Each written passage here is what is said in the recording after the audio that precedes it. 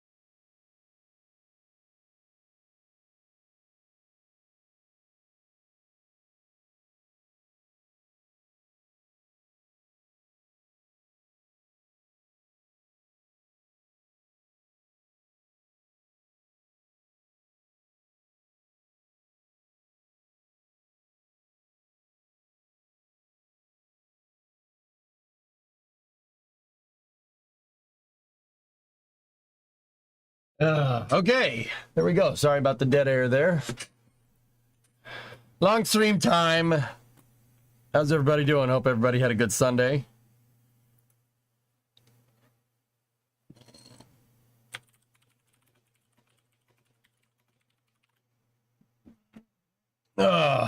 Okay, I'm here. So,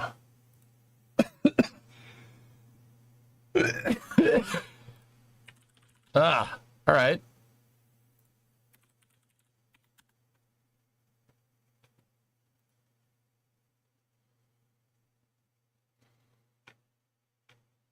How's everybody doing? Okay. Uh-huh.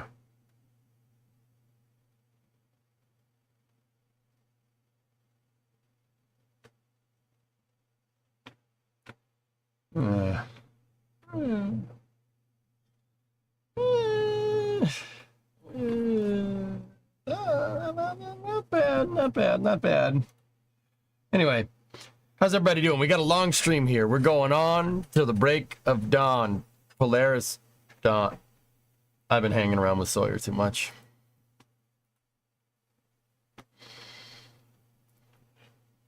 All right.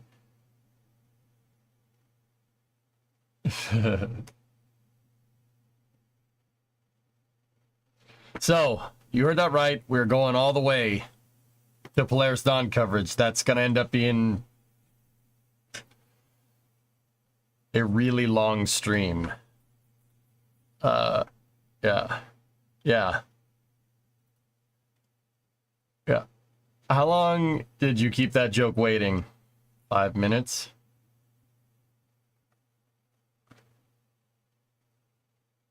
Five minutes at best. All right. So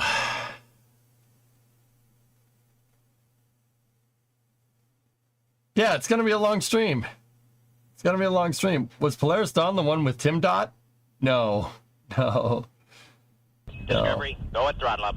What is your refuel tanker to keep up? I might need to go to the shop in a little bit. And by a little bit, I mean like 8 hours from now to get some caffeinated beverages.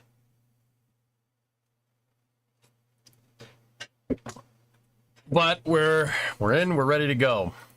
Let's see. Let me check the range. See what the range looks like.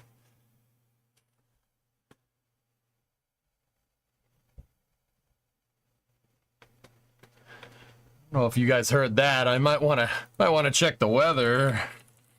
Just on a side note, might want to check the weather because either somebody's shooting a cannon outside or yeah, got a little bit of thunderstorms coming through the area. Tranquility Base here. The Eagle has landed. Do you miss me yet? Caffeinated toothpicks. Nope. Nope. Nope. All right. So, I'm thinking, I don't know. Kerbal? We could do Kerbal. That's what I have us set to right now. We could do Kerbal, and then Space News, and then an after-hours game. I was thinking Workers. Workers is a good game to sustain us all the way till Polaris Dawn coverage begins, which should be around midnight. So 11 hours and 44 minutes from now.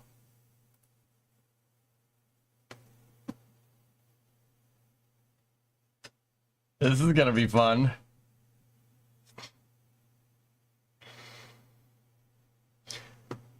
Yep.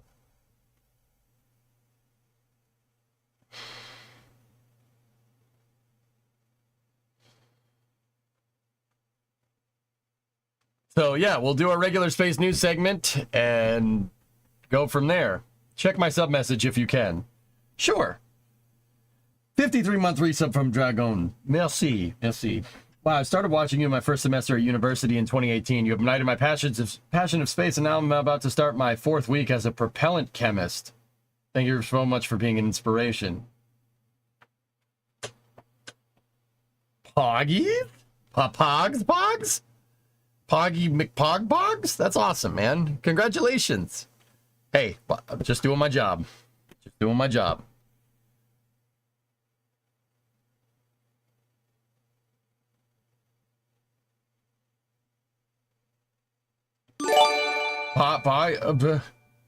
Poggies? Poggies. EJ made you appreciate propane and propane accessories. Well, I tell you what, boy. Here, you get a treat. You get a treat here. All right? Here, look at this.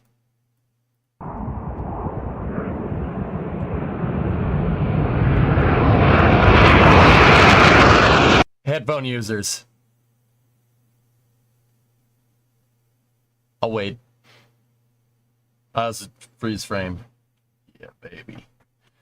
Okay, we're unpausing it now. It's not an X-59. It is an X-plane, though, but it's not an X-59. The damage is already done. All right, cool.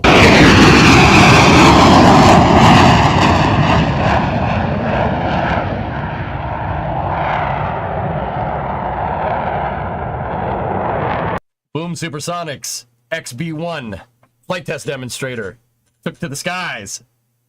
That's not, the damage is already done. I mean, you guys, are you awake yet? It's better than a cup of coffee, baby.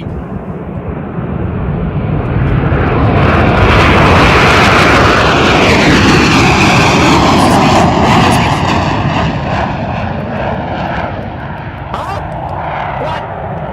What? Okay. Laserman, gifted us up to Check 6. I appreciate it.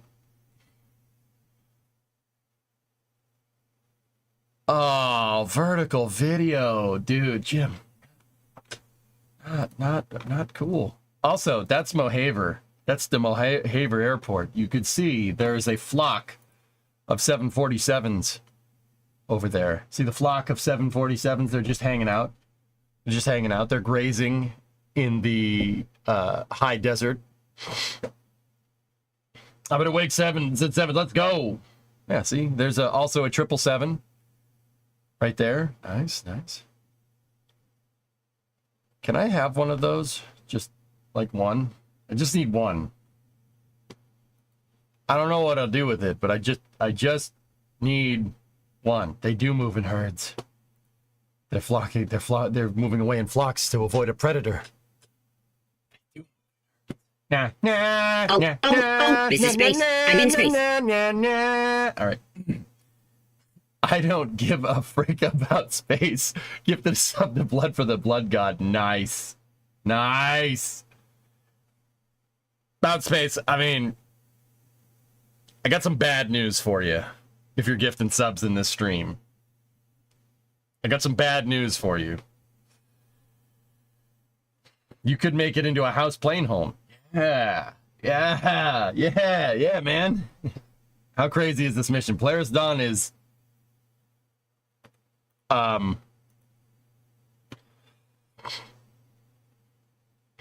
pretty nuts.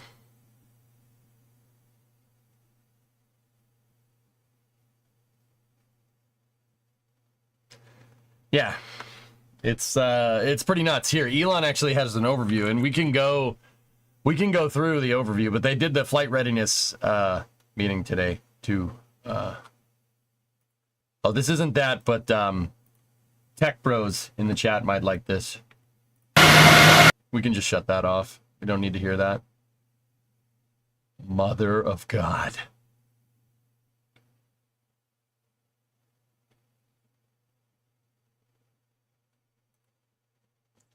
Dude, that's awesome.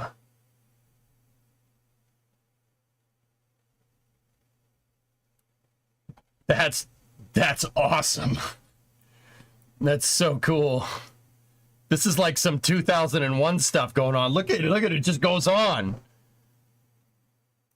That's the Cortex, the giant new AI training supercluster being built at Tesla HQ. Look at it. I'm not even that big of a tech guy. That's awesome. It's so cool. It's pretty neat. Oh my God. I wish today was Friday in California. Discovery, go at throttle up. Can it run Doom? You know what, Jim? Not only do I think it could run Doom, I'm pretty sure it could play Doom and Crisis. Current looks clear on the pad, but there's some dark clouds on the northeast of the VAB. Yeah, I think we're all right. That's great, but, you know, we need to know if it can run Crisis. I feel so insignificant with my Tandy. Hey, Tandys are cool, man. RC, I'm gonna keep my my VIC-20 that I have in the basement. If you know, you know. I know what a Tandy 64 is. A little bit before my time, but I know what it is. Got any trash 80s?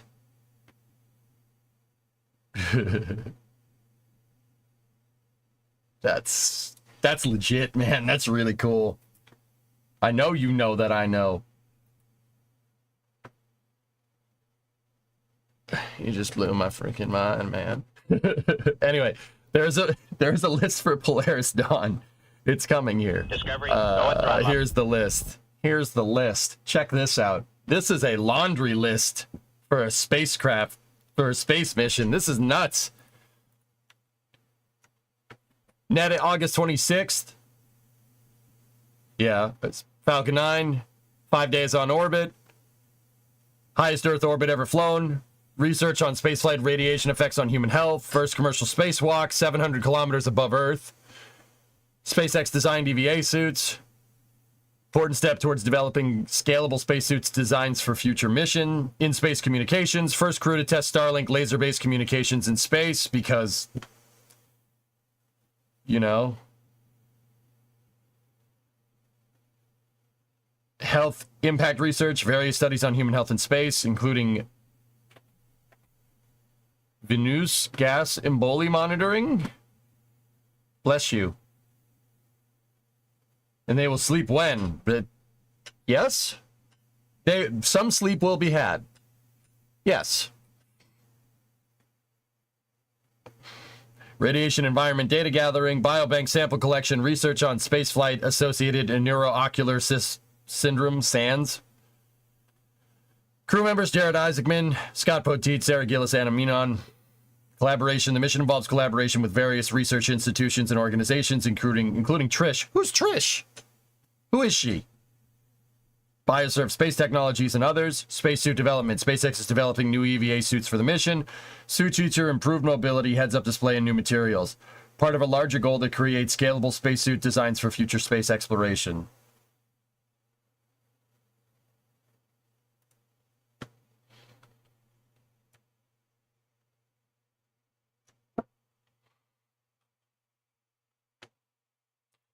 That is a hardcore mission.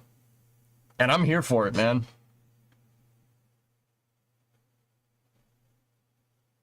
Hey, I said 15, what's going on?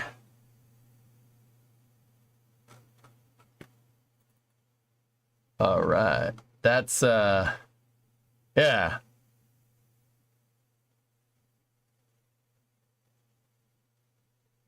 Pretty awesome.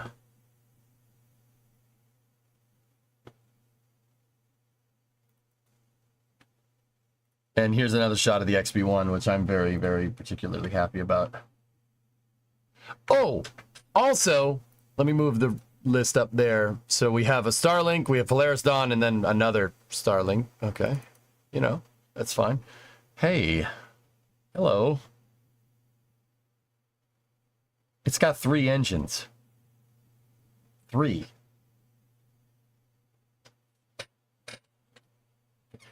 They have 2 sets of suits, Pete. Yeah, from what I understand. Supersonic flight. Yep.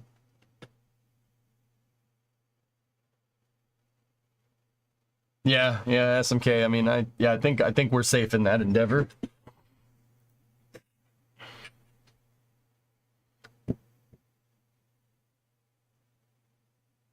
Sure, now the 747 you wanted earlier is jelly. Hey, 747s have 4 engines, man. They got 4, not 3. 4 is better than 3 last time I checked, but also. Anyway, Ernock, are you here? The title has swear words. So.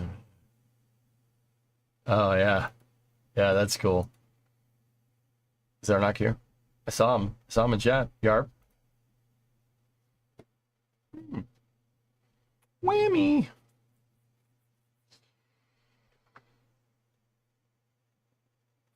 Some work has been done since the last time you saw the car.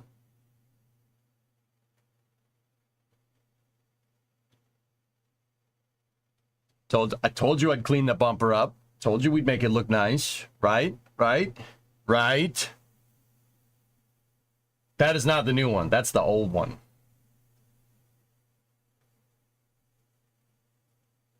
How'd you fix the bent-in brackets? Oh, yeah, I can show you that. I have a very, very special tool for that.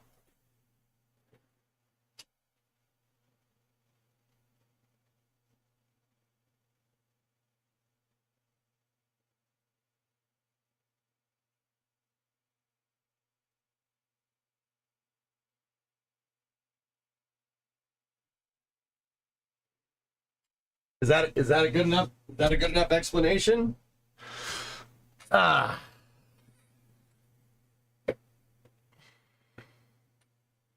Very nice. How much?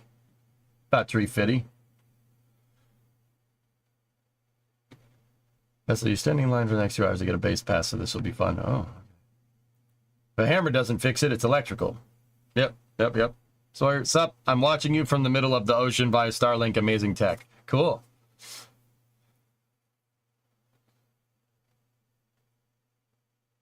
Also, nice camera cover down there. I'm no expert, but I don't think that car is in driving condition. No, not yet. It's close, though. Like a car is nice. Yeah, I gave the front bumpers some of the wet sanding treatment and acetone treatment that the 97 got, and it's still scuffed. Oh, it's still scuffed. You can see it, but it shined up pretty good, man. Shined up pretty good. Yep. This sucker is, in fact, not electrical. Yeah, it's not electrical at all. Does this camera still record when the stream is down?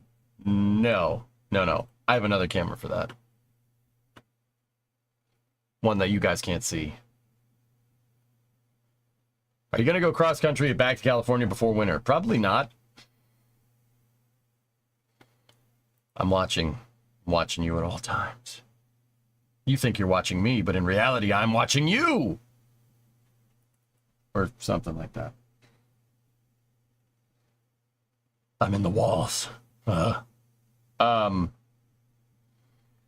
So, are you gonna go to TwitchCon?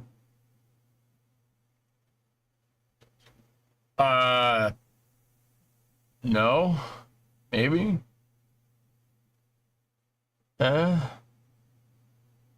It's next month?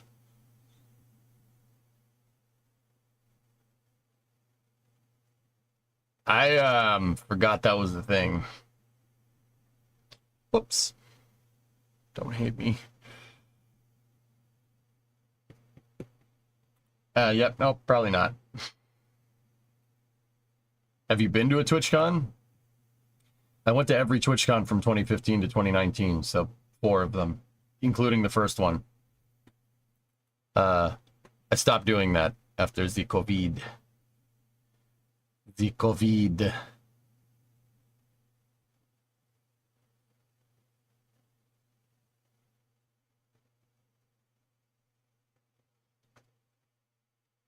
Did you go to the P.O. box this weekend? No. I will let you know when I do, like I did last time.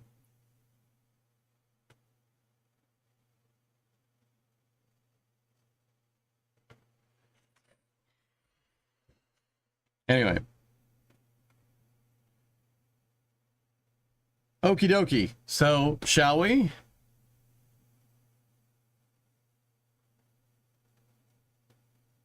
Hey, Flavia. Falling from Italy. Can't wait for the Polaris launch. Yeah, baby. Yeah, baby.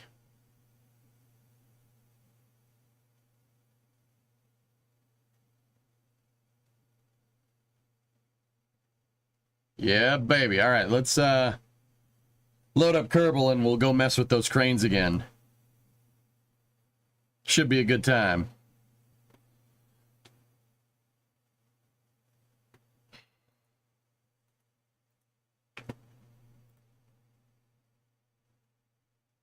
Bobby, at least it's in the morning. Yeah. I'm in space. Hey, Rocket Guy, what's going on?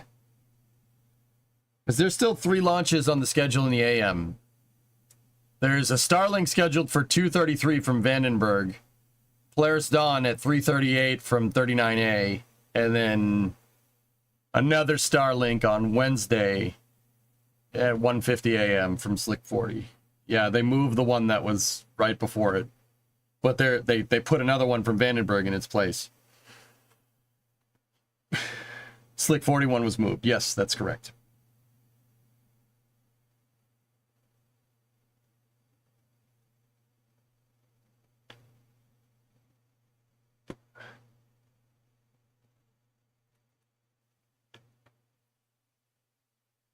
Hey, Jim Boy, what's going on, buddy? All right, let's roll. Can we anticipate regular video updates from Polaris during the flight? The launch and the EVA are the only things that are going to be streamed. Yeah, I can hear him, other guy. Yeah, I can hear it. I think those storms are just a smidge north of me, but I can hear the thunder. Can you hear the thunder? You better run, you better take cover. Yeah. Good song, man.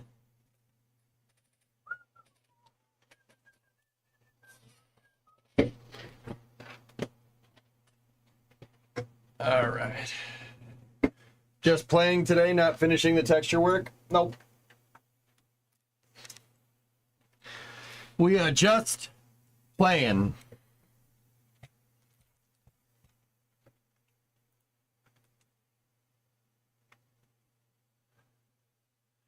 I gotta go get the fan. It's pretty damn hot in here. I'm gonna go get my biggest fan. Give it back.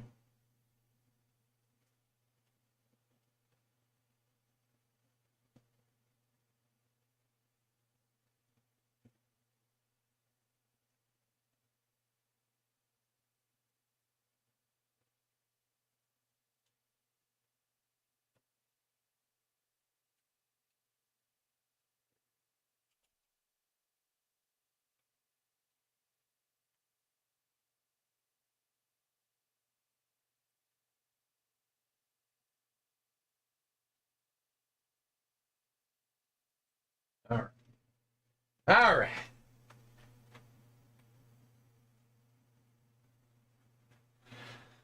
Let's roll. Did the capsule not launch this morning? Zarek, they announced last week that they're moving the launch to Tuesday. So it's in about 14 hours or something.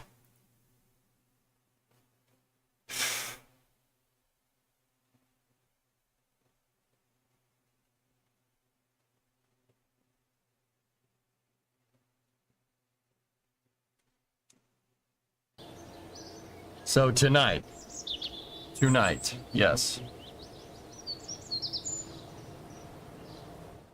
If I say it's tonight, somebody will come and tell me about time zones. And if I say it's in the morning, someone says it's, well, yeah, that's tonight.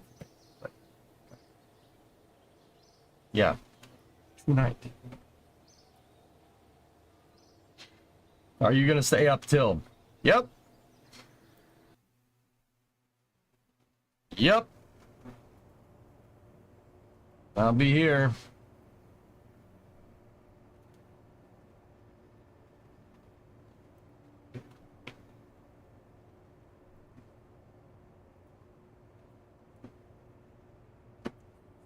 All right, let's get the tunage going.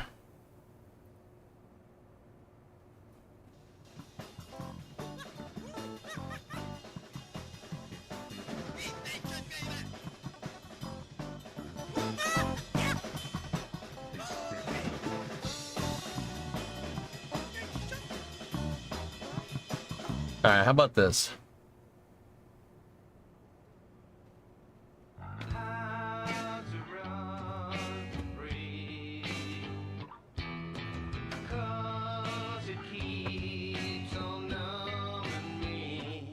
Yeah, baby.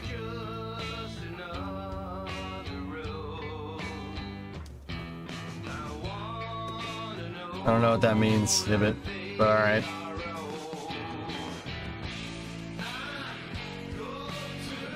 So what were we messing with? We were messing with this thing. Oh, yeah.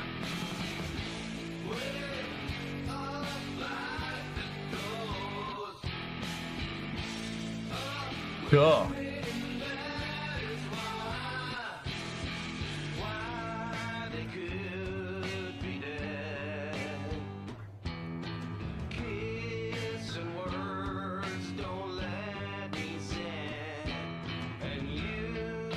All right, so what were we having trouble with? We were having trouble with, oh no, did we fix it? I think we fixed it.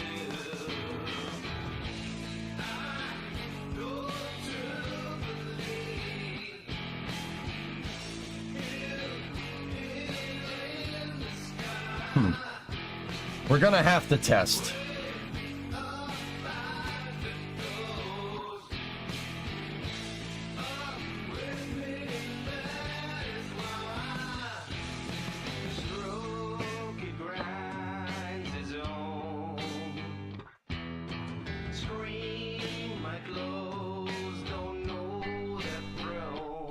Ah, got my coffee, ready to watch radar.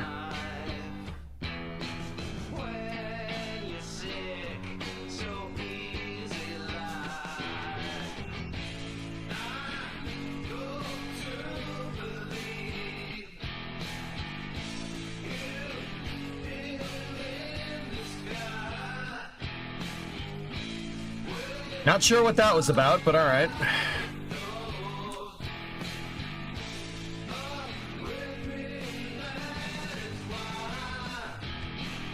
What's that about, man?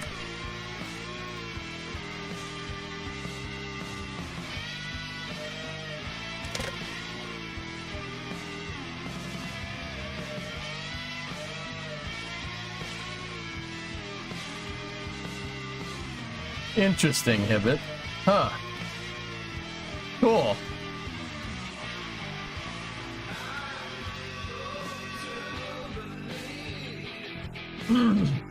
I'm gonna move those wheels backwards a little bit. Maybe decrease the spring rate. Decrease the spring rate. and go from there. Let's try it, see if the wheels mess up. What we'll also do is to run for free.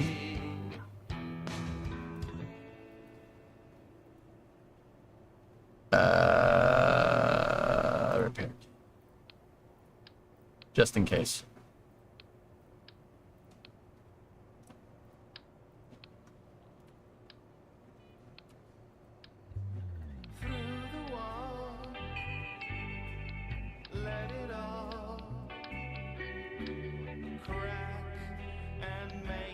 Yeah. Just load it down. Just load it down. Is this the new Bronga? Yeah, mate. It reeks of jocular superosity. Victory is mine. 77 months. Thanks, dude. No. You're all right. You're okay.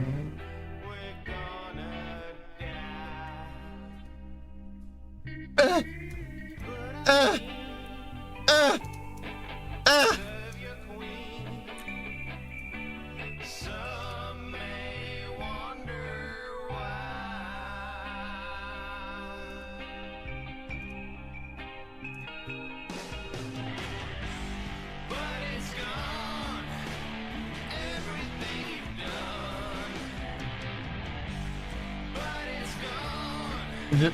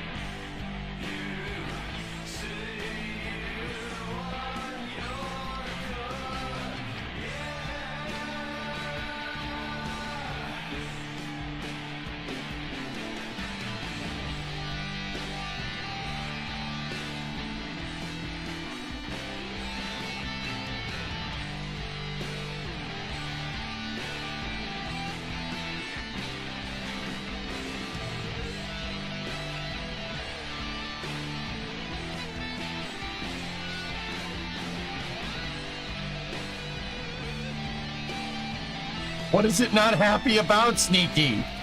Why? Why is Kren upset? Kren, don't be mad.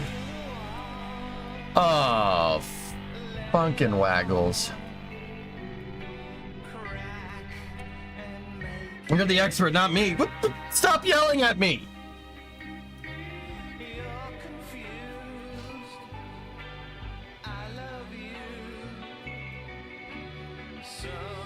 May wonder why.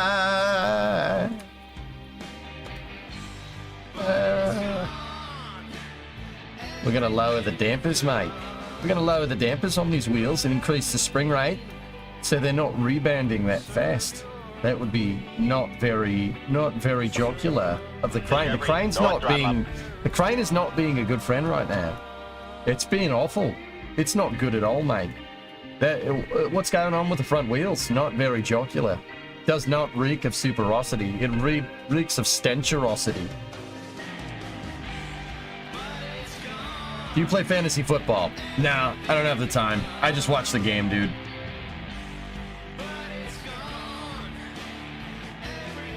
I'm sure if I gave it time, I would play and I would win. Don't have time.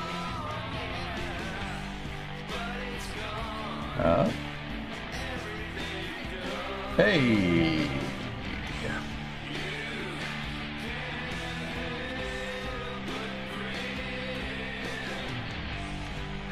Time is Polaris Dawn, 3:30 in the morning. Confident. Yes.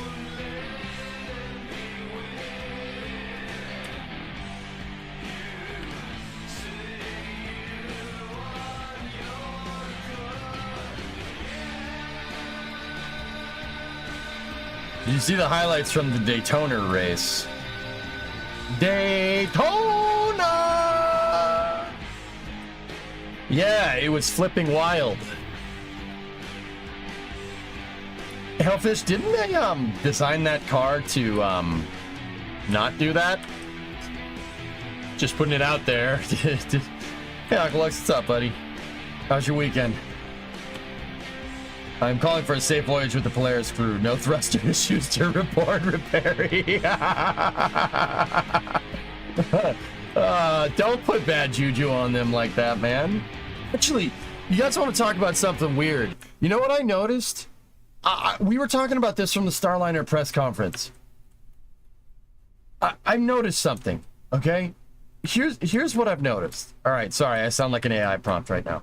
I swear I'm not, okay? You know, SpaceX is the most successful, right? I always talk about, like, they're arguably, like, not arguably, it's not even a judgment call. They're the most successful commercial contractor ever for spaceflight. Like, it's not even close, right? It's not even close. Like, you know, I like to stay objective, but you can't, you know, game is game, dude. Like, you know what I realized? And I'm not sure if this has a correlation, right? But I always talk about, it's just something to noodle on. I'm not trying to make a point, I guess. It's just something I was turning in my head when I was going to sleep last night. You know, I've said that we're trading on past experiences, right? That's what I've been saying. You know, we're trading on past experience here. Like, that's pretty obvious, right? You know, the Artemis missions think they can go to the moon in one shot, like send people to the moon, first time your crew rating the rocket, be done with it and call it a day, right? Like, that's, you know, I say, like, Starliner reeks of inexperience, right? You know what I noticed? And it's just interesting. I said it, and I kind of, it was one of those things where I was explaining a question to somebody, and I was like, huh. You know, SpaceX is really, with the exception of a couple of components, SpaceX is the only company that's designed pretty much everything from the ground up. From the ground up. Their RCS is a brand new design, relatively, compared to other RCS in the industry. Right? All their stuff was scratch built. Tom Mueller scratch built. Not by himself, obviously.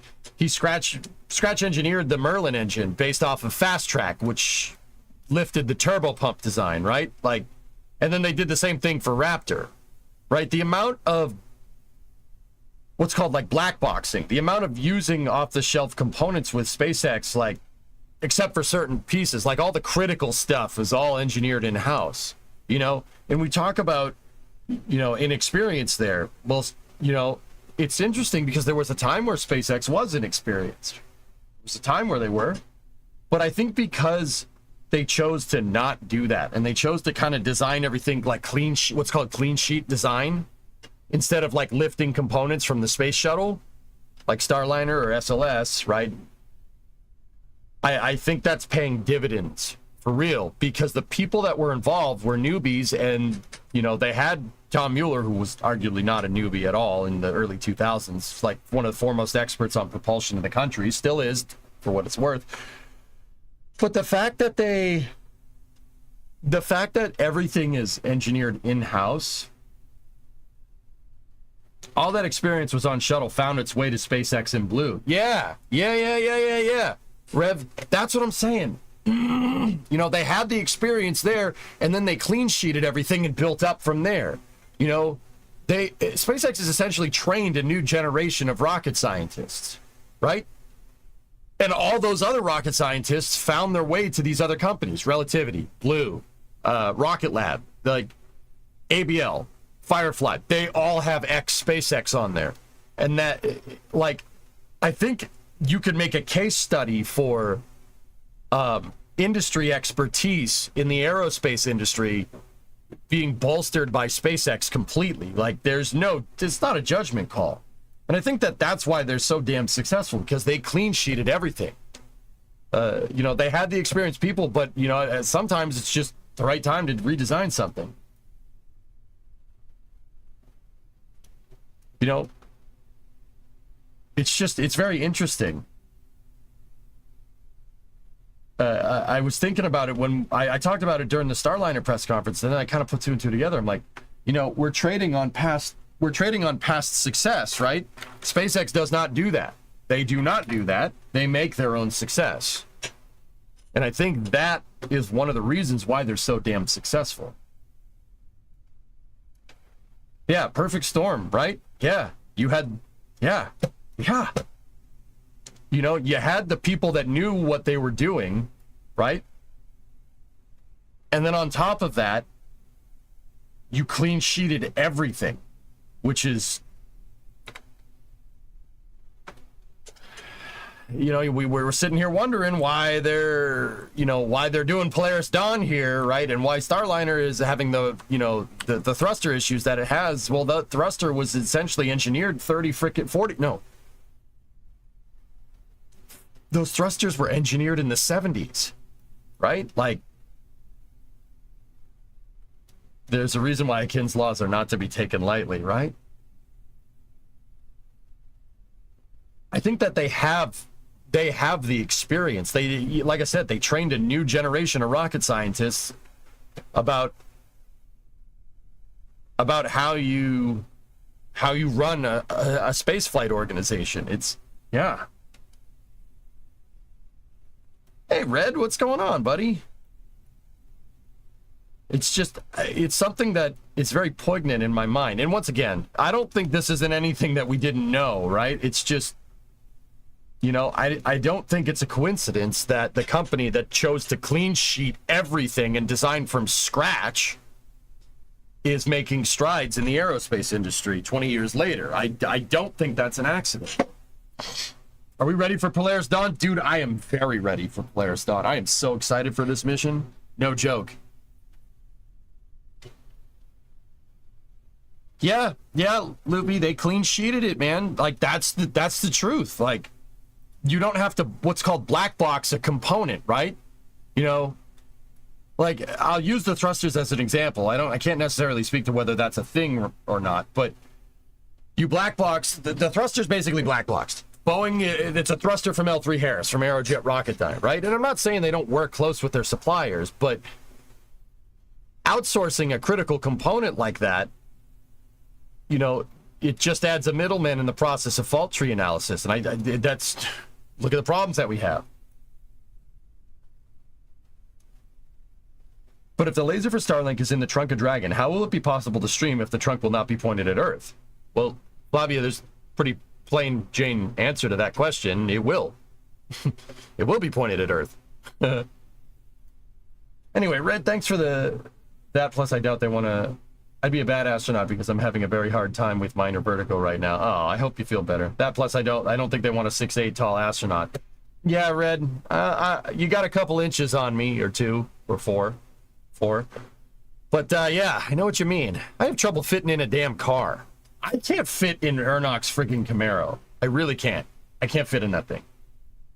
I have trouble. My knees are touching the dash. Like, I can. You know why I like trucks so much? It's the only thing I can freaking fit in.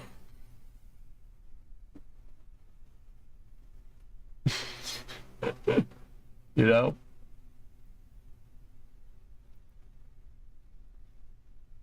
They'll stand on the shoulders of giants. Yeah, Loopy, yeah, it's right. Yeah, you're not wrong, but the fact that they clean sheeted everything and didn't black box any critical component, I think is very, very, very, very, very important to understand why SpaceX is so damn successful. And dude, credit where credit is due. They're amazing.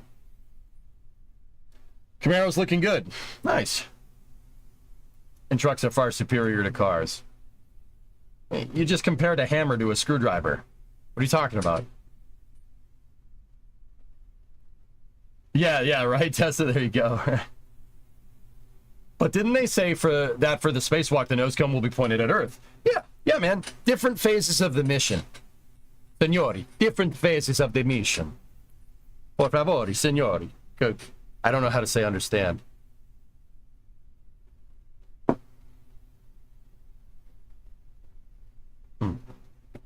Is it correct? No, it's not.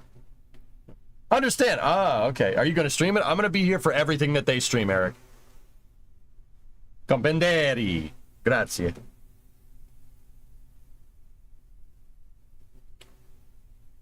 I want to see if BJ can fit in a Toyota Sarah.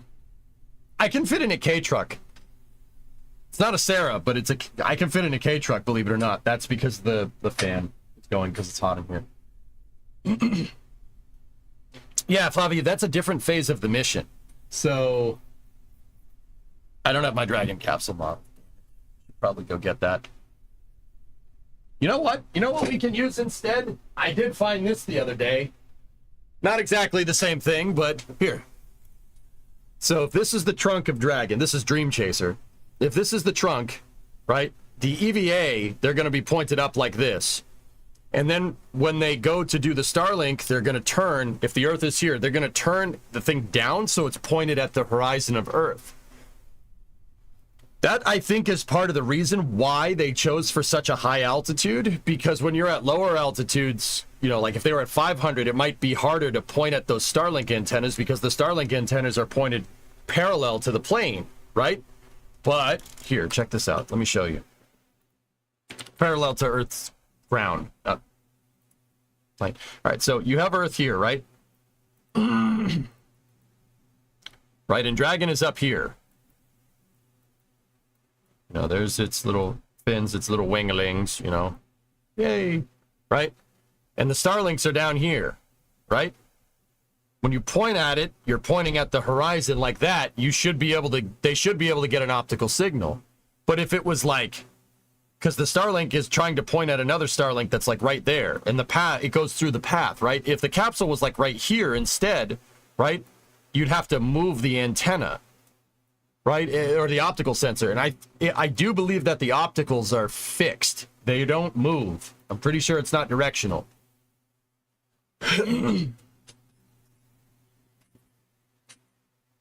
That's a sweet Earth, you might say. Round, negative.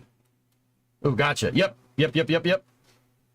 I got confused. Yeah, 2 parts of the mission. There's actually 3 parts of the mission. The high Earth orbit part, the radiation part, the EVA part, and then the Starlink part.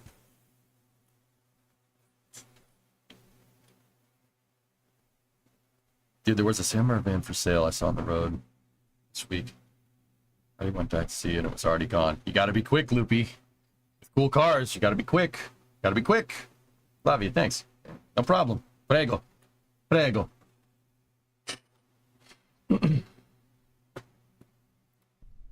All right, so with that being said, let's get our crane going. I'm gonna try to lift 9 tons onto the helicopter pad.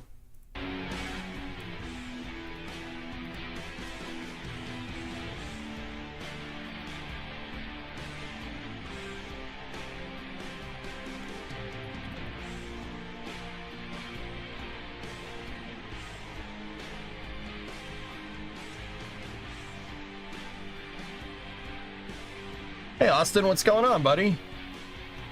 All right. Let's do this. Oh, hold on. Hold on 1 second. Don't park on the grass. Only a model. I was working on the car a lot during this weekend. Need to make sure we're strapped in. You have the ring. And I see your Swartz is as big as mine. Let's see how well you handle it.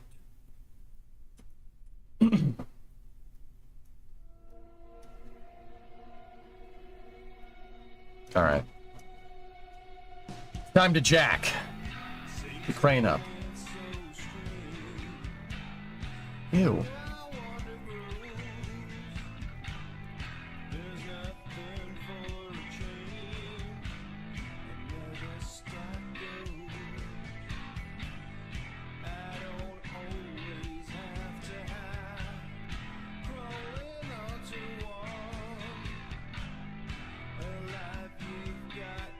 We'll all be around for Spaceballs 2. The search for more money. Gotta get the crane up off the ground.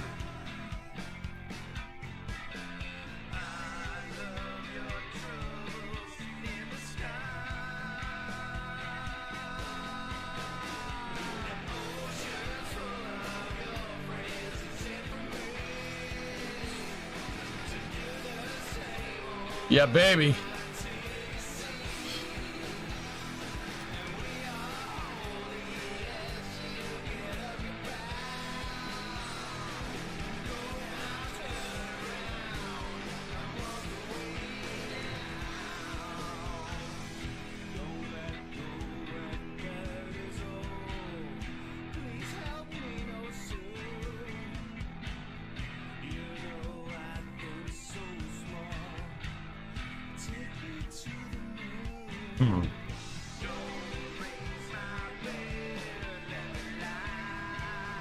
I mean, Aqualex, how relevant is that? Did Mel Brooks call it or what?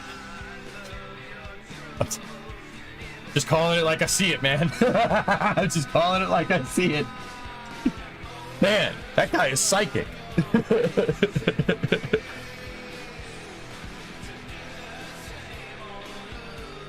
Like, you ain't kidding, man. It's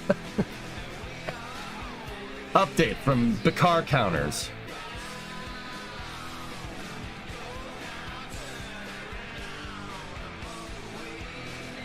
Uh-oh. Uh-oh.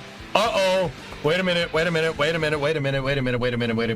This is coming from my good friend, Adrian Beer. He's reporting something relative to the Federal Aviation Administration. What do you got here for me, friend?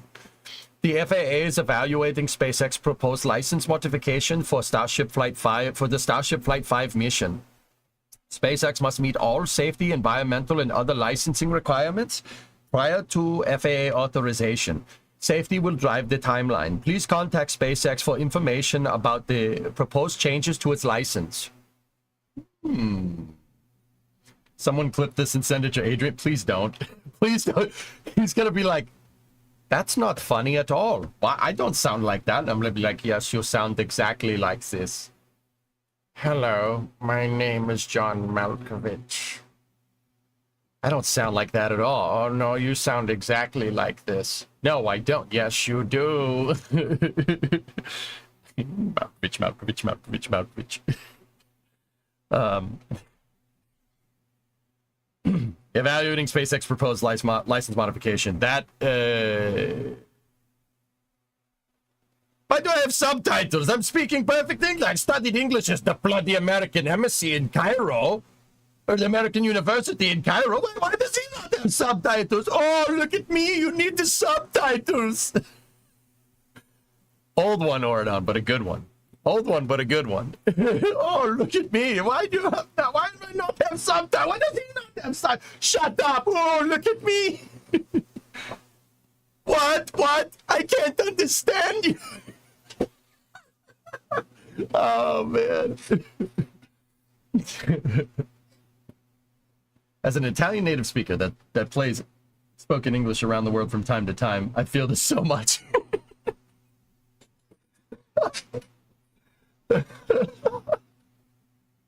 Oh God, don't clip it and send it to him. He's gonna, oh man, Adrian's such a good dude. I don't mean him to be a jerk.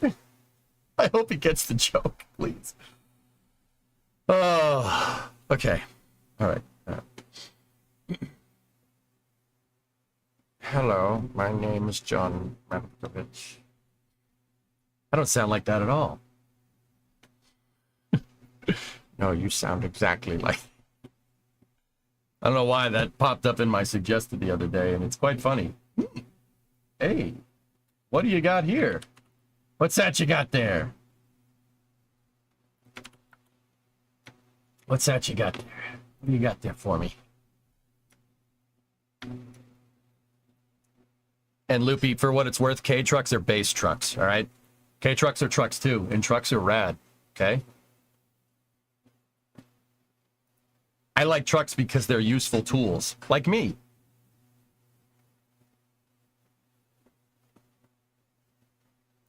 Capsule looks good, though. We had a British teacher in middle school, and her accent made me hate that class like, bruh.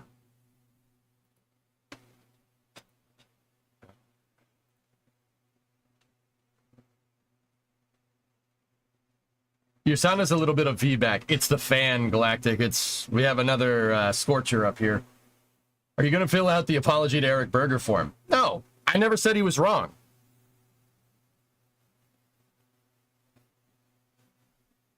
I never said he was wrong. I said his anonymous sources could not be taken into account. Because how do I know? Well, I'm not going to sit here and pretend like someone that's high on the programmatic control board for this is not whispering sweet nothings into his ear. His source is clearly high up at NASA because most of the stuff he said was correct. Why would I apologize? I didn't apologize for nothing. I never said he was wrong. I don't know what to tell you. Wolfie, good afternoon. Had your Republic go bankrupt? Hell yeah. All right. What? Yeah, people, it's a meme, Hibbit. It's pretty funny. Hey, man. Look, someone's going to come with an anonymous source, dude. I don't know if I can believe it. He was right on this one. I have no problem saying that. Yeah, he was right on the money, actually. Pretty good. But to insinuate that there's some type of power vacuum, I don't know. I listened to all the press conferences, and there was no special information that I was privy to regarding this, and I pretty much came to the same conclusion, like, right before that press conference. Like, someone asked me what I think the outcome was, and I predicted it perfectly. I don't have any inside source to do that, so how is there what transparency are we talking about here? I'm not going to sit here and say that Eric didn't push for the more transparency with what he did. Oh, he absolutely did. And maybe that's the reason why I came to the conclusion that I did, because we had more information, right? But I never said he was wrong. I just said it's hard to take an anonymous source into account when you're doing a technical analysis. Good on him, though. He was right on the money. It's great. Zarek, your baby girl's starting school tomorrow and I'm stressed. Distract you, please. Okay, I can do that. I will distract you with cranes. Watch the anonymous source be Nelson himself. You know what I noticed? I went back and watched that Starliner press conference. The first journalist that they interviewed in the room, they showed on camera. Eric was the second one. They didn't show him on camera. Just saying. I thought that was kind of interesting.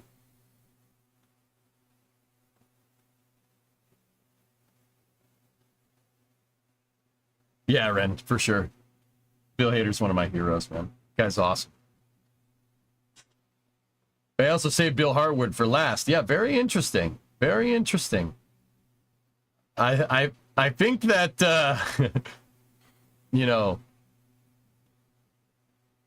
like I said, they didn't, they say ARS Technica, right? And they don't show him on camera and stuff. Dude, I think he's pissing some people off. Just saying. Like, I don't know, maybe I'm reading too much into it, but they definitely didn't show him on camera. And he was in the room. He was there. They showed the other guy on camera that was there. They didn't show him. I'm just saying. Just saying. I'm just pointed it out. He's rocking the boat, man. I think that's kind of funny, actually.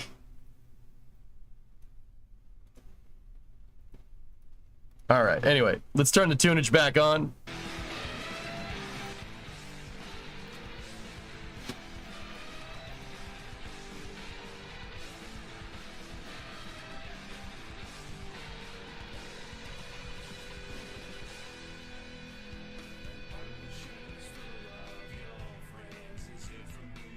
He had the Buy My Book t-shirt on. A daytime launch for the Central European guys, finally. Si, signori.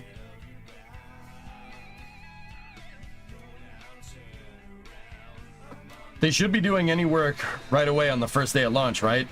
It would just be launching to get to their ideal orbit.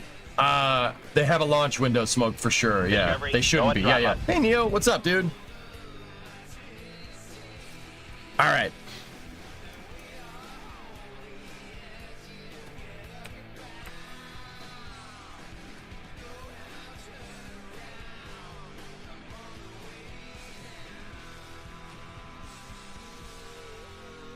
Okay. You know what? I'm going to leave this crane like this. Probably not a good idea. And we got to get the payload. 3.5 hour launch window. I'll be here. There's also probably reading into this way too much, but NASA turning around on Chandra and extending it a year might be interesting too. I mean, NG, somebody's playing games, dude. Somebody's playing games, and I don't like it when people play games with NASA. It really, really pisses me off. Like, that's right up there with nails on a chalkboard for me. You know what I'm saying? Like, I'm just like, don't you dare play games. Don't you dare play games with NASA.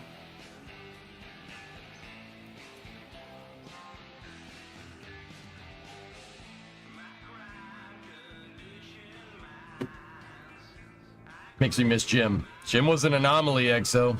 I called it right when I saw it. I'm like, dude, the guy's an anomaly. You're not going to get another administrator like this. Well, I mean, you might. I don't know. It depends. It depends, homie. And you know what it depends on. And no, I don't want to talk about it. I'm not getting caught up in the nonsense.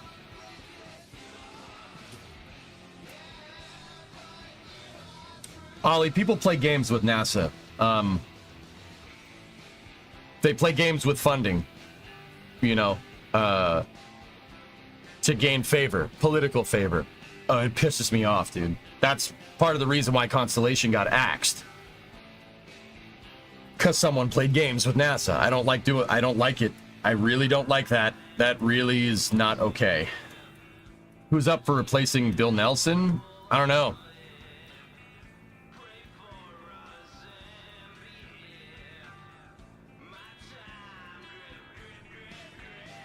All right, let's go. Games have been played with NASA funding since it was founded. Yeah, Mohawk for sure. Like I said, yeah, that's not wrong. But the games that were played like during the Apollo program were about getting everybody to work together, not getting everybody to fight against each other, dude. That's my big thing. The system... I refuse to believe that the system can't be leveraged to do another Apollo program. I refuse to believe that. The system hasn't changed since the 60s. All right?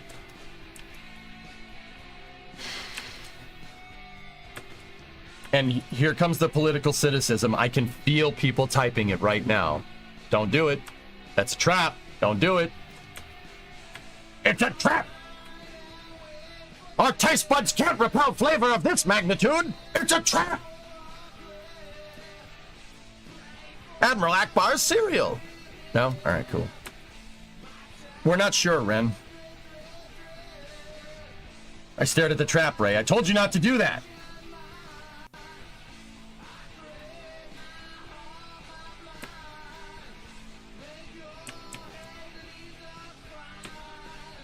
I mean, Jim is pretty damn good evidence of what I'm talking about. Jim wasn't there to fight against people. He was there to get everybody to work together. He didn't care. He had a job to do. Just like Jim Webb, same thing. That's how you do it, man. I rewatched Rogue One yesterday at your recommendation. Definitely one of the best Star Wars movies ever made. I am one with the Force. The Force is one with me. Whoever made Rogue One, and I say whoever, I know who, but whoever did that should just make all Star Wars content from here on out. Why would you bother making anything else? Bring back Jim. Fat chance, dude. Yeah, Andor. Same people are making Andor. And Andor is amazing. Andor is awesome. It's perfect. Such good Star Wars. I said it a long time ago, dudes. Star Wars is not supposed to be some kiddie trip. It's not a good place. That's what George Lucas intended. It's a dystopian hellhole full of scum and villainy. That's what Star Wars needs to be. It's a dystopian hellhole. Like, on all levels. Corrupt to the core. Since the New Republic collapsed. That's the whole idea. That's the whole point. Some happy-go-lucky kiddie stuff that's not Star Wars. Oh, you mean America. What? That's... low IQ thing to say, Tessa. Jeez. Star Wars is based off of Rome, guys. The decadency of the Roman Empire. Oh.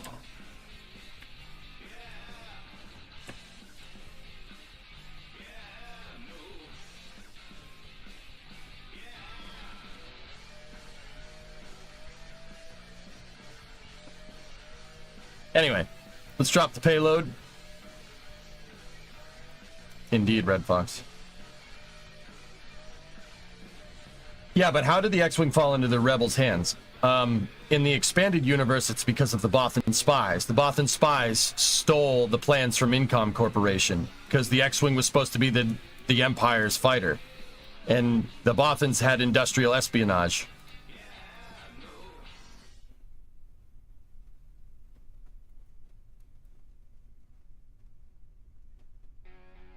I mean, that's the expanded universe. I don't know if that's canon anymore. It's canon to me, okay?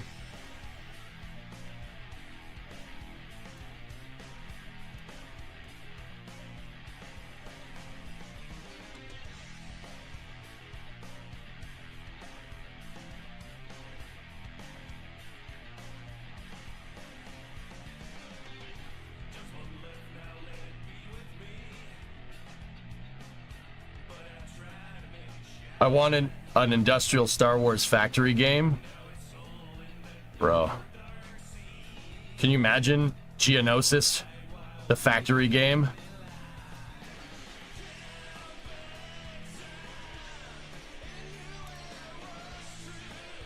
Uh-oh, my head is broken. I must need maintenance.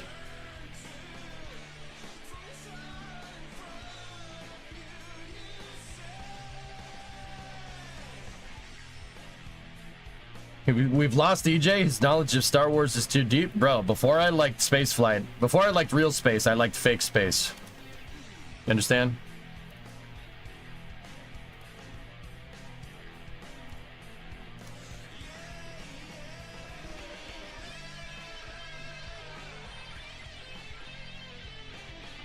You liked space opera? Sure. Yeah. You know, that's the hipster way of calling it, space opera. I would call it space fantasy, but all right. Anyway, yeah, no, I liked Star Trek and Star Wars, and I still do. But when I learned about real space flight, look, man, the Millennium Falcon is cool, and the Starship Enterprise is cool, but the Space Shuttle Enterprise is cooler, and the Space Shuttle Columbia, Challenger, Discovery, Atlantis, Endeavour. Those are real spaceships, man. I'm sorry, that's cooler. I'm sorry. I don't mean to be a jerk. That's way cooler. Like. It is. I'm sorry. Anybody that thinks differently is wrong.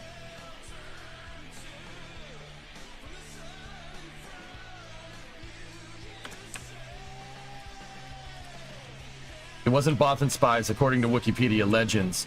The entire Incom team defected.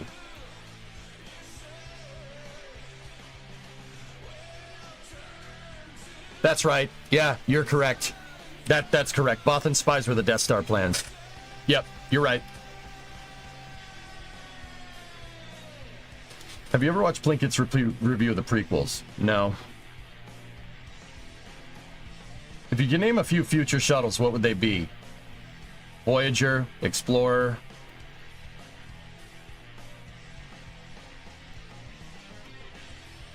Pathfinder. Well, Pathfinder was technically already a name. Resolve.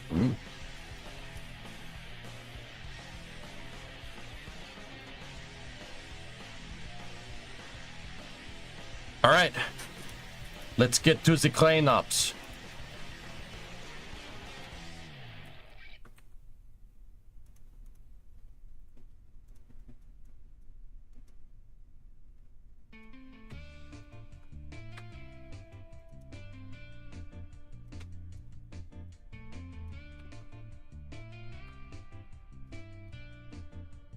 Well, I don't think we should name another ship Challenger or Columbia. That's bad juju. Retire those names. I wouldn't. Let me put it to you like this. I wouldn't set foot on a dragon named Challenger. No, don't do that. Don't tempt fate. I know, that's weird. But look, I'm a Red Sox fan. I believe in bad juju. It absolutely exists, okay? Yeah, like naming a ship Titanic. Don't. No.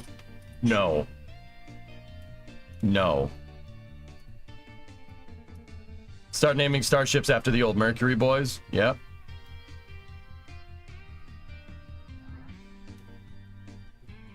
Yeah, plenty of destroyed ships have had successors. Speaking of destroyed ships, you know what just randomly popped into my head the other day, Hellfish? You'll appreciate this. Okay, green screen's messing up something fierce. You guys heard of the USS Johnston and the USS Samuel B. Roberts? You guys ever heard of those? I'm amazed no one has made a movie about those ships. Happy 3, baby. You saw that video too. Yeah, that face when your Twitch chat has the exact same suggested videos as you. If we ever get to Artemis 13, will we skip it? I would. Johnston was Chad tier. Ernest Evans is awesome. What a cool dude. What ships were those? So, Tessa, the USS Johnston and the USS Samuel B. Roberts, a destroyer and a destroyer escort, were ships during World War II. They fought in the Battle of Samar off the coast of the Philippines against the Japanese in 1944. And they basically prevented a catastrophic U.S. naval loss. So Taffy 3 was a task force with like 6 escort carriers and a bunch of small destroyers. They were basically covering the flank off of the Leyte Gulf, right? And they were basically there, like they were covering the flank while the main fleet moved somewhere else, like our main fleet of carriers, the U.S. main fleet of carriers, right? And then they ran into the Yamato. They ran into the Japanese flagship with a huge fleet behind it. Yeah. Battle of Samar, man. Read it up. Read up about it. It's unreal. The Johnston got hit with an 18-inch shell from the Yamato, but it was an AP shell because they thought the Johnston was a cruiser. You know why they thought it was a cruiser? Because Ernest Evans, the captain of this ship, charged a heavy cruiser with a Fletcher-class destroyer and crippled it. And the Japanese were like, "That can't be a destroyer. It's got to be something bigger. It's got to be something bigger." It just blew up. It just disarmed one of our cruisers, right? So they loaded up the Yamato with AP shells, and the AP shells were too much, and they went right through it. It punched a hole through the ship, and it kept freaking fighting. Dude, the ship was like ripped in half, and they kept fighting. The crazy part about it, and what it and the Samuel B. Roberts and the rest of the task force of Taffy 3 was, they held off the Japanese fleet. They held them off because the Japanese were like, "What the heck are we fighting against? Well, this has got to be a huge fleet. We got to be careful. We got to be careful." And they held them off. They held the flank, which is unbelievable. It's considered one of the craziest naval battles in history, like history, period. Dude, the AP punched a hole in the Johnston, and they just kept sailing. The captain was awesome. The captain of the ship is a guy by the name of Ernest Evans. And when they commissioned the ship, he said, "I intend for this to be a fighting ship. We are going to go into the line of fire, and anybody that doesn't want to be a part of that needs to get the hell off." I'm paraphrasing a little bit, but that was the gist of it. And he was a man of his word. Yeah, unfreaking real. Yeah, read about the USS Johnston. Unbelievable stuff going on. It was always a Fletcher with a crazy commander. Yeah, freaking dude. So here's the thing. They ran into the Yamato, and guess what?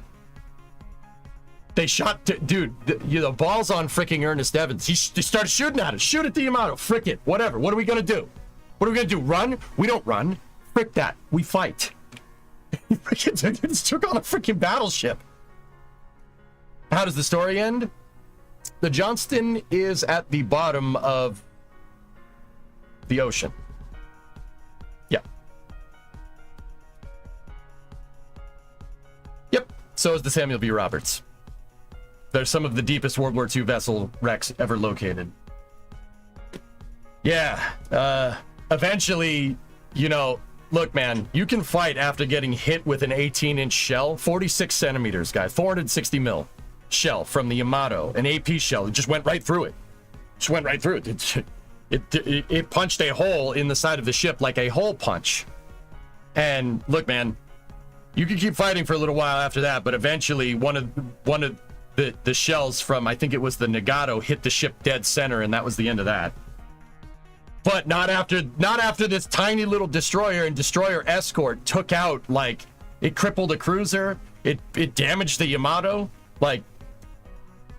Oh, this is space. I'm in space.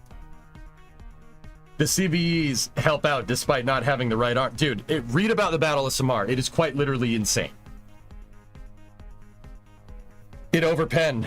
No armor is best armor. It was a giant hole punch. A giant 460 millimeter hole punch, Yannick. It just punched a hole right through it. And they were like, oh, that's bad. Let's repair and, just plug some holes and we'll go fight again. SpaceX Dragon capsule gifted a sub to Boeing Starliner capsule. You guys are ruthless. Ruthless. What's more is the Japanese saluted the sailors on one of the sinking American ships. Dude, yeah, because they were like, holy crap, these guys are nuts. I don't blame them. It's pretty awesome, dude. Yeah, read about the Battle of Samar if you want to. Dude, I'm amazed no one's made a movie about it. Like, Tom Hanks should make a, like they did Masters of the Air, they should do one about Taffy 3. Unfreaking real. It's such a crazy story, dude.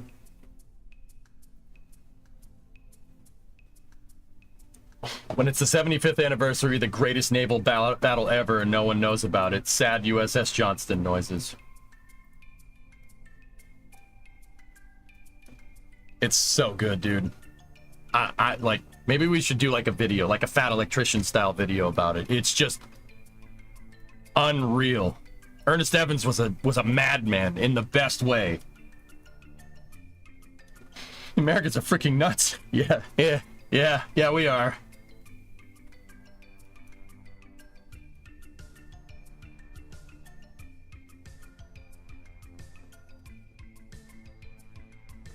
Okay. Wouldn't you have to shut the bulkheads and let that compartment flood before attempting to repair the whole? Yeah, that's what they do, Yannick. Yeah, with Navy ships, you compartmentalize it, shut off compartments, and the ship basically has that flooded compartment as ballast. It's better than sinking, right? Show the new hinge more. I got you, man. There it is, the hinge reinforcement. You wouldn't even know it's there, Nando.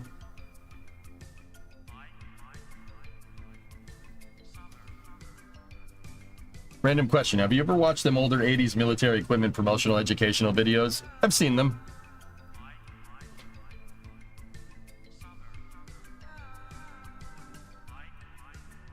All right, so first thing we got to do, we moved counterweight.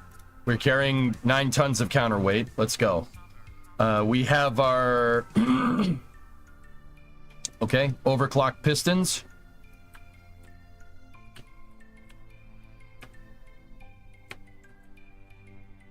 Mine.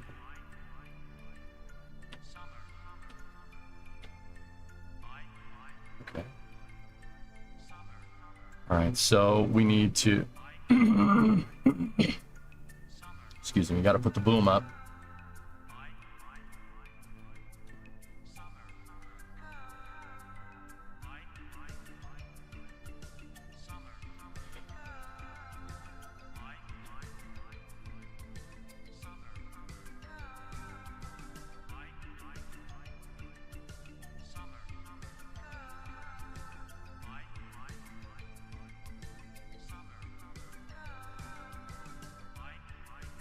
I always forget that you have to disable power on those damn motors.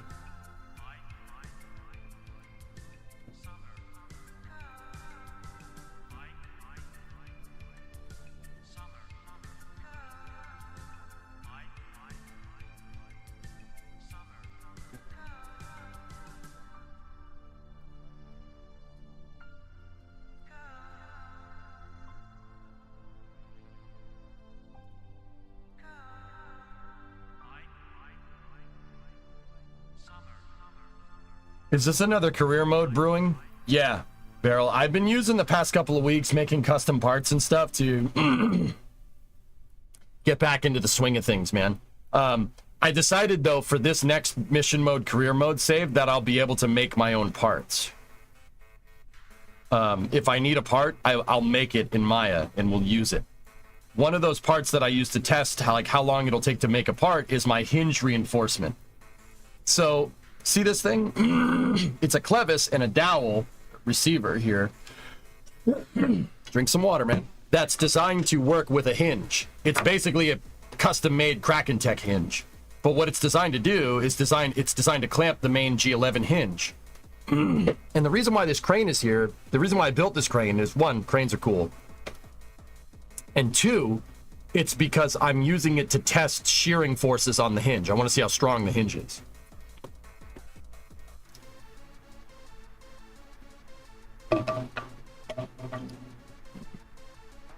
Interesting. Somebody did make a movie about it. Are we changing the rooftop AC on that building? Yep.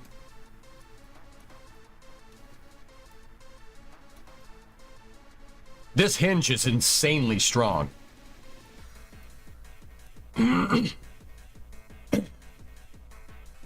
Yeah, Deadsc, I'm sorry. I was doing a lot of yelling over the weekend. If you live on the South Shore of Massachusetts, you probably know about the Marshfield Fair. There was a demo derby at the Marshfield Fair. Yeah, it's awesome. And I was yelling because the demo derby was awesome. Yeah, they at the fairgrounds there's a short dirt track, right? And they have heats, right? It's not necessarily a demo derby, right? They have heats and they basically drive a figure eight on the dirt track to see who, you know, and they have like 4 or 5 heats, and then they have a finals, and whoever wins the finals has a one-on, like, it's brackets, kind of like March Madness, and then there's 2 cars at the end, and then they duke it out, and then they have a demo derby after that, which is awesome. Could you model the entire base plate of Condor's pad? I could. I don't want to, though.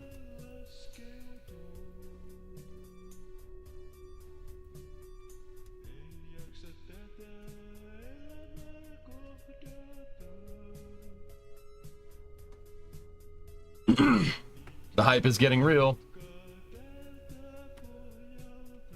Yeah, it's awesome, dudes. It's really, really fun to watch. Oh, nice.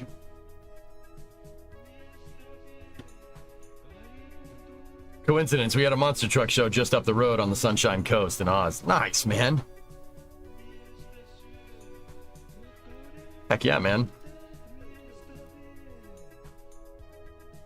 I thought figure eight, it's a really short track, Gob. Maybe a 16th of a mile dirt track. It's nothing. Not enough speed to really cause a crash, right? Like, that's gonna hurt, at least. I mean, you're probably gonna feel it the next day, but yeah, it's not that big of a problem. Oh, dude. Yeah, I was yelling. I was having so much fun, dude.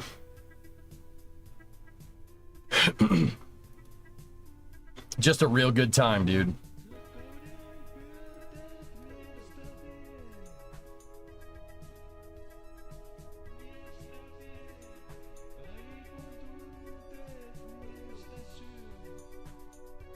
Once you find the shear strength of the hinge, what are you going to implement the info for? What do you mean the info, Behangs?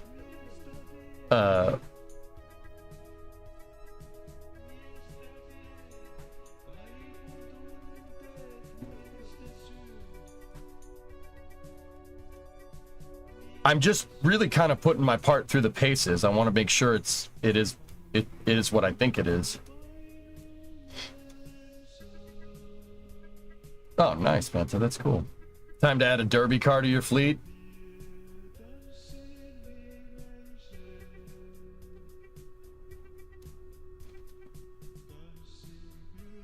No. All right, we're gonna get this thing into position.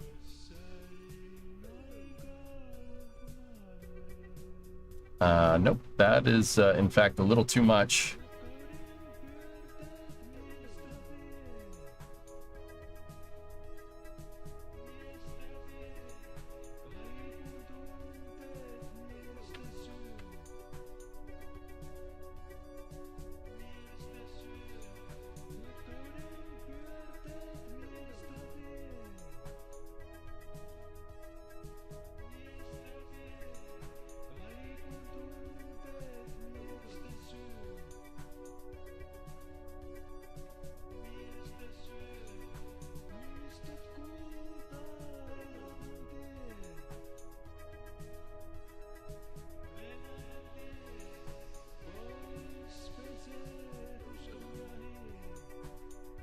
Good mag.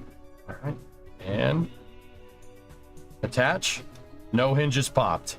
We're good. The funny thing about NASCAR blowover this weekend is that it did the same way LMPs did in the early to mid 2000s. How did you get the piston stack on the bottom to stay rigid under load? This thing? Jonas, it's the hinges, man. The hinges. The hinges are basically clamping that thing in place. Yeah, man. It is. It's pretty awesome, dude. All right, so let's.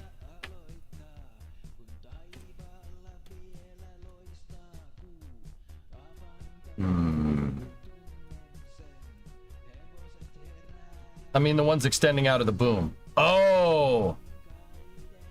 It doesn't stay rigid, but how it still bends a little bit. You can see it. It's hinges, it's pistons in 4 times symmetry. They're in a diamond configuration like that. And then they're all strutted together. And then at the very end, the 4 lead to 1, and that's all strutted together. That's the best way I've found to do it. Dude, the next part I think I want to make is give me 1 second.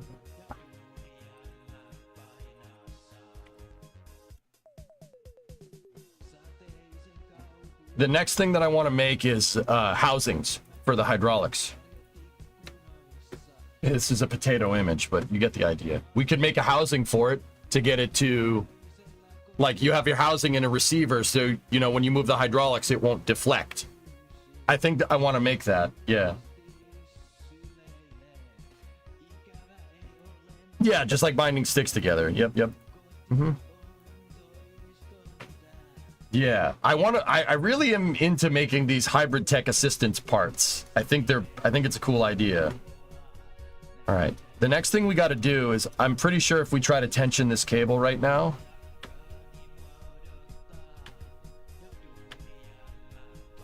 we might be exceeding counterweight that far from the pin. So what I'm gonna do is we're gonna extend the boom angle a little bit and try to pull this payload in closer to us.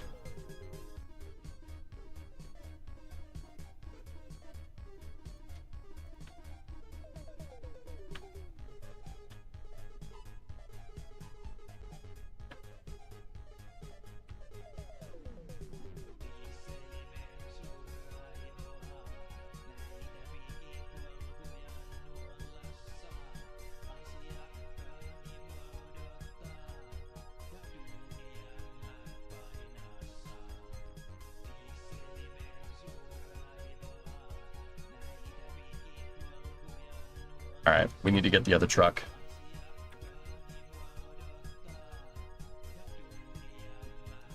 The real thing would be to get cables.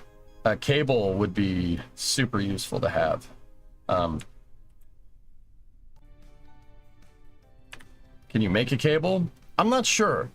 Journey, if I was going to make a cable, what I would really want to make is probably the way that the poo hose is made in Summer Car. No joke. That's probably the way to make one. Yeah, that's probably the way to do it.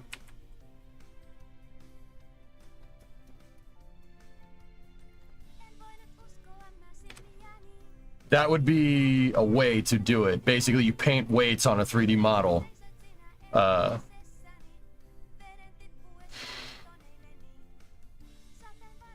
just don't know how you would set the length. I haven't really thought about that.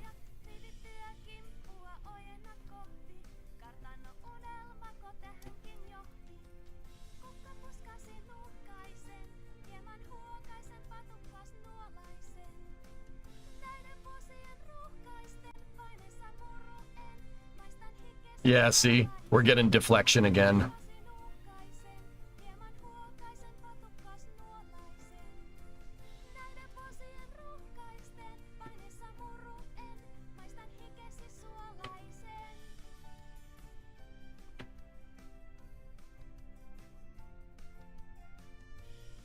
Discovery, go at throttle up. We got to pull it in so the payload doesn't have as much moment. Because if we pull it in, we should be able to get it. Ah, there we go.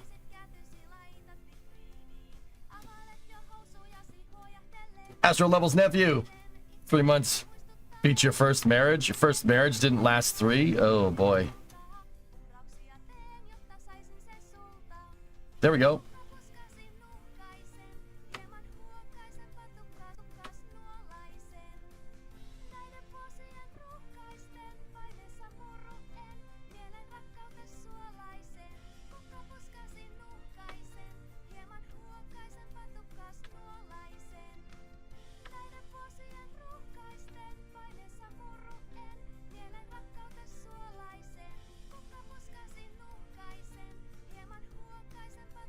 I feel judged.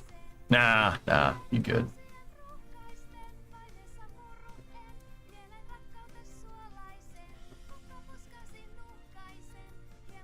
We're getting some deflection on the crane too, which is not good. It's a new dawn, a new day. Yeah. That's, yes.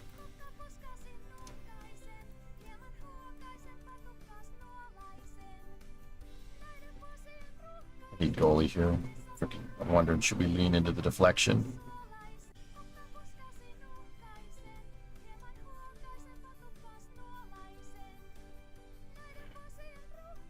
We have our 4 different things that we can adjust. Cable length, boom angle, boom length. Let's see if we can bring the boom angle up. So if we can bring it up, we can pull the payload towards us. Yep, there we go.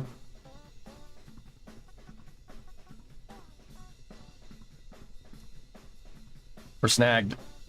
Oh god. Oh gosh. Oh gosh, this is sketchy.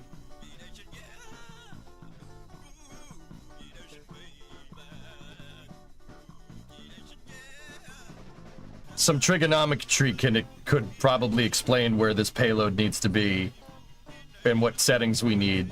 But yeah, we're getting some huge deflection on the boom, and that's... Deflection like that turns this into a spring, which makes this very dangerous. You don't want things stretching when you crane. That's the short story. And everything is a spring with enough force. Everything. Including you.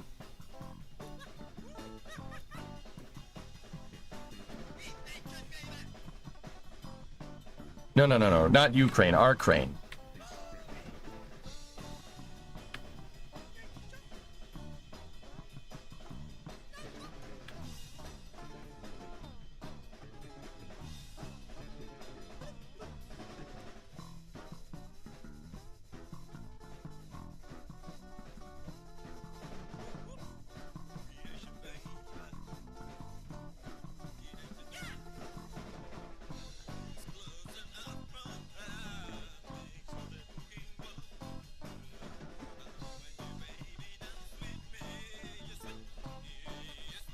Baby.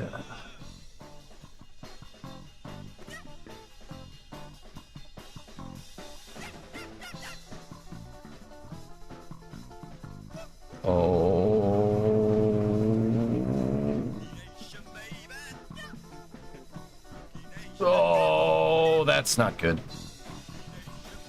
Yeah, if this was a real crane operation, we'd be stopping now. Actually, if it was real hoisting, we probably wouldn't have even gotten this far. This is extraordinarily dangerous what we're doing here. We're loading up a lot of potential energy into the crane, which is making it very unhappy.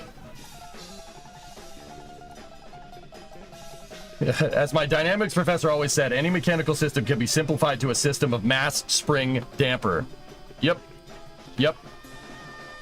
So guys, basically, here's the thing. All right, this is a balance. The reason why I like building cranes in KSP, it's a good lesson in dynamics, just like what Rocket Guy is saying, right? So cranes are always, hoisting in general is always a balance, right? Obviously, it's a balance. That's why you have a counterweight, right? But it's a balance of forces because you have a dynamic environment here where in this particular case, you have what's called moment of inertia. You have the inertia of what you're pulling around compared to the forces of gravity that are keeping the crane upright.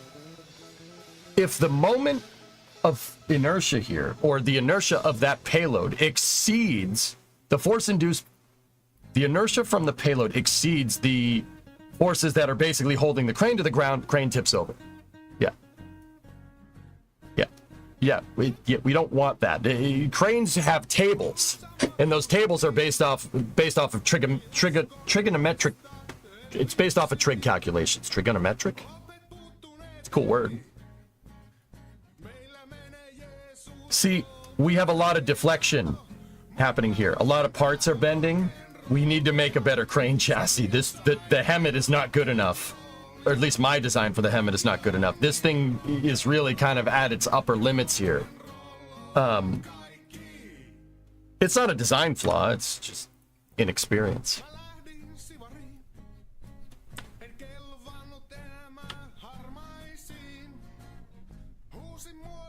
Yeah, if you look at it from that angle, the outriggers are the only thing that's preventing us from dying a horrific death here.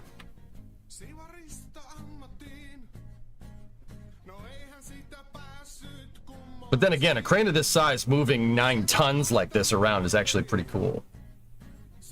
This is a tiny freaking crane. Comparatively, like, if you scale, even taking into account Kerbal scales, it's a tiny freaking crane.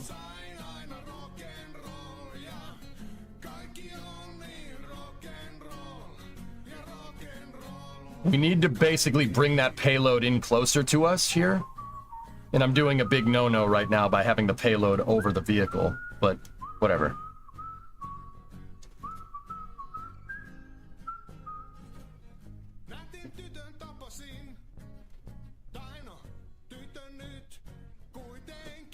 So easy, right? Wider frame with more counterweight. That could do it, level 1, but we're getting chassis flex here. We're basically turning the chassis of the truck into a giant spring.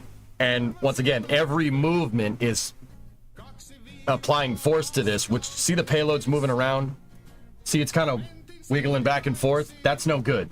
But the good news is the only thing that's really keeping us alive right now is the hinges. And even then, they're kind of struggling here. So, lesson for Kerbal building. See that? That is Kerbal's way of telling you that this part is crumpling. If this was real life, this part would have bent. It's crushing. Kerbal doesn't have soft body physics, right? It's not like Beam where if you crash into something, it crumples, right? And deflects. That's that right there, the sketching around, that's Kerbal's way of telling you that this part is not, it's struggling. If this was real life, it would have bent. We would have bent that thing big time.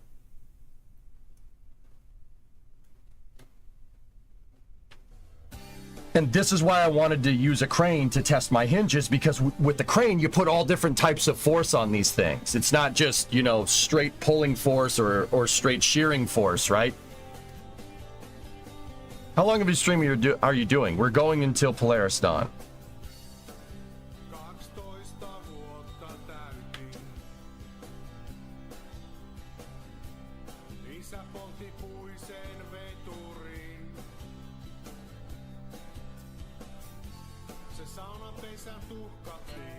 This is not good music to listen to.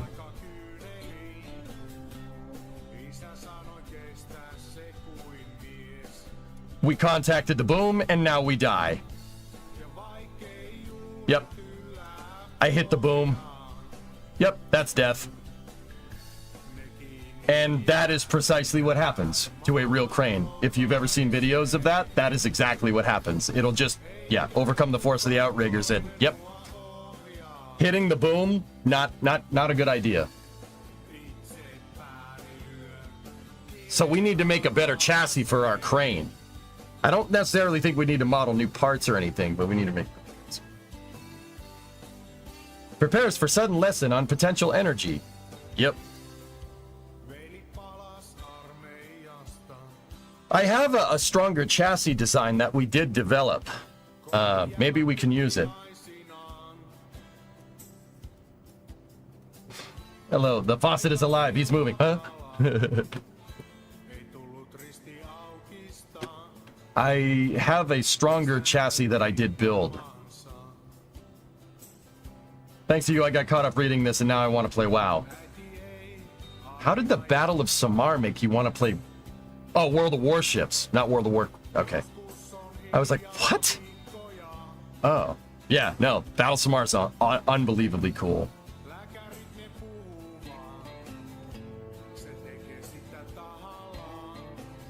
Where is the Chunguska? Here we go. Yeah, baby. This is the stronger crane chassis that I made a little while back. A Kerbal needs to jump out and start strutting everything together. This is especially optimized for the hierarchy, for hierarchical strength, I guess is the right way to say that. We can make a different boom for it. We could put the telescoping boom on this one if we really want to.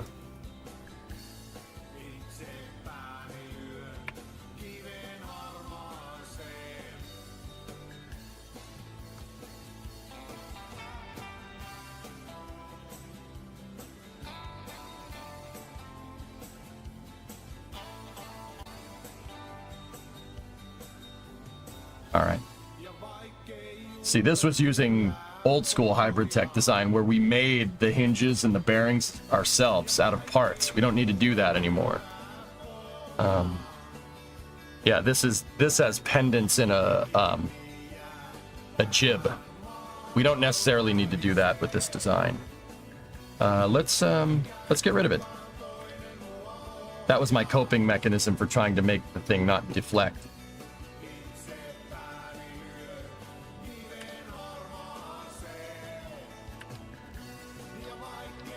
We have hinges and panels. Yep. I'm not 100% sure why the panels were there, but all right. See, all these hinges here are hinges that we would need, that the Kerbals need to run.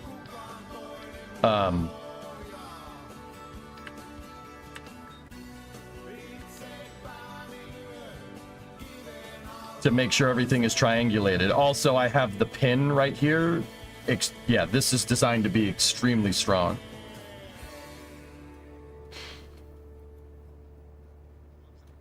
And then what happens here is we take these. Actually, I think I have it on a cal. Rotation.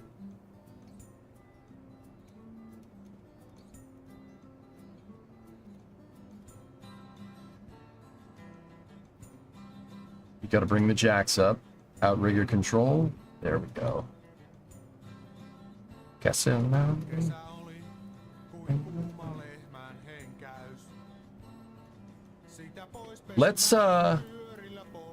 make sure that this thing still works. Let's make sure we can deploy the chassis and everything works correctly. We have Bill, we have all the struts.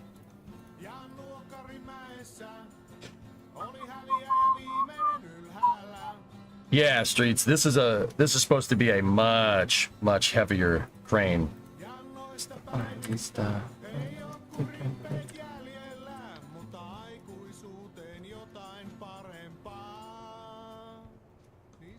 Yeah, this is designed to create minimal deflection on the hinges. Yeah, this thing is supposed to be a much bigger... Yeah, this is a way gnarlier design. And I designed it, like I said, around the hierarchy to be able to lift the whole carriage up and give us outrigger control so we can run a way bigger crane. Let's get this thing out there. Let's see what it does. Let's see if we can still do it. Like, you need a crew to run this crane in the game, just like you would have in real life. You'd have a crane operator, a hoisting operator, and then you'd have a what's the name of the apprentice crane guy? Oiler. That's it.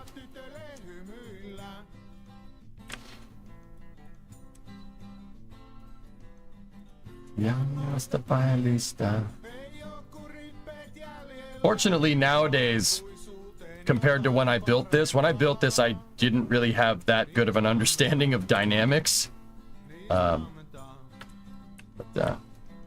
New part incoming from EJ Studios. We'll see.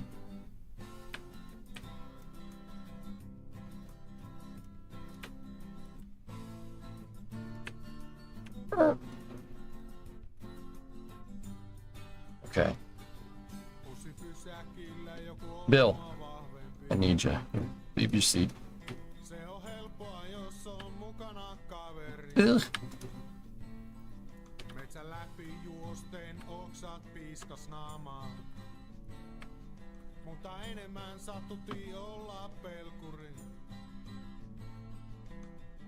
Ja kun vähän kasvettiin, kaikki takaisin korkoinen maksettiin.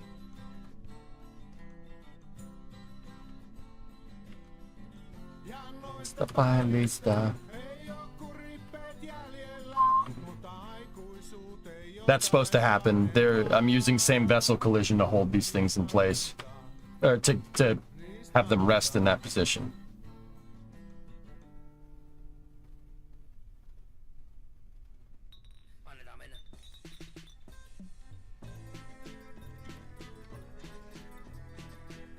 Consider future-proofing by making her thick with like 8 seeds.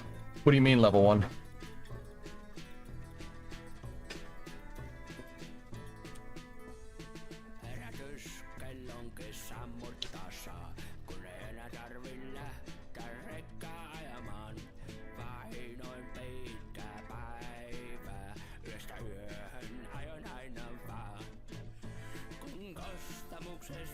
Next part could be a flange to close loops with SVI and surface attachments instead of using docking ports. You can use the hinges to do that, Joe, but yeah. I'm really looking to not... Guys, like, you know, people are asking me, like, why don't you just model the whole pad? No. I don't want to do that. I want to make parts that work with the stock parts to basically make the crazy contraptions that I was trying to make in Kerbal for the longest time, but couldn't because some of these parts just... we're demanding too much of them, right?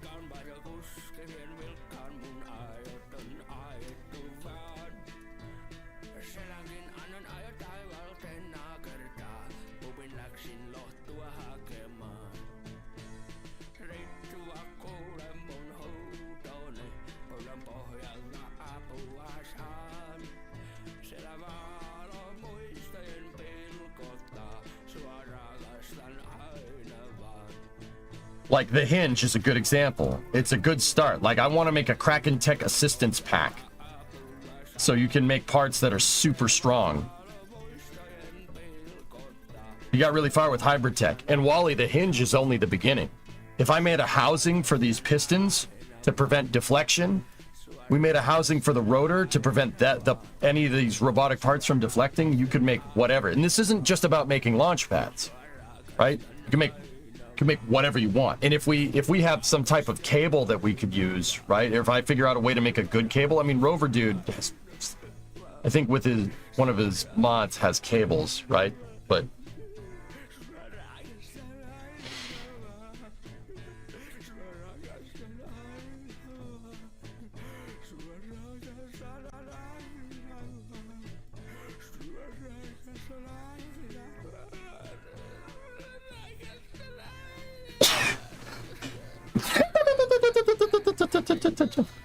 I mean, also, why would you ever need to lift something that high in KSP? What if you're building a base on another planet? Guys, like, one of the things that really scratches the itch for curiosity with me is like, dude, on the moon, say we go to make a moon base on the moon, all right? Your fuel resources, right? You know, they're talking, you know, the Artemis program talks about in situ resource utilization, right? ISRU. So that's basically living off the land. That's a nice way of saying living off the land where your base is. In the case of the moon, right? ISRU needs to be near your drilling rig, because if ISRU in the context of the Artemis moon base is drilling ice to get water, okay? So, and then using what's called a saboteur reaction to split the hydrogen and the oxygen into their own things. You could do that here on Earth. That's no problem, right? Like, you could do that in your house. Don't be careful. Hydrogen gas. Don't do it. Look it up on YouTube if you're really curious. But don't go and mess around with physics if you don't understand it. Trust me, probably a good idea. Do it in Kerbal or something, right? So your moon base is going to need to have basically a fuel refinery You got to have a fuel refinery, and you have to have an oil derrick. Only it's not oil. It's not an oil derrick. You need to get water, right? You need a well. Basically, you need a glorified well. And then you need a place to conduct that saboteur reaction. Are those places near each other? In space, I think that could be reasonable. I would be worried about my drilling rig picking up a lot of lunar regolith. I'd be worried about that. Moon dust. And that moon dust is like talcum powder. It gets everywhere. It's worse than sand. It's fine, and it gets everywhere, right? It's not rough. It's very fine and soft, and it gets freaking everywhere, and it will jam up mechanical equipment, right? So, say you're drilling, the place where you drill for ice isn't where your refinery is, right? And I say fuel refinery and drilling device, not because we're on the moon. It's obviously not oil. We're not drilling for oil. That would be nice if oil was on the moon, but probably not, right? So now you need something to get your water to your ISRU, because you don't want them to be near each other. A refinery isn't near the mine, right? An oil rig is not near the refinery. You know, we bust stuff around with container ships or oil tankers or a pipeline or whatever, right? What's your avenue to move that there? What does our logistics on the moon look like? That's something that really scratches the itch with me, and that's something that I've always wanted to explore in KSP, which is why I always end up building these crazy contraptions, right? What does a lunar base actually look like? How do you move fuel from one place to another? Because once you refine that and you make liquid hydrogen and liquid oxygen, it shouldn't be too hard to prevent them from boiling off, right? You're in the vacuum. It should be pretty easy to prevent, heat from getting into this, right? Getting into your tanks. They still need to be insulated. You basically need a reefer car or a reefer truck, a truck with an air conditioner on it, right? That's how they move cryogenic propellants around down here, or any cryogenic. It's a trailer with it's a gas trailer. Looks like a tanker with a freaking refrigerator attached to the back, right? What does that look like? How do we do that? What does that truck look like? What does that vehicle look like?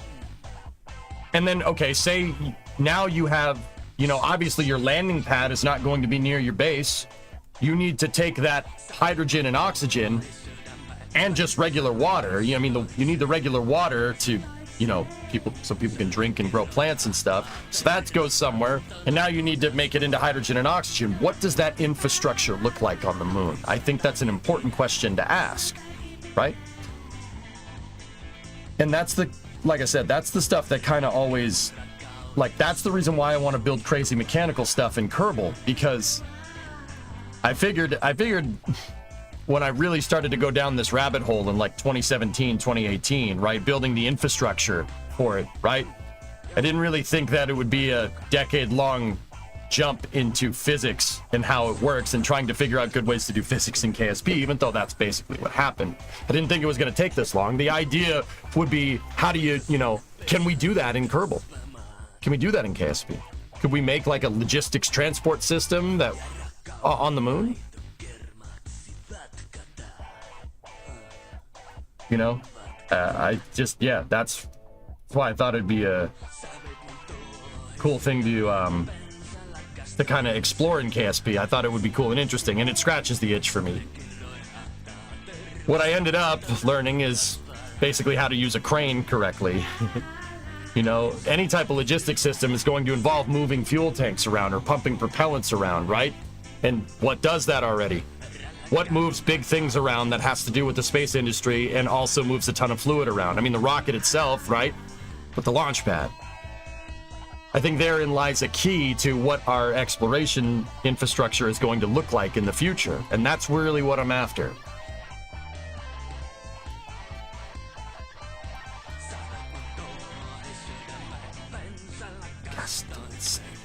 Gaston say. Der was Ganze.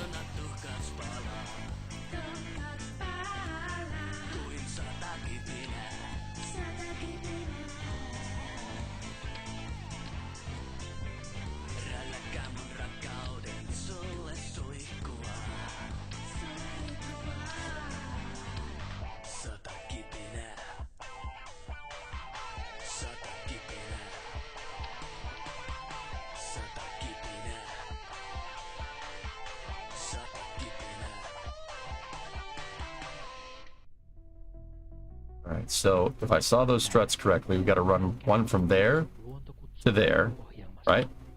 And then we run another one from here to there. Initially, got to do the same thing on the other side.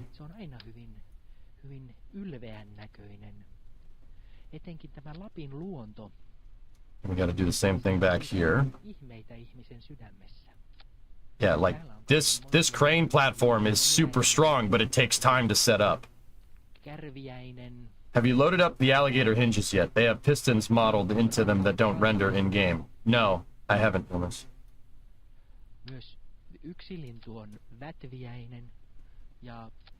So this is us strengthening in the chassis here to lift the truck and what would be the crane up off the ground.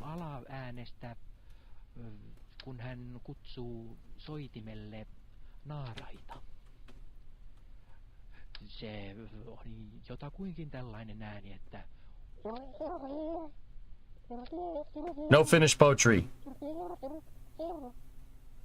Hinge, command to link the hinge parts. I don't have the hinge parts available for download at all. Yeah.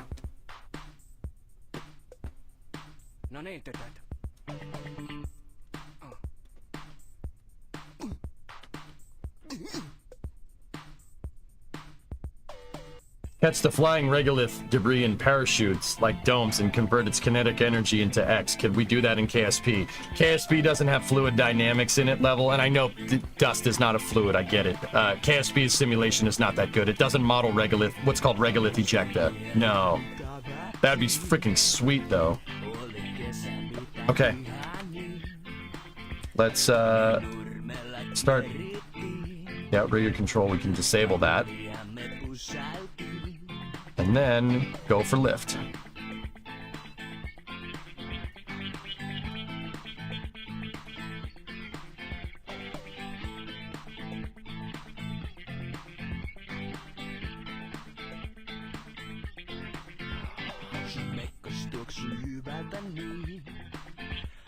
Okay. Lock out the jack control.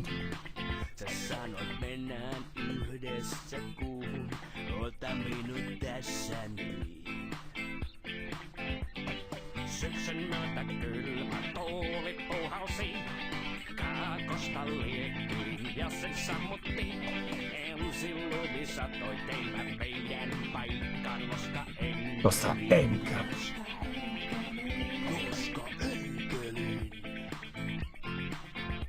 So apparently my aunt and uncle are selling their RV. Want to go to Alabama? I'll buy it for $1 because I don't have 17 grand.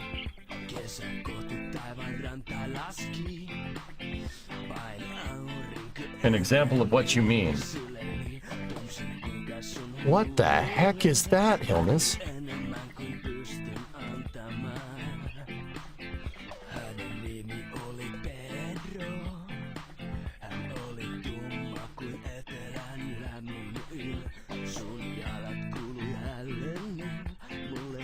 Sorry to backseat, but I think you attached the strut to another strut in the center part. No, Wally, that's fine. Which one? Yeah, definitely. Good catch.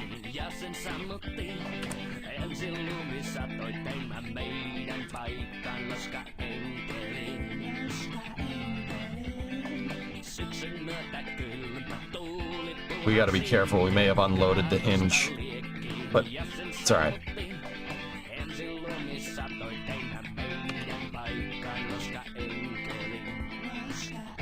Just the anchor.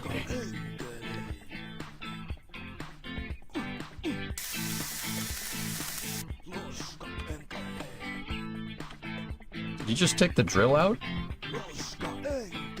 That sound scared the heck out of me.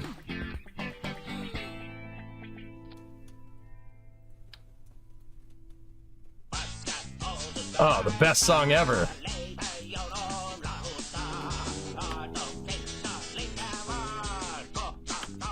I thought it started raining. Yeah, I was like, what is that noise? I forget that if they're close enough, they'll take the welder and start welding parts together.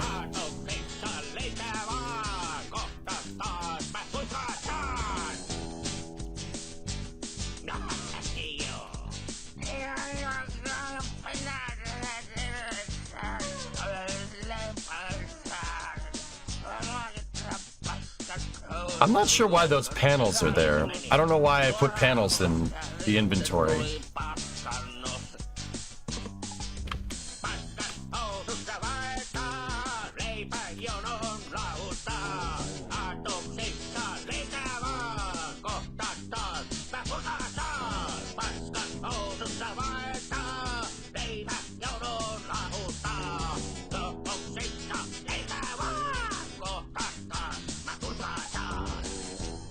Probably should have put some mass on this thing to make sure that it works. But this is a great song. The guy's actually saying, I have to take a big crap. I have a lot of crap in my pants. Those are the lyrics to this song, by the way, in case you didn't know.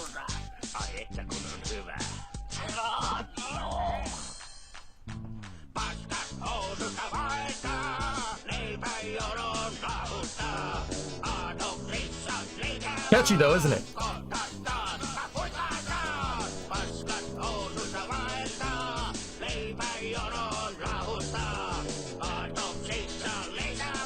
I was eating yogurt, but today I learned. Oh, sorry. All right, here, check this out. Here's what we're gonna do. I don't have a load to put on this thing, but we can bring up the hack gravity tool and increase the gravity BeamNG style. And see how much this thing deflects.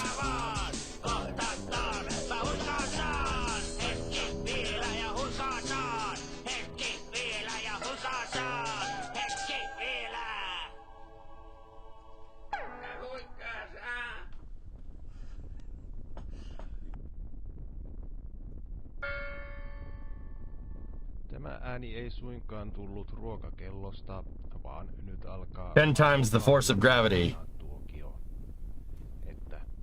Bill is outreaching the G limit. Up.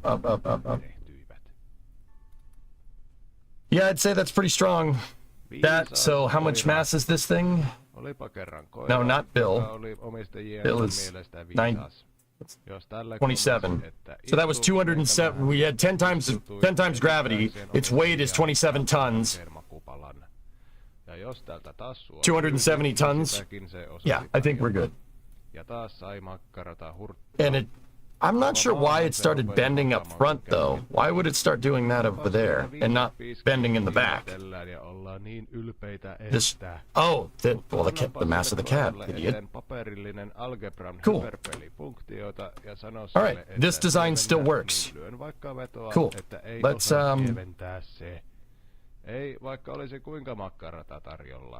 start taking it apart, then.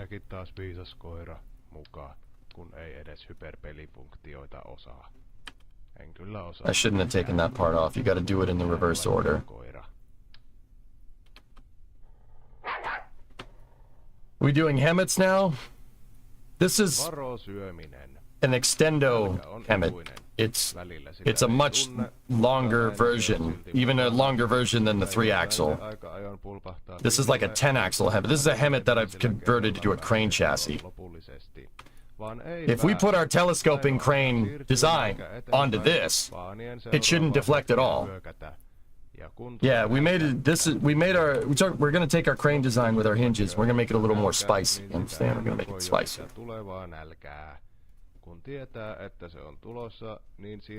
Nobody wants to hear your poetry.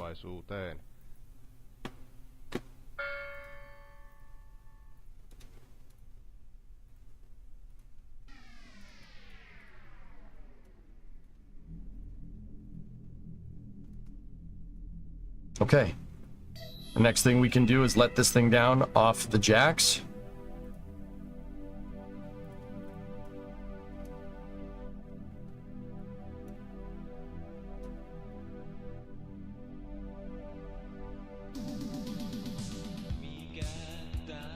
Gotta enable the controller first, idiot.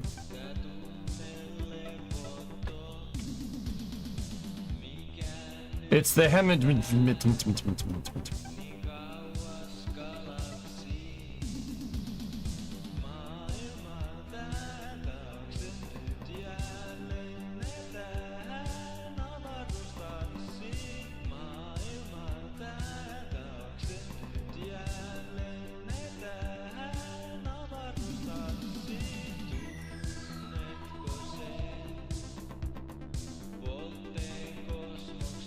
Disable the jack control. And now we gotta go here.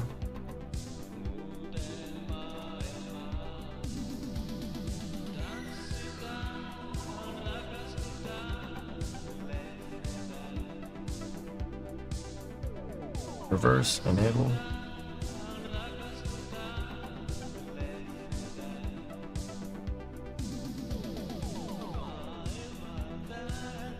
Hey, you know, it would be a good idea if you took the struts off, idiot. We're sending you adrift, idiot.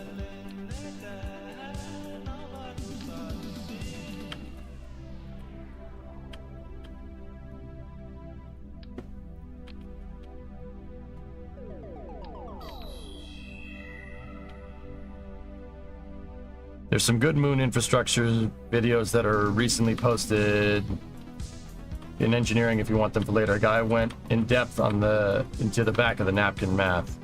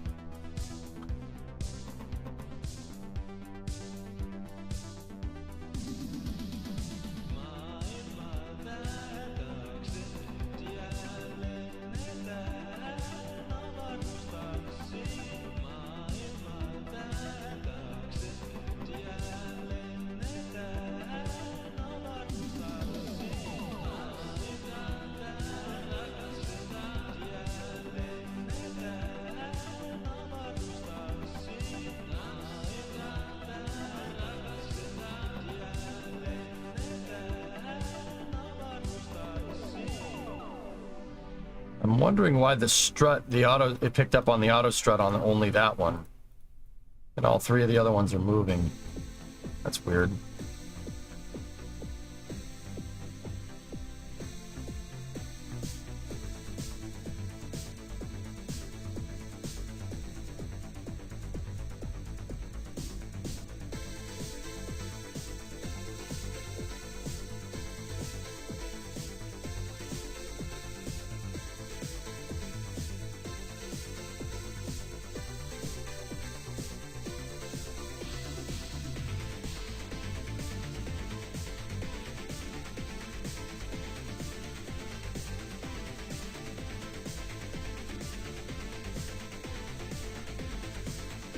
Cool.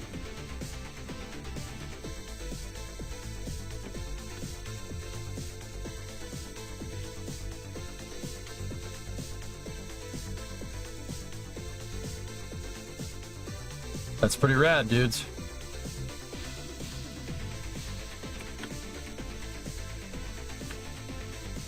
All right. I'd say this chassis is pretty good.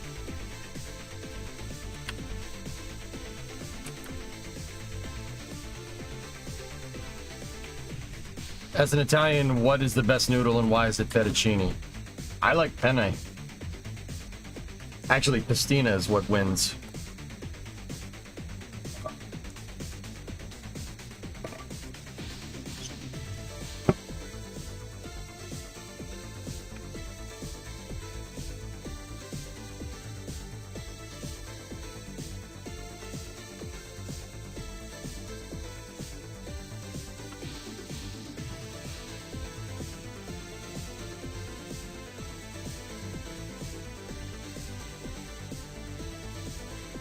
Give me 1 second.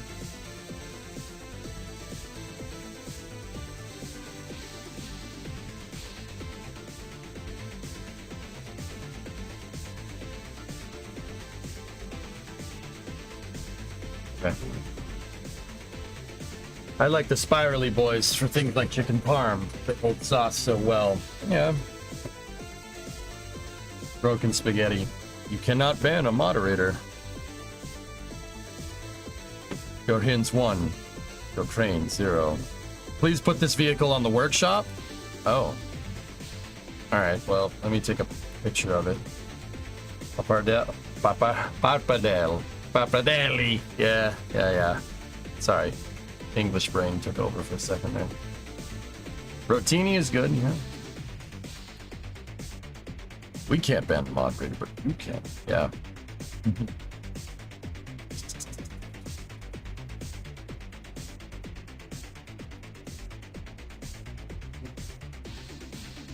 All right, so how are we gonna do this? I don't know what those panels are for, and I didn't leave any documentation because why would I? Your hinge managed to take the load required to tip your crane over. Yep. Yeah, Yannick, that I thought that this was a cool and fun way to test.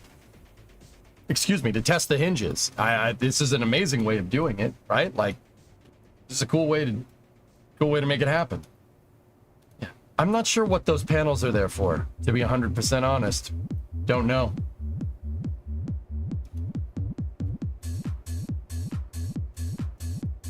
Maybe to put underneath the jacks? No documentation, people like you keep me employed.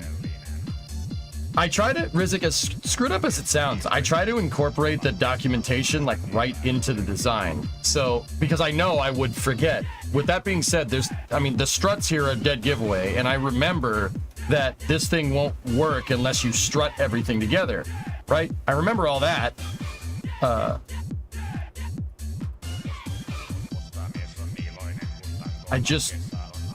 I'm not sure why the panel is there.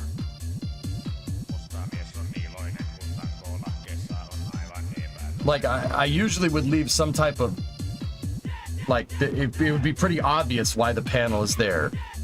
I basically try to make all my designs idiot-proof because I know an idiot controls them. No, if it's like a year down the road and we go to revisit this design, you know, I'm not going to sit here and type up an essay on how to use the stupid thing. Panther retrieved ad time. Roll. Roll for initiative. Roll D20. If I win, no ad time. If you win, ad time. You roll the 2, I roll the 6. Haha, get frick, nerd.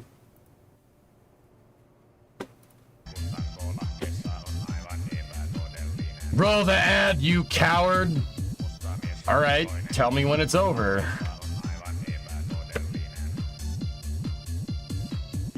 Tell me when it's over, sure.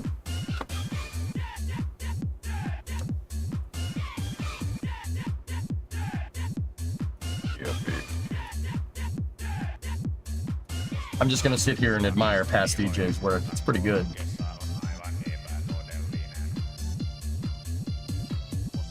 Yeah, man, I really strutted the snot out of this thing. I don't want this thing deflecting at all.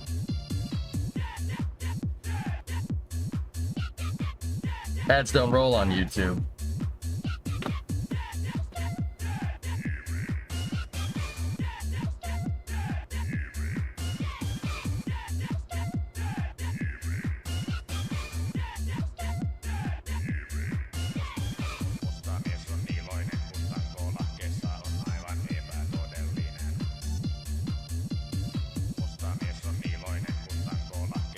I don't think I can run ads over on YouTube because I'm not partnered. Do I see drop axles in this design? It does not have drop axles, no. This is just designed... This is just because it's straight up a longer chassis. We probably don't need this set of wheels, but when we're moving around, the big crane that's on top of this...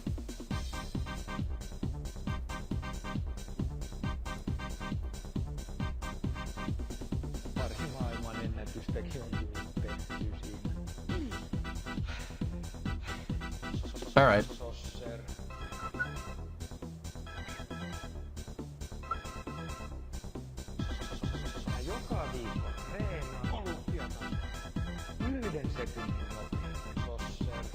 Forward unto dawn, Polaris Dawn. One final effort is all that remains, Isaac.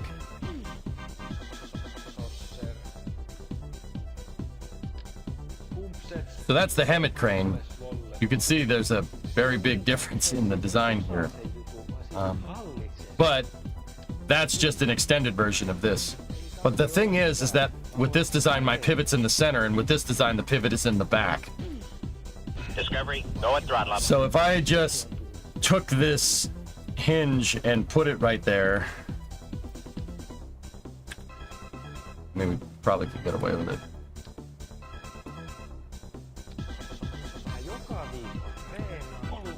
You need to fix it.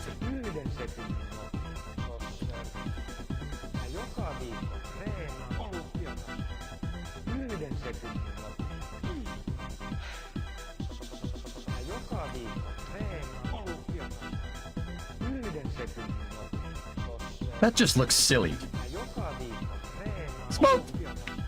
Discovery's going, throttle up. Polaris Dawn soon. Let's go. We are approaching fun and exciting times of this year. Are you going to play Outlaws? Star Wars Outlaws? Oh, maybe.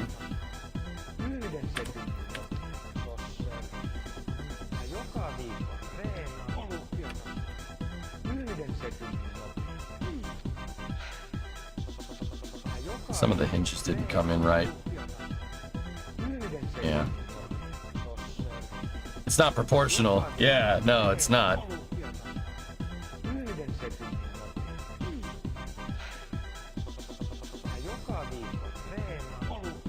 Outlaws is apparently fairly buggy, like Bethesda buggy. Oy. What happens if we do that?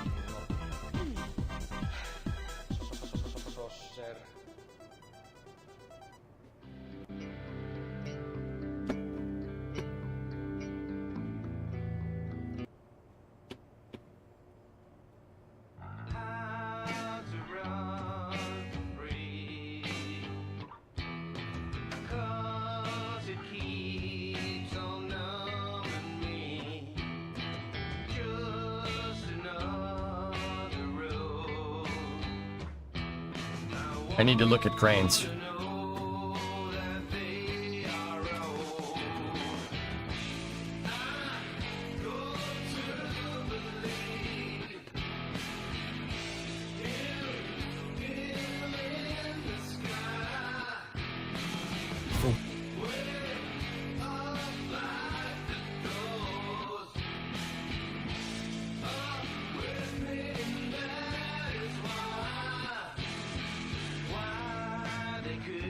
What the frick?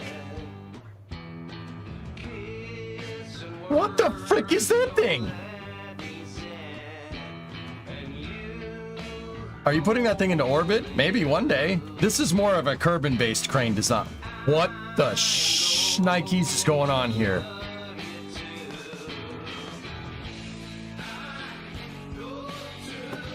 This is from Chan 27, world's largest mobile cranes.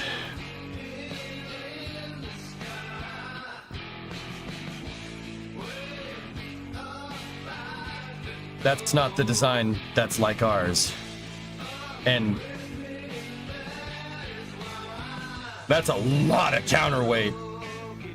If math is serving me correctly, each one of those is 10 tons. 22,000 pounds. Each one of those things that say Terex on it. Holy shnikes.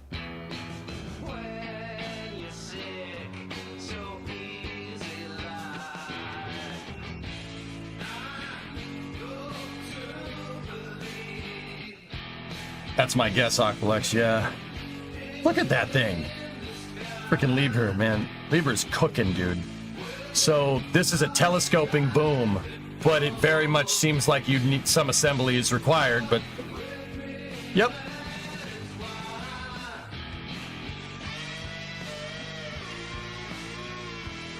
Cranes are so freaking cool, dude. Holy shnikes, man. It's a telescoping with a lattice attachment at the end. Oh, that is so cool, dude. Are cranes sick? That's so badass, man. 202 tons of counterweight. Yeah. So it seems like cranes with this design have the telescope attached later. Which is interesting. They do that, which means you gotta move the telescope by itself.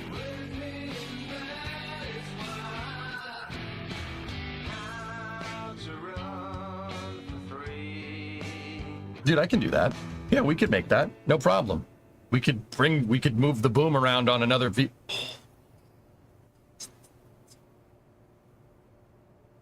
That is bananas, dude.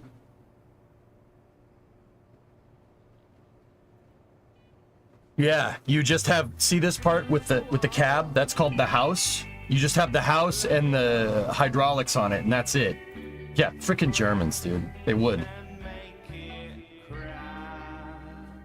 Look, they're using TE hydraulics, right?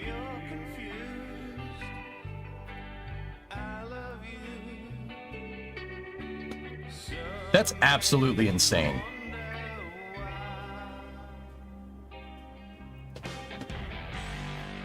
How would we do that? Oh.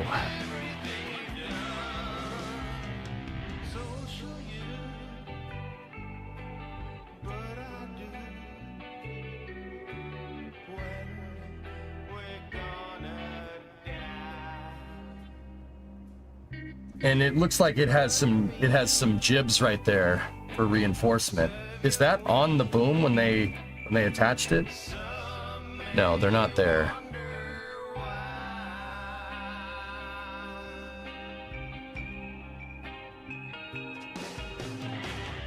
That's badass, dude. Yeah, this piece.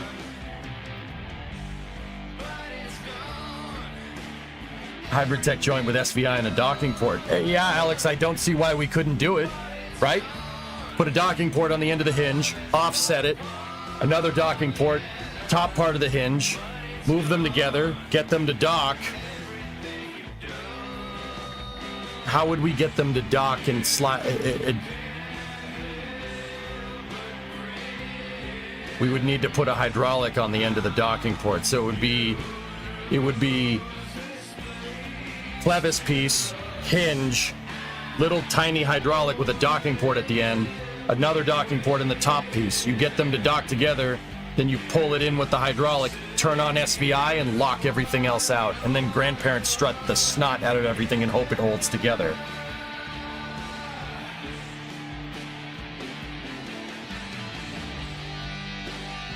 Yeah, we could do that. Might be worth experimenting with the large docking ports. You know what?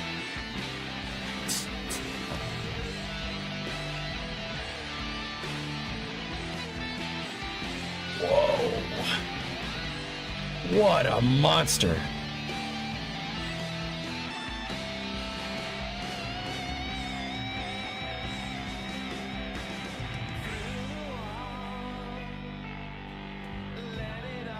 You can barely hear me over the music? Really? Oh, it's not that loud for me, but thank you. I'll adjust it. Sorry, I like listening too much. Mother trucker. It's a telescoper with a lattice attachment at the top with twin jibs. That's cool, man. Lifting stuff is cool. I lift things up and then I put them down. Yeah, wind turbines, for sure. What in the balls is that thing? This has an integrated boom.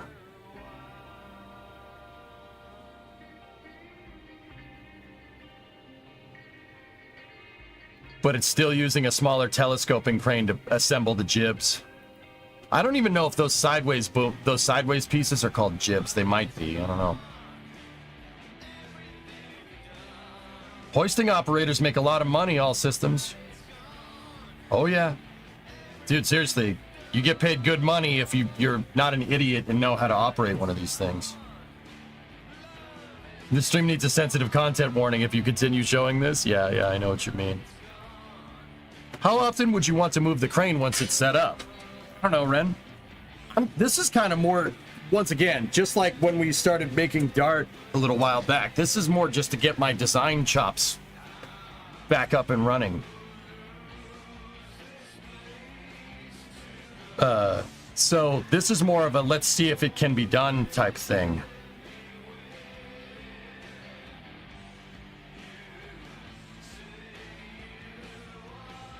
Stop being silly and just use helicopter cranes.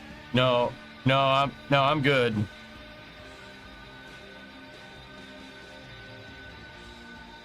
Bro, let's go. Look at them assemble that turbine. That's cool, man.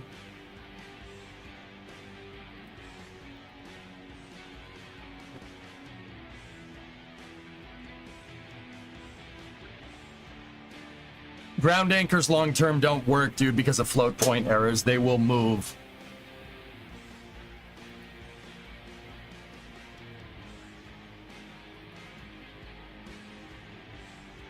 I kind of like the way Libra does it, but the integrated boom probably isn't the worst idea either.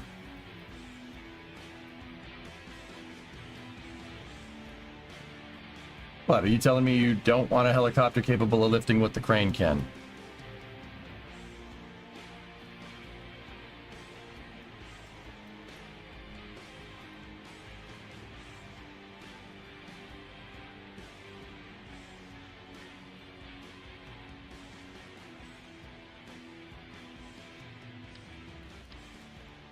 Why you gotta do that to me, man?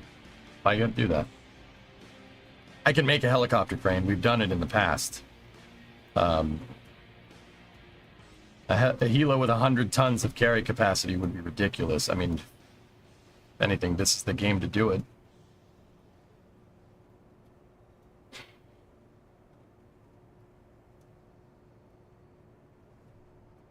The real big thing is trying to figure out, not cable length. Trying to figure out how we don't get deflection here in this design.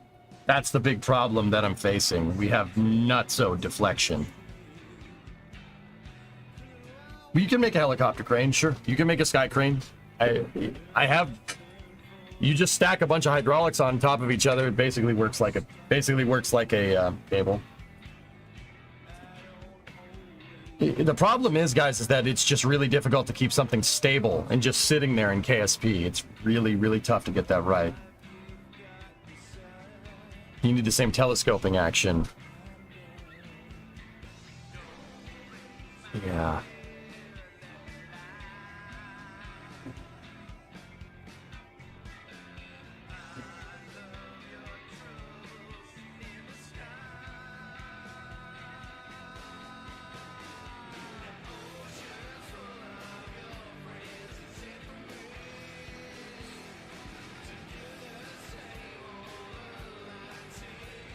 Crane is pretty damn tall. Maybe we should build the house in back and put the counterweights back there and see if this thing works. Is there any rope in KSP? No, not without mods, dude.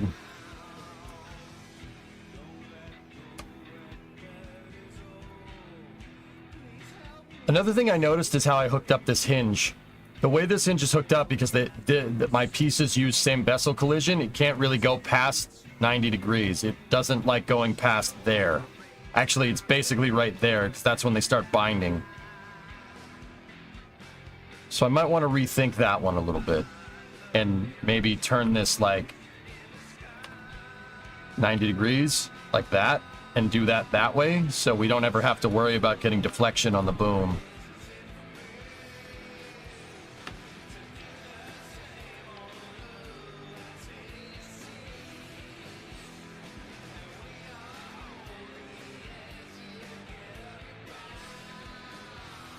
How long until Polaris? 13 hours. The window opens up at 3:38. Coverage should begin around midnight.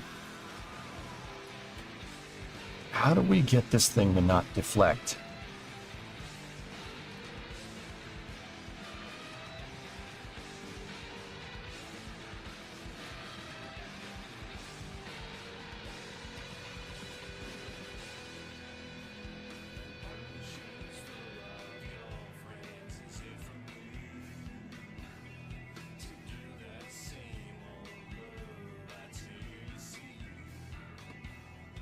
You make a deflector shield. Yeah, yeah.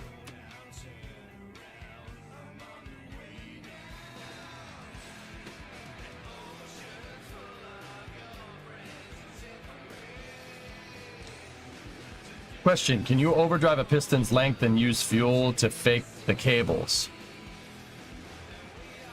No. No. I wish. Well, actually, just hold on. Hold on. Shut up for a second, okay? You know what? My gut was to say no, but I'm not sure.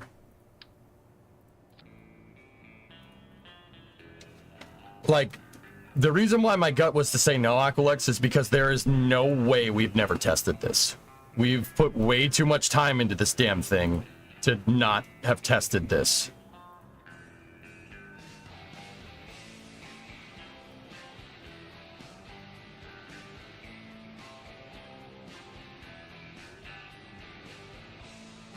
Doesn't look like it.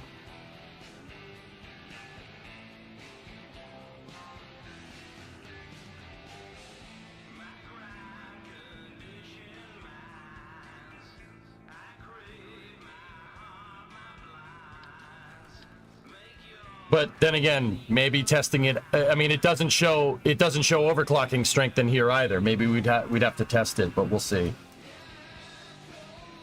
If this works, I'll be pissed for not trying something so damn simple. Yeah, I'm kind of with you.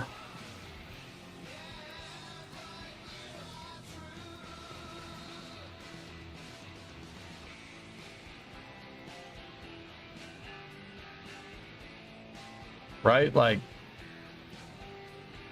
you know what? I'm kind of on board to try it just to see, you know? Let's put this thing out and see what happens. I mean, I'll just leave that there because we're not, yeah. I mean, we're going to need to hold it. Or else it's just going to turn into a soggy, noodly mess.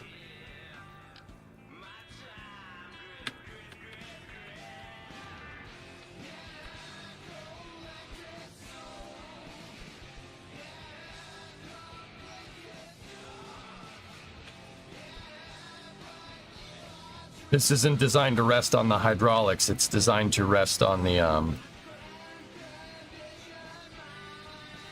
it's designed to rest using same vessel collision so you don't stress the hydraulics out. Save check, okay?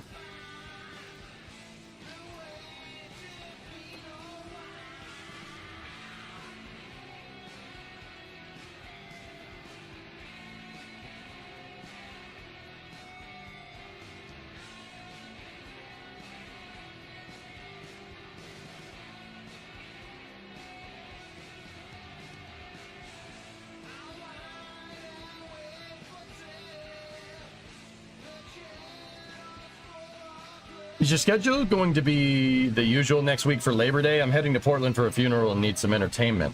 I'm probably going to take Saturday, Sunday, and Monday off because Bree's folks are coming in. But yeah. Yeah, probably Saturday, Sunday, Monday off.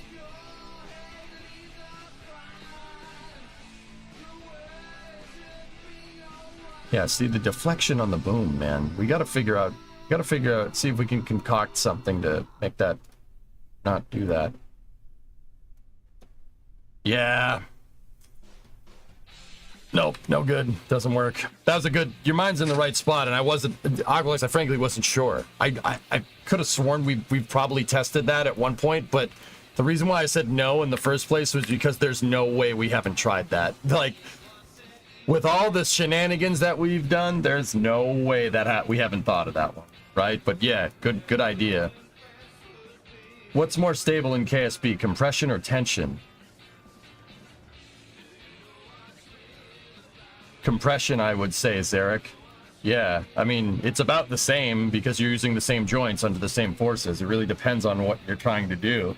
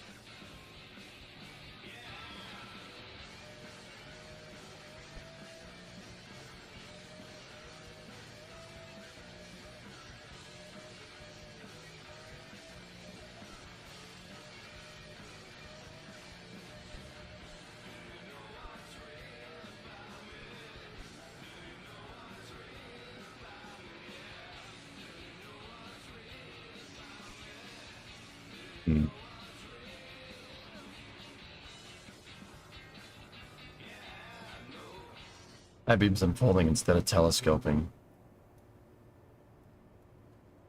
Yeah.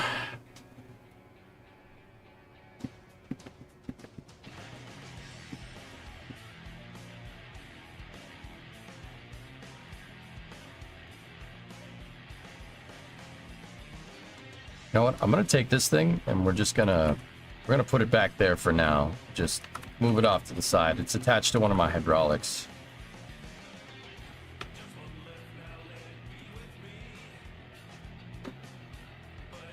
Perhaps a vertical crane with a moving counterweight is the best option.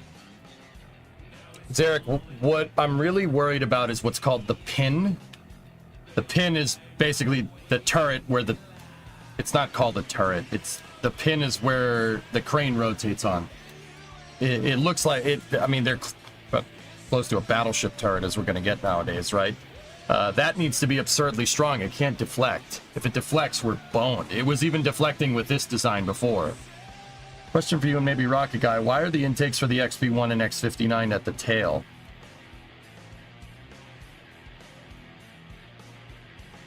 I'm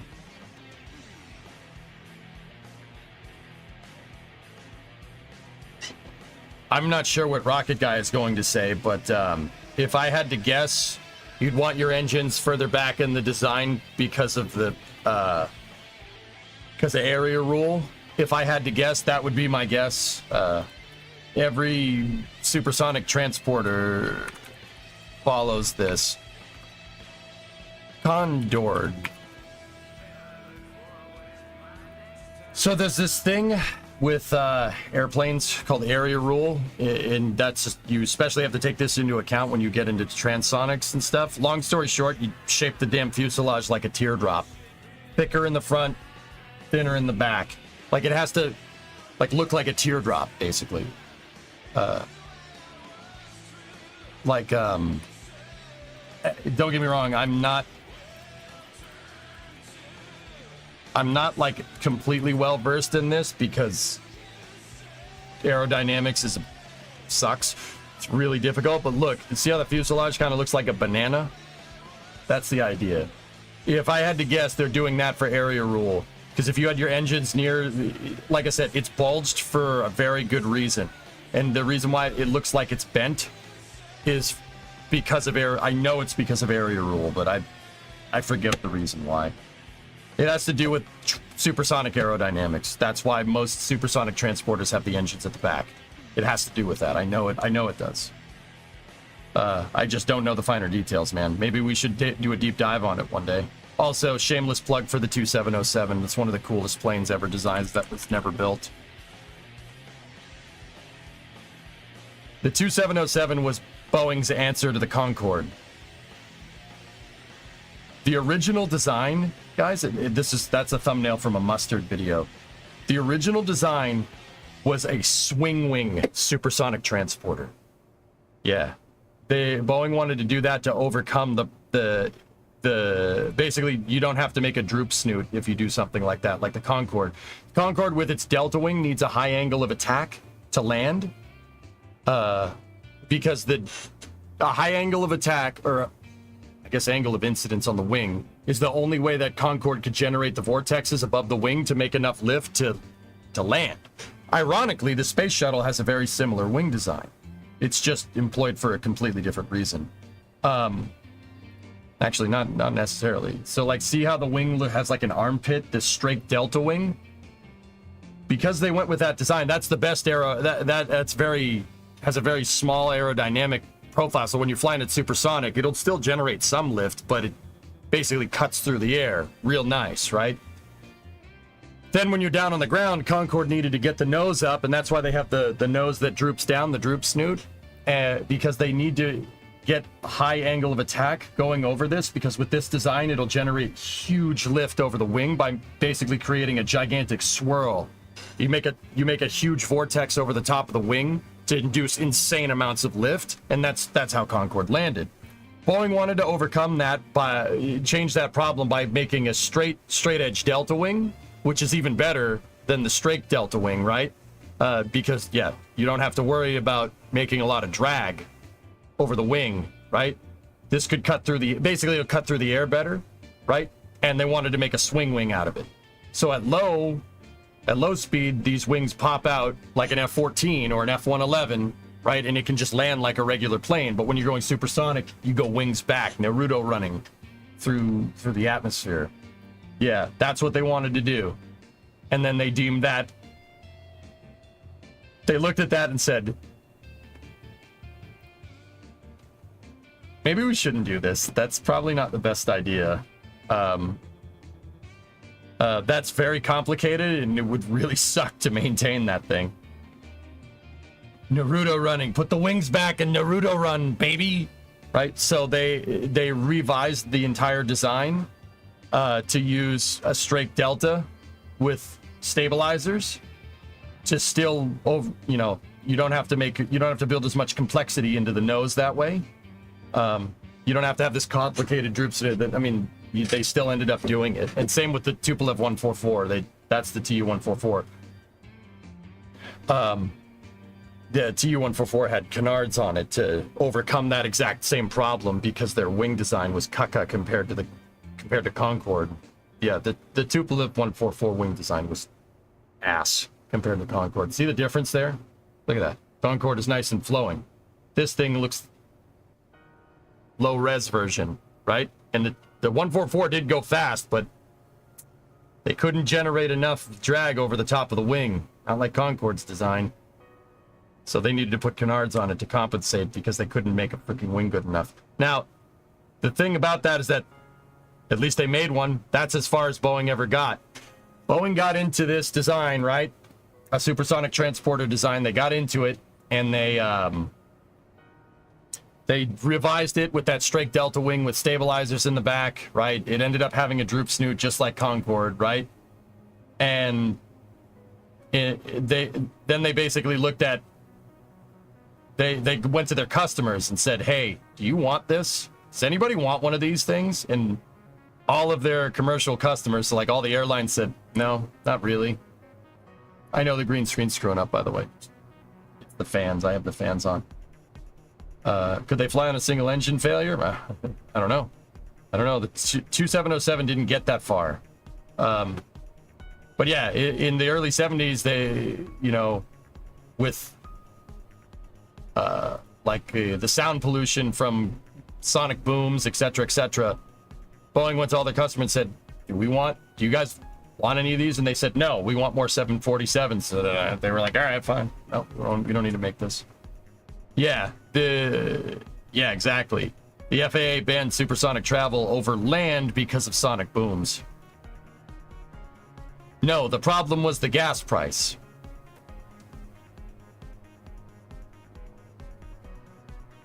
I mean, I'm sure that was a contributing factor, but that wasn't the main driving reason. I think you're wrong. Nobody wanted it. And maybe they didn't want it because of the gas price. Who knows?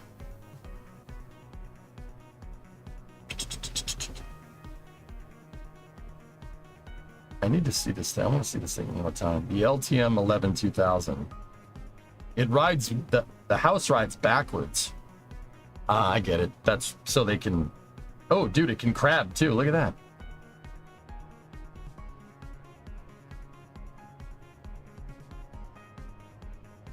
The XB70 was...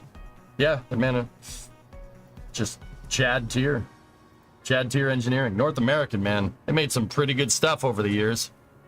P-51 Mustang, F-86 Sabre, XB-70, the Apollo Command Service Module. That one's pretty good. Like that one. That one's pretty cool. B-1 Space Shuttle. Man, they were cooking, dude. I love it, dude. The 1960s Aerospace, dude. Can't stun on those. Those guys were nuts. RA-5, yeah.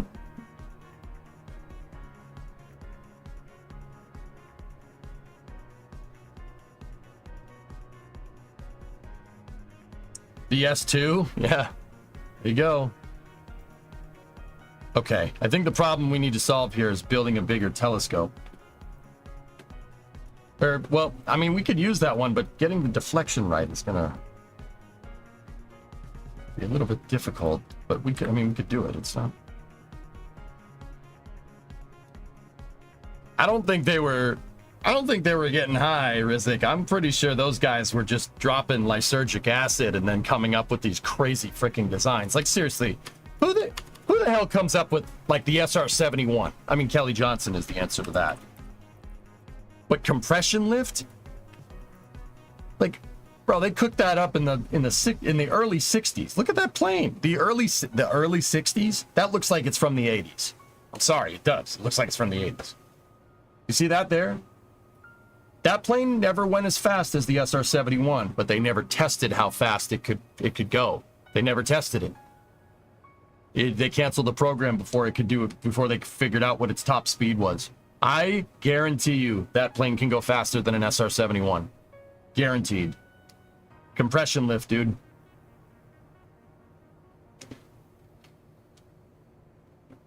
And what was von Braun on when he developed the Apollo architecture? Science and physics. He was snorting that good physics, man. Physics. Lots of physics. Also, German. He was on German. That's what he was on. German. I'd love to know what they're cooking up now. Yeah. Yeah. Nowadays, too expensive. Management won't like that. That mentality will kill us, KTR. But yeah, dude. So, guys, this plane, if you don't know about an XB-70, okay, notice that, see the delta wing? Notice how it has those two lines right there. So up at high altitude, it deploys those control surfaces down, like think an X-wing, lock S foils in attack position. Only it's missing two, so they just fold down, right? So when it's down on the ground, it just works like a regular wing, right? It flies like that. But when it's up in the air, right, those fold down. And when they do, what goes on here is a phenomenon called compression lift, okay? So if you notice, the cab in the cockpit and everything is like, it's up above the intakes. The intakes are exposed, right? There's nothing in front of it. Like the intakes aren't to the side. They're like scooped underneath, like an F-16 almost, right? What this thing does at high altitude when these wings fold down is split the air right there and leave a supersonic shock wave, a supersonic shock that goes out on either side. It basically splits the air similar to how a trimaran works in like a boat with, or ship with 3 hulls. When the ship starts getting going, the first hull moves the water out of the way, and that water gets compressed between the outer hulls and the inner hull, and it lifts the thing up out of the water so it can go faster. That's the idea, right? This thing does that with air. The only way you can do that with air is if you have a lot of horsepower. This thing had 6 engines in the back. Like, if you take a look at the back, it looks like something out of KSP. I'm sure there's a good picture of one, but there's 6 engines in it. So, basically, 6 engines behind this thing, right? This thing starts splitting the air once you get into transonic and into supersonic, right? And it creates a wake, and it channels that wake underneath the wing. It channels that underneath the wing, and the shock ends up hitting this outer wing and gets compressed underneath the wing. So the idea is that the XB-70 can fly way higher than anything else because it induces lift. Because all you need to generate a lot of lift is low pressure over the top, which you're going to get anyway because you're flying at high altitude. And then you take that supersonic shock pressure wave and you channel it underneath the wing, and it compresses like crazy. You're creating tons of compression under the wing, like artificial compression way up there. So this thing could fly 70,000 feet, no problem. And because you could fly up at that high altitude with a wing that's relatively small, like this wing generates like 8 times the amount of lift at altitude than it should if it was just flat, right? You don't need to focus on using your engines so much to keep you up there. This thing can basically nose down, foot to the floor, and just keep going. It could fly at basically 0 angle of attack way high up in the atmosphere, and the compression lift will just keep the plane, your wings, if your wings are being used to lift you up, your engines can be used to make you go fast. That was the idea. Compression lift. It's genius. Freaking genius. Like, I don't know what the heck they were thinking, but man, that's smart. It's a trimaran. That's what it is. It does the same thing with air that a trimaran does with water. Like, think littoral combat ship. That thing's kind of a piece of junk, but you get the idea. What was the proposed ceiling for this thing? I don't know. I think they tested it up to 70,000 feet. Yeah, highest altitude, 74,000, 23,000 meters. Fastest speed, 2,000 miles an hour. That's Mach 2.5. Easy. Easy. The only thing that goes faster, the only plane that we know about that goes faster than this is the SR-71 and maybe the space shuttle, if you want to count that. Look, Mach 3. Actually, yeah, 2,000 up at altitude would be, yeah, that'd be a higher Mach number, right? Yeah, well, it depends on the conditions, but yeah. It sustained Mach 3 for 32 freaking minutes. And that was the furthest they got. There was way more in the plane. I mean, this article says that, right? Crazy. Bout, what's going on? At such speeds, materials also matter. I don't think that it was made out of titanium. Doesn't need to be, Chief. It can fly higher than the SR-71.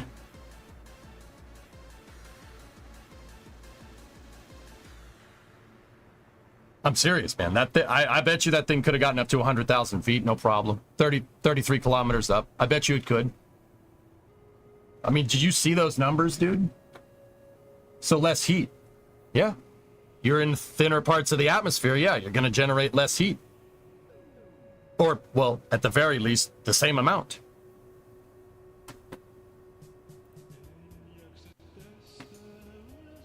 Crazy, right? I'm telling you, man. Look at when this plane started flying. 64.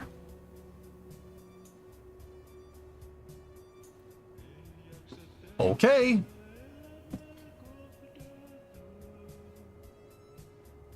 Yeah. The program got canceled and they handed it over to NASA, believe it or not. And then they were doing a photo shoot and an F-104, being the piece of junk that it is, crashed into one. And that was the end of that.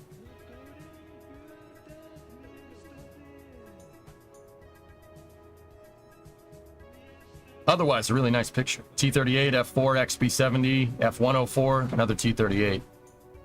Actually, that might be an F-5 over there. Here's a picture of the rear view. Yeah. How much power do you want? All of it. Ugh. I could be misremembering, but I'm pretty sure those are J-79s. I could be pulling... YJ-93 afterburning turbojet. 89 kilonewtons thrust. Dry. 120 with afterburner. That's absurd. That is... What else was this thing? Oh, it has 6 B-58 engines. Okay. It's an 11-stage axial compressor. Annular combustors, 36 dual fuel nozzles. Turbine 2-stage axial. JP6. Yep. Return oil spray at 60 psi.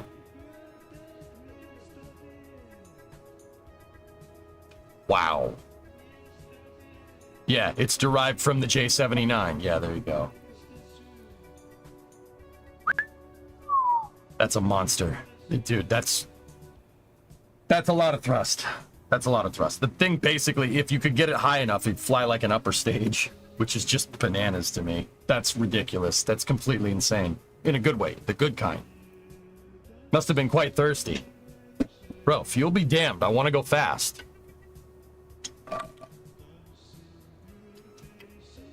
I'm telling you. Mach 3, dude.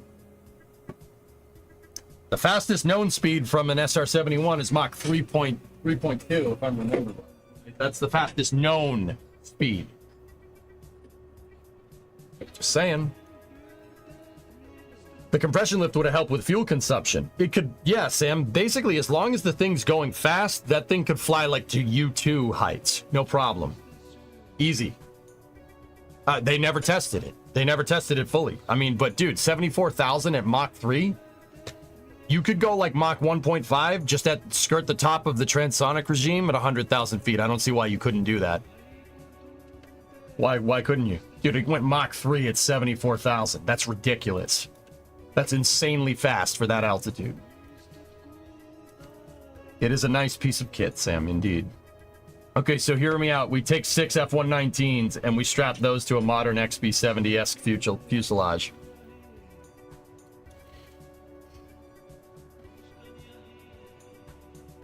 I mean, I don't hate this idea. Not gonna lie to you, I don't hate that idea at all.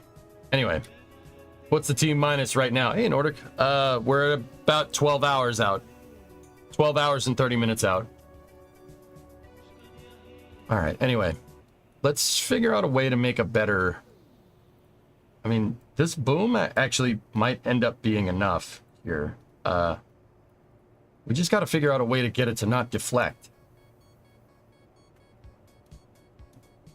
I know this is off topic, but are you interested in testing Industry Giant 4.0? Is it somehow similar? I don't know what that game is, Jens.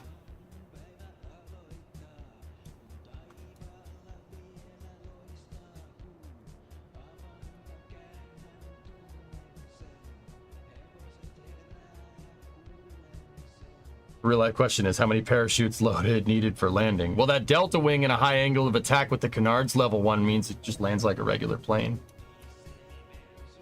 Yeah. It's on Steam. Yeah, I haven't heard of it, so I can't say if I want to play it or not, you know? It looks a lot like modernized workers and resources. Oh. Industry Giant 4.0.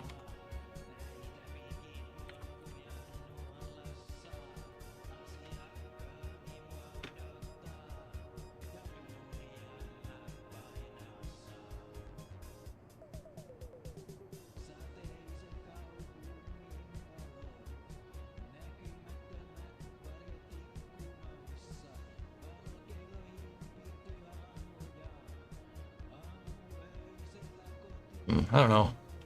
I like workers. Yeah, interesting. I like workers.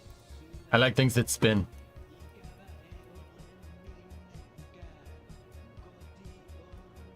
Now, you know something that I noticed with these cranes here, dudes? They have these, like, rabbit ears. That's not what they're called. I know that's not what they're called. They have those things. See those? I don't know what the correct name for those are. I call them jibs, but they're I don't think they are. That could be useful.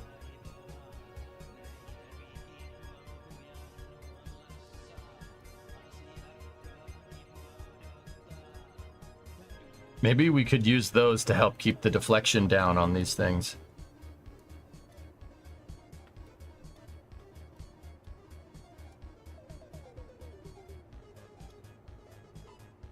Lever arms? Yeah.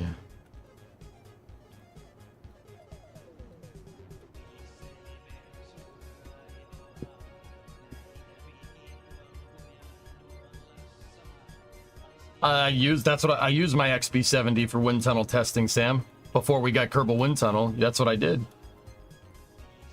Is that one of the telescoping cranes at SpaceX? I don't know. I think they're using Grove cranes.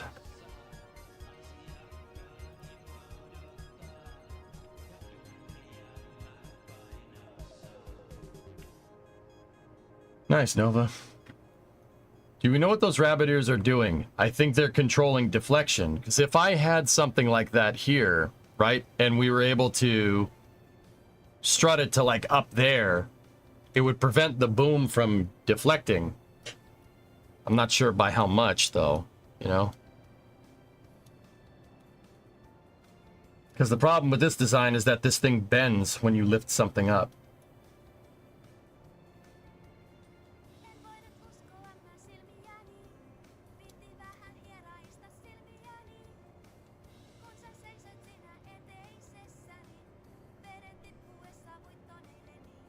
How's Kerbal 1 so timeless?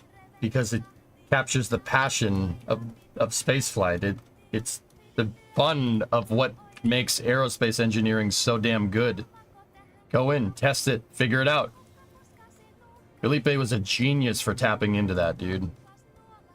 Genius.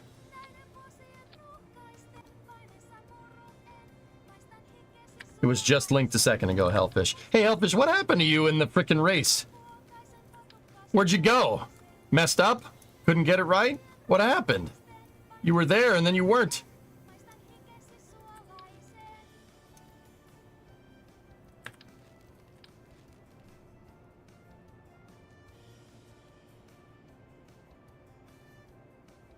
Agreed, Grav. Yep.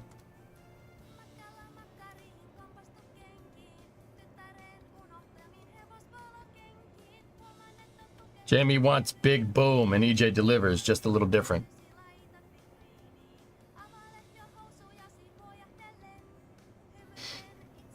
What's up, Saber? Yes. What's going on, man? How you doing? Hey, EJ, sorry for what happened Saturday. Kind of lost my mind. James, don't. Keep your cool, right? It's okay. Don't worry about it. That's why I wasn't like, get out of here, you suck. You gotta keep your cool, man. Gotta keep your cool with Spaceflight. You know?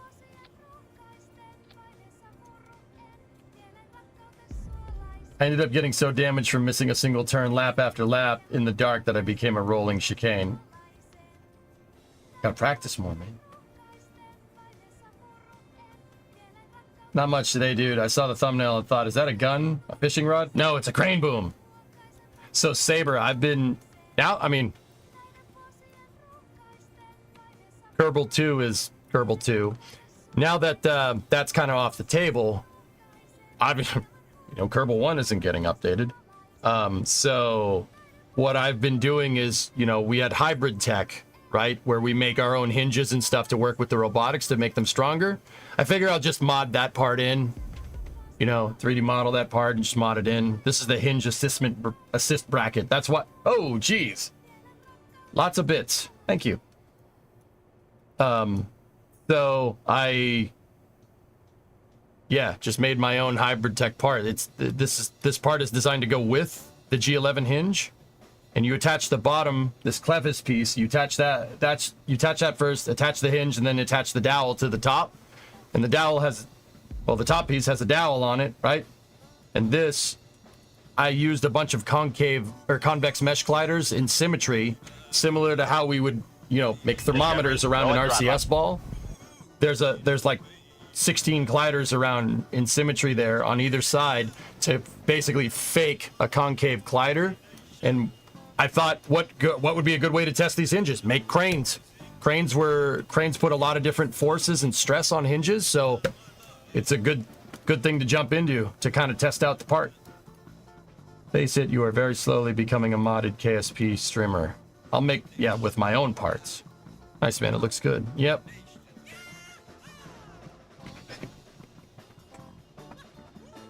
I remember seeing people hit 75 months, and now I'm there. Excited for the new Kerbal direction here. Thanks, Denny. Yeah, so Saber, what I'm thinking is, you know, make a parts pack of pieces, right? And use them as like hydraulic reinforcement, or all the robotic reinforcement parts. So you can make the hinges way stronger. And I tried to figure it like into gameplay too. Like these parts are super useful, but they're also super heavy.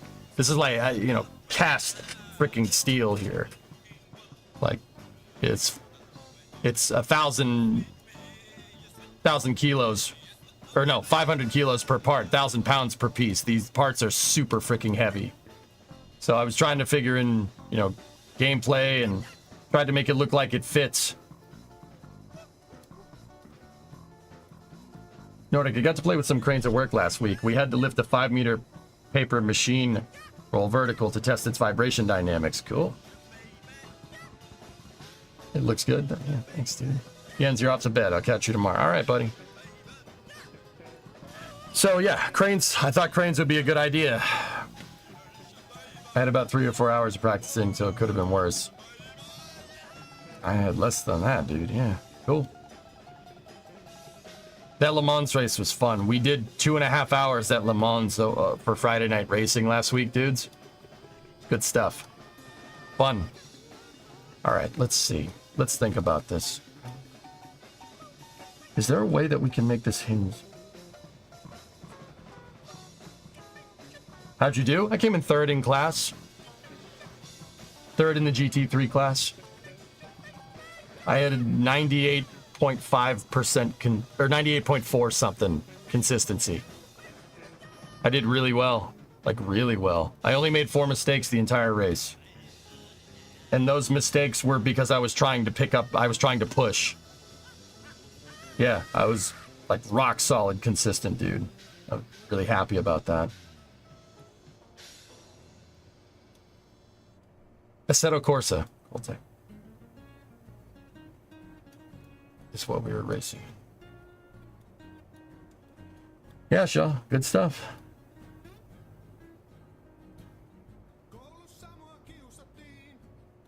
Yeah, Ink. Yeah. Gotta have a more comfortable setup. The real penalty thing seems like it was too sensitive.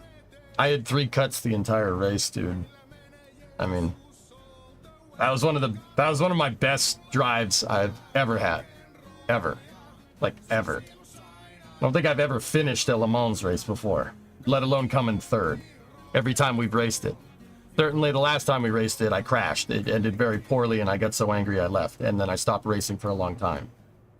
So, yeah, I'll take that W. I don't care if it's the bronze medal. Whatever.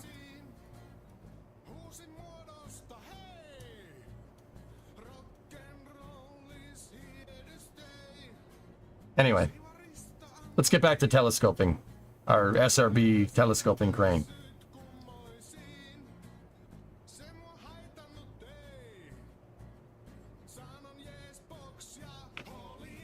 Now, if we take the boom length and we move it back like this, I need to see something. Let me just set up we're using a couple of sets of these 3P6 hydraulics, right? With the first one being basically right there. The second one being right after it, like that. Third one being like that. Fourth one being like that.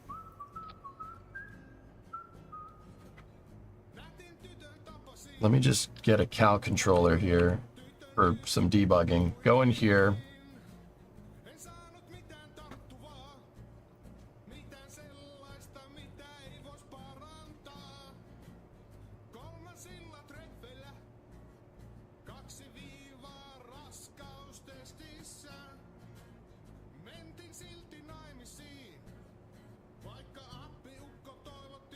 And then, see, that's what it does right there.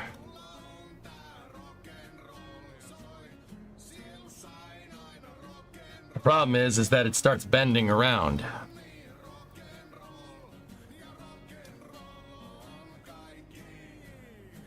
It would make a long tube with SVI as the bottom. Yeah, make a housing, Oridon, yeah. I mean, making the telescoping housing in Maya would be very useful here, yeah, sure. What I'm thinking, what I'm really trying to think is, you know, I haven't finished this part yet. We haven't finished texturing the hinges. I would like to finish that before we start another piece. So right now, for our hinge testing, I think a better way to do this would be to...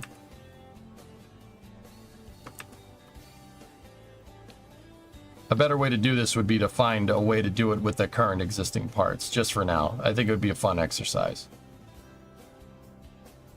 Discovery, go at throttle up.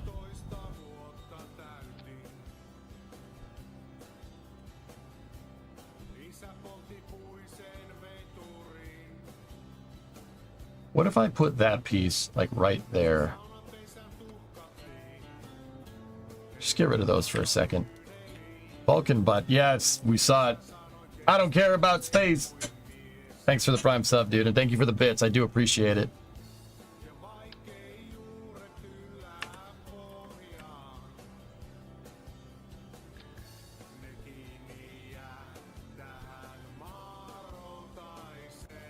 Now, let's take our cal controller and...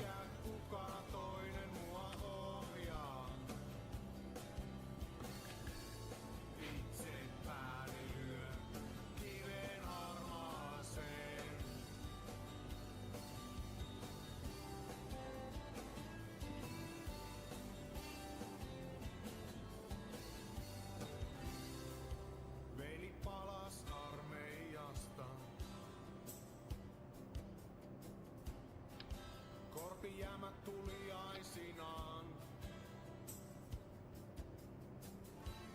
Aika liian matala, ei tullut risti aukistaa. No. Näytti omansa. All right, here's my other idea. Let's go here. Äiti ei aina jaksa. Joskus on You're here for the Ruds. It's Kerbal, so yeah, you're gonna get him. You're gonna get him, dude. se tekee sitä tahallaan. Täti saattoi sen sairaalaan. Ja vaikea Let's try those rabbit ear thingamajiggers.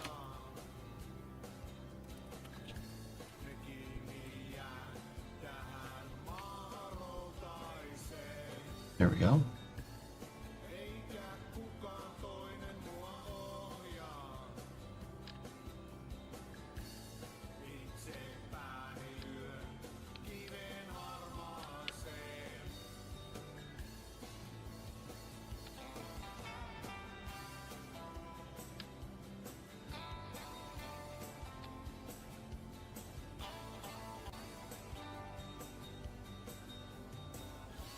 ja vaikkei juuret yllää pohjaan.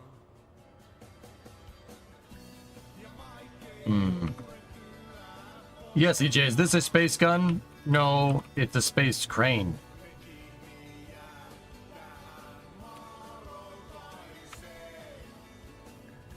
That's an issue.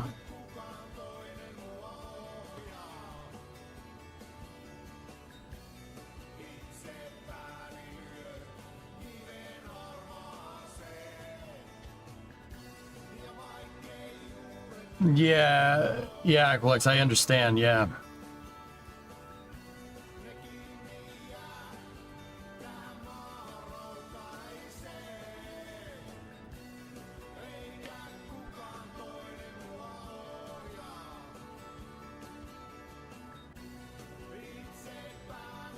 Because those pieces are going to be same vessel. They need to be to get the hinges to work.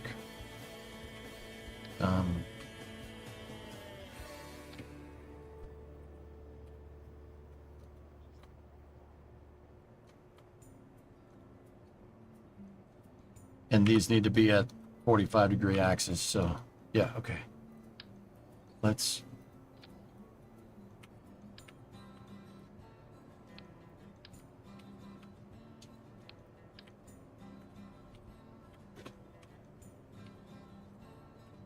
kesä oli kuin kuuma lehmän henkäys. Sitä pois pesemään pyörillä poljettiin. Rata liian pieni ja siinäkin mutta pohja. Vain tehtaan hajua me yhdessä Bunny ears! kotiin. Ja Nuokkarimäessä oli häviäjä viimeinen yli. Do they absolutely need to be side by side? I think so. I just moved them a little ways out. Ja noista päivistä ei oo kuin rippeet jäljellä, mutta aikuisuuteen jotain parempaa. Niistä ammentaa. All right, so now we make a panel on the end of this, right? Oli laudassa Where these things will attach. Actually, you know what? I want a girder segment. Girder segments are stronger. ikasta asti taaloilla tilattu. Tenniskentällä kevään ensimmäinen paljas kohta. And then we can use Kesä pilattu. that, like that, Radan varren metsään kaljat right? piilotettiin. Ja Cool. takamuksi All right, so now we need to make pendants. I've made pendants in the past. ja mallu aski. Pendants are basically metal straps that hold the cranes together. They're not rope; they're steel rods that have a pivot point. You can see there's two pendants right there, 2 rows of them. The pendants are basically any part of the crane that needs to stay rigid, right? But it's not like cabled, right? Because you don't want a cable moving, you don't want it deflecting. The pendants will stay nice and straight, and they'll only bend in one direction. pendants are vital to making the crane work. Period. Like, period. Now I'm wondering if these things right here have, yeah, see, there's some pendants right there. See them? We can make that in KSP. That's not a problem. I've made them before.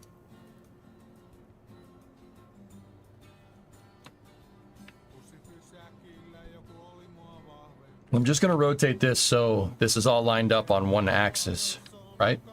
And I'm wondering, we might be able to make the pendants in such a way where the two spurring bearings are in a direct line with the panometric fan.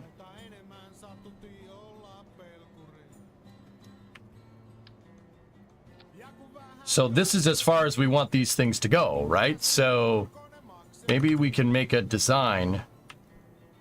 Here, let me get a strut. And we'll use a strut ruler.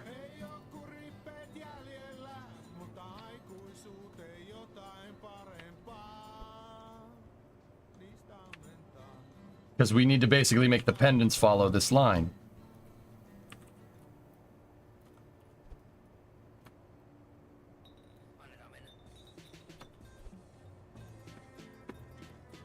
That song is weird.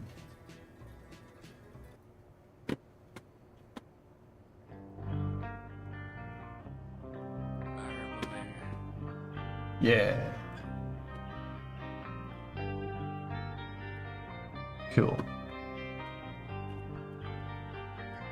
Hey, Jay, I keep getting spammed with ads for Edison Motors. I blame you for my search history. Yeah, that's my bad. Actually, we want to get a strut ruler and Discovery, go at throttle up.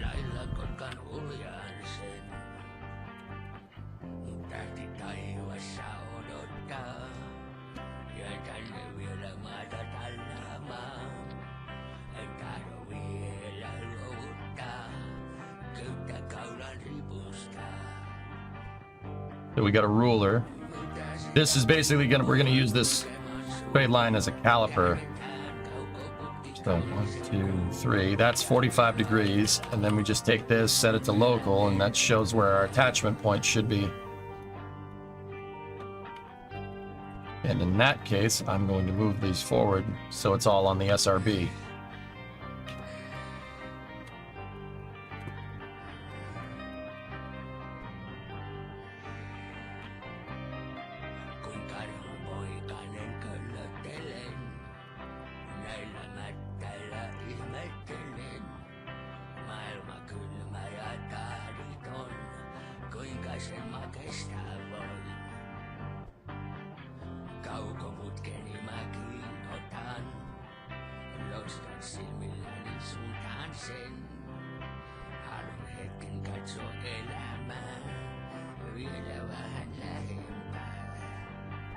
All right, cool.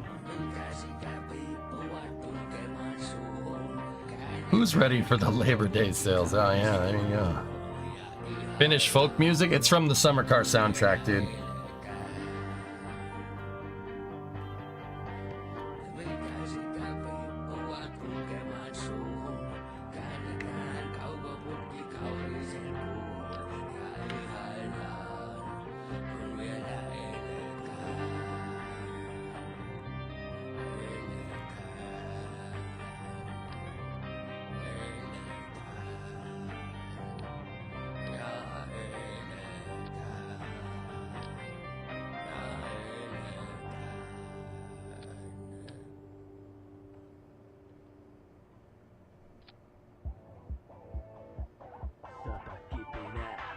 Yeah, baby.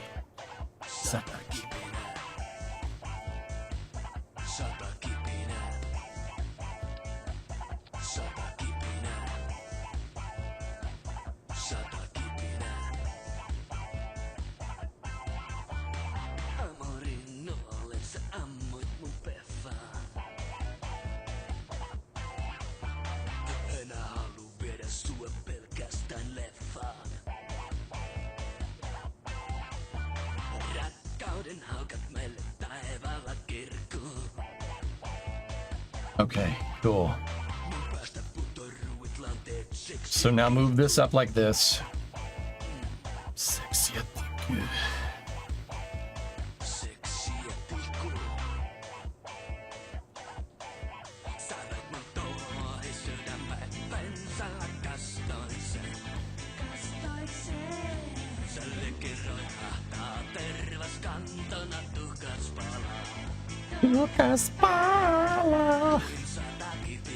Alright, so I'm not going to make the pendants out of I-beams. I just need to use this to measure some length here.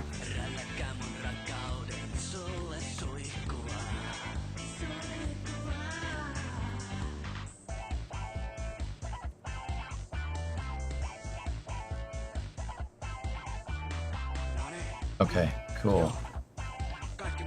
We know that the I-beams are 3.6 meters long, so that's 7.2 meters.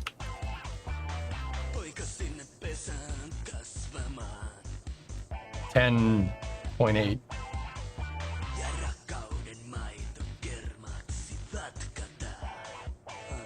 Okay, so now what we're gonna do is see if we can get this thing down here, like move this down into position.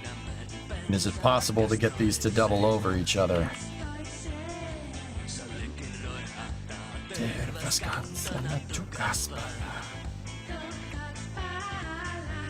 No.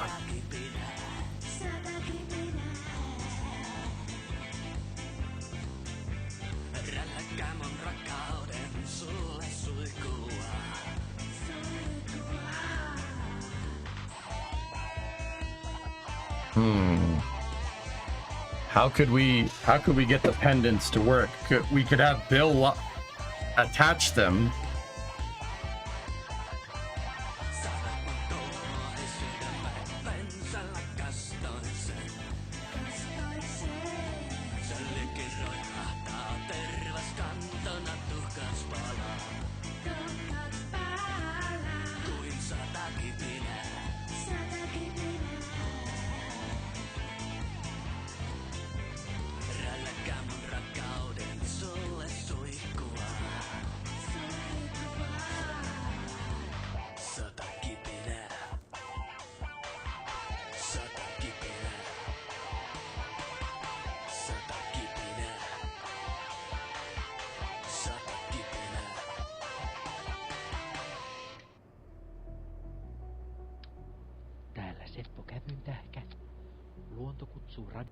Don't need the poetry today.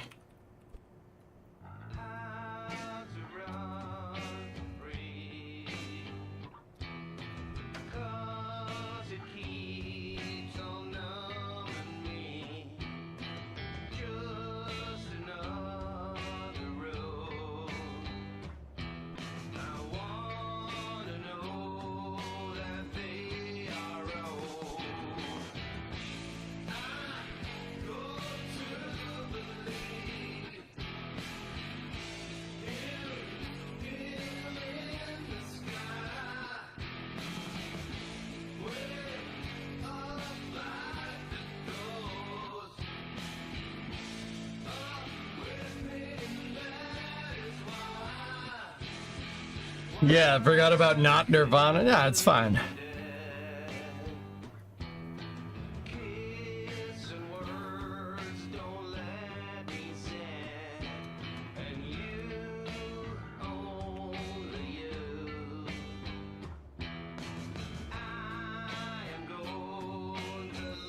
We could basically have the pendants already in position like that, right? You could use this, yeah, we could just make struts and hinges together, right? Because these aren't going to necessarily carry a lot of load. It's just basically for deflection on the boom. Oh, well, actually, yes, they will.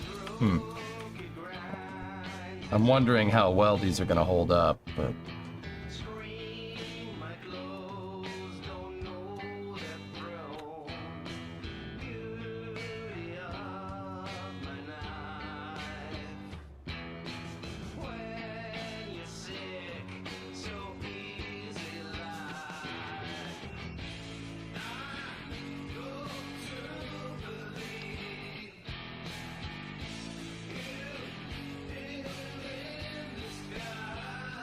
So right now, the problem that I'm trying to figure out is beam deflection.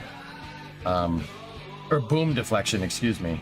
You're gonna get a boom, but it's just a little bit of different boom than y'all are used to for Kerbal. And yeah, Bill could run that last strut.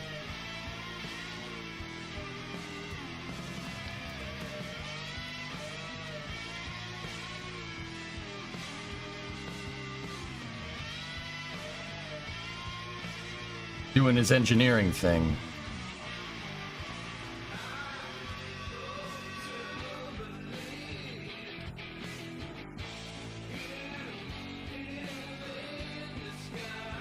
Hey, Gold Fever, what's up?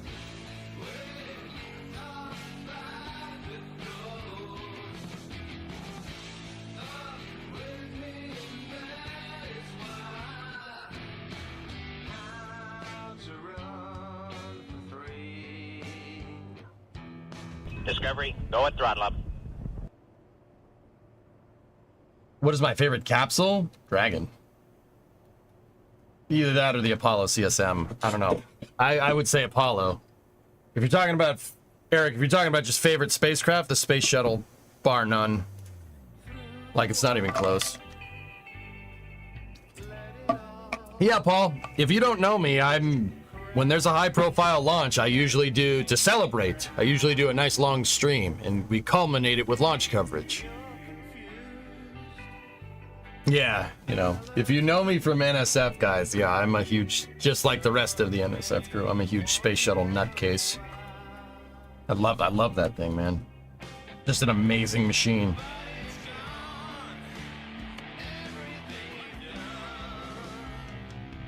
I firmly believe if we made another one today with like all the modern enhancements, like tough rock tiles, you know, the benefit of like CFD and modern manufacturing being probably the biggest one, dude, the shuttle could fly no problem. It'd be great, actually. It'd be an amazing launch vehicle. Liquid rocket boosters. Yeah, LRBs might be a little bit difficult.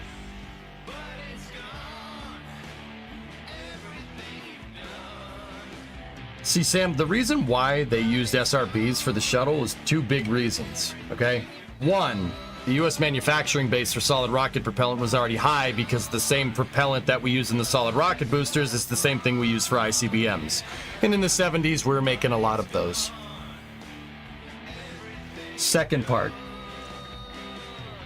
Is it cost effective to reuse an SRB? No.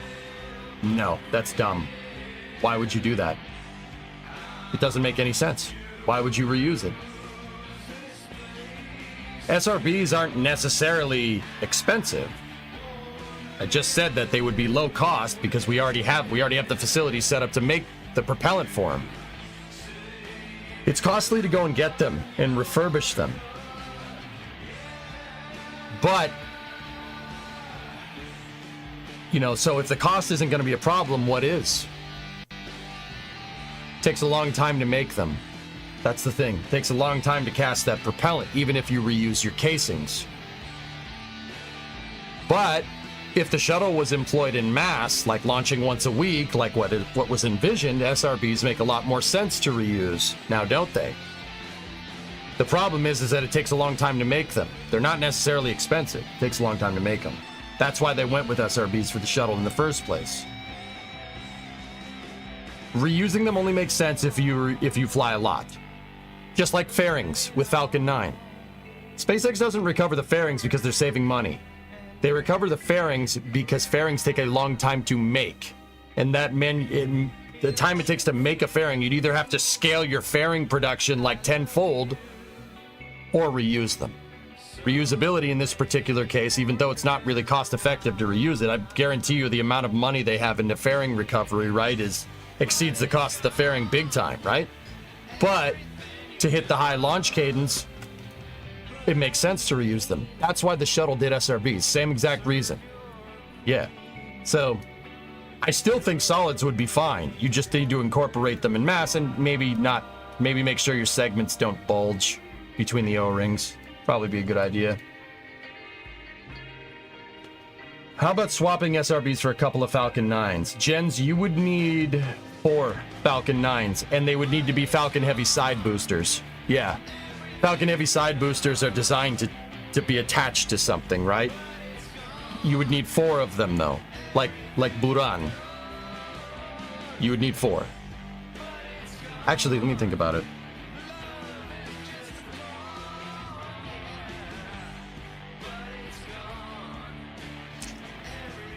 I'm not sure you could do it with 2. I really don't. The SRBs, guys, the shuttle SRBs, the 4-segment ones, produce 12,000 kilonewtons of thrust. Falcon 9, I don't think can hit 10. I'm pretty sure it's 9 meganewtons. So, technically, you'd need 3 Falcon 9s.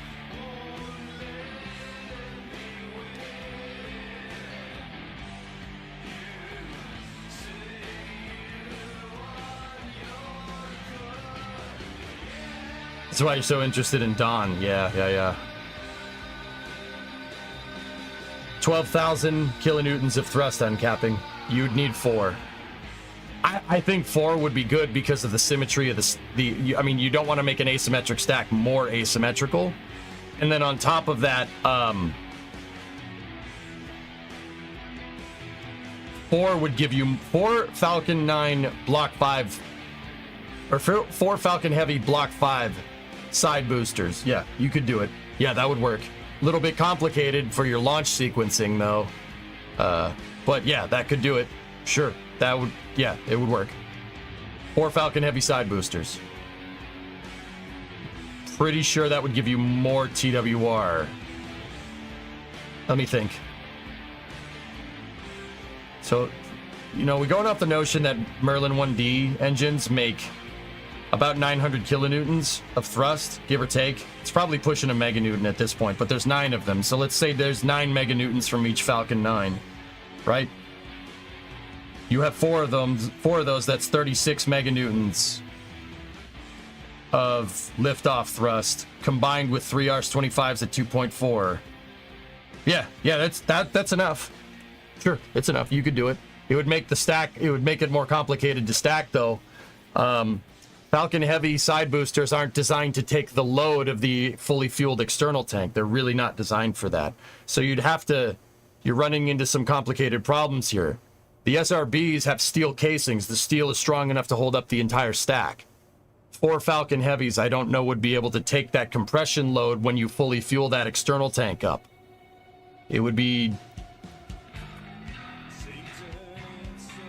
a little bit difficult.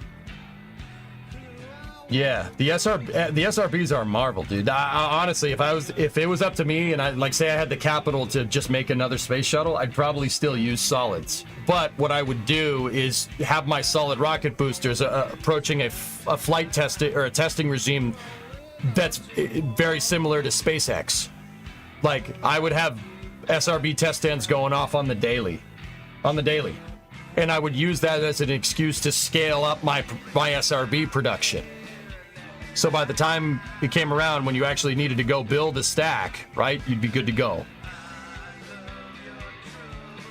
That's why you're so interested in Dawn. Yeah, I saw it. I saw what you said. Yeah, you would need 4 Falcon Heavy side boosters, and I'm not even sure they'd be able to hold up the shuttle in the stack, guys. How compromised was the shuttle program by budget cuts and changing priorities? Yes.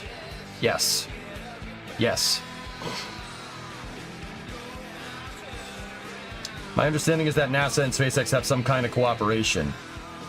NASA says, I want to move my astronauts here, and SpaceX says, okay, and then they go and do it. Gold Fever. That's it. SpaceX is a contractual...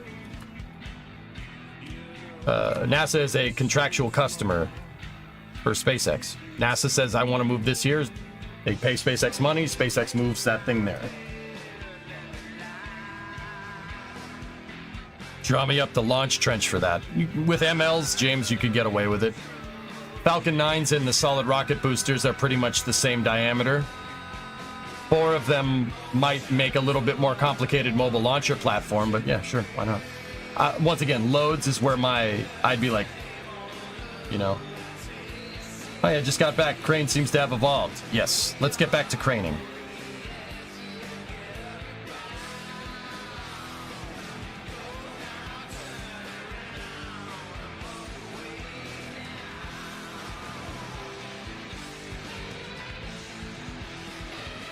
All right, let's take the boom.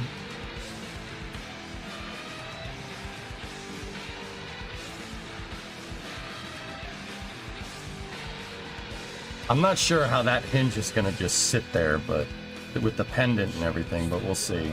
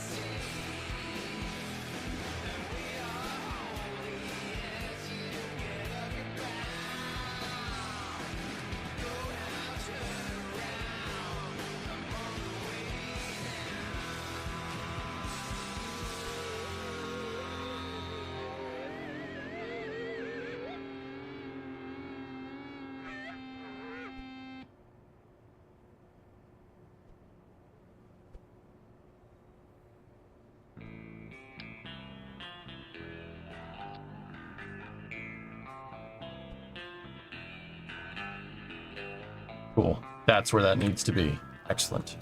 I found its home.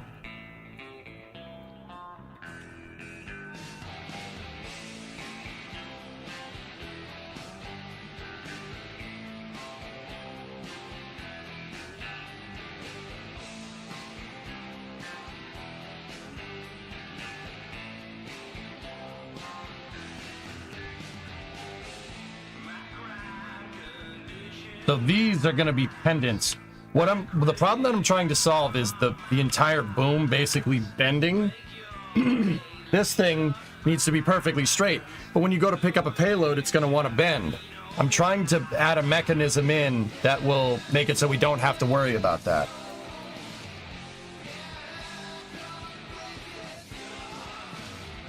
So the first thing we're doing is designing the back so we can anchor it into the back of this thing.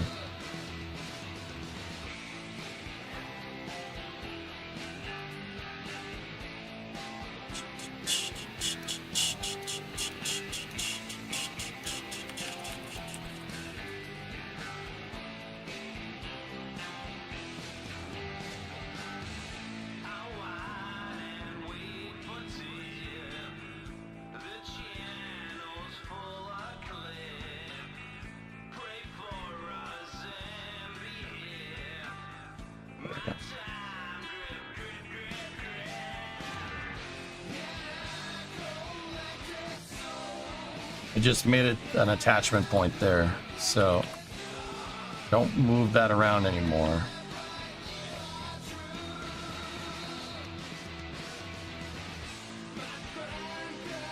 So this piece can be like that. Discovery, go and throttle up. Hey Natch, sup fellas? 33 months, thank you.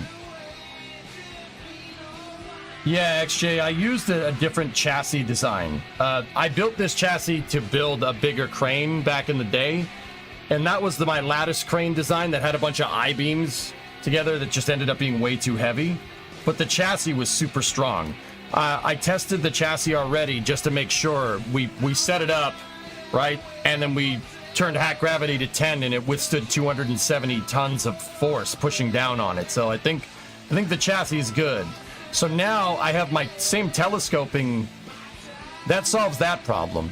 Now I have my same telescoping boom right here. I'm just adding some components to it to make sure that it doesn't deflect. I don't want the boom to bend when we go to lift something up. That was the other problem we were having. And then once we do that, the next problem to solve after that is getting the pin to not deflect either. We might have to use some hybrid tech to do it. Because my solution before was to just use the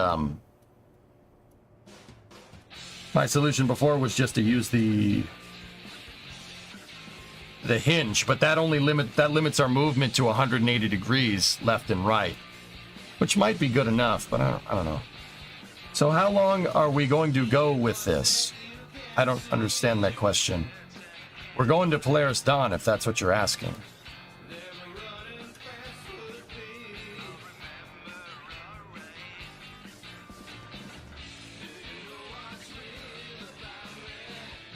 When do you think IFT5 is going to launch? Yeah, bro, September. Probably second or third week of September at this point. It really depends. Like, it's just a guess. I don't know for sure.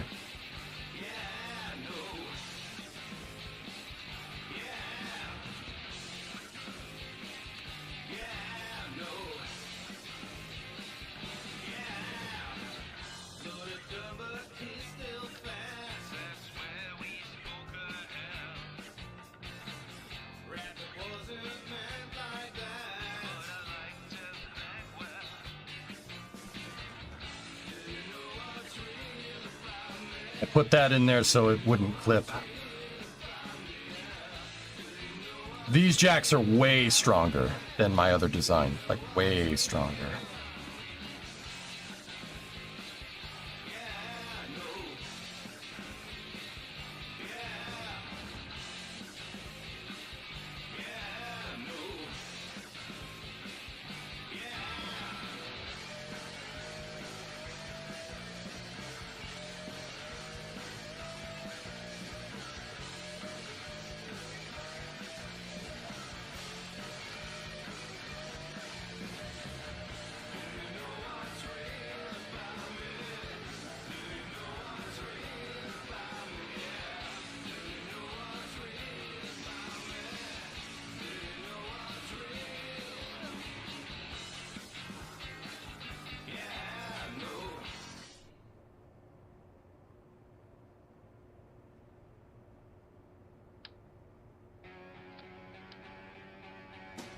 How much do the I-beams weigh? 375 kilos. Oh, it's the same. Huh. Oh, okay. You know what? For a little bit of a lower profile, I think I want to use the beams instead.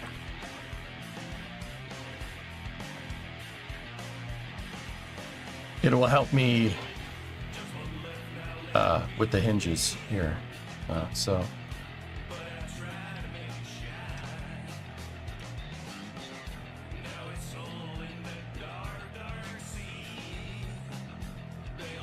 Get rid of that.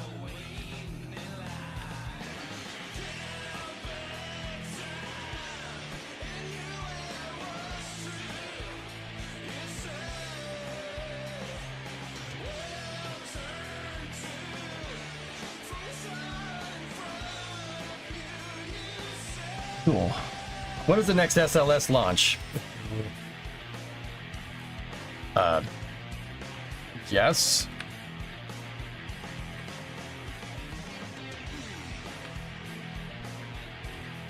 They delayed it to late 2025 on January 1st of this year. Phoenix, the reason why is because Orion's life support systems didn't pass acceptance testing for Artemis 3.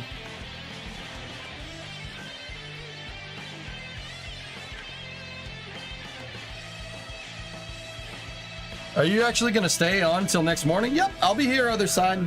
Guys, if you don't know me, like if you know me from NSF, right, and you're not familiar with how I stream, whenever a big launch happens, I usually do a long stream up until the launch, because it's fun, dude. It's a cool thing to do. Yep, I usually do a nice marathon stream. We used to do it for every Falcon 9 launch, and then it's really hard to stream 18 hours straight, or like 13 or 14 hours straight, like every 2 days. Yeah, nope, stop doing that. That got a little bit difficult. You know, got a little tough.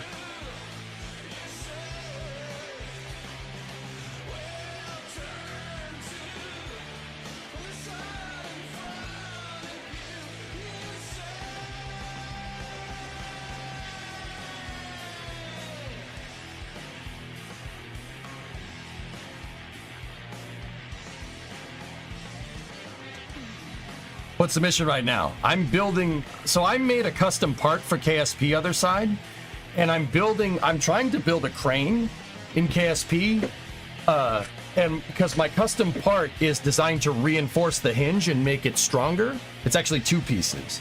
Two pieces you attach to the top and bottom of the robotic parts from the KSP Breaking Ground DLC. So a good way to test, you know, my hinge reinforcement part is to build a crane. Cranes have a lot of hinges. Yeah, a lot of them. And yeah, be a good way to test it. So that's what I'm doing. I'm also kind of using this to kind of get back into the swing of things with KSP. That hinge is attached backwards. So is that one.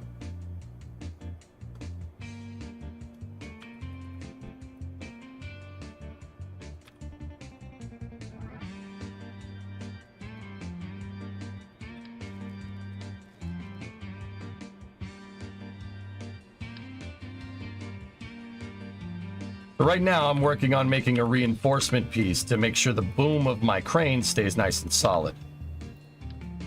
These, on a regular crane, these are called, the piece that I'm working on specifically right now is called a pendant. And the pendant is basically a steel rod with that's hinged on either end that holds, that basically, you know, it'll kind of structurally hold the crane together where you wouldn't want like a wire, a steel cable to be. The reason why is steel cables can just go around in any direction. Pendants are metal rods with hinges at the end, so they can really only move in one direction. So when you're using them for tension, you don't need to worry about them deflecting in different directions.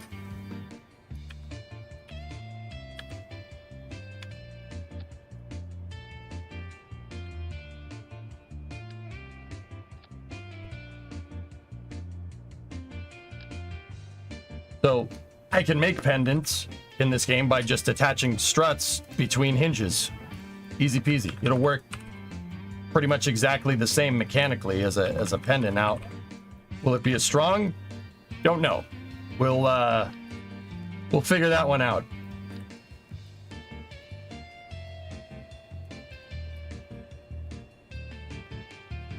FAA update on IFT5. Saw it? Yep. Discovery, go at throttle up. Hey, Cuddles, 5-month resub. Thanks, man.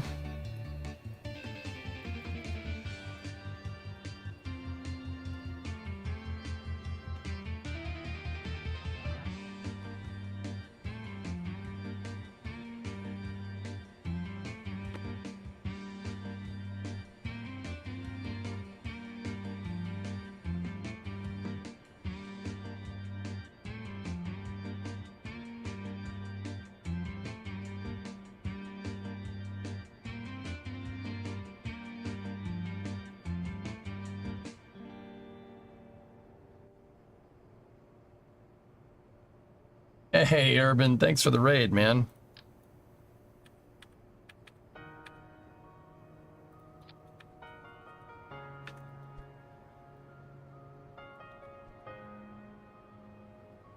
You guys know my buddy Urban Venture. If you don't, he's a good dude. Fellow nerd. A Twitch streamer. Overall good guy. Hey, buddy. How's the new parts working? I'm building a much bigger crane to test this theory. Test how good they're working.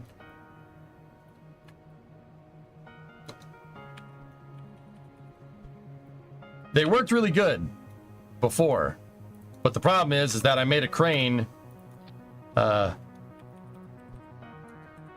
We made a crane that basically was where the hinges were really good, but the rest of the crane wasn't. So I'm just making some modifications to my crane design to really put the hinges through their paces.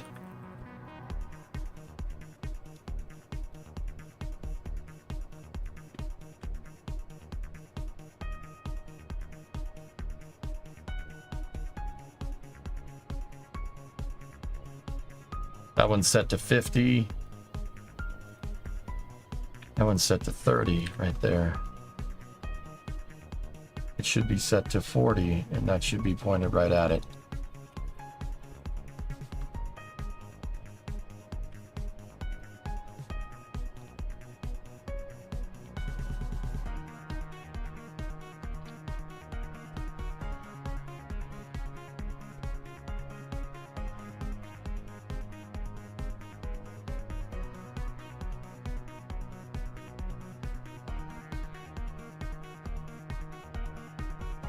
And I'll have Bill attach that strut together.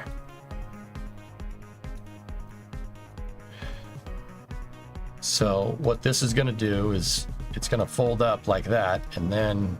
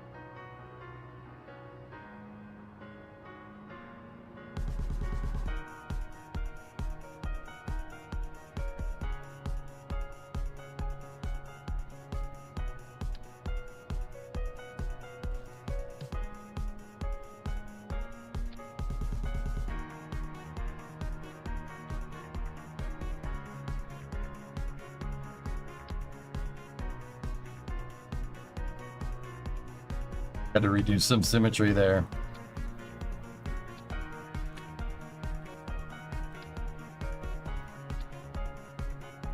Wabbit season. Wabbit ears. Wabbit season. Duck season. Fire! I say it's duck season, and I say fire. Hey, Mike, what's going on, man? And then you can unlock this. These will move into position. Actually, even as these things move backwards, we can come up with a Cal deployment sequence that will, or we could just move them slowly and then just, yeah.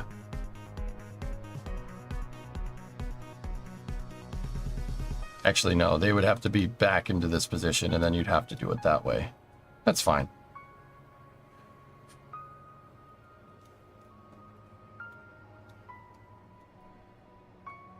Anything good happening? Like a guy, I'm just working on trying to prevent boom deflection on my telescoping crane design here. I'm trying to put the hinges through more stress here to see if we can really break these things.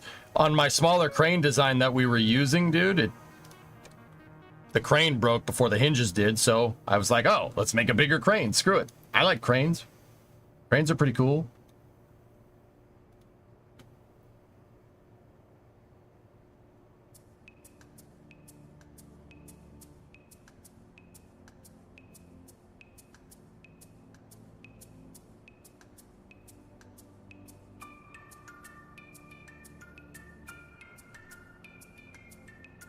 I was banned in the NSF live chat for saying I'm here for the RUD.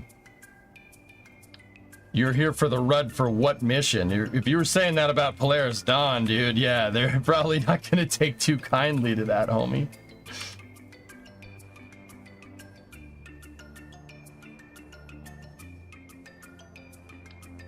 Yeah, I'm pretty sure I should return soon. Okay, other side, I'll be here.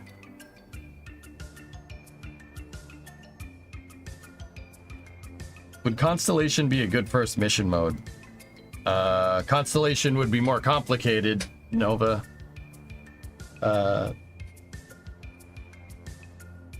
Using Earth Orbit Rendezvous for lunar exploration is more complicated. The Apollo engineers, Joseph Shea is the guy that came up with those two concepts, and they ruled that launching the whole kit and caboodle in one shot would be better. But yeah, you could. Speaking of MSC, you thinking of booting a new save Wednesday? That's the plan.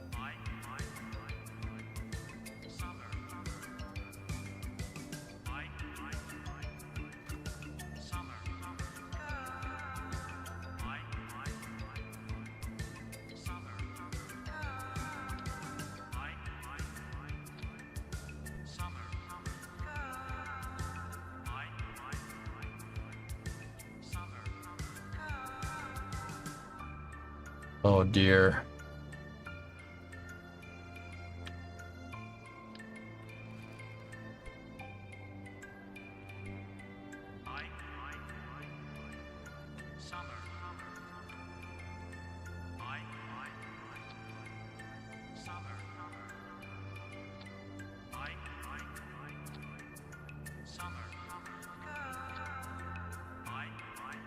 Now we gotta have our pendant design go that way too. This might get a little complicated. I'm pretty sure the best way to do this would be to have double pendants like that.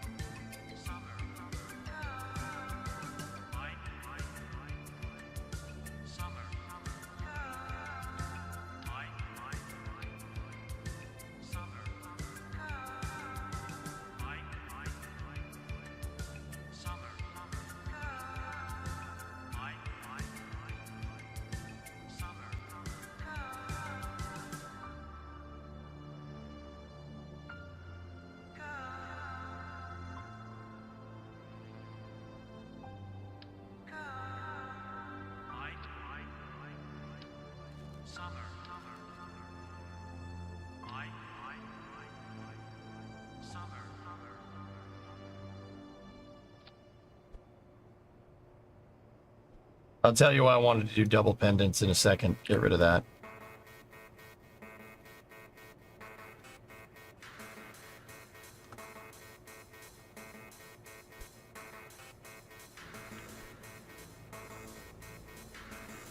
I died in MSC. Yeah.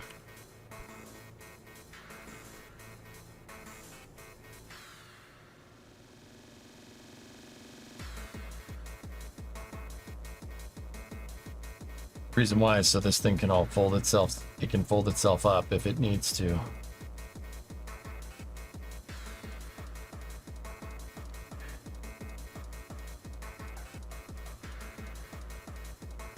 All right, so how would this thing fold?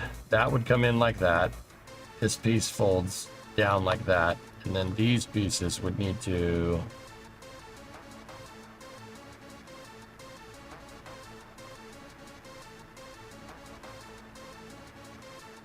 Yeah, we don't need that in piece.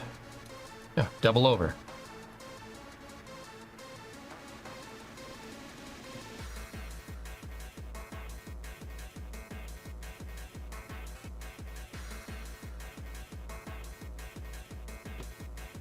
Yeah. I think that'll work.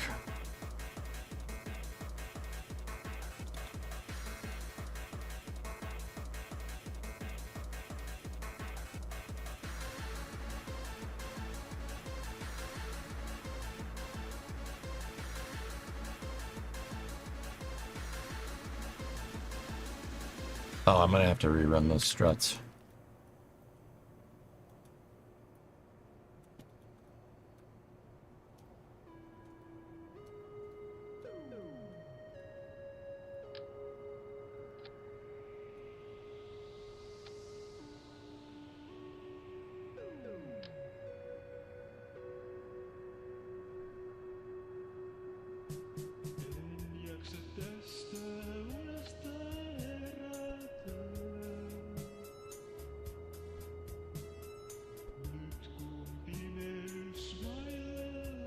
What's the mission?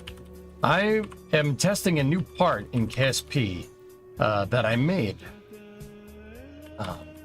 It's a hinge reinforcement bracket. So what I'm doing is I'm doing something a little bit far-fetched for KSP. Because my hinges are designed. See, it's a housing for the G11 hinge right there. Booyahs, and what I'm trying to do is I'm trying to test it to see how strong it is. So I can't think of a better way to test that than to make a freaking crane. Just make a crane. See if we can make a crane in KSP. In this case, the type of crane that I'm trying to make is a roller telescoping crane, which is this. Or no, not that one. Hang on. That thing. I designed the part in Maya, yeah, and I brought it into KSP and textured some of it. But I'm trying to make this. Mine's not going to be assembled like that, but this is the idea. And I want to make that. See the rabbit ear piece up there, and look at all the pendants holding that thing together. This thing, see this thing the thing that says Ideen right there? I'm making those things right now, or at least I'm trying to in Kerbal. I don't know if it's going to work. We'll find out.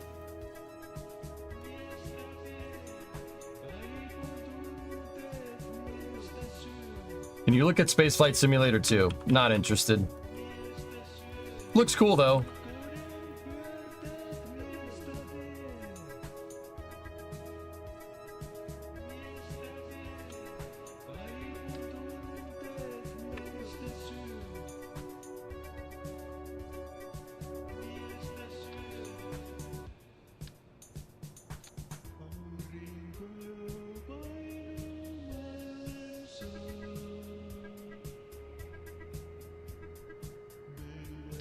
Take that off for a second.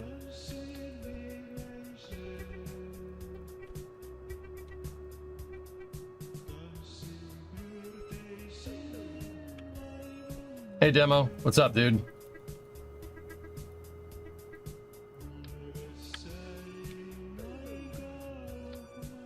There we go. Cool. You gonna lift something? Well, I'm gonna build the crane first, and then we'll see what the lift capacity is. This thing should be able to lift. Well, I made a smaller version of this crane with the hinges, and everything else on the crane broke before the hinges, so I figure we'll make a bigger crane. These parts are left over from the old crane. We're reinforcing it and we're making it bigger. The other crane basically tapped out at about 9 tons. The payload pulled the entire crane over off of its outriggers. Yeah. It was funny. Jeb was there. He thought it was funny too. I didn't think it was funny, but hey, it's Jeb, so it's fine.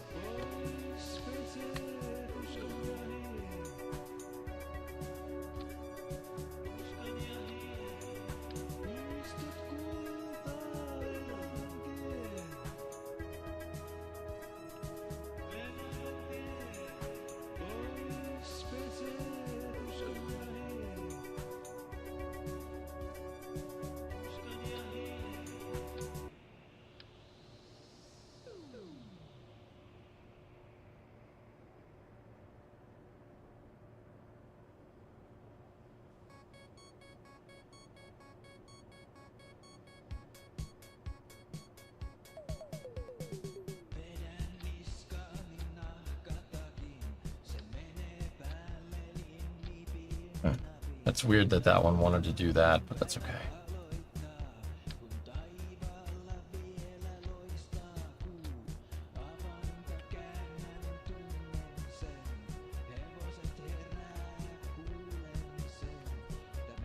When I build, guys, I like to make sure my strut work is pristine. It's a good way to make sure that those struts are a strut that you ran. Kerbal sometimes likes to just run struts wherever.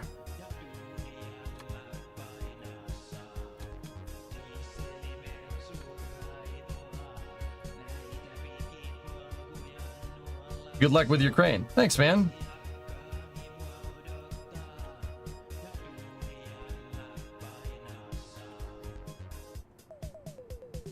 That one's already good to go.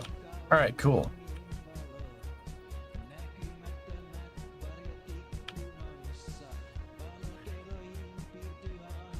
How's your hinge different from a stock hinge? Couldn't you have just overclocked it for maximum torque? No, not at all. No, it's a hybrid tech hinge.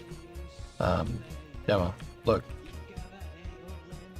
We have the base piece right here. I call it a clevis because that's what it is. Right?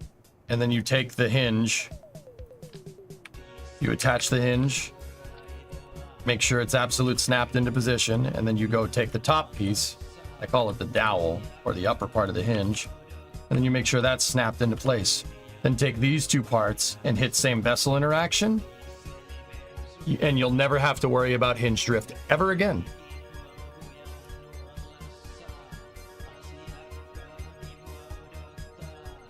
They get hazard pay, Charles, yes.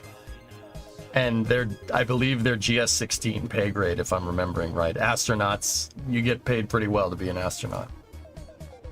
But it's a very demanding job. Case in point.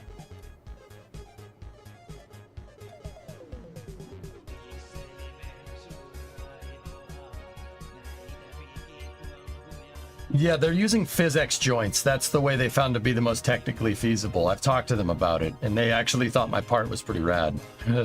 Or parts. There's two of them.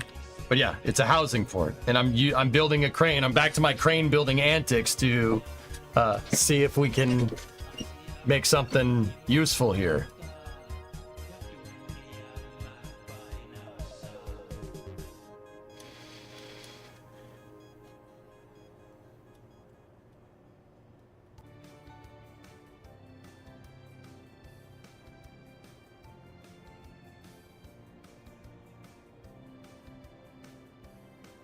Would you mind answering a question about Colombia? Go ahead. What's on your mind?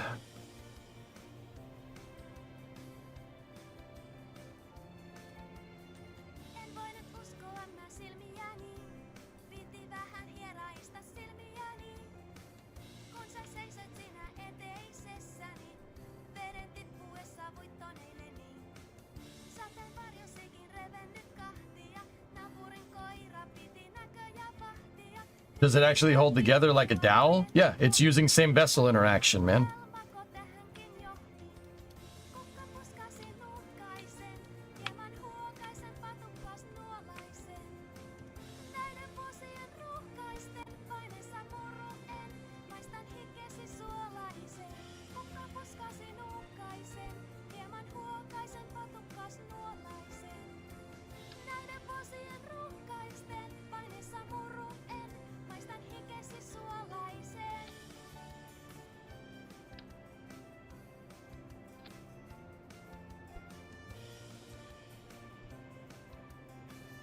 What is she saying? I don't know. I don't know the words to this song. I'm afraid the Navy has done it again. If the mission control had told the crew about the damaged wig, was there anything the crew could have done to repair it? Nope.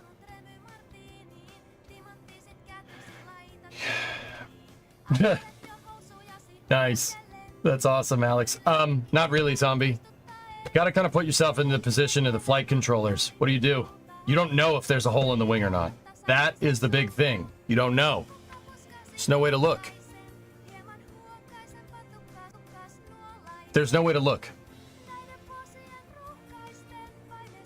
Now, with the shuttle's original design, right?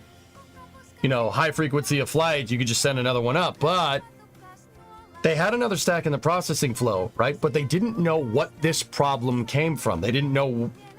They saw the debris strike. They've had debris strikes in the past, right? And nothing happened. The NASA engineers thought, operative word, that foam wouldn't have enough kinetic energy to punch through the thermal protection system, and at most it probably just bounced off. False. It punched a hole directly into a critical thermal protection system, the wing leading edge, right? But they didn't know. They didn't know that for sure. They figured that out later. So you have about a 2-week window here before the shuttle has to come down. Anyway, you don't know if there's a hole in the thermal protection system or not. You have no idea. There's no way to look. That would be like trying to see the underside of your car to see if there's a problem while your car's going 80 miles an hour down the highway. What are you going to do? Stick your head out underneath the car while it's going down the road? What if you hit a bump? You're dead. Dead. Right? Same idea here. Trying to do an EVA, not that they even had EVA suits. Columbia was only up there to do a scientific mission. No EVAs were planned, so they had no EVA suits and no airlock either. Right? So now what do you do? Now what do you do? Now what do you do?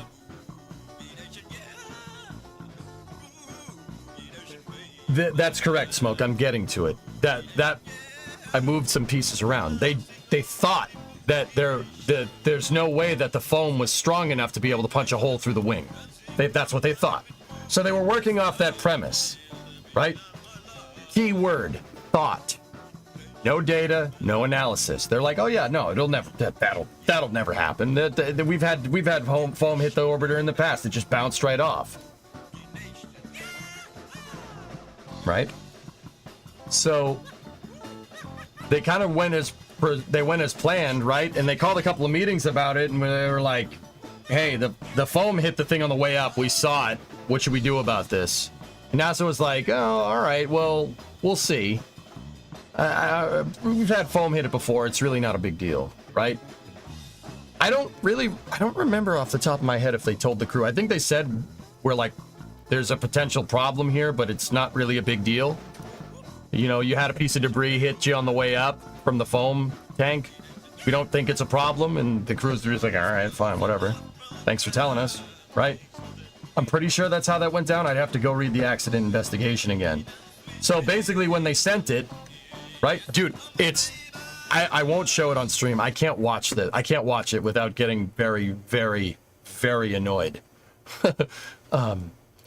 There's that famous footage of the flight controllers, right? You know, the guy that was in charge, I forget the dude's name. There's a famous picture of him. He's sitting there and he's going like this. Hands on face. Bad. You can tell exactly the point when that guy knows exactly what the hell happened. They started to get high temperature readings inside of the landing gear bay.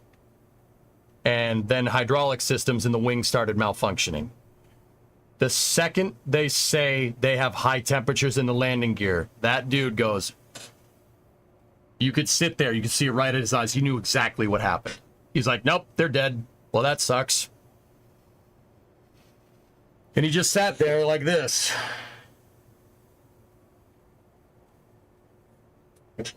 So, no, they didn't really they told the crew, but they said they kind of downplayed the problem because they thought that that couldn't happen. The reality of the situation is that you never tested for it. Why would you never test for it? Well, you're not really intending for the external tank to come off during ascent. You don't want that to happen, right? You're not intending for that to happen. So they basically, actually, they said, well, the foam could come off, but whatever, right?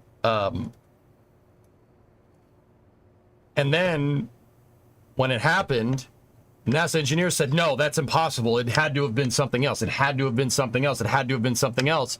And during the Columbia Accident Investigation Board, they basically took a spud gun and shot foam inside of a gigantic potato gun at Enterprise. They put real thermal protection system on the portion of the wing where they thought Columbia got hit, and they shot the foam at it with a spud gun, and it went right through it.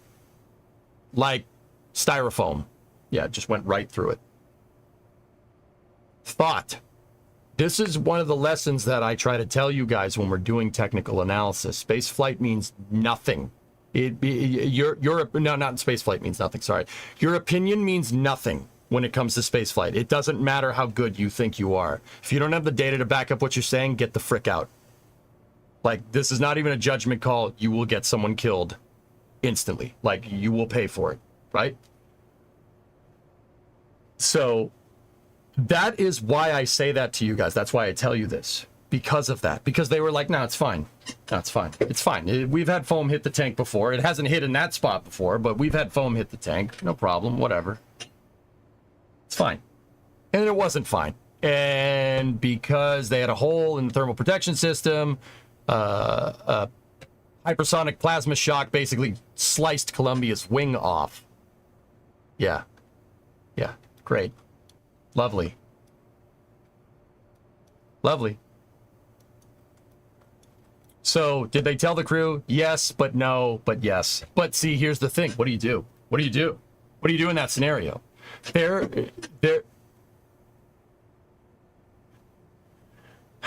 Every failure in spaceflight is because of cascading problems, okay? There's never one simple thing. It's, somebody, is walking around at the top of a snowy mountain, and they turn and they kick a snowball down the hill, right, by accident, right? Maybe you turn and you step somewhere and snow starts rolling down the hill and that turns into an avalanche. It's always a cascading failure. There's not necessarily one thing that you can point to. Now, in this particular case, the one thing that you can point to in Columbia is that not one particular person, but a programmatic failure to understand the vehicle that you're using, basically from the ground up. The reason why the foam came off the bipod strut on Columbia is because the external tank, which was designed to be used once, was reused 4 or 5 times. I think it was like 6, actually. How was the external tank reused? Launch scrubs. Launch scrubs. Yep. Do you want to know that or not as a crew member?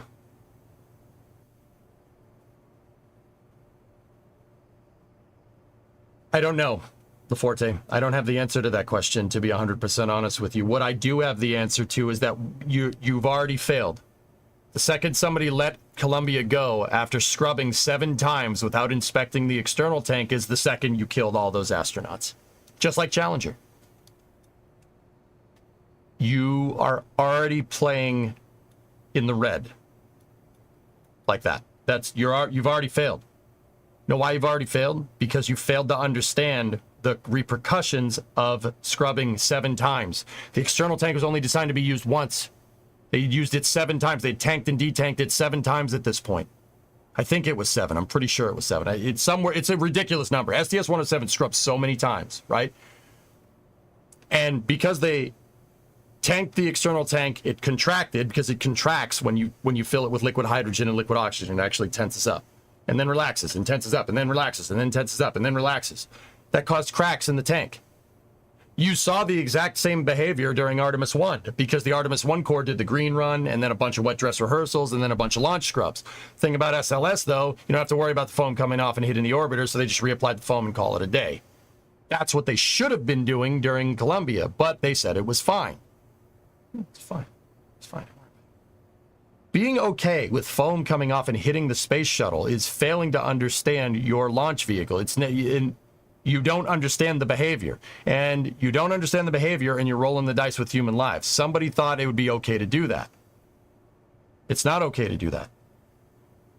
This behavior should be well understood. You've never had a shuttle scrubbed this many times. Why would it be okay? The external tank's designed to use once. Nobody put 2 and 2 together because, oh yeah, we've scrubbed shuttle launches in the past. It's fine.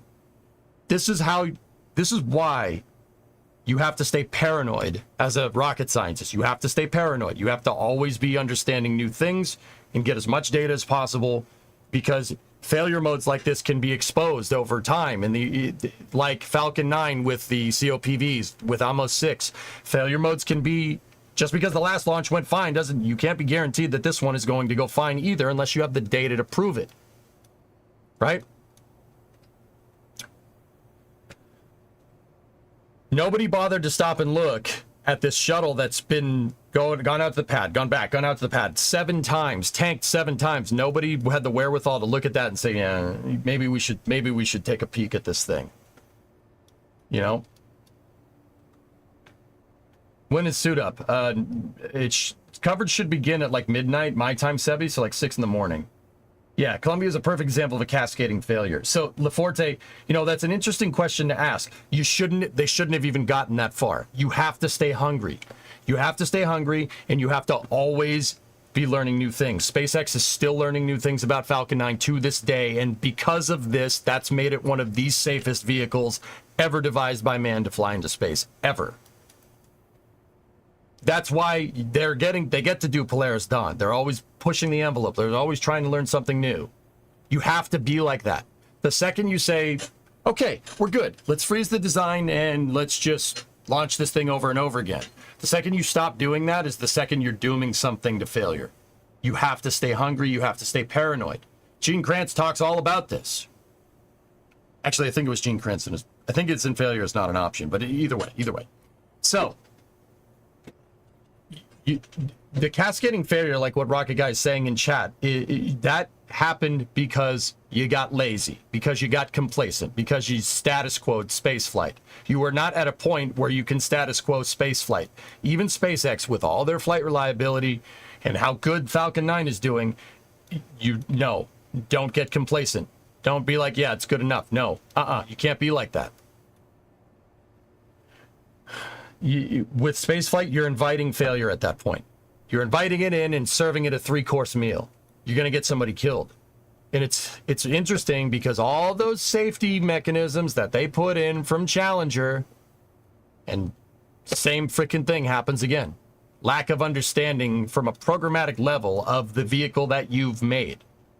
The short answer to this is that the shuttle wasn't tested enough. It was not tested enough to be human rated, and NASA had to be out of their freaking mind to rate this vehicle, to be okay with flying people on this vehicle that was empirically less safe than an airliner. The shuttle's supposed to work like an airliner that flies into space. Don't you think it would probably be a good idea to rate it to the same safety factor? They did not do that. They did the opposite of that. That's shooting from the hip. That's not how you space flight. That's completely incorrect.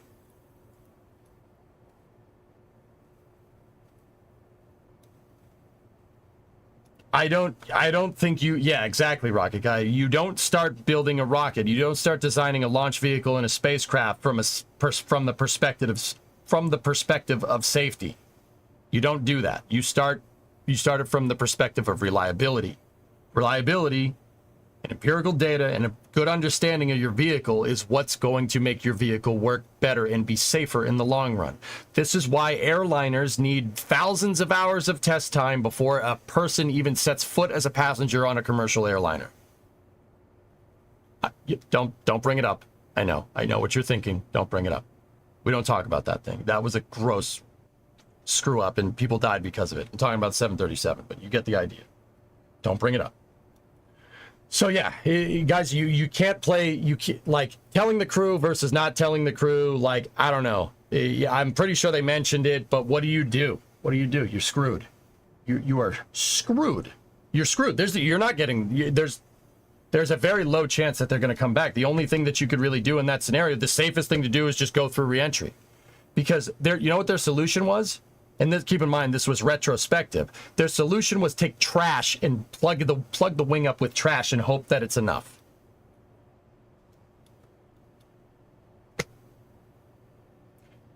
The fact that you have to even consider doing something like that just to get your vehicle home is a programmatic failure of the entire program. That is a huge, like, you're thinking defensively. You can't approach spaceflight with a defensive mentality like that. You have to stay hungry. You have to always learn new things. You have to keep flying the vehicle. You have to keep doing testing. Always have to. The more and more I think about it, the more and more I think that's the only way to do it. You look at what happens with look at what happened with Starliner, which is funny because it has the same thrusters as the shuttle. You'd think those thrusters, with 30 years of flight experience, they wouldn't have these problems, but they have these problems. Interesting, right?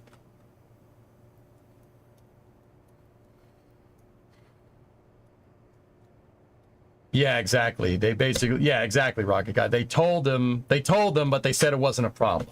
You know, being proactive rather than reactive. That's why SpaceX is so damn successful, Willie, because they're paranoid. They're paranoid about this.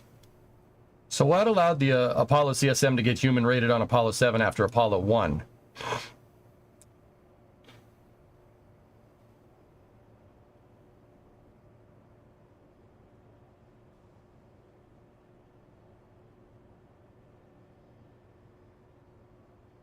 Timeline.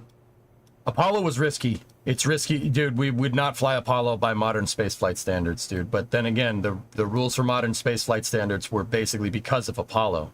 They human rated it on Apollo 7 after Apollo 1 because you have to get to the moon by 1970. Figure it out, get it done right. It's almost like deadlines make things more safe too when it comes to the public sector space flight. Interesting, right? I'm back. You upgrading the crane? That's what I'm doing, Ollie. Yep. It's like, Willie, how goes it? It goes good, man. Yeah, it goes great.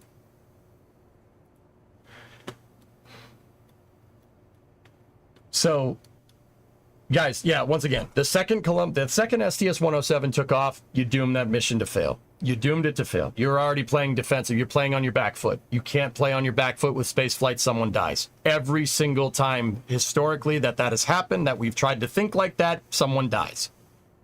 And that's why NASA is incessant on redundant dissimilar architecture. Yeah, Starliner, they screwed up. They screwed up their thermal model. I still contend to say that it's from inexperience, because anybody that did know anything about thermal conditions and thermal deviance on those thrusters was fired from the shuttle program and probably ended up working at SpaceX or something, or in the defense industry, right? So, you know, once again, you can't trade. That's the other thing. You can't trade on past knowledge. You have to stay hungry. Can't trade on past knowledge. Just because we knew how to go to the moon 50 years ago doesn't mean that we know how to now. I don't give a snot what anybody says. Every time a legacy aerospace contractor has been given a long leash, stuff like this happens. Starliner, Orion, same thing. SLS, same deal. Even though SLS did work good, they really fixed a lot of things. I'm really happy with SLS. It needs a better upper stage though, but whatever. The redundant dissimilar architecture is key, because NASA, if something does go wrong, NASA doesn't have to play off their back foot. You would be looking at another nightmare scenario if Starliner was the only capsule that we had to get to the ISS. This would be a nightmare scenario, because we would have to, instead of Dragon, they would have to come back down on Soyuz.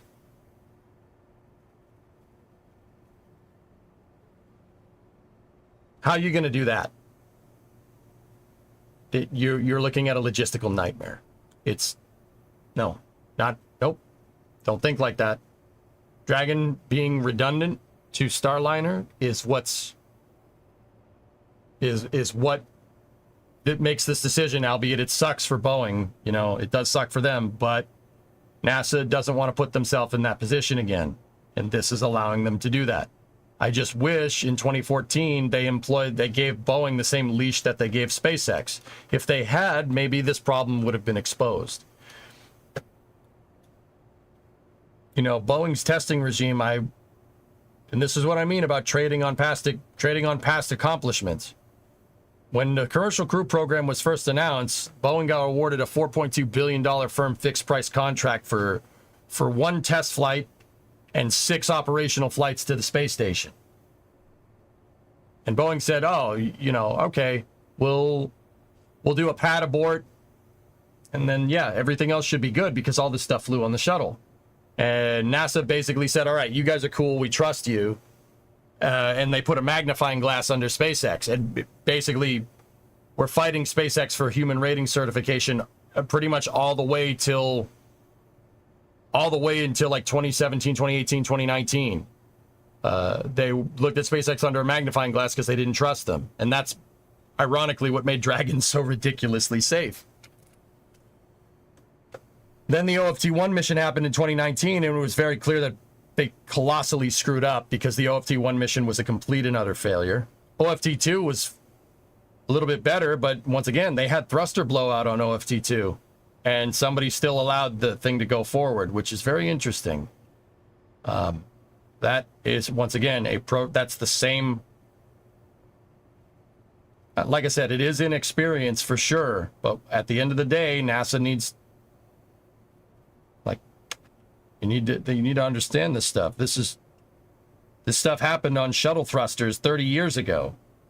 And Starliner uses the exact same frigging thrusters. How did you screw this? How did you screw up a thermal model? Once again, I'd say it's because of inexperience, because Boeing's never made a capsule before. They don't make spacecraft. They've never made spacecraft. They make stages, and they make they're pretty good at that. Right? Okay, that should be good the way it is. But yeah, it's, you know, Columbia's a big programmatic problem, a big programmatic failure, like just a failure on every level from the ground up. It's because NASA didn't stay hungry. Guys, I'm telling you, when I was in high school, it was not cool to do like NASA. It was not cool.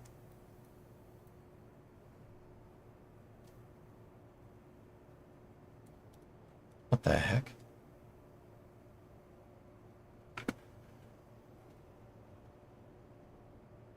Did we hear resolution when the Jiffy Pog bag blew on the recent Falcon 9? The Jiffy Pog bag blew on the recent Falcon 9 mishap. Yeah, Craig, believe it or not even SpaceX is susceptible to this. They added a pressure transducer at the request of the customer so they could get better instrumentation on the engine, on the pressures inside of the engine on the second stage. Didn't bother testing it. They just attached it and called it a day, and then it broke. Same thing. Now with SpaceX, it was because of their high flight rate, they were able to pinpoint exactly what went wrong and fix it. That's what I mean about data. Data is what matters. Your opinion means shit. Oops, excuse me. Sorry about that. Your opinion means... I'll time myself out.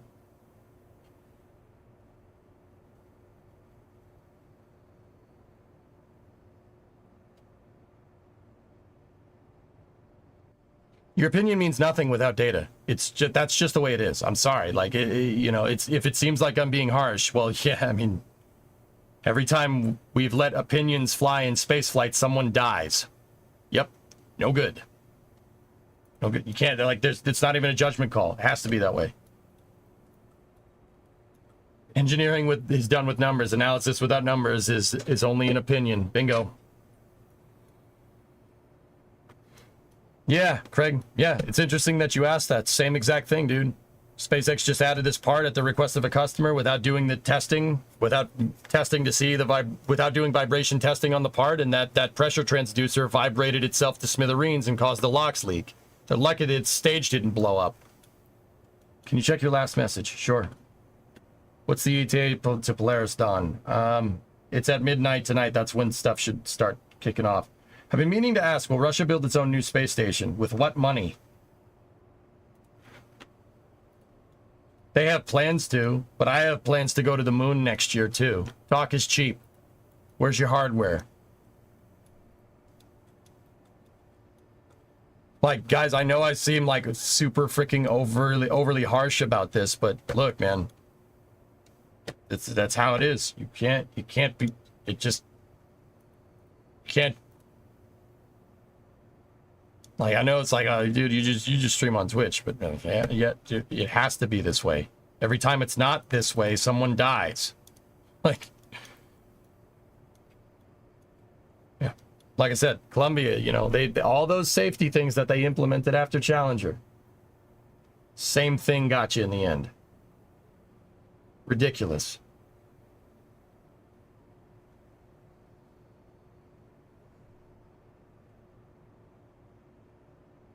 Wouldn't notice that you're making strong inside ASRBs. I don't know. I'm just building something and we'll see what the design is. We'll see how the design fares.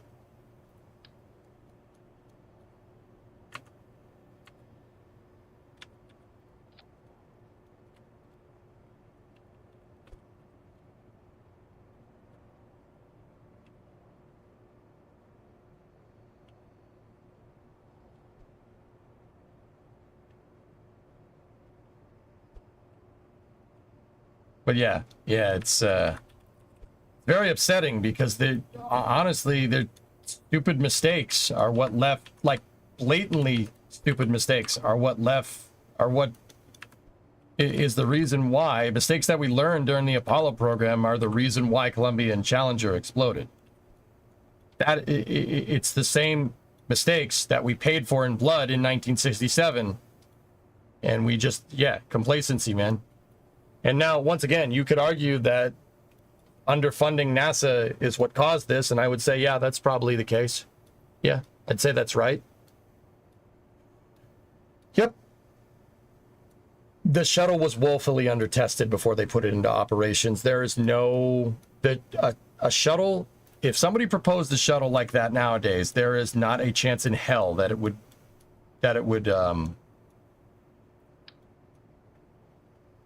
there's not a chance in hell that, it would get developed as quickly as it did. It's just too complicated of a vehicle.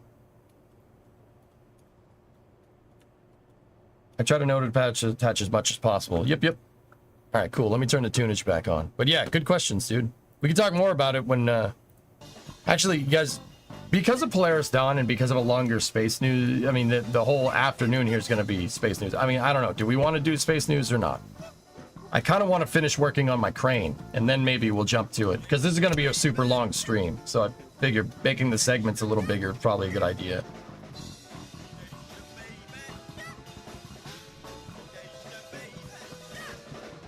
All right, cool. I want to keep working on this.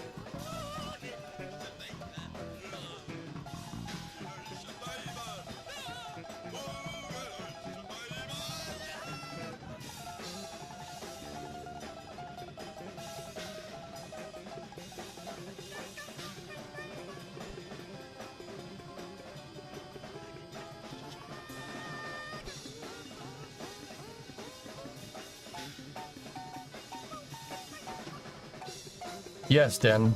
So? I can do it. I am confident in my abilities, dude. I've been doing this for a long time.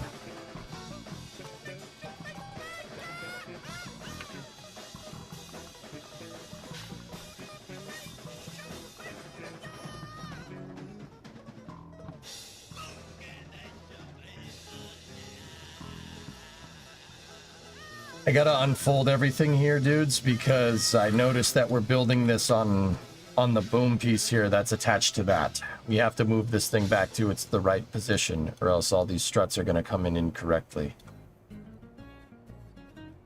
Which is annoying because I redid a lot of the struts on the boom here.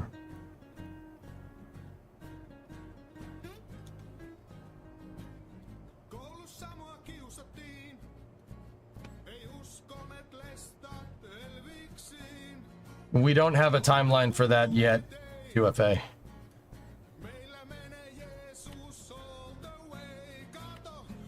So yeah, we'll keep our pendants just kind of up there.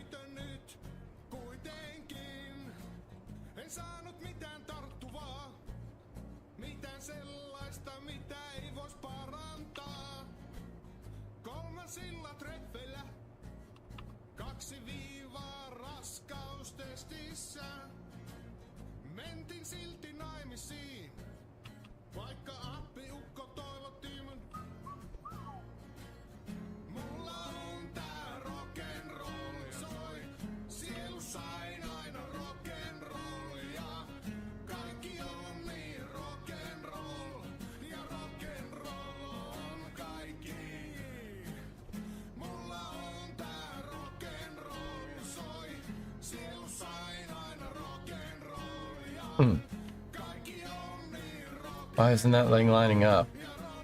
I mean, it'll still work, but...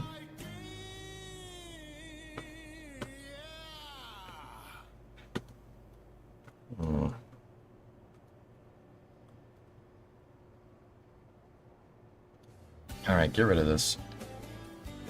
Get rid of that too. I think for this bigger crane, we'll use double hydraulics. What the heck is OnlyVans? It's a joke. Have you seen my OnlyVans? It's only just pictures of vans, dude.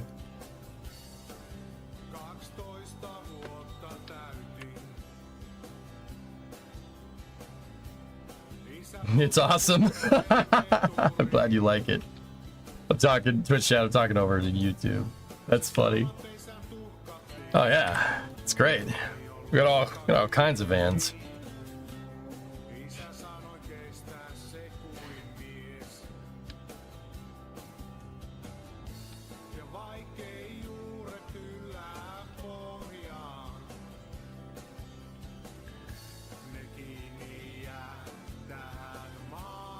No Supras? No, only vans, dude.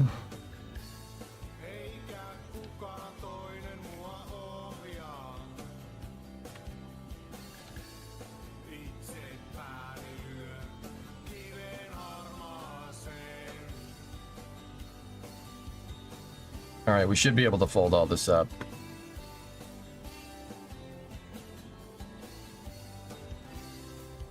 Veli palas armeijasta.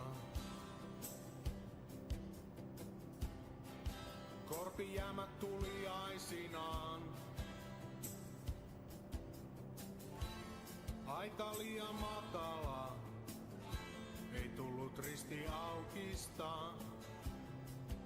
Isä näytti omansa. Hey, Riv. It's going, man. Aina jaksaa. Joskus on hiljaa viikko. That's just to hold this whole thing together. Keep it nice and strong. Lääkärit ne puhumaan. Se tekee sitä tahallaan. I wanted to commend you for that sick mod you made. Oh, thanks. Thanks, man. Ja vaikkei juuret yllää pohjaan. Ne kiinni jää tähän maahan routaiseen. Eikä kukaan toinen mua ohjaa. Itse pääni lyön kiven harmaaseen.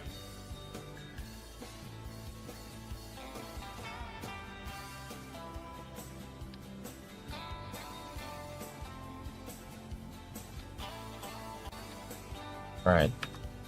That's good.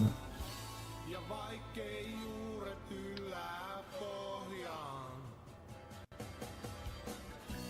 Ja vaikkei juuret yllää pohjaan. Ne kiinni jää tähän maahan That's where that belongs there. eikä kukaan toinen mua ohjaa. Itse pääni lyö kiven harmaaseen. Ja vaikkei juuret yllää pohjaan.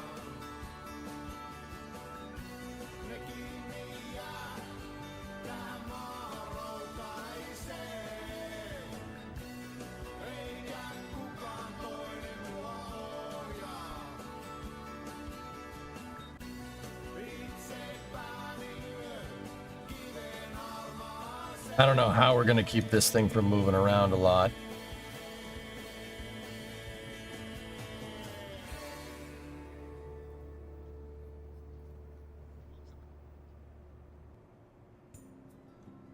It's so freaking cool, dude.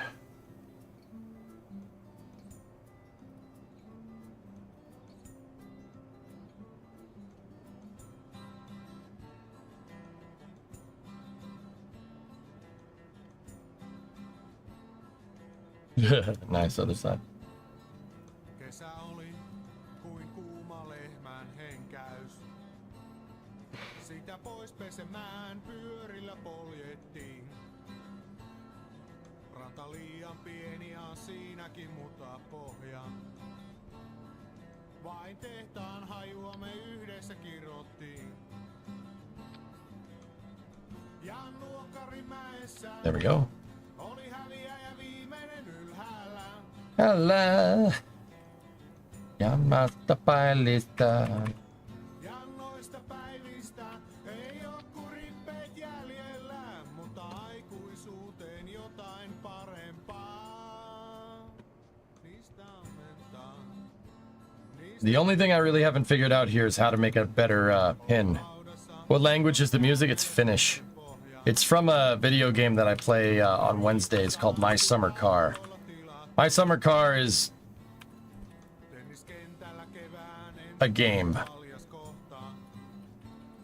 It takes place in Finland in 1995. It's a game. That's all I'm gonna say. Other side. It's a little its play is a little unorthodox. It's a thing. Pikasia malluaski. Joku lukiolainen se parhaankin maniski. Ei saa menettää peliä. Pitää muistaa tytölle hymyillä.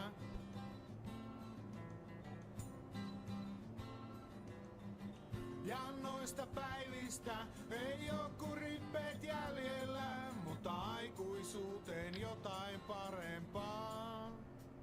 Ja niistä ammentaan, niistä ammentaan. Yeah, it's a game. I didn't make this. So, yeah, that's a good thing to say. The guy that made the game, and it was like one or two dudes, right? The guy that made the games, this is his own words. He said he made the game not because he wanted to make a good game, because the game needed to be made. I don't really know what that means, but okay. Metsän läpi juosten oksat piiskas naamaa. Mutta enemmän sattutti olla pelkuri. Ja kun vähän kasvettiin, kaikki takaisin korkone maksettiin.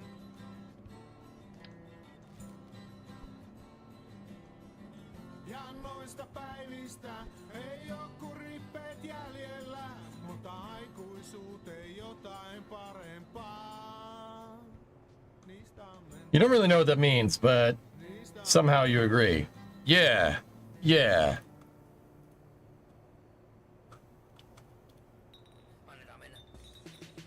Real question is, how the heck are we going to attach ore to this? In real life, the crane doesn't drive around with any counterweight on it, but it has a tray to put said counterweight on. You're gonna need a lot of caffeine today. How's it going? It's going fine, Alistairs. How are you?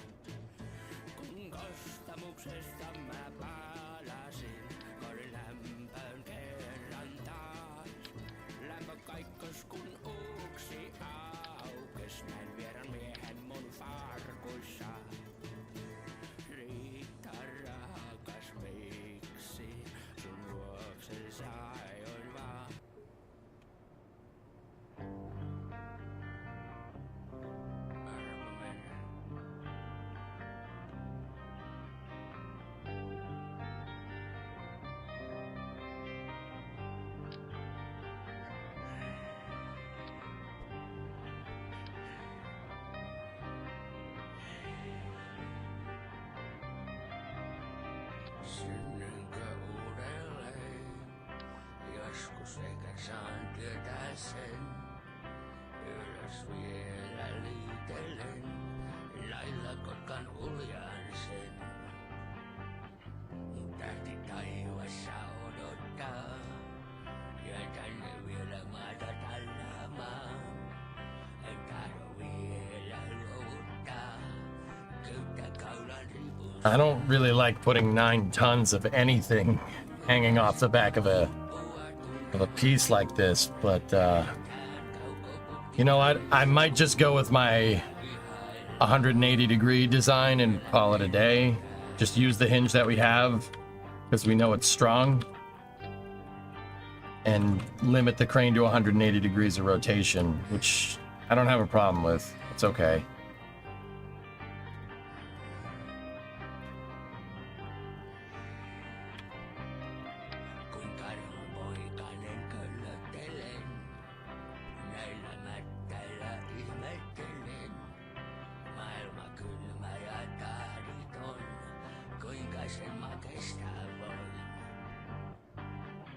Kaukoputkeni mä kiinnotan, nostan silmilläni suuntaan sen.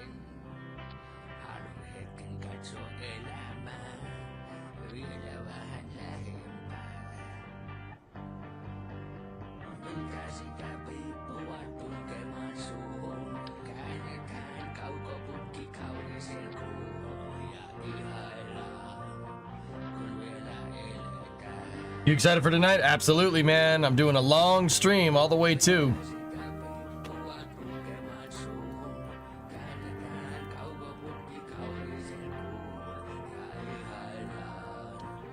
Jeez, loco.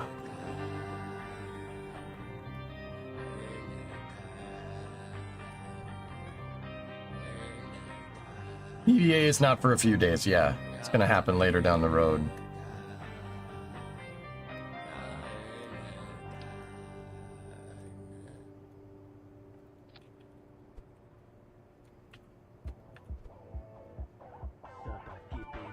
Banger time.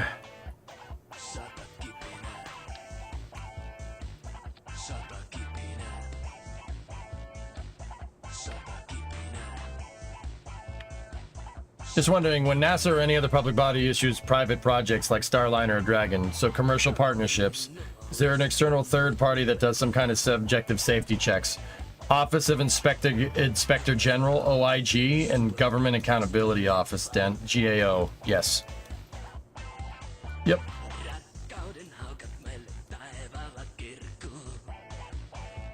Then, in my opinion on that subject is that if OIG and GAO is finding a problem, you're wrong. You've done something wrong.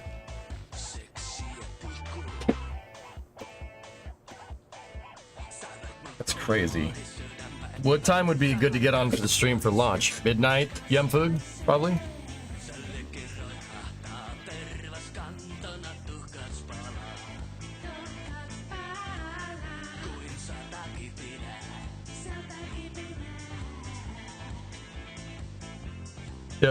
So YouTube chat, does nuclear power plant make sausage that go in your butt? Okay, -1 for my opinion of YouTube chat. Brian, last warning, man. Keep it on subject or I'm going to ban you. You've been warned multiple times. I've been more than lenient in this matter.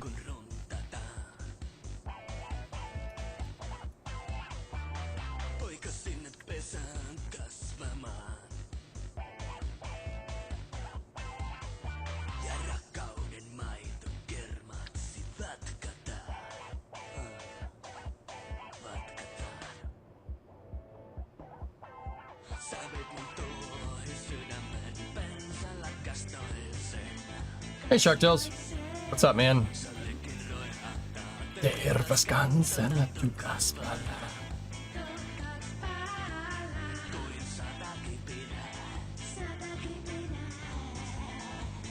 I'm gonna use a fairing plate here.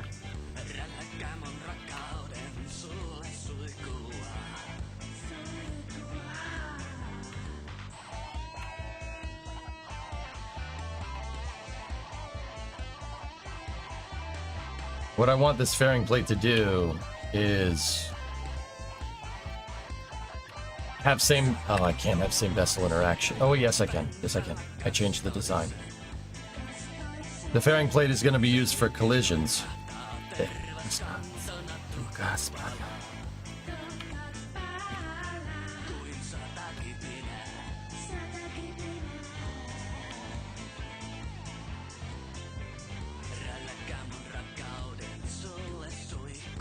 Do we know what time the EVA will occur? Nope.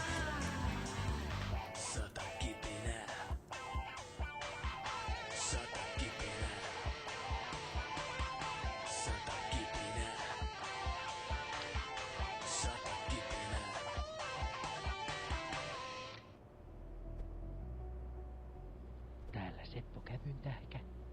Luonto kutsuu radio-ohjelmasta. Olen nyt aidossa Lapin erämaassa, paikkana Riuhkonperä. Katselen täällä luontoa. Luonto on hyvin kaunis tänään, minun mielestäni ainakin. Se on aina hyvin ylveän näköinen. Etenkin tämä Lapin luonto saa aikaan ihmeitä ihmisen sydämessä.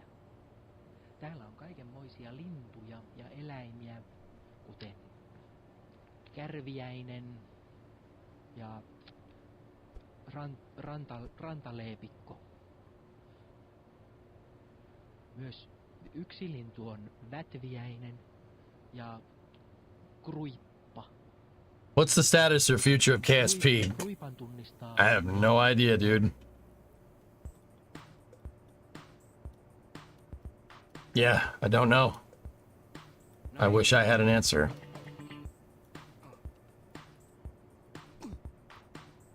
Okay.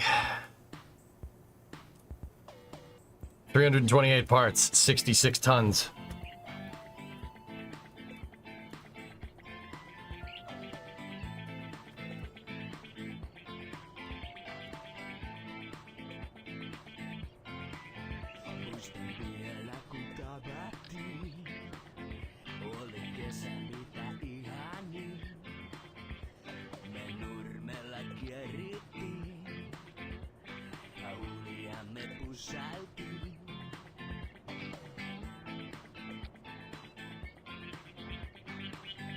Nice rig. Yeah, qualified. I stream on YouTube and on Twitch. Yep. Twitch allowed us to do both, so yep. We're everywhere at once.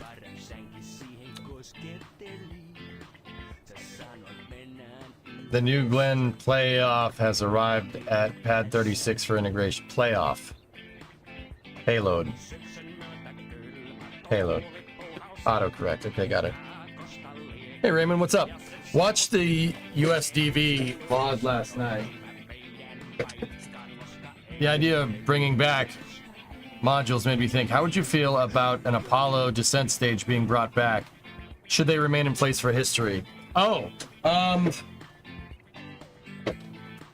I think that one of the artist missions should go to Apollo 17's landing site. Yep. Don't touch Apollo 11. We don't need to do that. Go Discovery, go at throttle up. Go to Apollo 17 in Taurus Littrow. Pick up where we left off. That's what I think. I'm sure you'd be able to learn something from hardware that's sat up on the moon for 50 freaking years. Pretty much, Roger. Yep. Yeah. Also, I think it's a good idea. It benefits scientifically. You can do a ton of scientific missions, making sure see if the ALSEP experiments, the lunar surface experiments packages, all the stuff that they put down, see if it works, see if it still works. Go check. Pick up right where we left off and send a message that we're back. That's what I would do. Not the first Artemis mission, but like the second or the third one. Because Apollo 12 did something like this. Apollo 12 landed at Surveyor 3's landing site, and they went and grabbed pieces off of it. Al Bean and Pete Conrad went and grabbed pieces off of Surveyor 3 and brought them back.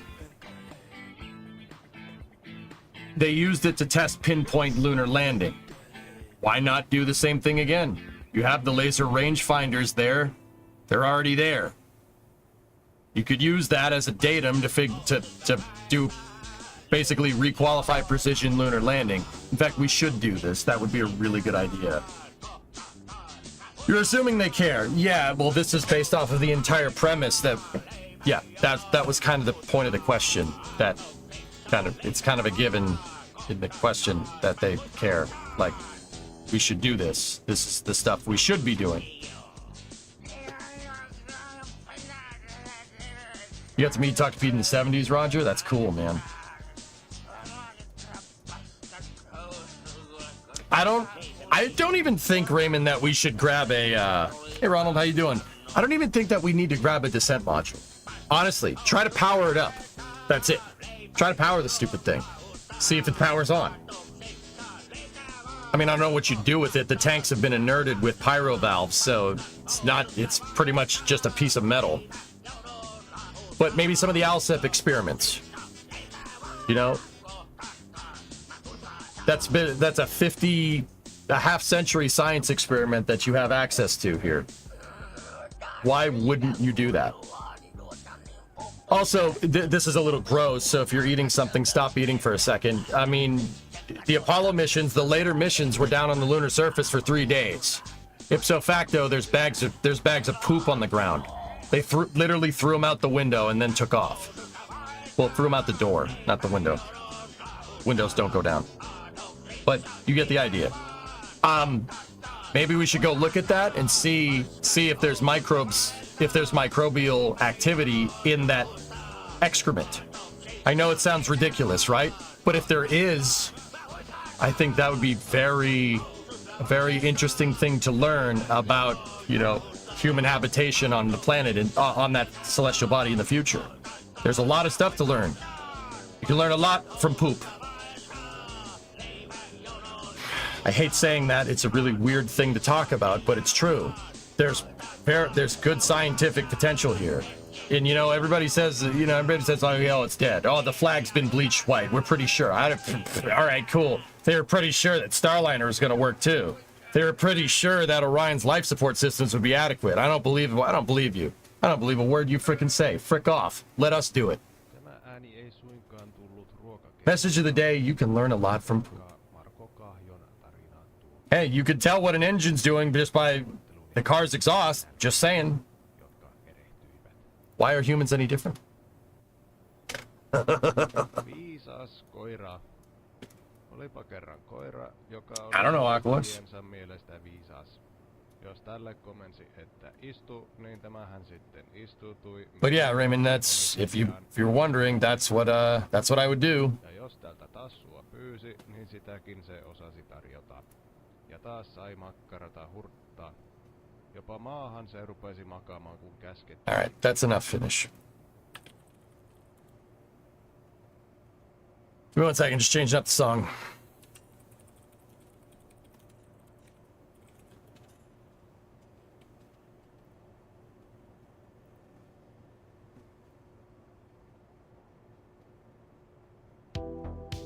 Yeah, baby.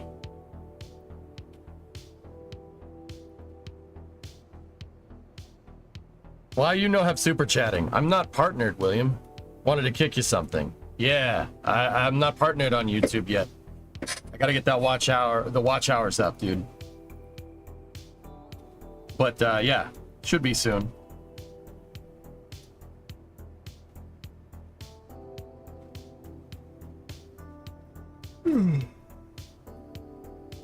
Okay.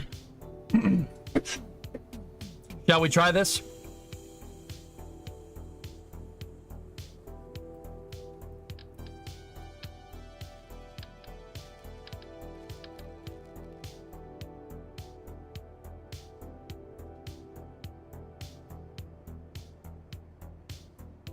Let's just try deploying the whole crane and see what happens.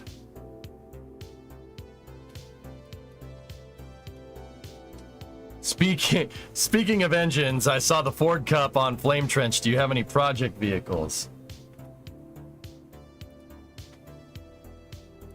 Craig, I otherwise drive to Southern New Hampshire for free beer. Might take you up on that, dude. But we're almost to the point, it's the end of summer. So all the summer people leave. And then, yeah, we have a window of opportunity before the leaf peepers come, and then it just gets obnoxious. Anyway, Craig, I have 7 cars on my property right now.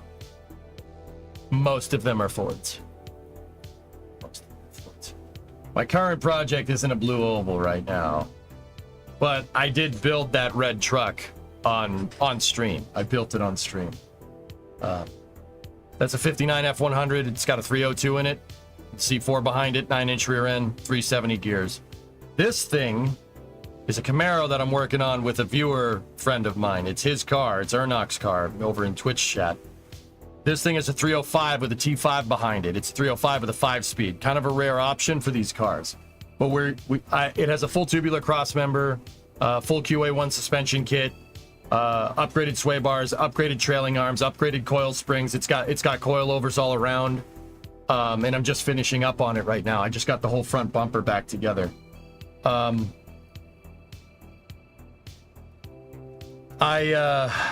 Yeah, those are the 2 in the garage right now. The other cars that I have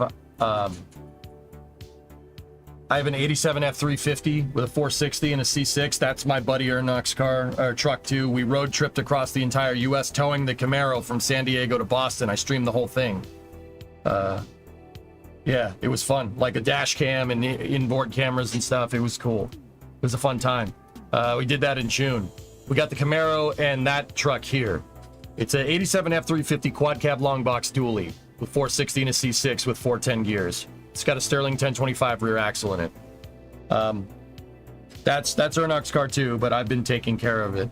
Lufus runs and drives great, guys, by the way. It still leaks oil. I still got to do the valve covers, but we're almost there. Awesome, dude. You got an LT1. I just finished with a Whipple. Ooh. Nice. Optispark, though. Make sure you RTV'd the heck out of that water pump, though. Am I right? The other cars that I have a 2008 Mustang GT V8 with a 5-speed.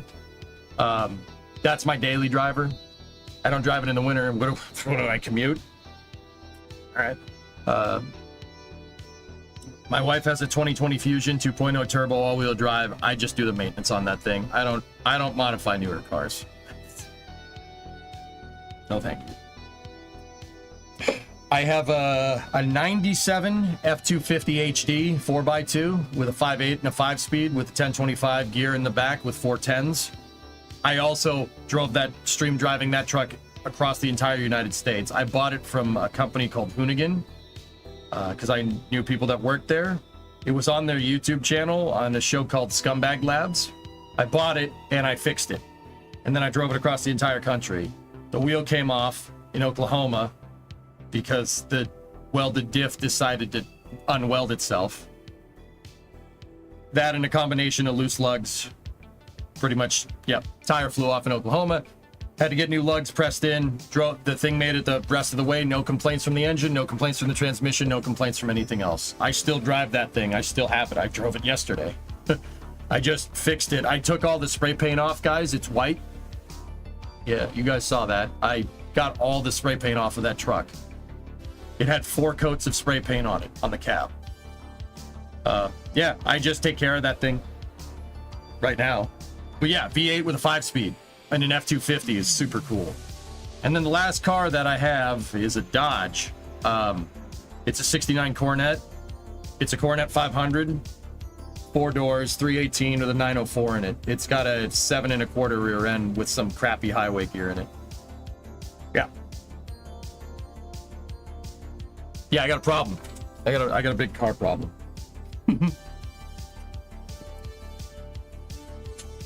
What? Hey, what? I like working on cars, man. I like wrenching. Wrenching is fun.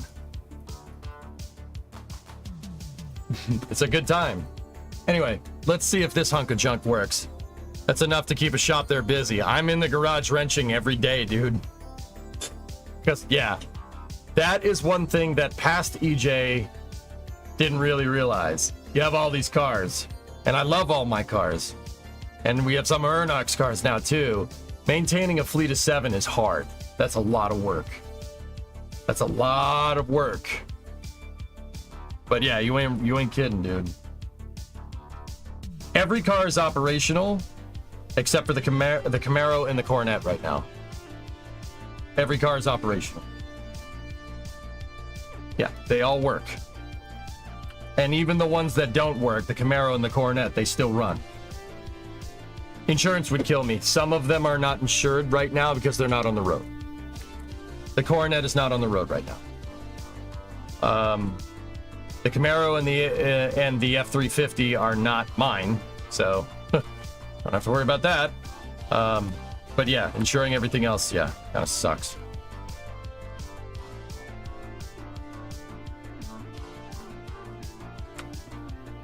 Yeah, especially lately, the insurance prices have gotten just hazardous.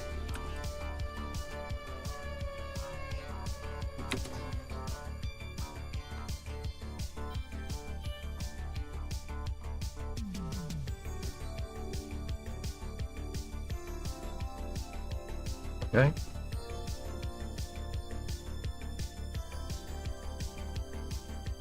All right, let's get rid of that. We're running 9 tons of counterweight, which still sucks. But yeah, Craig, yeah, I love wrenching, dude. I wrench all the time. I just, once again, that camera shot that I showed you a second ago, that's a live shot of my garage. It's not a picture. It's not a screenshot. Like, I could go walk in there, but I want to work on my crane. I just got the whole front bumper assembly back together for this Camaro. The reason why is because we had to take the bumper off, because we had to lift the engine up with the engine crane, which is over there on the left. I had to lift the engine up because we swapped the cross member. It's got a full tubular cross member in it, tubular control arms, coilover struts, upgraded sway bar. Yeah, it's a beast, dude. This thing is gonna carve like crazy. And then down the road, I think Gernach wants to do like a LS or a 5.3 or something. Yeah, pretty good. This thing with a 5.3 with the T5 behind it with a full QA1 kit would be ace. Really fun car to drive. It's not trash, it's boxes of parts, Jim. Believe it or not. It looks like trash from here, but yeah, the 59 has a bunch of parts in it. There is a 350 for it, it's behind it. We might put that in there. Depends.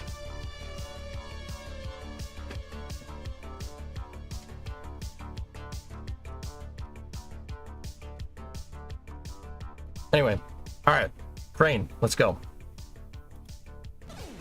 First thing that we need to do is, okay, those aren't locked, so we need to extend the outriggers.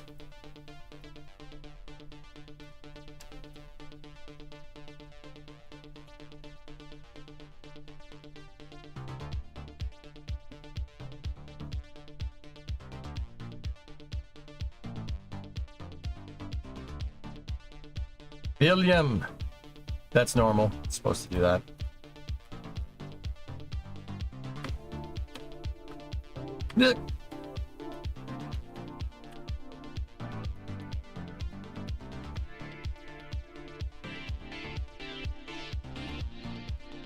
I thought I took his freaking... took that off.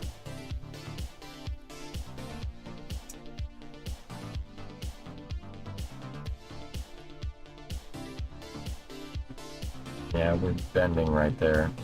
I don't like that.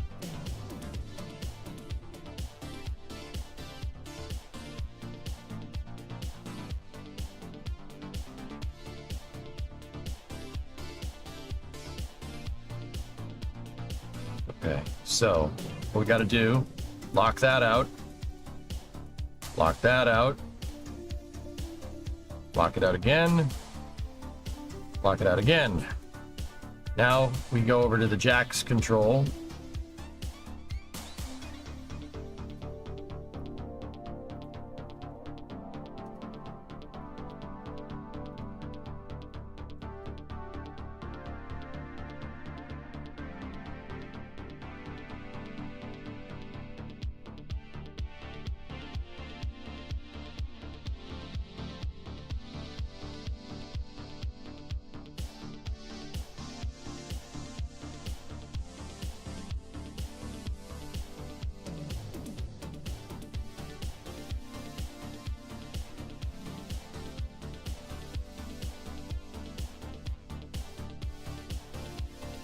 All right, now we got to switch to Bill. Bill needs to start running the struts here.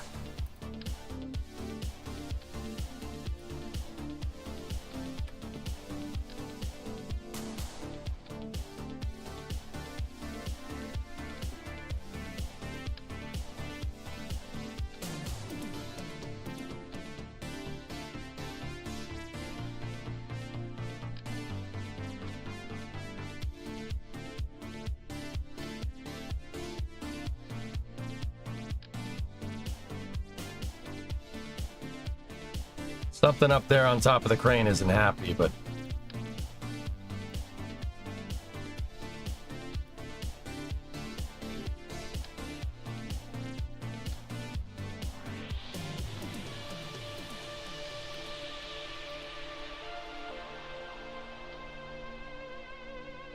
okay.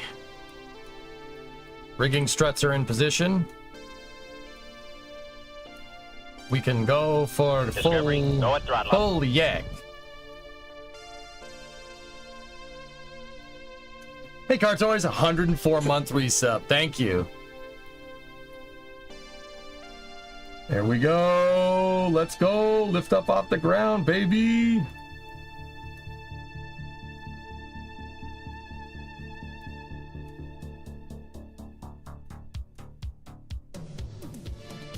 Okay. Go around the horn.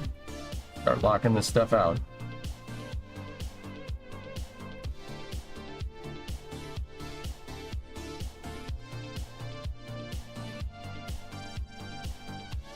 Yo, this thing is jacked, son. Know what I mean?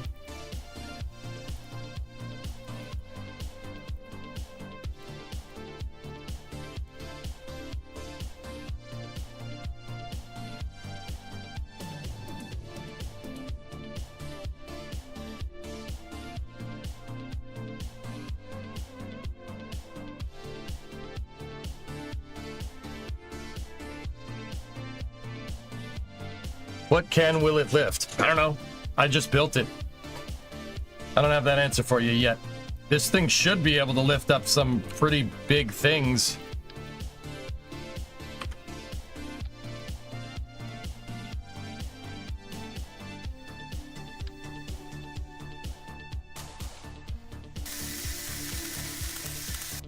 Weld it. Weld it, William.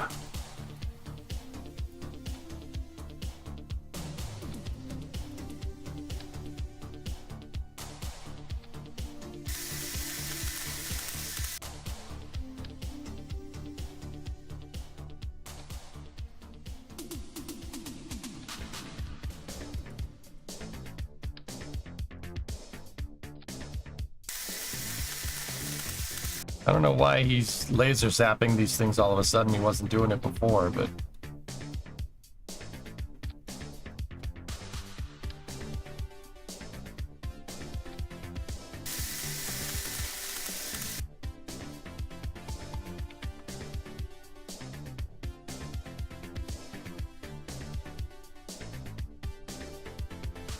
Okay.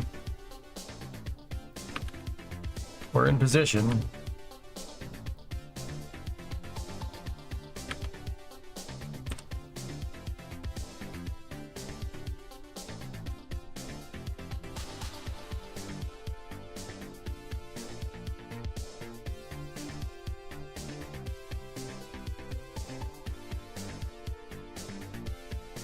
Sorry, just needed to start the engine.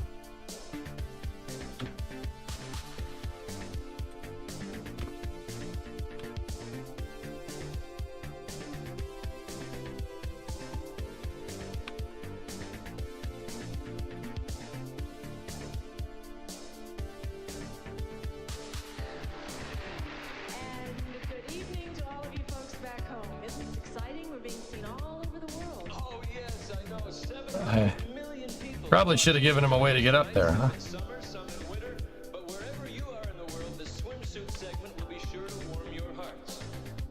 Our first group, our first stop, will be on the grounds of the world-famous National Palace Museum, which houses Chinese treasures dating back some 4,000 years.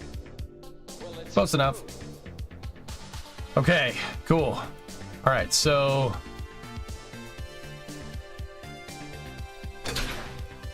That's all right. That's what that's supposed to do.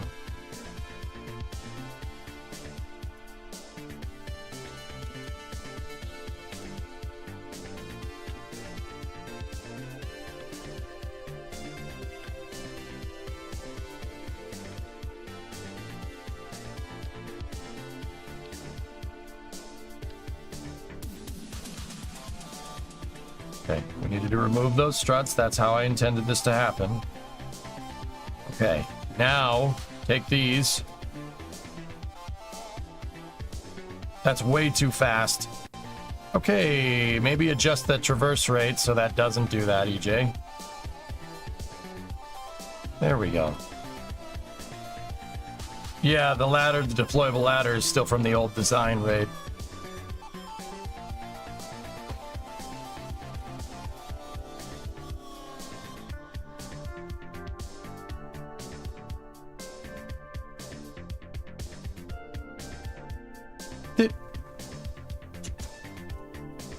I'm missing a piece.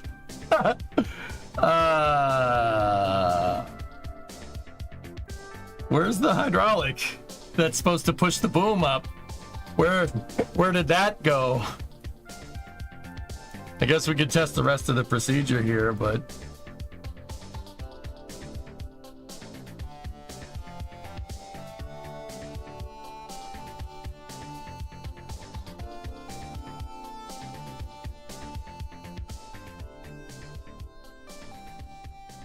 Yeah, I forgot a really, really important piece.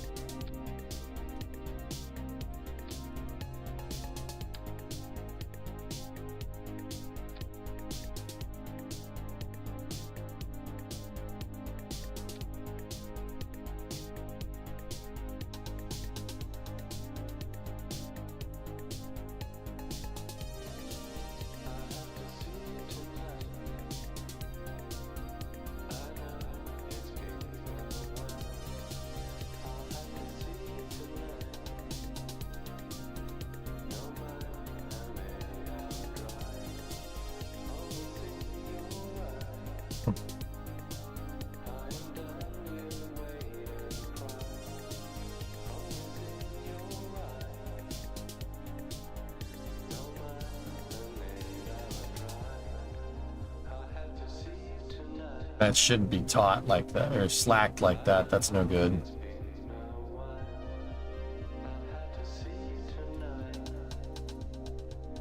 Whatever.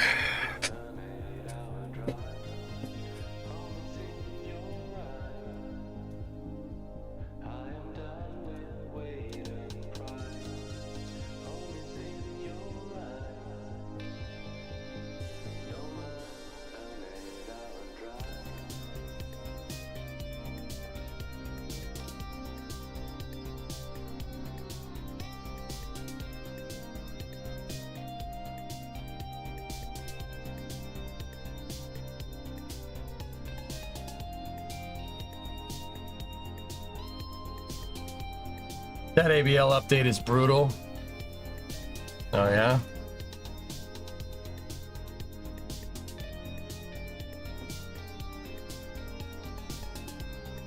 What happened to them?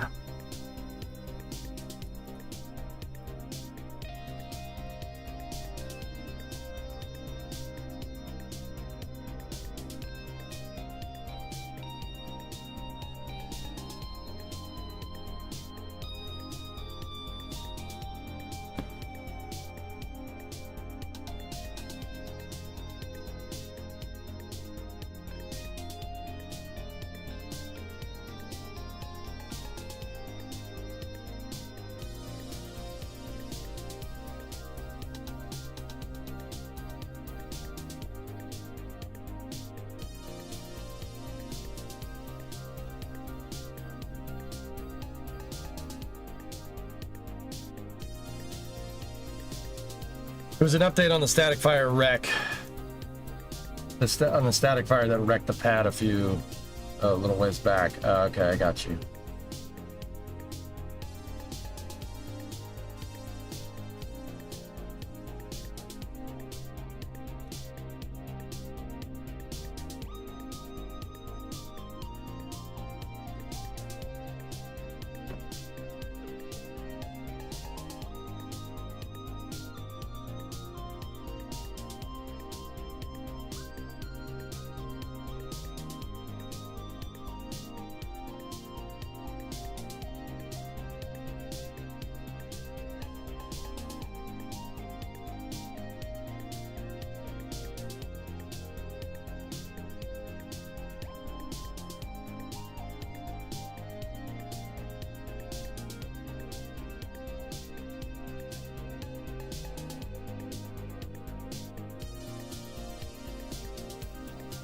Is this a crane? Yep.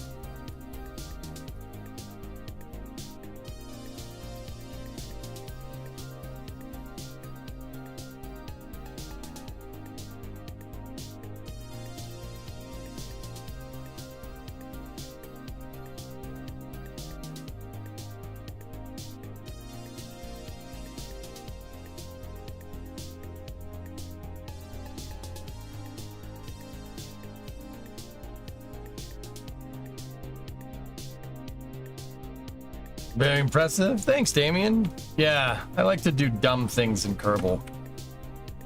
Things that probably we shouldn't be doing, but, you know, we're gonna do anyway.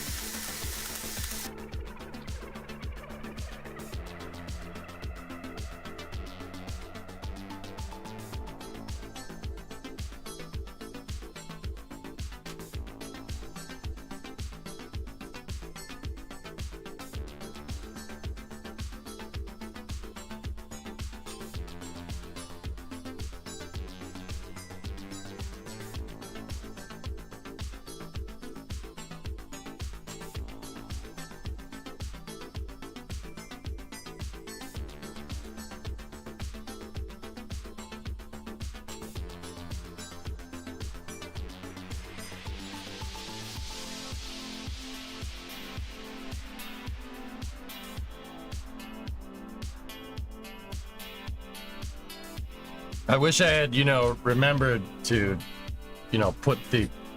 push your hydraulics up, because then we could test this, but...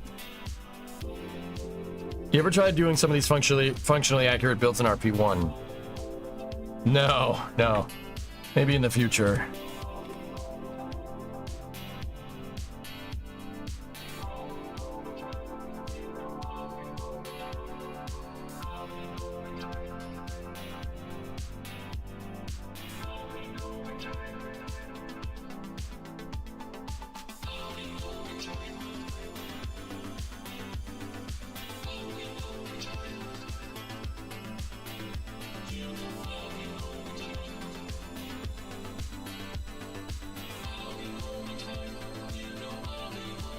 That's it?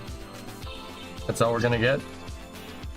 We're not slacking the damn pendants, so... These things have to be tight for this to work. Maybe we can...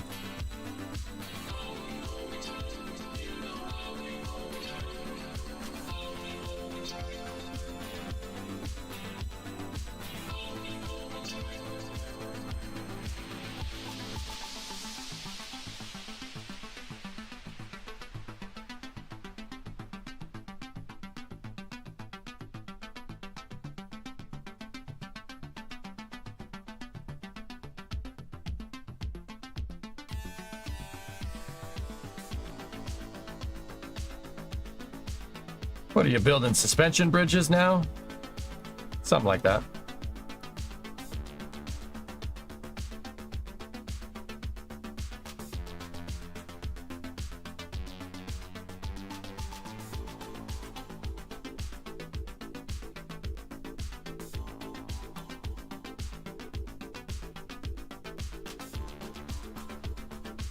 Yeah, we have to make sure these pendants are tight. If they're not tight, then it ain't gonna work.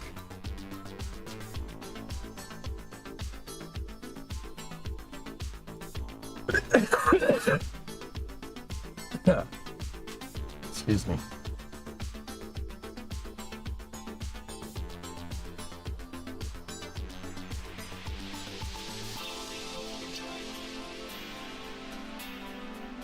Cool. Well, we don't have hydraulics, so we really can't go any further, but that's the idea. Actually, you know what? We do have hydraulics. Hold on.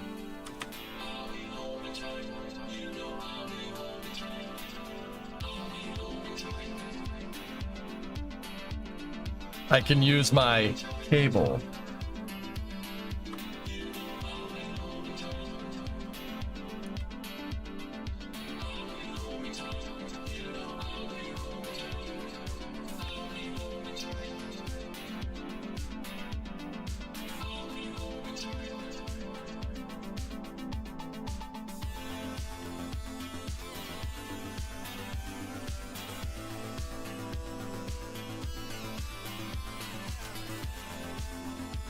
Huh.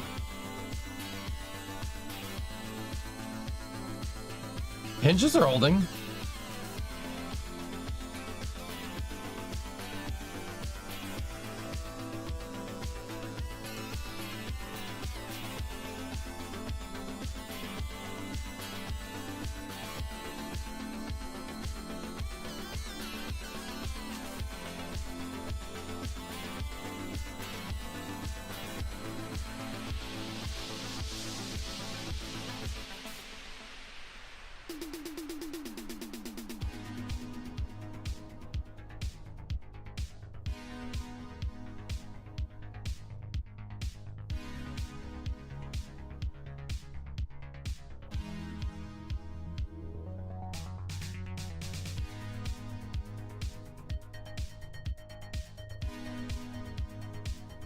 Yeah, see, if these outlying struts, they're called pendants on a real crane. If the pendants aren't slacked, then there's no point.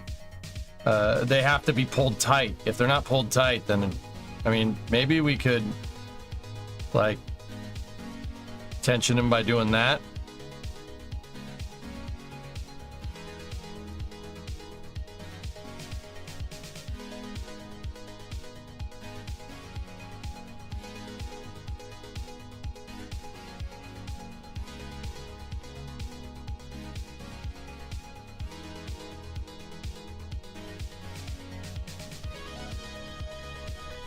What caused the flop? I don't have pusher hydraulics to be able to elevate the boom. That's what caused it. I'm using my cable to push it up right now. We're missing a piece.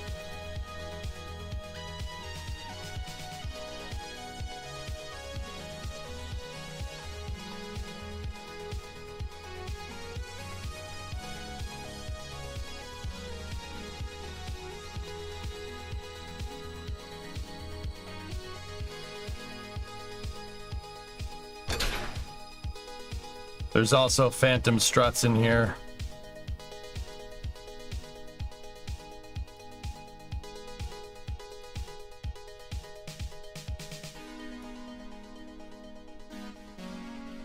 Something is preventing that hinge from moving.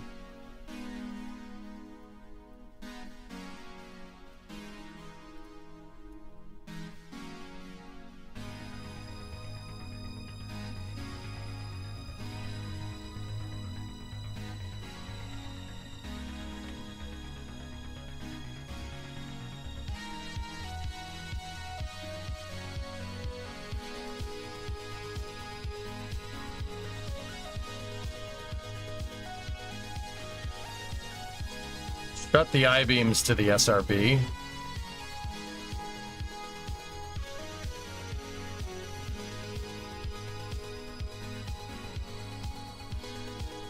The spear is too heavy. I don't have any hydraulics pushing it, Luizo. I forgot to add that component before I put it out, so that's wrong. Yeah.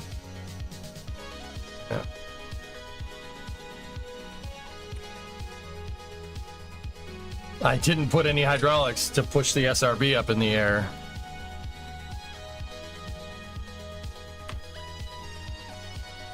I'm trying to use the cables, but it seems like this hinge doesn't want to hinge. And it's deflecting, and I'm not sure why.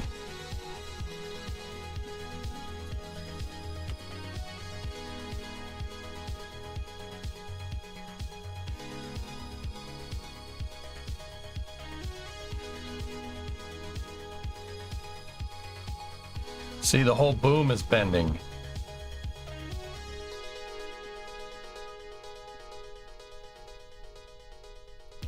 Yeah, okay, we gotta restart.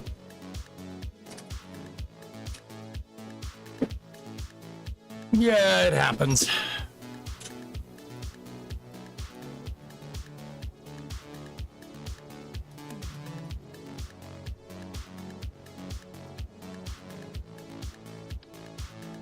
What the heck was that strut doing there?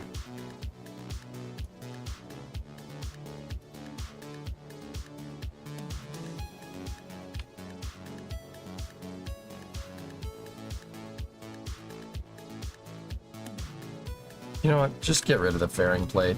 That was just causing problems.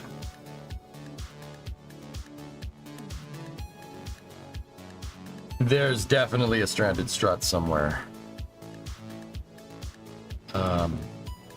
I'm just not 100% sure where. Also, the traverse rate on this shouldn't be that. It should be there. And how do we fix this? Like, I think. Don't worry about that. That's no problem.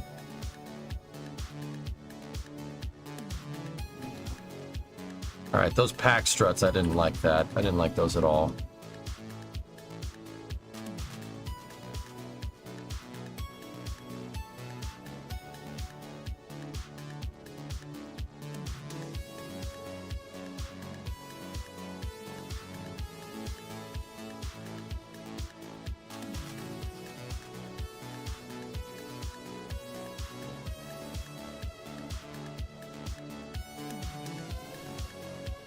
Yeah, okay.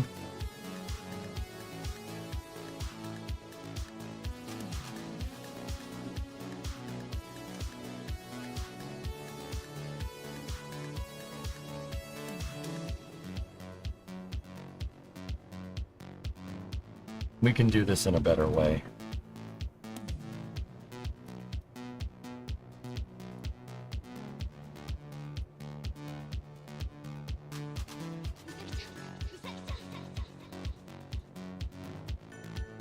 This is where cables would be very nice, yeah.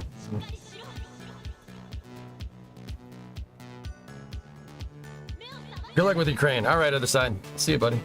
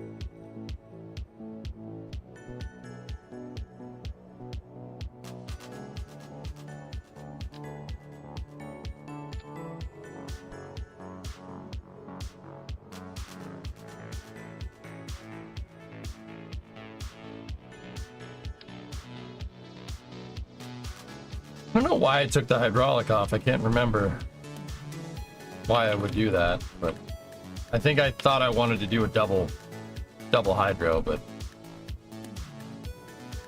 whatevs.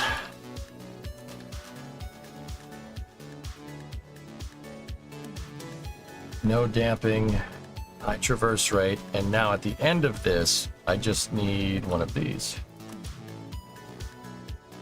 Right, take that, attach that there, take this piece, attach that there, turn on same vessel interaction, turn on same vessel interaction, yeah.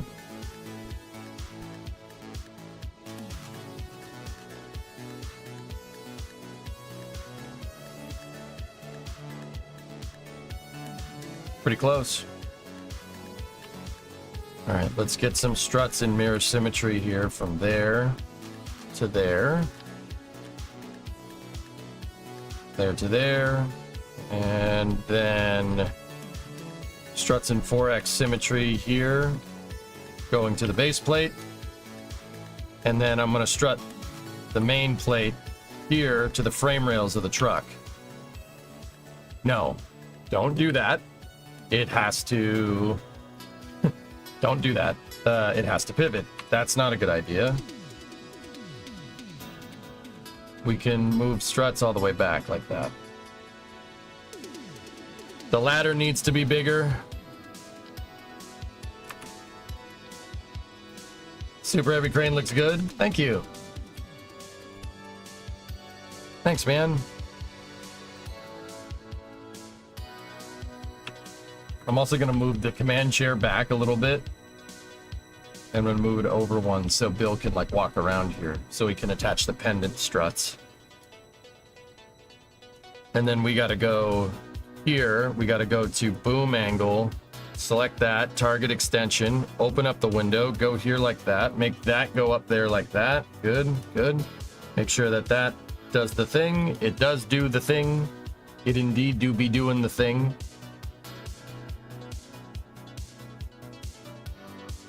Take boom length, move that all the way back. Make sure this has same vessel interaction there, same vessel interaction there. Traverse rate on the masts. Got it. We're good. And then this hinge should be powered, no damping. We just got to make sure we unpower both of these hinges when we go to do this. And just make sure there's no random struts attaching here. Yeah, okay, we're good.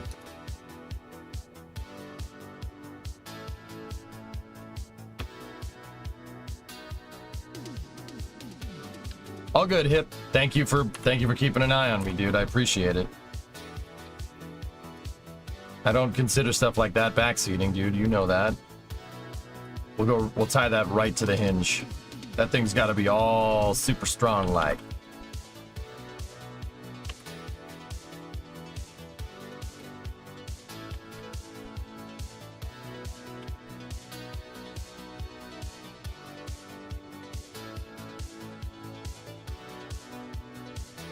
Bearing plate gunner should most certainly have fixed the boom. Huh?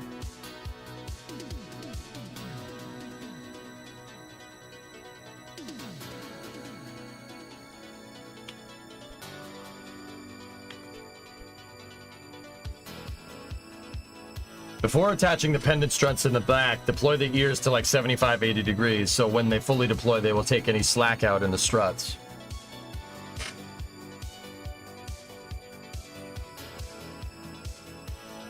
Hey, Greg, I got your message. All good, dude. Yeah, you want to talk cars with me? Talk anytime, dude. I love cars. Cars are like more accessible spaceships.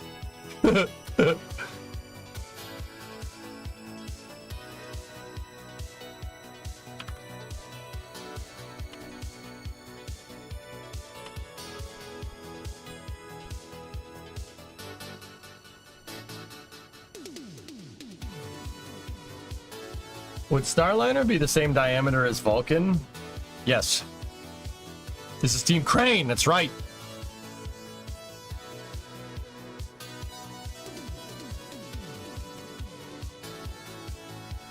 They did send a car into space. Yes. Yes, they did. Not wrong.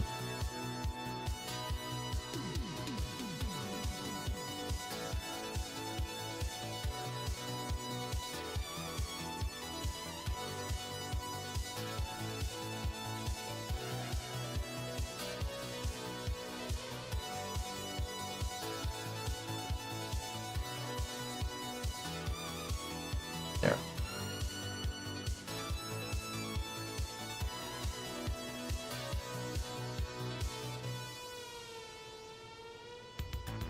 All right.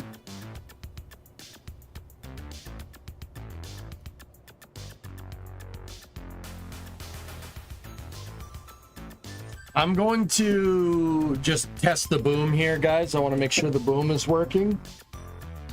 So I'm going to do a no-no in hoisting and deploy the crane on the tires. That is, I want to point out that this probably won't end well. This is an idiotic idea. You should, like, if you're ever hoisting, don't do this. I'm pretty sure anybody that knows anything about hoisting knows exactly what I'm talking about. The idea is that you don't want the crane to be on the tires. You gotta have the outriggers. You gotta get the tires up off the ground. You don't want to introduce more spring into this design than you have. Reason why? If you have a spring, if we're deployed on the tires and we pick something up, it's gonna compress the suspension. That's potential energy that's loaded up into the crane now. So if something goes wrong, right, all those springs decompress, and then you got a big problem. You don't want to introduce spring into your design with a crane. I mean, you don't want to introduce spring into anything except springs, but anyway. All right, so that's why doing this is a no-no. It's a big no-no in Kerbal, but we're gonna do it anyway.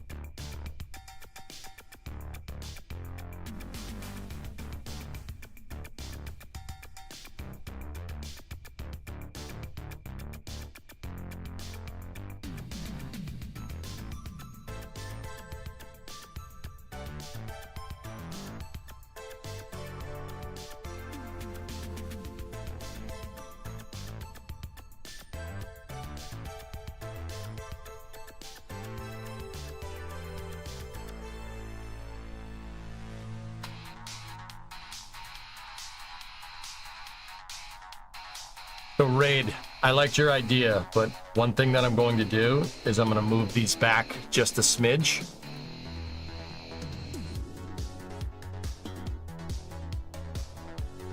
And we're going to do the same thing. That way, when I put these into alignment and tension them, when we lock them, they'll be taut.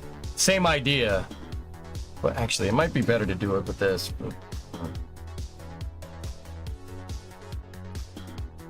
We'll see.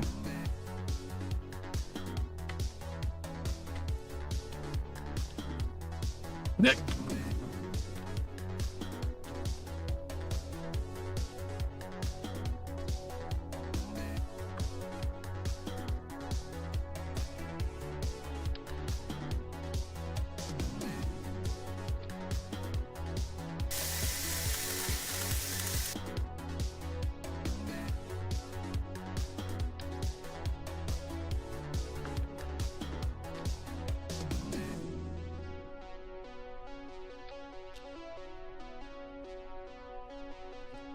Switch back over to this. Take that. Pull it. Lock. Take that. Detorque. Detorque. Unlock.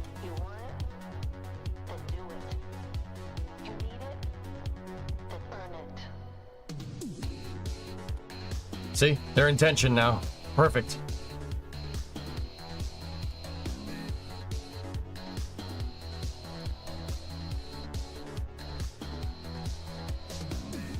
Thing looks like a slingshot. Keep the end of the ear powered on here.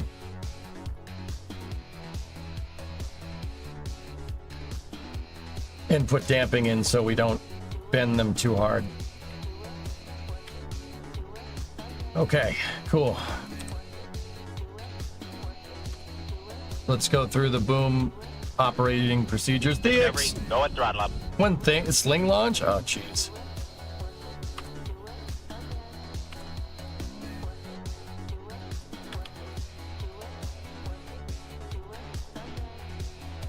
Okay. Unpower that hinge. Unpower that hinge.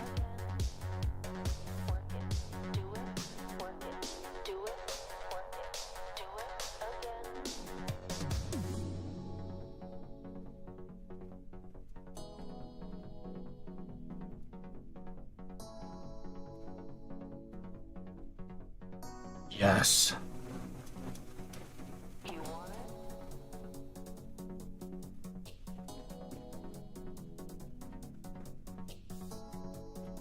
Yeah, it just depends on how much they stretch under load. I mean, if they stretch, they stretch, dude. What I'm kind of worried about, well, no. I was going to say I'm worried about attaching and detaching payloads, but you're never going to attach and detach payloads when they're stretched. They're going to be put under tension while we're moving payloads, so yeah, not too worried about it.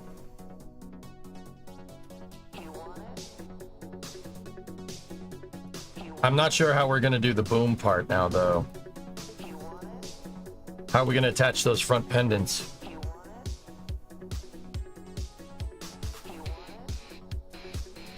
Hinge is great. Hinge is working real good.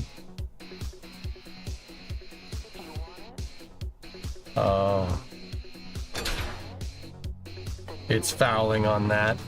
Can't put that hinge there. That's what's causing it to bind. It's collecting that strut. All right, put it down.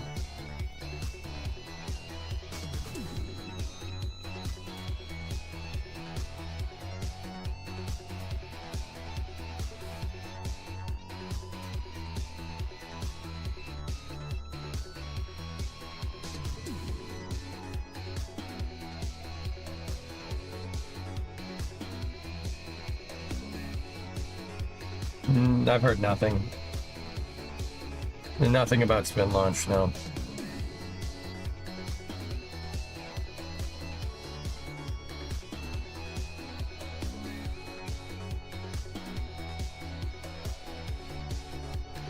Yeah, it should be all right. There you go.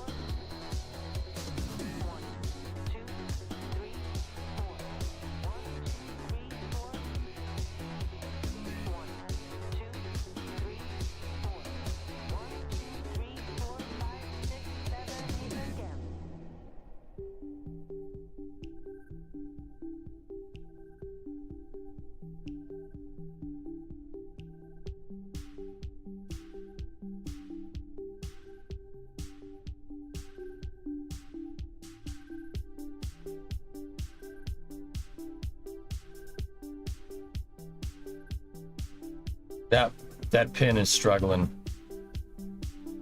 I mean, yeah, it's not happy.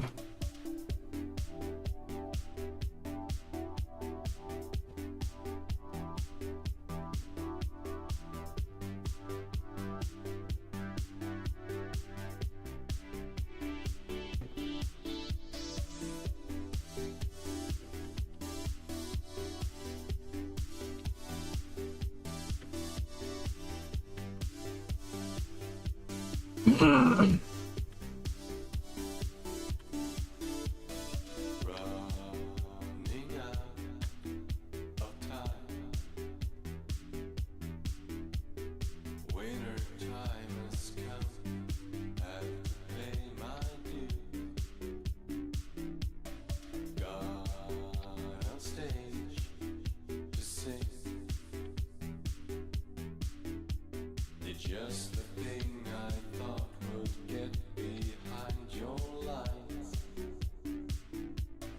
There it said again. All was just in vain.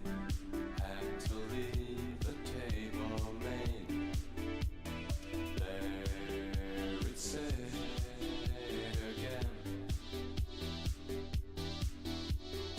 All was just in vain, 'cause I never got behind your lines.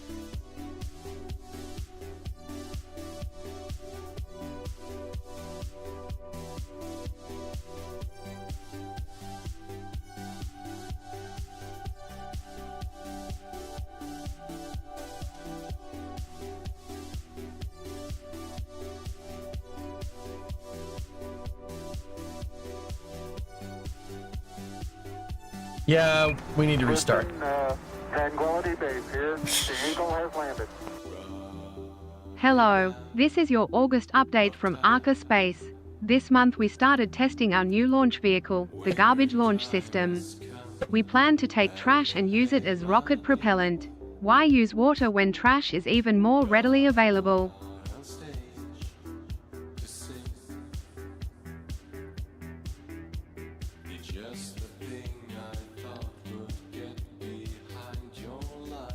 Thank you for the tip, Aerospace. There it said again. All was just in vain. Had to leave the table made. There it said again. All was just in vain. 'Cause I never got behind your lines. There it said again. All was just in vain. Had to leave the table made. There it said again. All was just in vain. 'Cause I never got behind your lines.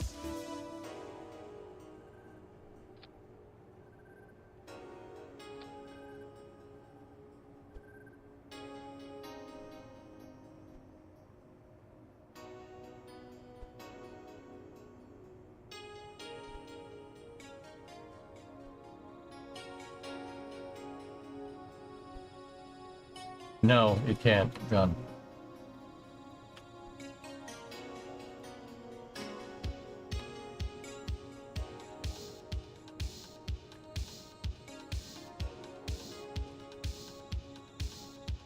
We need to make sure that we get pendant length correct.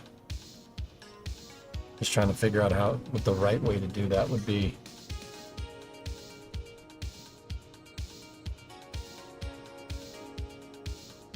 No.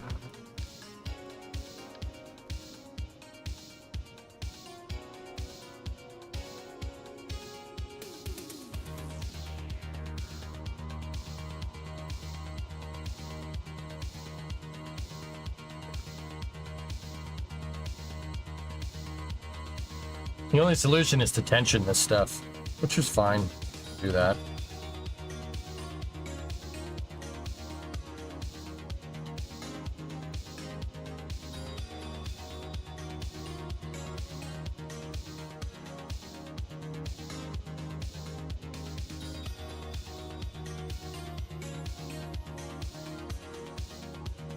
Okay.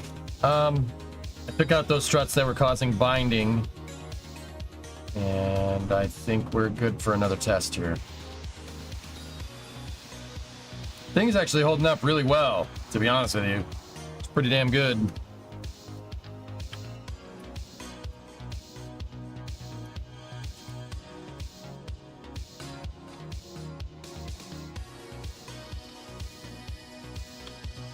I wonder if we could put the plate like upside down in here with some same vessel interaction on and see if that changes something. Yeah, you know what? I'm doing that.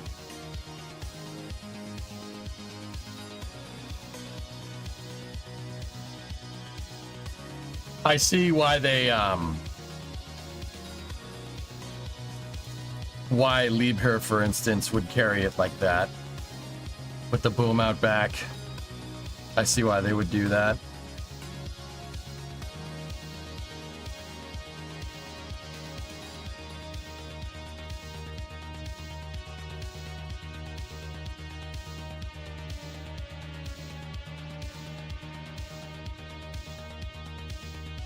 All right. Let's go for hamster. Let's try it again. You ever see Bob Fitch videos when he was making the internal sets to make the videos? I remember Bob Fitch. Yeah. He was in the KSP content creator group same content creator group that I was in. That was a long time ago, Shark Tales, but yeah, of course. Every big Kerbal content creator I'm friends with or I've met. Dude, I've been playing Kerbal for a long time. Yeah, Bob Fitch was good people, dude. I mean, I haven't seen him. He dropped off face of the radar. He got out of the game.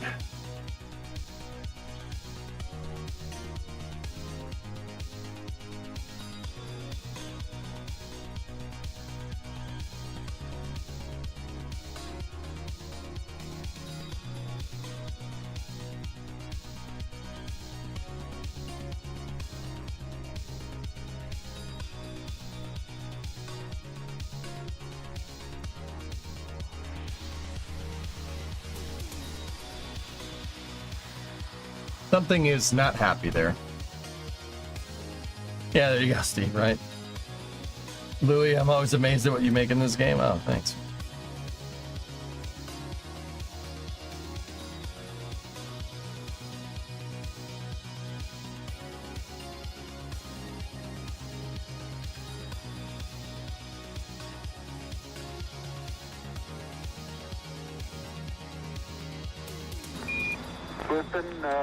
Tranquility Base Fudge, here. man. The Eagle has landed. Namegduff. Arnok, I know that was you.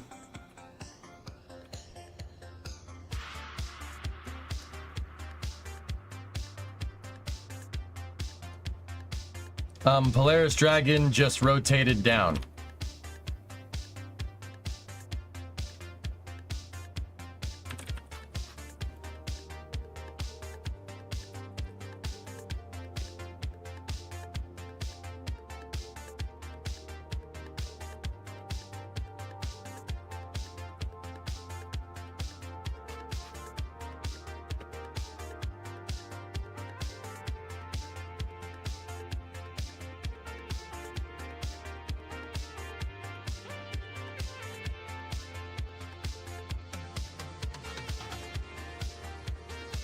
Been rotated down for a little while, dude.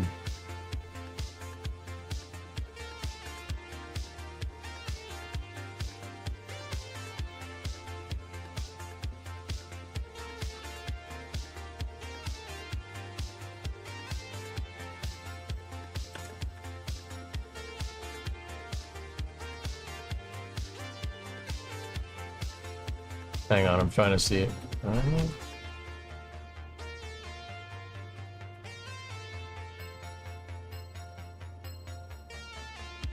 About an hour ago. Hey, look, we're trying to do something like that too. Cool. Yeah. Dude, that does that pretty damn fast, man. So 10, 20, 30, 40, 50, 60, 70, 90, 100, 110, 120.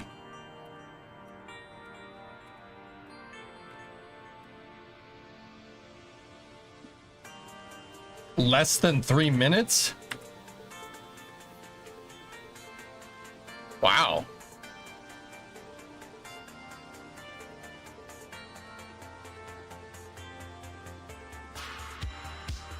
SpaceX link. What is that? Teams are performing additional pre-launch checkouts. Liftoff of Polaris is still targeted for 3:38. That was at 3:45. Interesting. All right, I'll keep that up there. I'll tell you guys if anything changes.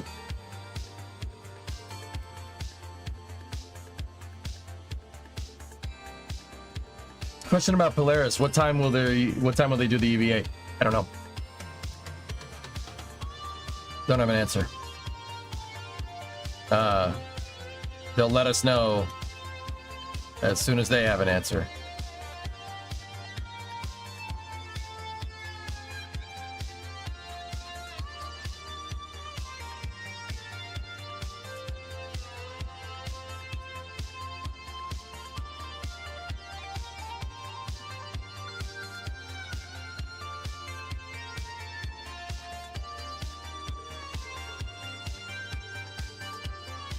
All right, let's try this again.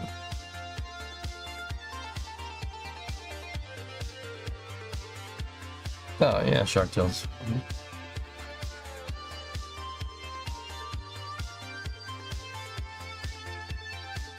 It's a drone ship, Steve.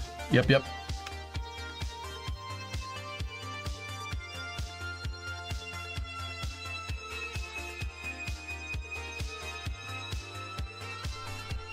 Christopher, hey, I'm over in Vandenberg. Want to know where I can find a schedule of night launches. Nextspaceflight.com.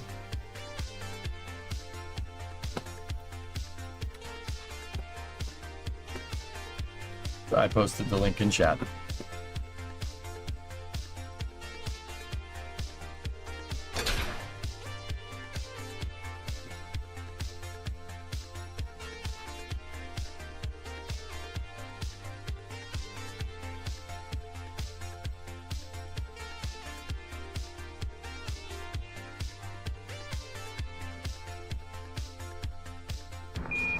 Listen, Tranquility Base here. The Eagle has landed. Ethan? My GF didn't share my interest in truck cranes, so I had to leave here.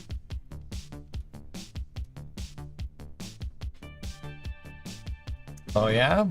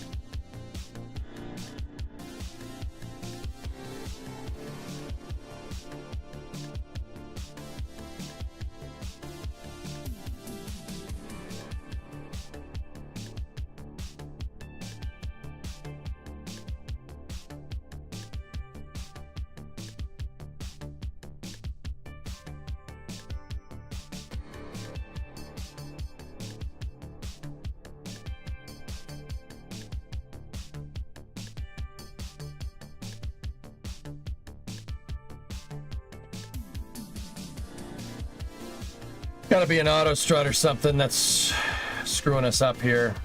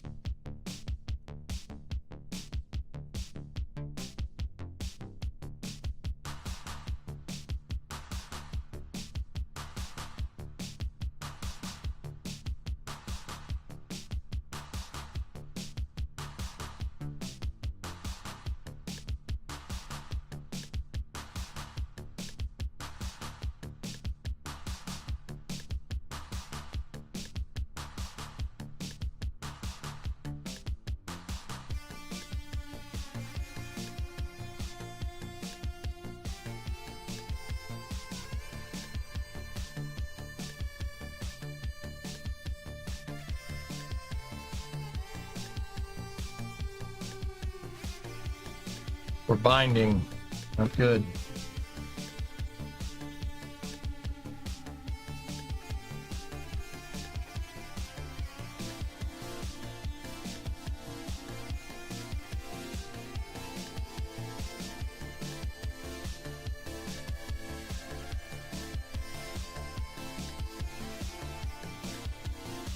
I don't understand. There's no reason for this to be binding like that. It got stuck. Oh, what the frick, dude? Well, it didn't break.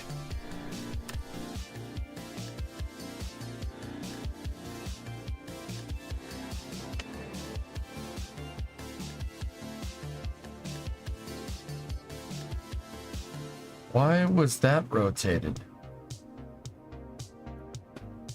Why was that set to rotate to 90?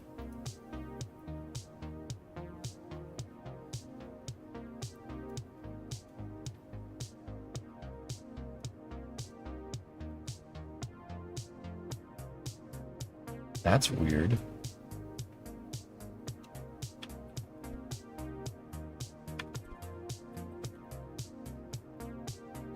Still better breakdancer than Australia. Sorry, not sorry.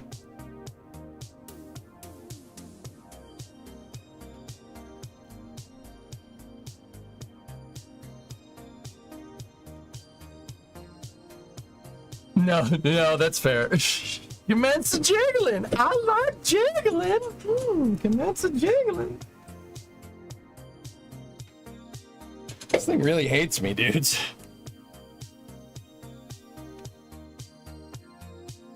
Ugh. Oh, I can't be yawning right now, man. We're not even a third of the way through this.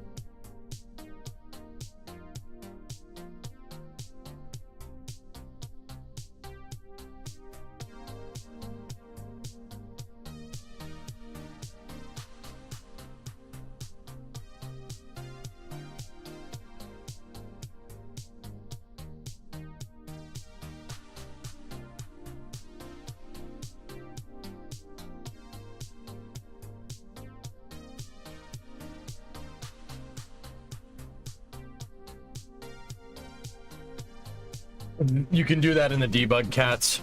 I don't need to do that. I keep track of that in my head. Why aren't you on KSP2? Because it's a flaming pile of garbage that is not being made anymore. Sweet, I know you've been out of the loop, so let me clue you in. Take-Two pulled the plug on KSP2 completely and closed down Private Division and Intercept games.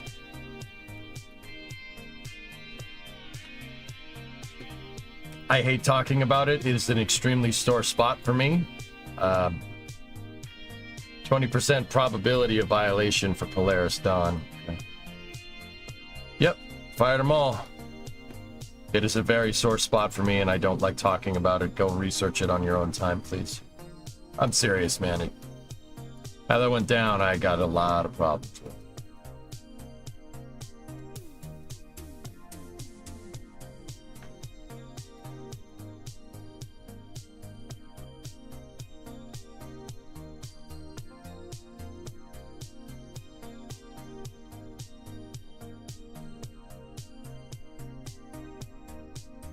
But yeah, hey, it is what it is.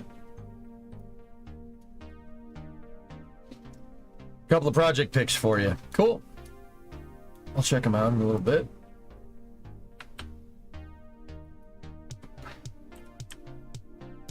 Yeah, they never told us anything, sweet. They completely kept us out of the loop. They said we'll talk later, never talked later. Nothing.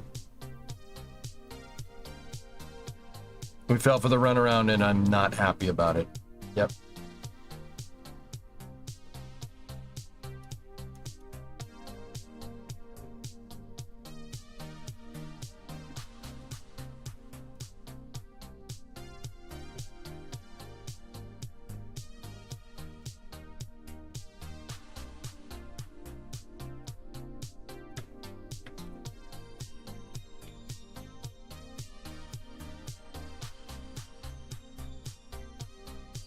Like I said, an extremely sore spot for me, guys.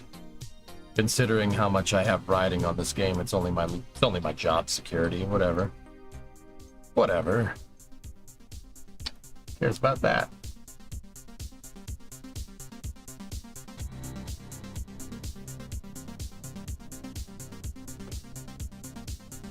I don't know. And I don't know if it's just Take-Two, NG. Like, that's the thing. I can't be sure. We don't know. All we can do is speculate. I don't like speculating, but, you know, Take-Two, this is kind of a scumbag move from them, no doubt, but also, like, I gotta be real, man. Gotta be real. They promised that game in 2019 for it to be ready in 2020. 4 years late. Video game industry is cutthroat, man. It's not like Spaceflight. You know? Just saying.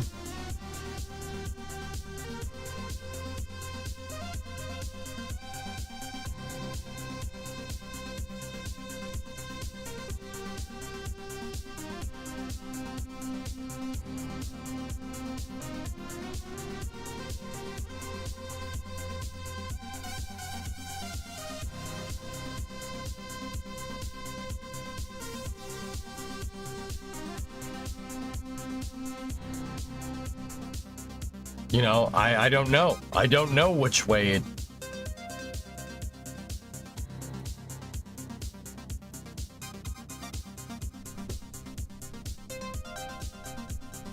You know, I'm pretty sure they just pulled the plug because they were taking too long, but they also have to realize that this is a game about spaceflight, and it's complicated, and it's going to take time. But... who knows?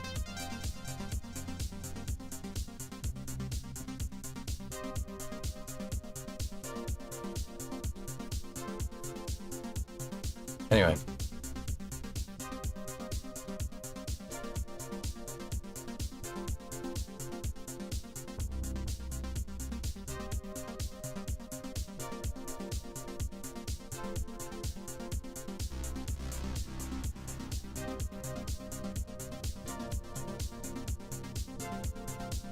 I don't want to talk about it anymore, though, guys. I'll be honest. It's a sore spot for sure.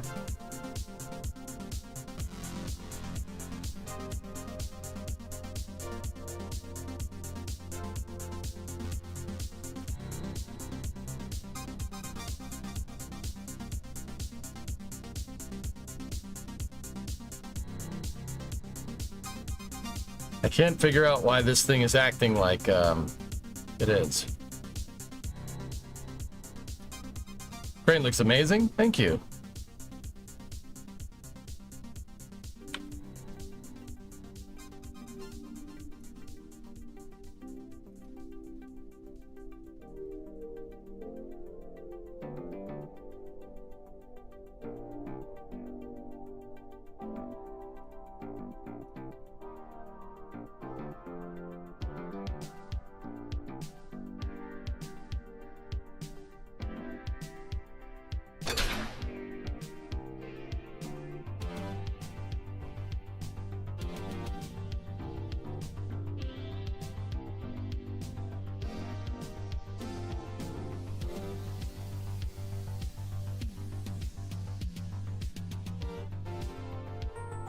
The boom holder is having some very, very big trouble.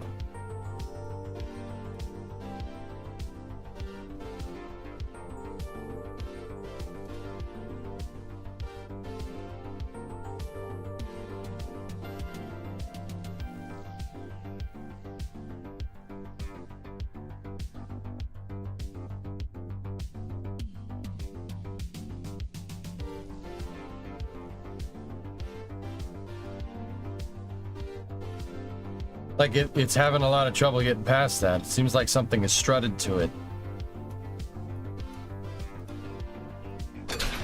Nope.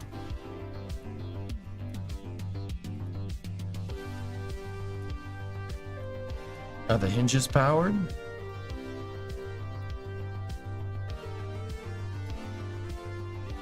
Have you tried with the legs deployed? No.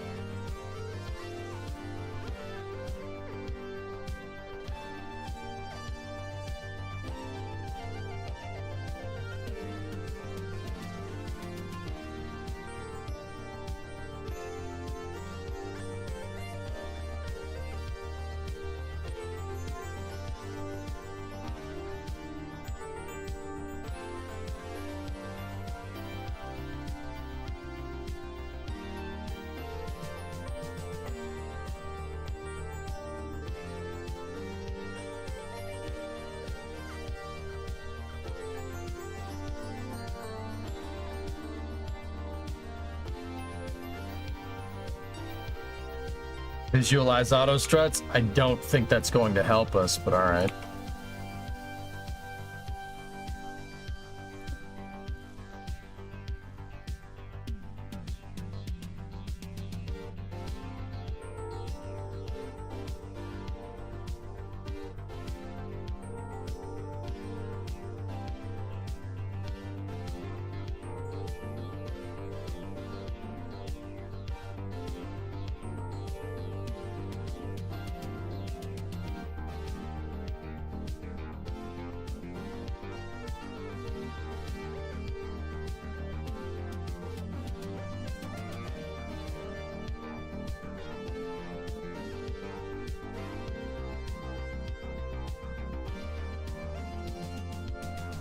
Nope. The hierarchies don't cross, dude. Strange. DJ, did you ever read Bring Columbia Home? No. I don't remember off the top of my head. NX. Listen, Tranquility Base here. The Eagle has landed. The EJ_SA is a testament to the Kerbal working man, and the Kerbal working woman too. Yeah. Sure. We make Kerbal parts for the American working man, because that's who we are, and that's who we care about.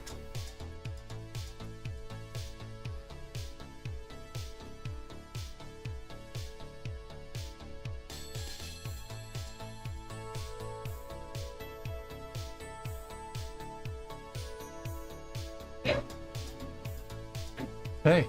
Hey. What's How up? are you? I'm good. How are you? Good. Titan was coming to say hi. Okay.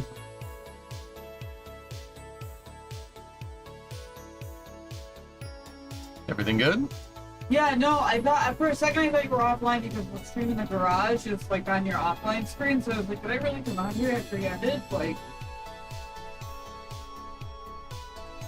It looks like the Hydra wasn't strong enough, guys. It's not strong enough to move all that extra mass around.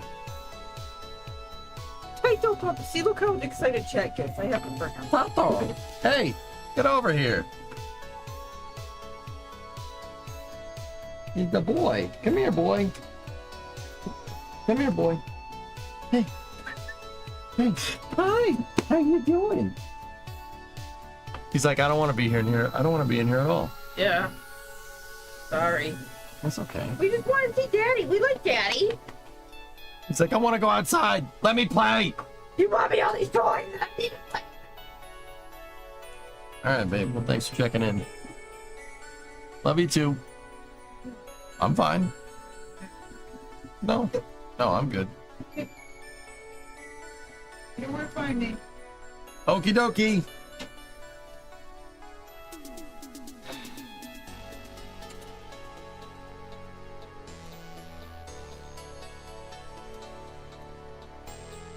I guess it just wasn't strong enough to move this thing.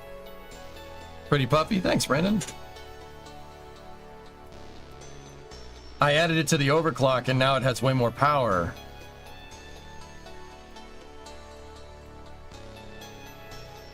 There's a lot of force being put on that hinge.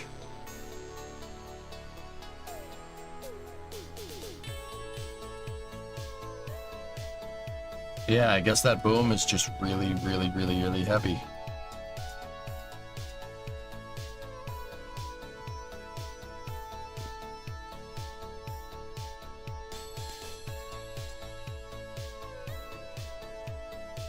Hey, Everlast. What's up? All right, well.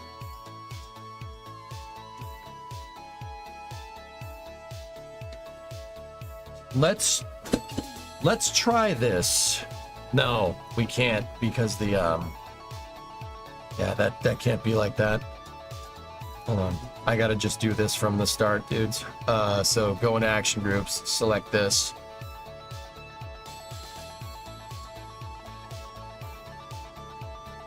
Copy it, and see in the cow controller how we make the curves go off the map right there.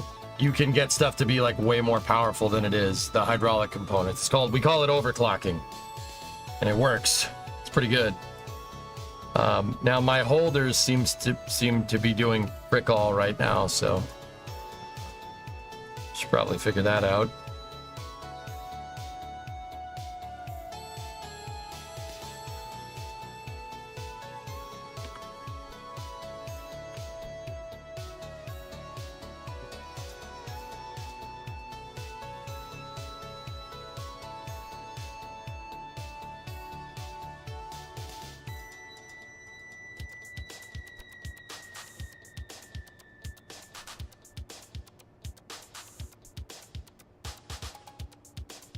So I'll add another one.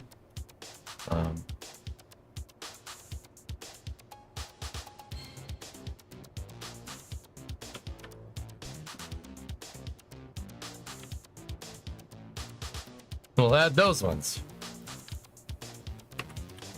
And we'll give them some nice struts to hold them up and make them look all fine and pretty.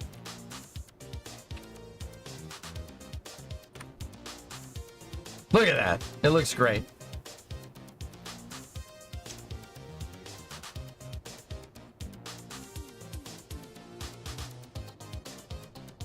So what are you building this for? Building it to test my hinges out, Tyler. Looks like crews have left the transporter erector at 39. Cool. Just waiting for Polaris. Yeah, baby.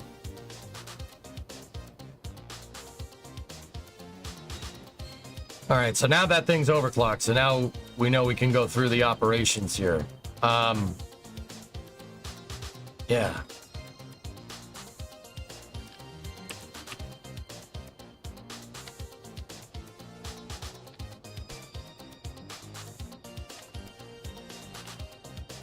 Put that there. Makes it look cool.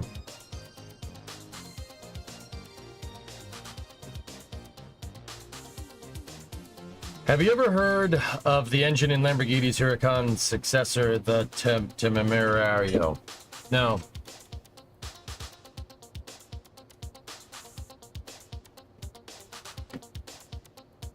Can't say that I have, man.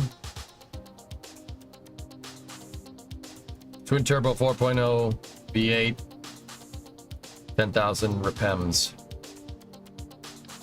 Cool.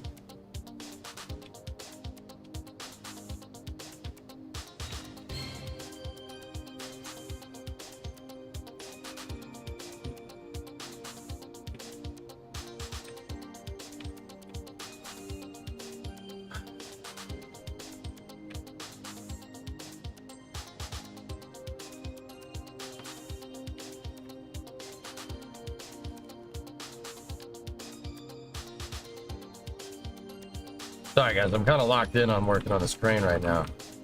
But yeah, cool, man.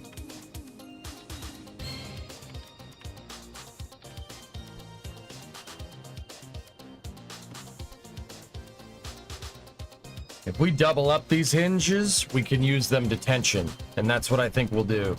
Just double them up.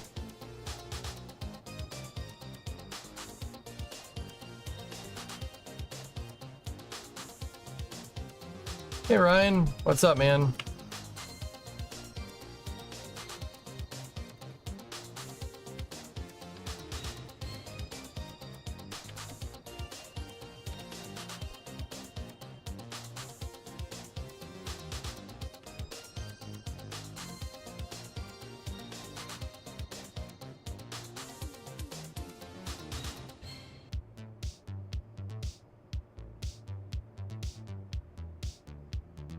Great. How's Bremo and Titan? You just missed Bremo and Titan. Everything is good. Yeah, everything's a-okay. Can I be your operational Kerbal? I'm OECP hydrocrane certified. No. We got a reactor leak. Very serious reactor leak. Very dangerous. Conversation anyway.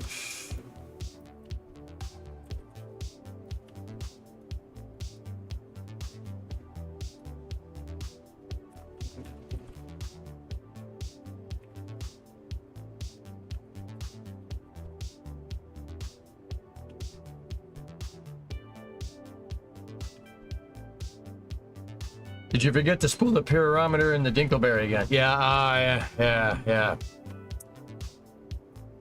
Derp.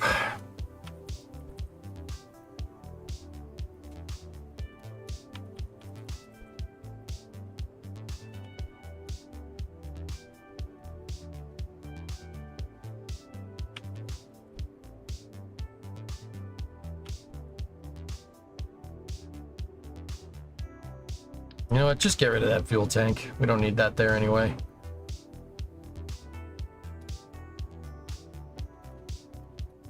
All right, let's see what this does. Well, the original crane had a base plate of prefabulated amulite. It was surmounted by a malleable logarithmic casing in such a way that the two spurring bearings were in direct line with the pentametric fan. Every seventh conductor being connected to a non-reversible tremie pipe on the differential girdle spring on the up end of the Grammys. You know, but since then, the crane has reached a very high level of development and is successfully being used in the operation of no for trunnions. Moreover, when a fluorescent score motion is required, the boom may be used in conjunction with a drawn reciprocating dingle arm to prevent sinusoidal repleneration.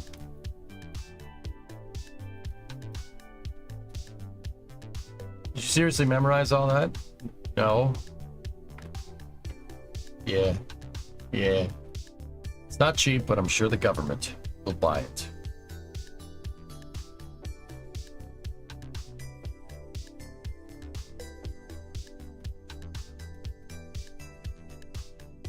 All right, let's see what happens here. Boop.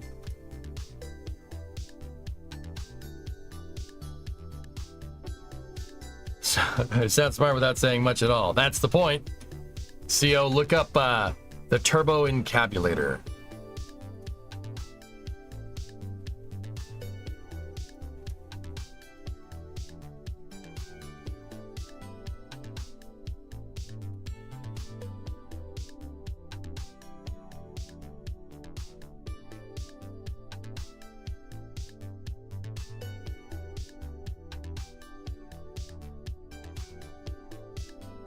Will do. Excited for tonight? Oh yeah, man. I am freaking ready, dude.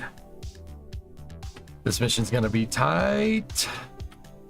Seriously though, it is an extremely ballsy mission. This is pretty hardcore.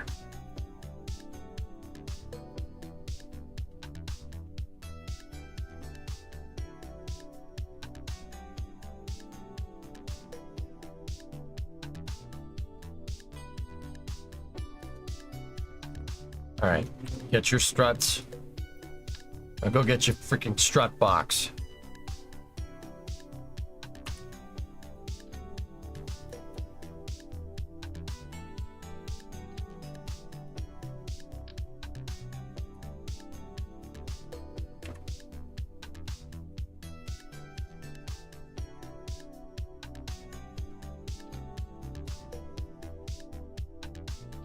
Okay. Inventory out here, like that. Undo it. Now we can tension these, right? Getting rid of that. Unlocking that. No power. Unlocking. No power. Taking that. No power. Now, take this back piece and pull it. 22nd through the 24th, and the 29th and the 30th of the month. That is our long-range winter forecast. If you missed any of that, we're going to do it again. There we go. Right on our 10:30 broadcast. That's tensioned. Pretty good. And include a self-addressed stamp envelope. Channel 11 here at 220 East 42nd Street, and we'll send you a copy of that forecast. Back to story. All right, now unpower that hinge. Unpower that hinge. Play. Come on, baby. Come on, baby.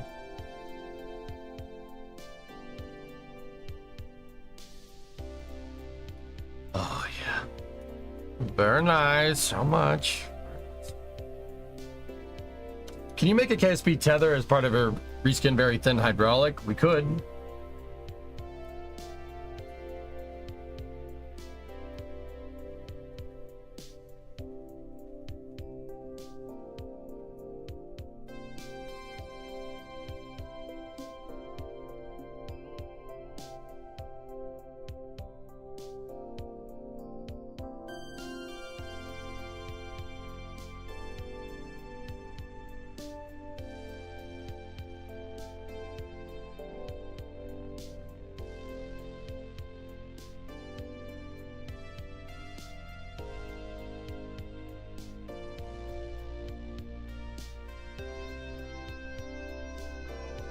You didn't put the stabilizer feet down. I know. I'm testing the boom right now, dude.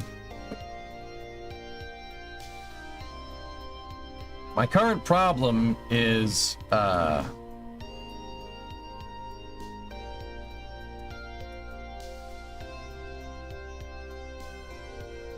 Discovery, go at throttle up. the boom length. I need to find a way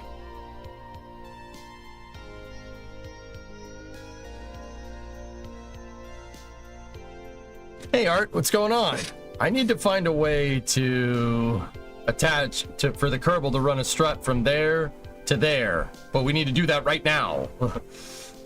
So let's get weird with this for a second. Let's try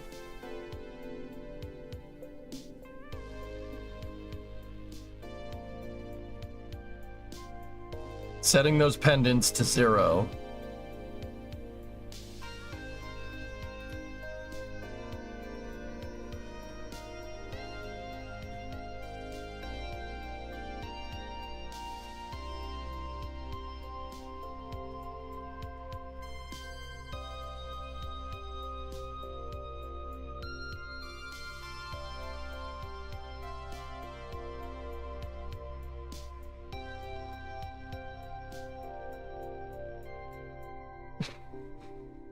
This is fine.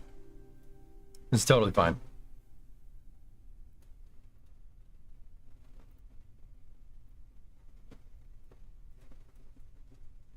Big toe, mister.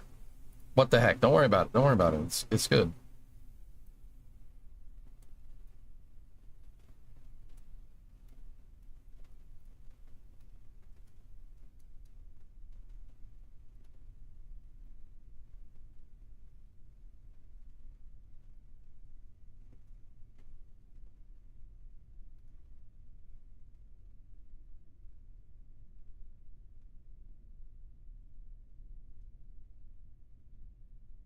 You'll see, this will make more sense in a second. And you'll see why I couldn't have done this way.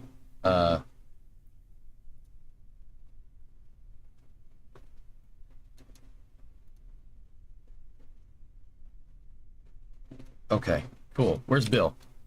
William.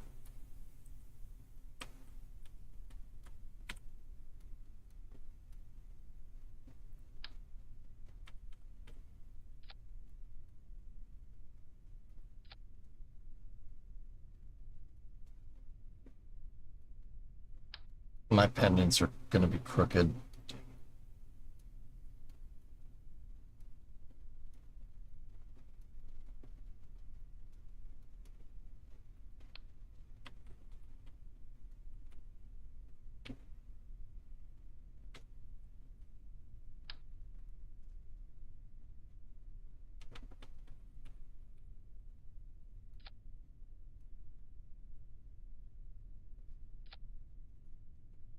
All right, well, hopefully that's good enough.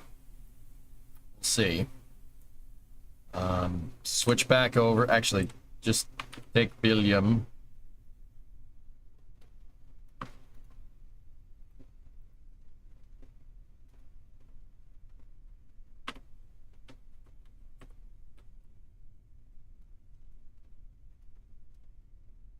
Where's Cully when we need him? Really could use him. Really could use his help. But that's fine.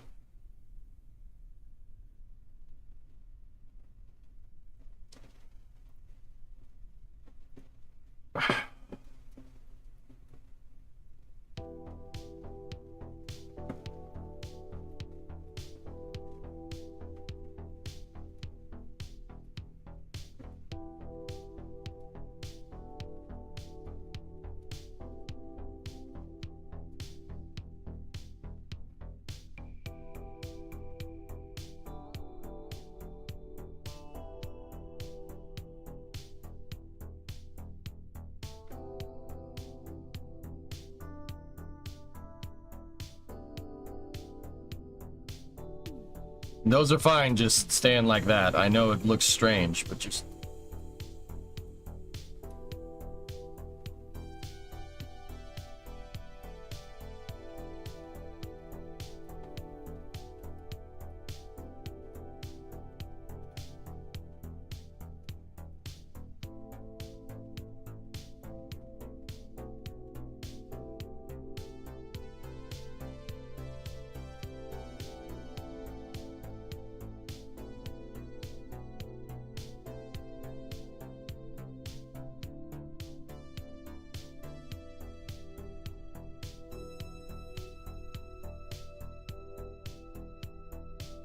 Just leave the jacks like that for now, for this test. We won't go through the whole procedure.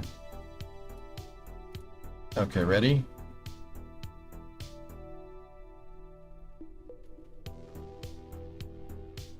Come on.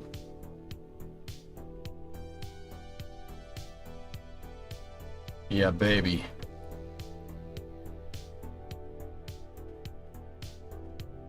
We really should put something there.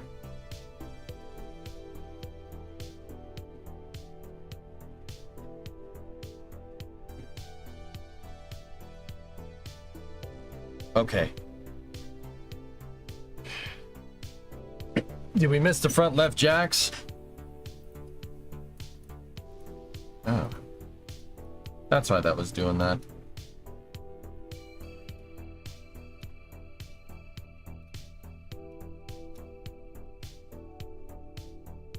Why is it doing that?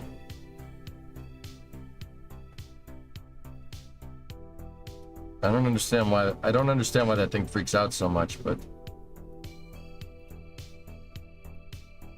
there, that's fine. Now, boom, length, go.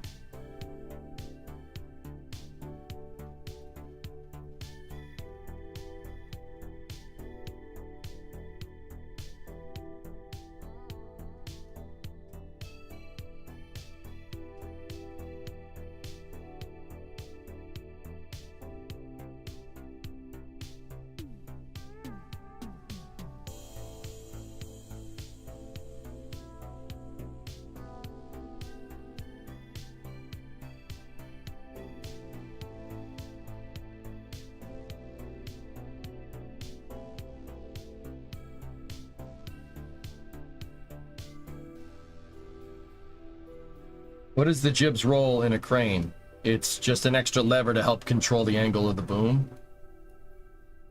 In this particular case, the rabbit ear, these rabbit ear style ones are there to make sure it doesn't deflect. It's there to make sure it doesn't bend.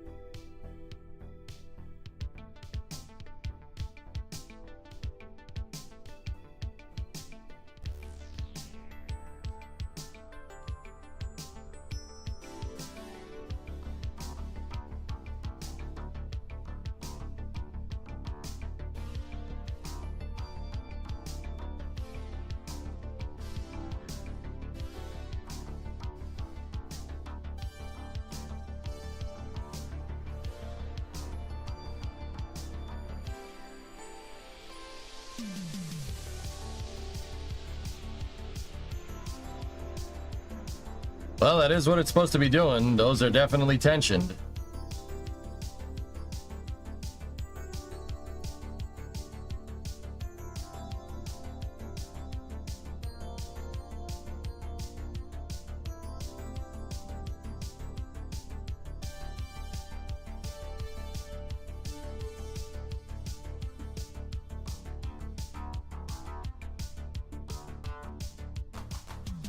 Bring that down just a smidge. There you go, man. Time will tell. We're gonna have to pick something up, but I think that's working pretty well, dude. Oh.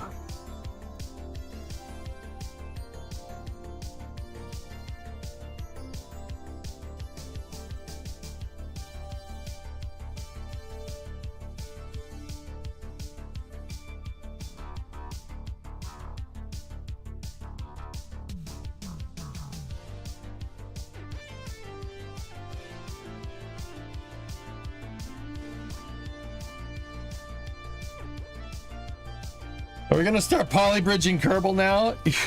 I don't know.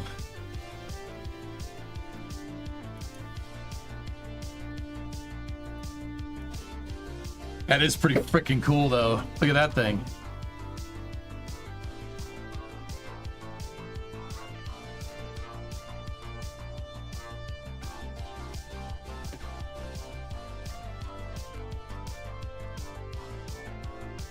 I just got to find a kind of a better way to make the pendants work.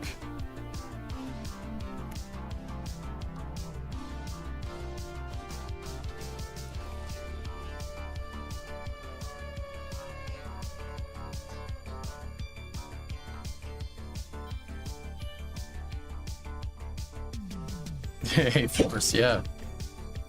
All right.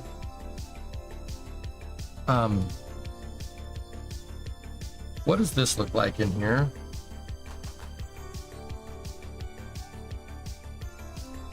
The pin is holding, but none of this stuff is. Everything is bent out of shape completely.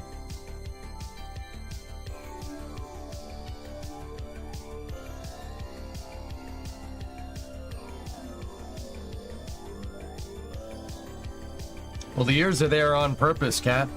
Yeah, they're there because I needed them.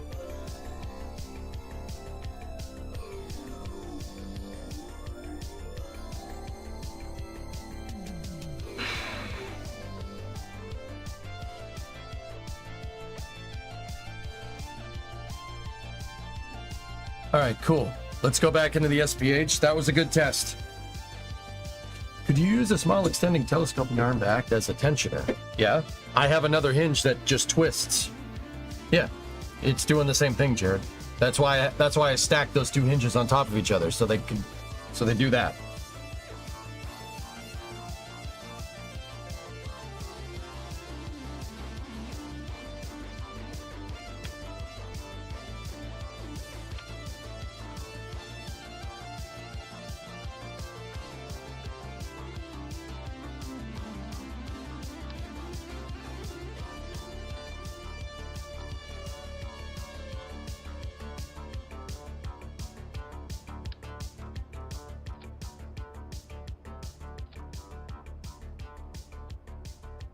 Yeah, I tried a part to try and have something do that, Aqualux, and it doesn't like it for whatever reason.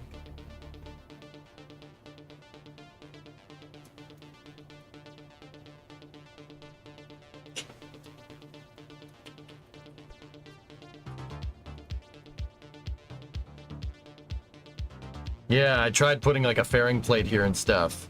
It just, yeah, it doesn't like it.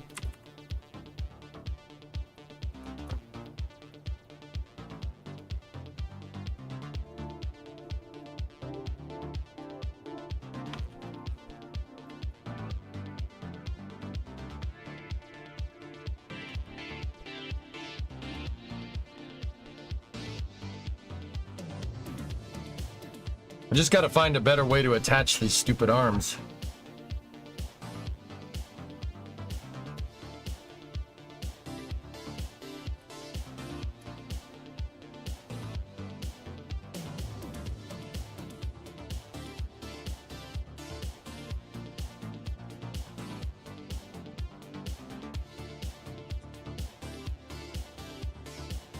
But if you lowered the plate just above the tube and used the same vessel interaction, would that keep the flats against the tube?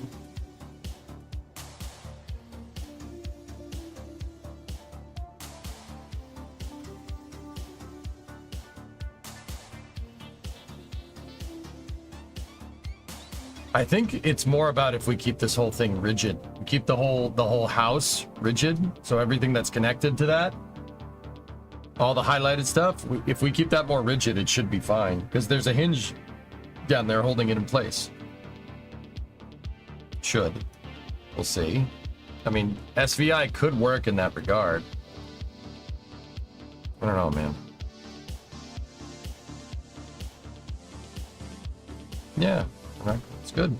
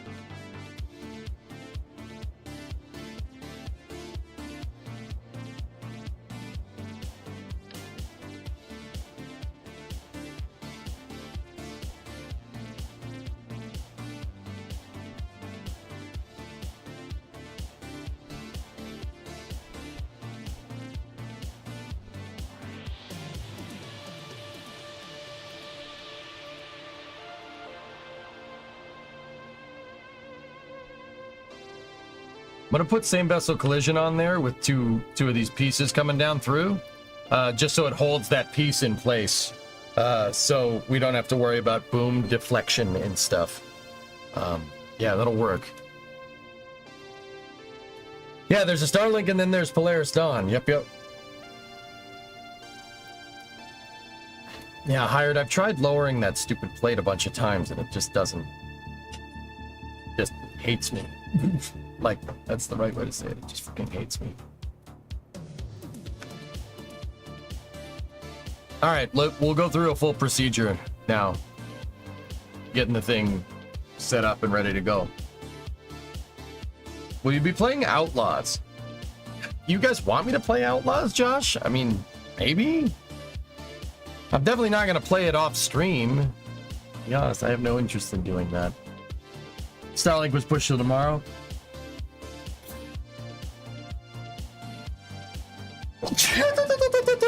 It's a turbo.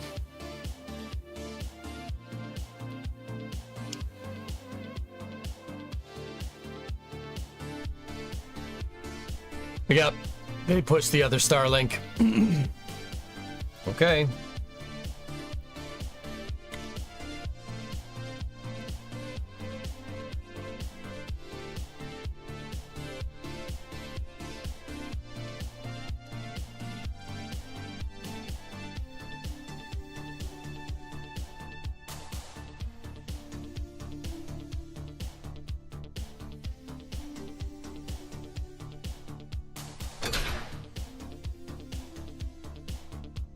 Those struts are doing something very strange to that part, and I just don't know what it is.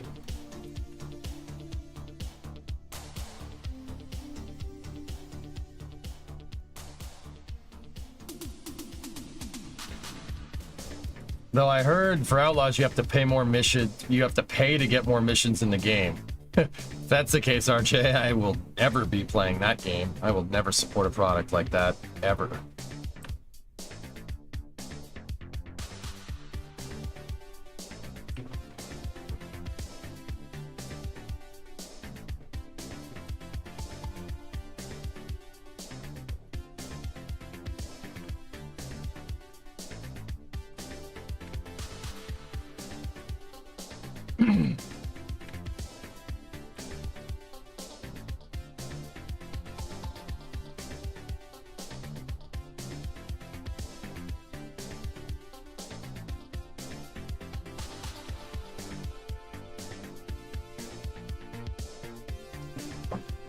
Okay, let's set up shop.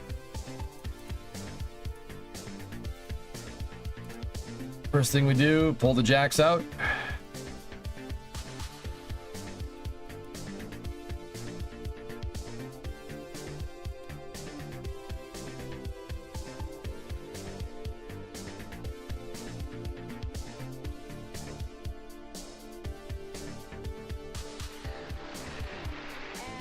good evening to all of you folks back home. Isn't this exciting? We're being seen all over the world. Oh, yes, I know. 700 million people approximately joining us tonight. Some in summer, some in winter. But wherever you are in the world, the swimsuit segment will be sure to warm your hearts. Our first group, our first stop, will be on the grounds of the world-famous National Palace Museum, which houses Chinese treasures dating back some 4,000 years. Well, let's hit the road.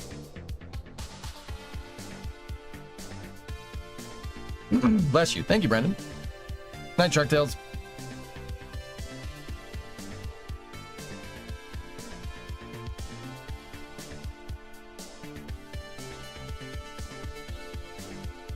Okay. Lock 1. Lock 2. Lock 3. Lock Norman. Forget it. Forget it. No more beaming. This time I'm gonna walk. All right, Billiam, we need you. Leave seat. Get out of here. Come on. Hey, come on over here, you little meat.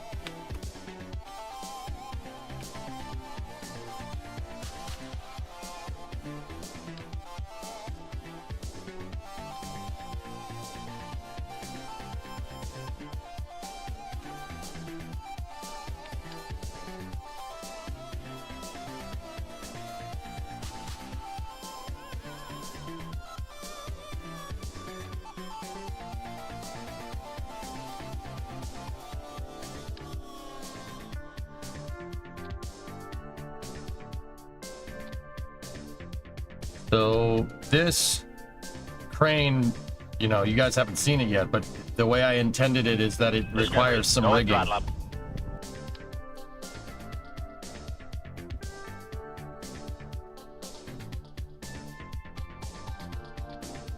You have to rig up the jacks if you really want to get the full potential for them.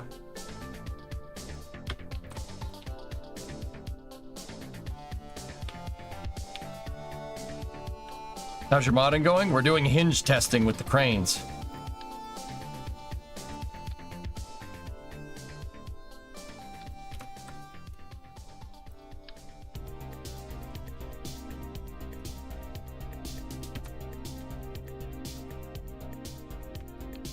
What the heck's going on here?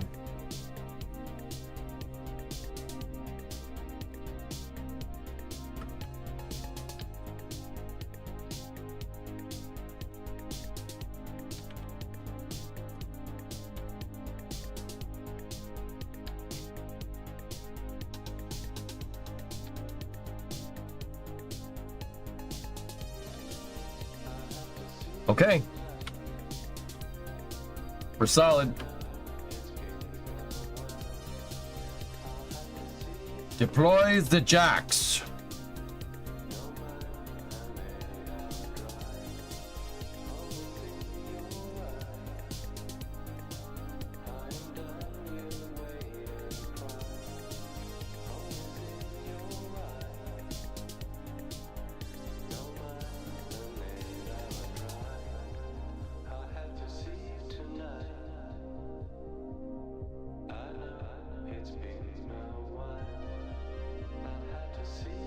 Okay, she's up in the air.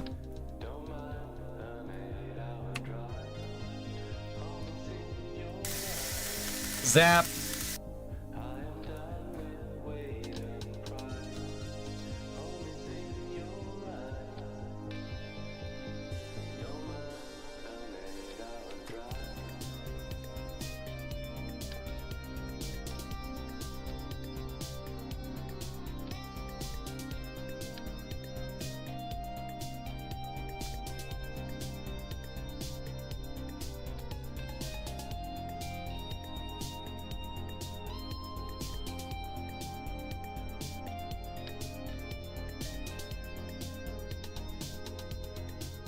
Really, Forge? That's cool.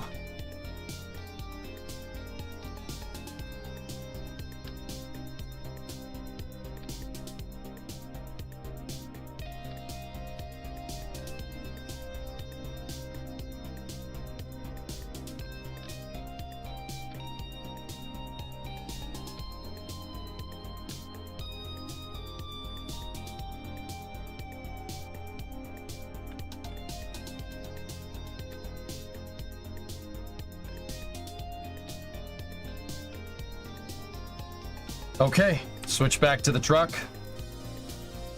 Start locking out these jacks.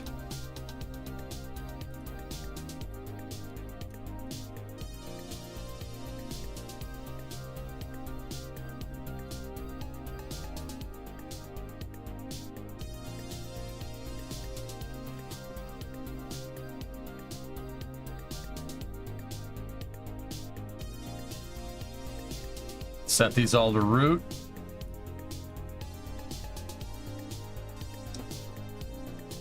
They'll anchor to the center part of the chassis of the truck now.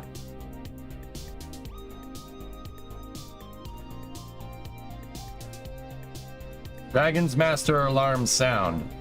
You're linking to jumpscare.com. Yeah, I'm not clicking on that.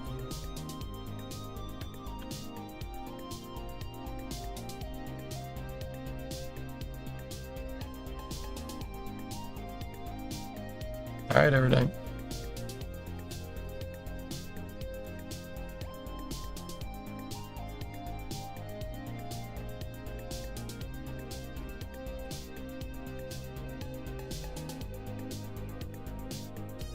Oh. It's been the problem the entire freaking time.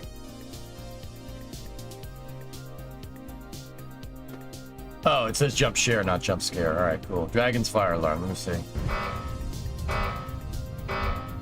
Right when everything was supposed to be normal, he had this super loud horn going off, which is Cool. Dude, I read it real quick. I'm like, jump scare? Hell no. Nah, I'm good.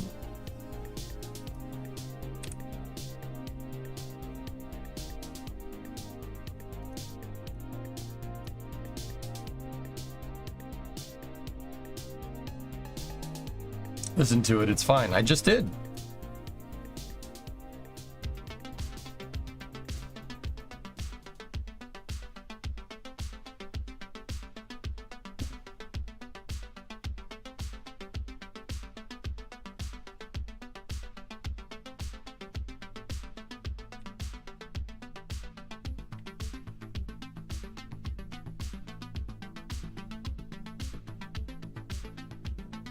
Okay, let's get the back pendants in position.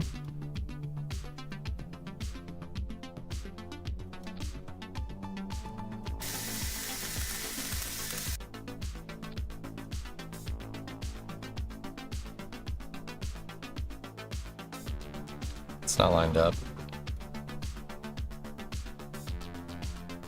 These need to be aligned. If they're not aligned, shouldn't do this. 47 is good.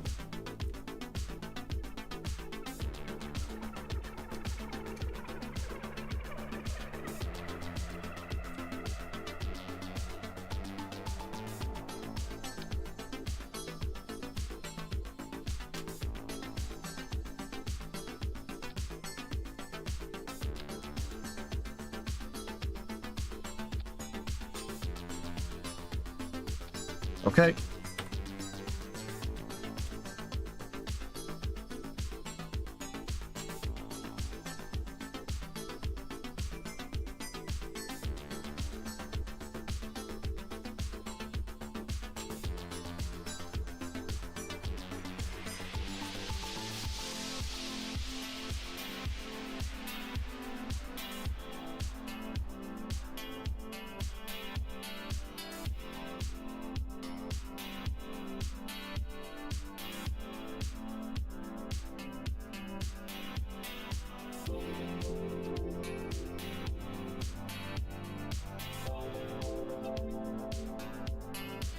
Yeah, pretty much.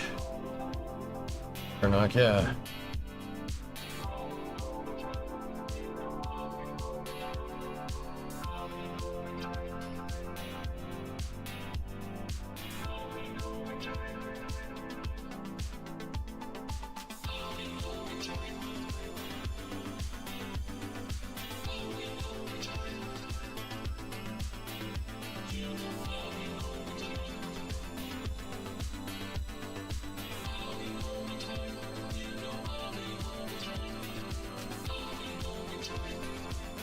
This hinge needs to lock. If it doesn't lock, we're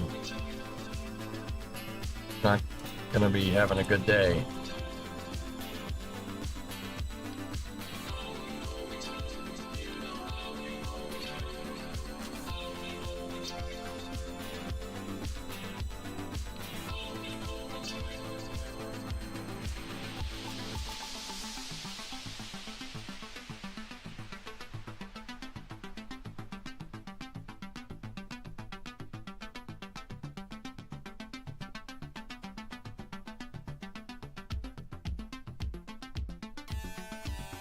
Come on.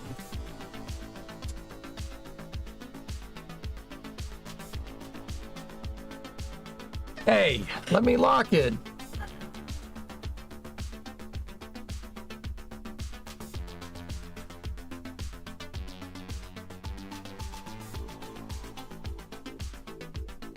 Not this again.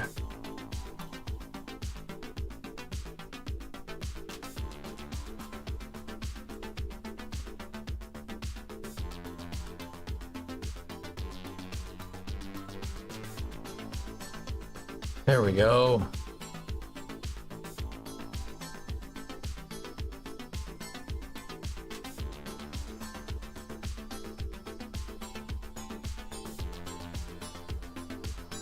All right, back over to Bill. Inventory. Oh, nope. Make sure everything is powered on.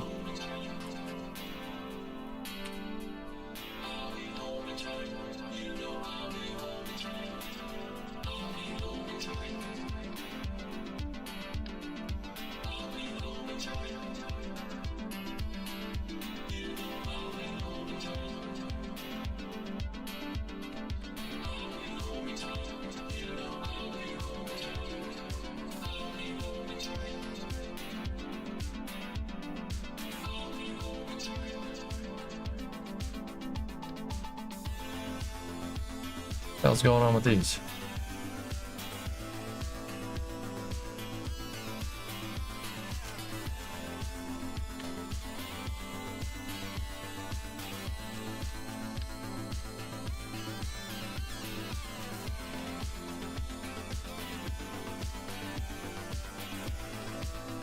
Okay. Back part of the crane is good. We should be able to loosen that one, loosen that one, loosen that one, loosen that one, and then use this last piece as a tensioner.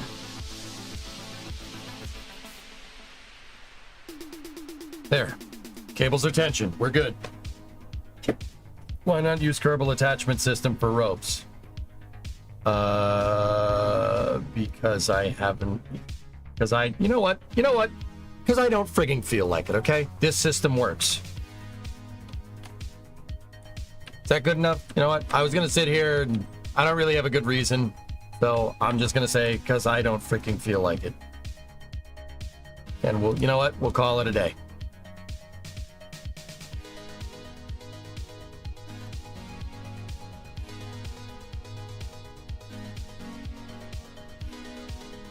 I could do that if I felt like it.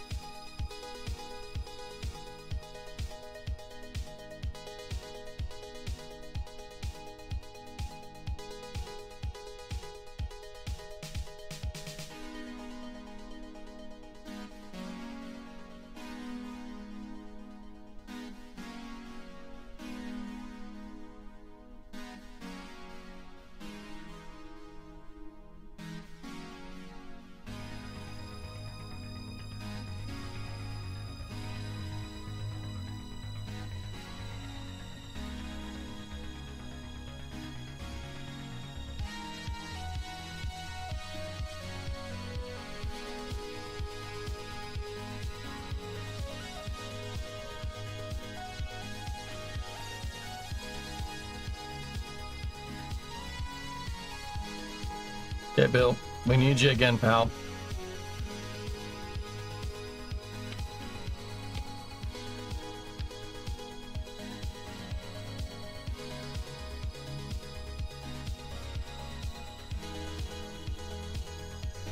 I hate that did that.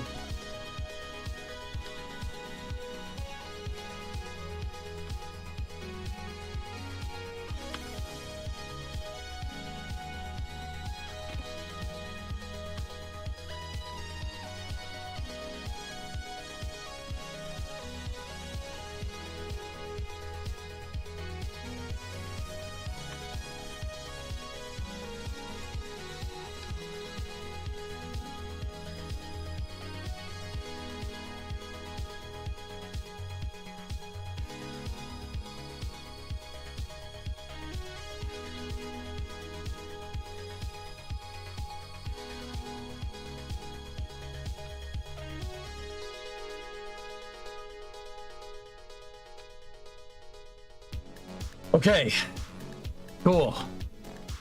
Now Bill needs to get into the operator's chair. Am I missing crane stuff? Bro, you've been missing crane stuff all day.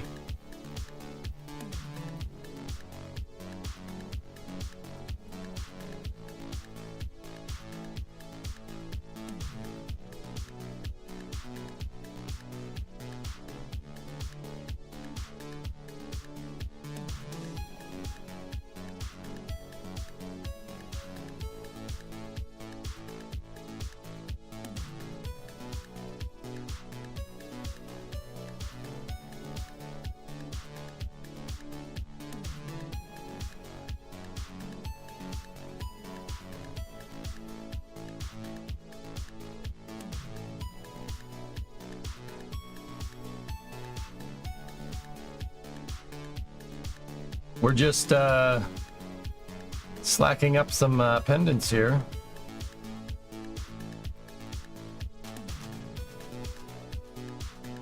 You must be bribing the Kraken? No. Just good at what I do, dog.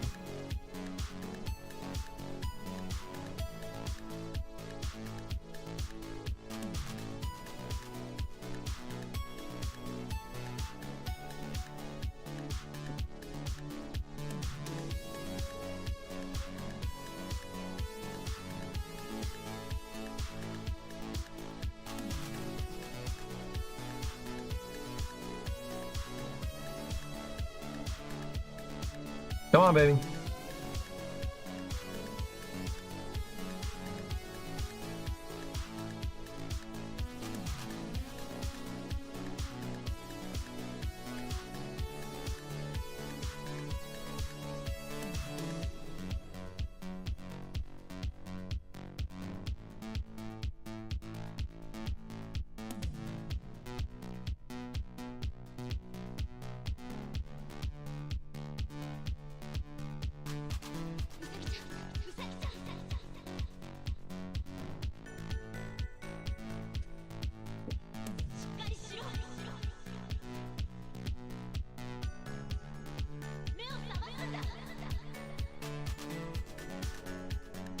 Give me 1 second, dudes.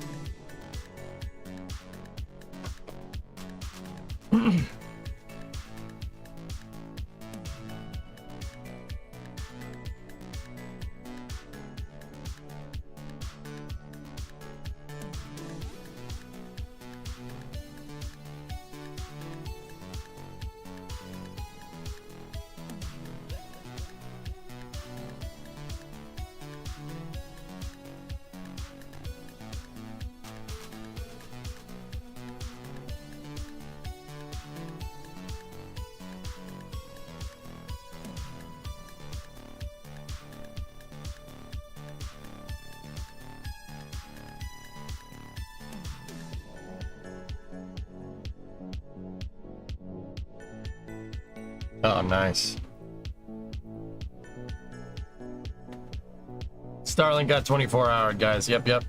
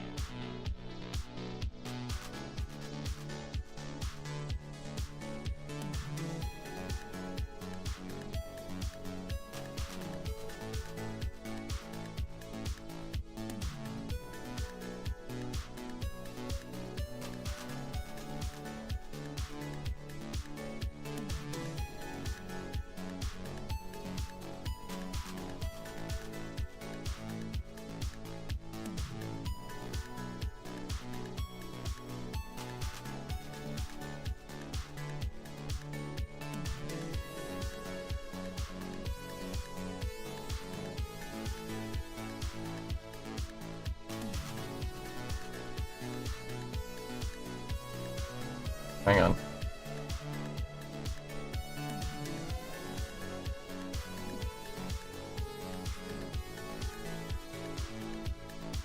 There we go.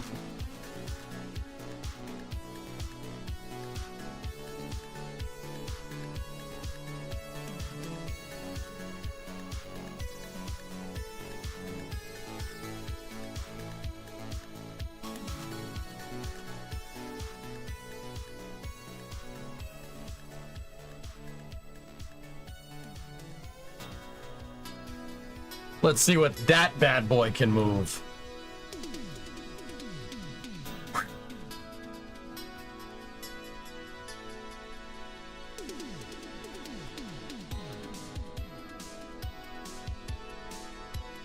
That's awesome.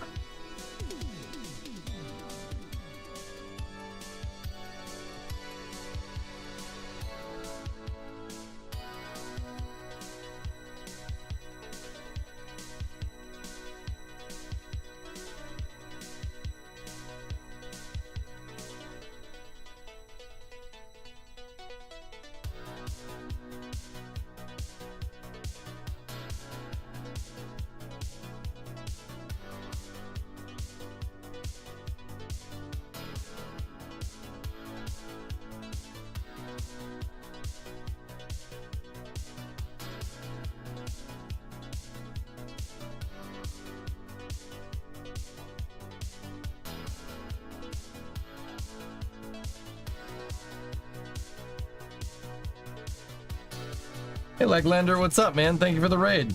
I'm just building cranes. Just building a crane.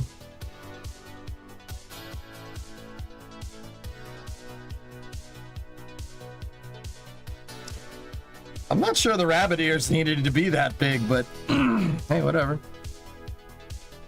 Pretty awesome. I like cranes. Yeah, me too.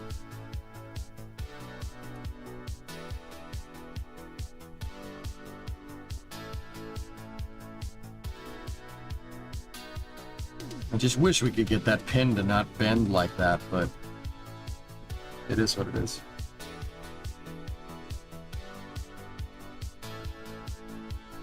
Can you lift stuff now and see if it breaks? Lisp, that's I think what we should do. No, not revert flight, Space Center. Well, a real good test of the hinges here, guys, would be reloading it. So bringing another vehicle out and then driving it up to it. That is a real good test for my hinges to make sure that they don't break. Now, the thing is that not everything on that crane is my hinges. So we might go to load it and the Kraken might scramble its brains. Looks awesome. Thanks, Ray.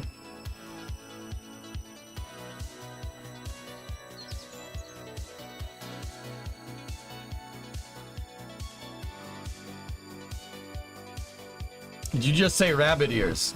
Yes. Yes, I did. Are you pissed?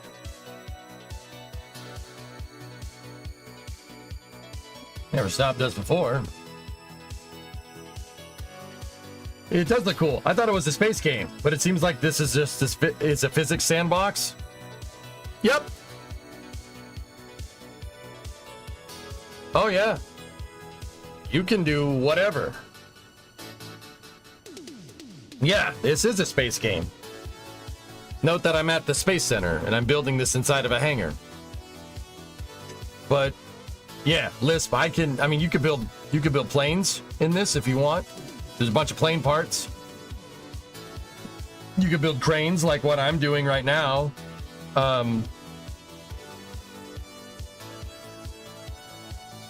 You could build boats, you can build trucks, you can build whatever. Here, check this out. Like, you can build shuttles. See?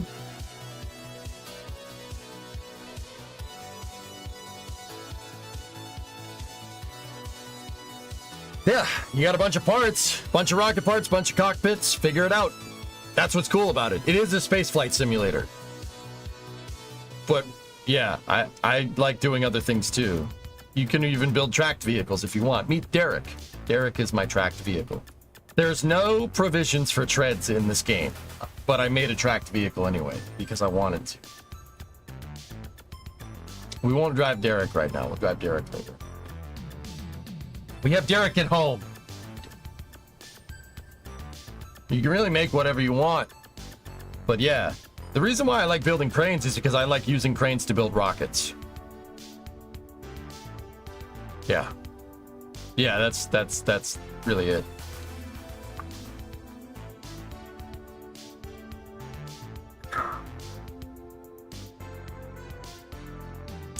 How big of a crane could Derek carry? I don't know.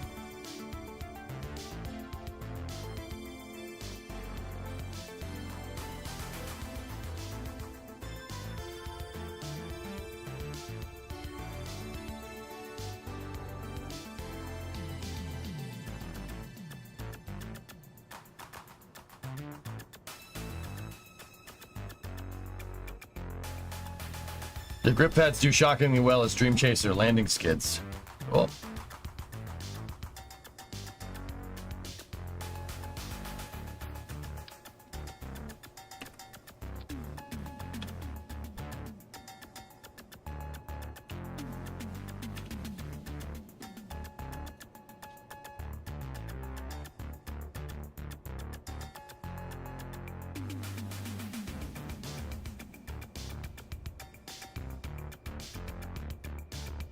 Yeah, just list. If you're new to Kerbal, it's probably in your best interest to just go ahead and pretend that KSP2 does not exist and never has existed. That's what we all do. We're not coping, I swear.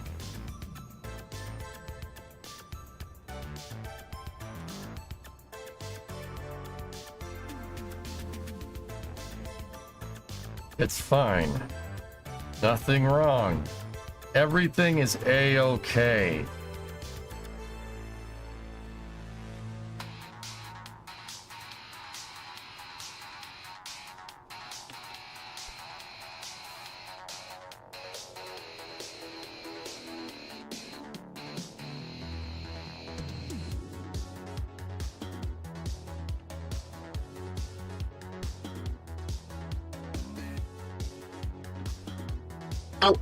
Oh, this is space. I'm in space. Pokey, get the sub to Panther.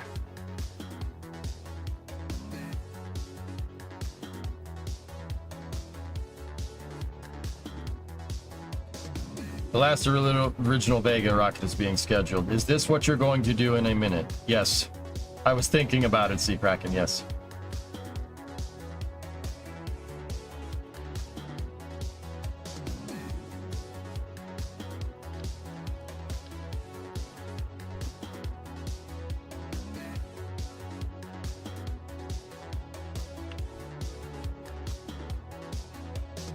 Can someone please explain to me the drama in KSP2? KSP2 was being developed, and then Take-Two decided to pull funding for the game, fire the development studio, and fire the publisher for it too, so it's pretty much dead.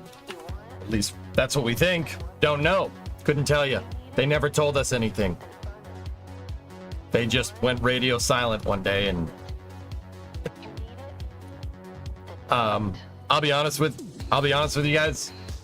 Even if Kerbal 2 does come back somehow, I'm not playing it. I don't trust. Nope. Nope. Don't trust that.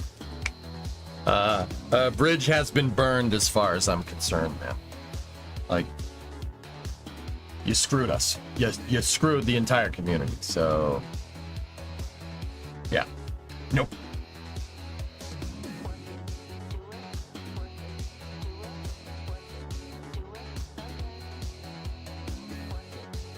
Two Vulcans, T-Man.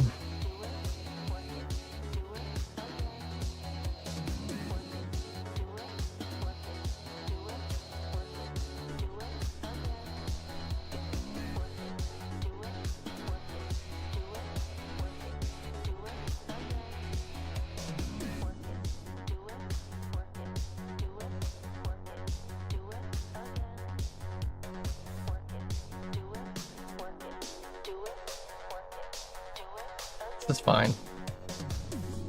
It's actually staying pretty damn rigid for what it is. When is Polaris Dawn? 3:38 in the morning. Coverage picks up at midnight.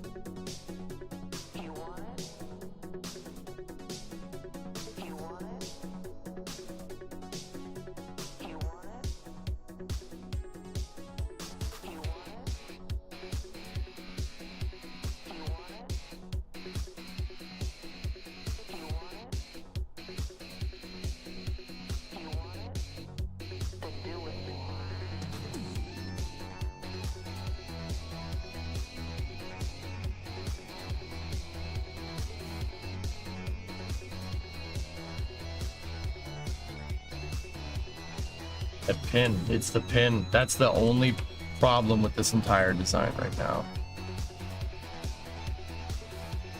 Hello, EJ, I just wanted to say I haven't been on Twitch in years. I used to watch you back in 2013 a lot. Awesome to see the channel still going. Yep, still here. Still doing my thing. Right on, Pilot Mode. Did you have the Pilot Mode name, or was it something else?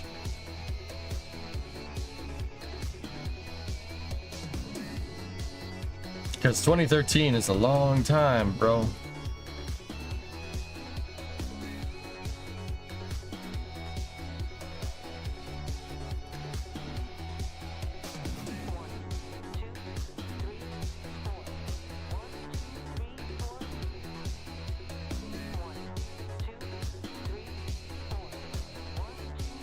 It used to be Ty Smile 33 or some cringy stuff like that. Yeah. I vaguely remember that name, but yeah, I don't know, man. It's been a long time.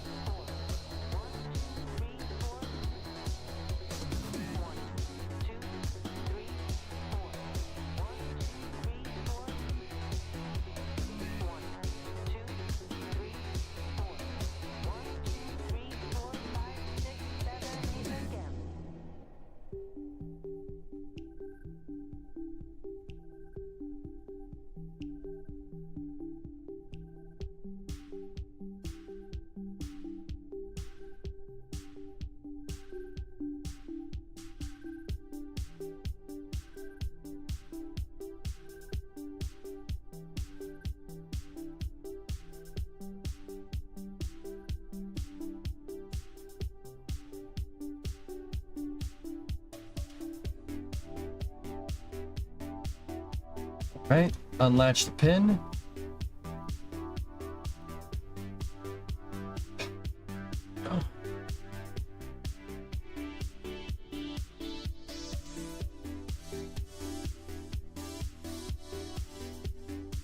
Are you using any mods? I have 2 DLCs and 2 modded parts, Bullet. I made a hinge reinforcement bracket for the hinges, but other than that, this is bone stock KSP. Yeah. That's it. Most of this is just straight stock KSP.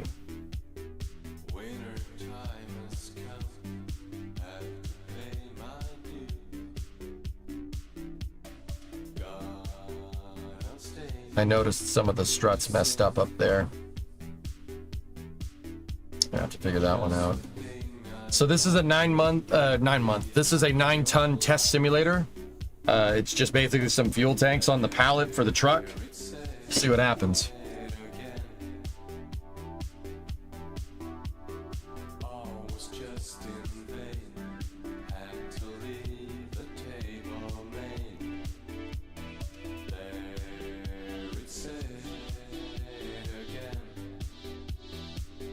Lift the truck instead. We could lift both of them, but the hoist point on the truck isn't on the center of mass. This one is.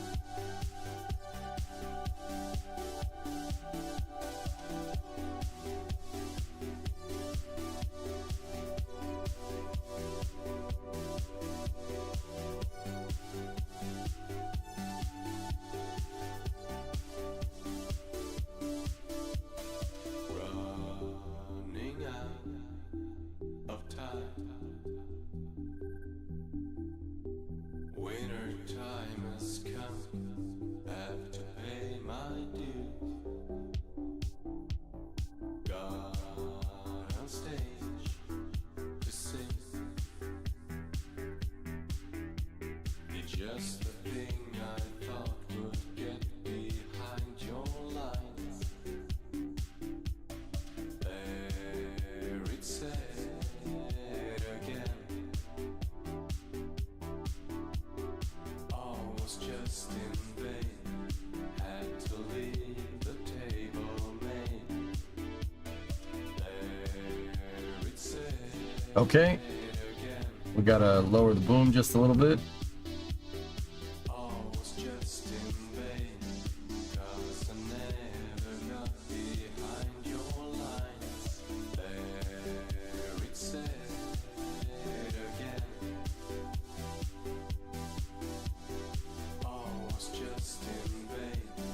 Had to leave the table main.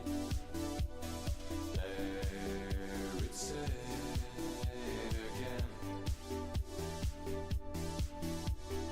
All was just There we go. We grabbed it.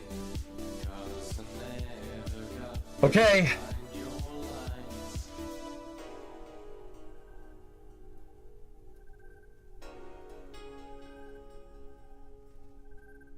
Let's try to lift it.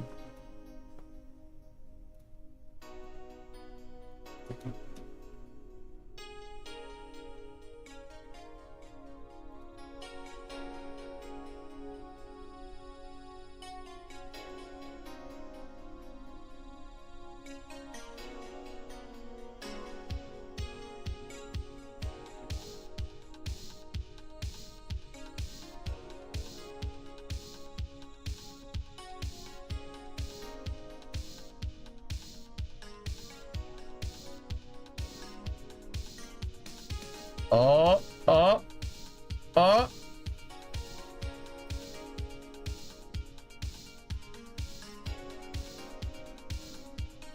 No, stop it. Stop it. Stupid payload. Stop it.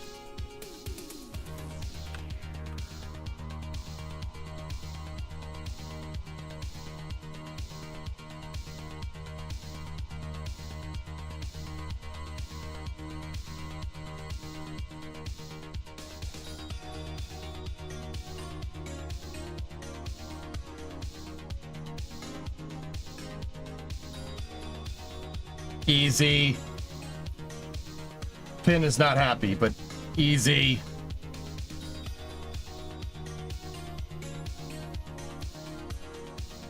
Oh, balls. Oh, balls. Oh, balls. Oh, balls. Oh, balls. Oh, balls. Something broke. What broke? What broke? No! No! Oh, the pin broke. How? How is that possible? Oh, the struts. I undid the struts. Damn.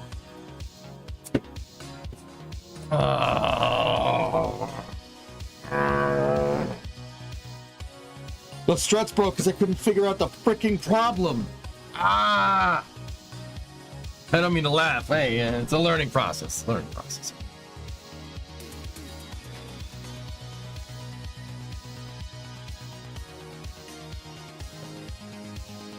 You've seen this failure happen in real life, not in person in video. Sure you weren't looking in a mirror? Got him. Fucked. Yeah. We gotta fix some things. That's okay.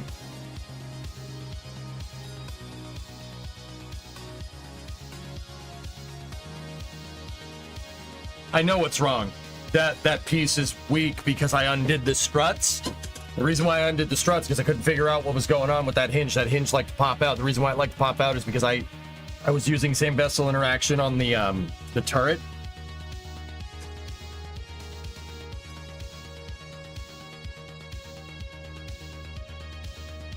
Thanks, Fun Sister. I enjoy your company. Man, that one hurt. That one hurt a little bit. That's okay. All right. You're right. I'm all right.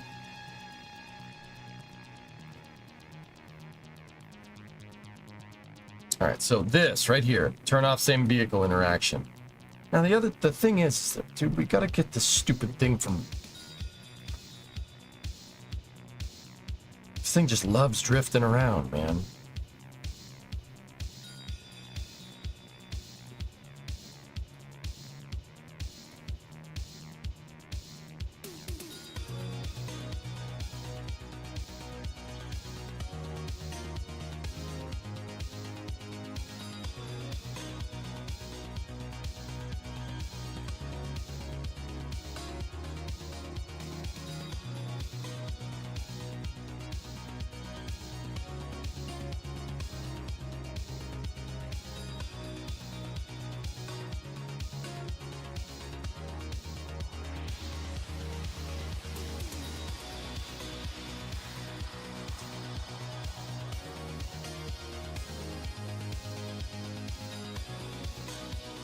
What if you put another panel below and make it another one, same vessel interaction?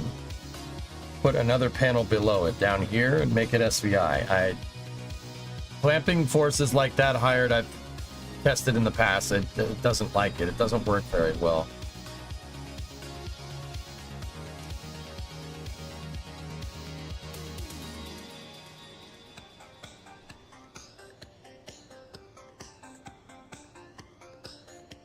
It took so freaking long to get right.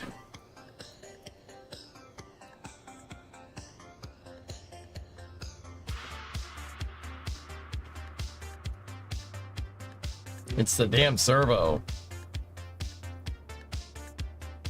That's the biggest one in the game.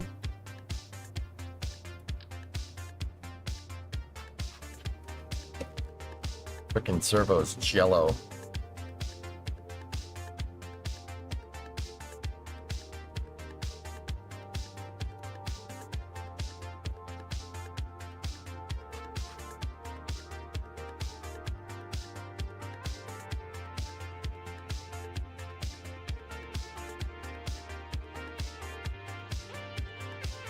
Discovery, go at throttle up. Hey, Skyseas. Hope you're doing well, man. It's been a hot minute. Started watching you in first year university, and now I've just signed for your first engineering job. All right, 65 months. Yep, still here. Congratulations, man. Can you ever get a piece to combat the jello? Just go SpaceX, fill it with concrete. I'm not sure. I'm not sure what'll work here, dudes. It's just a lot going on in here.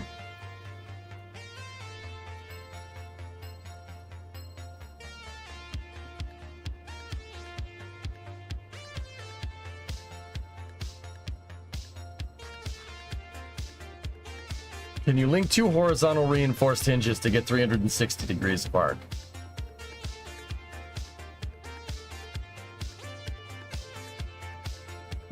I'm not entirely sure how I would do that.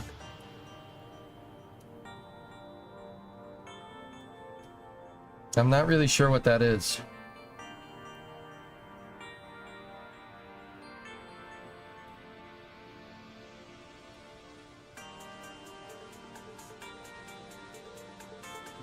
I think I understand what you're saying, Dragon, but I'm not picturing it in my head, dude. Uh-oh. Come on. Come on.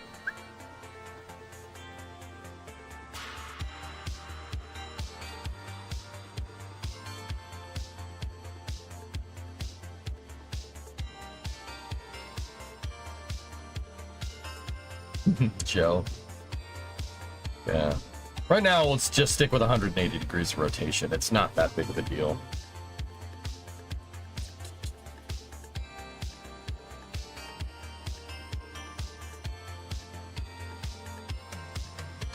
Hey, Bandit.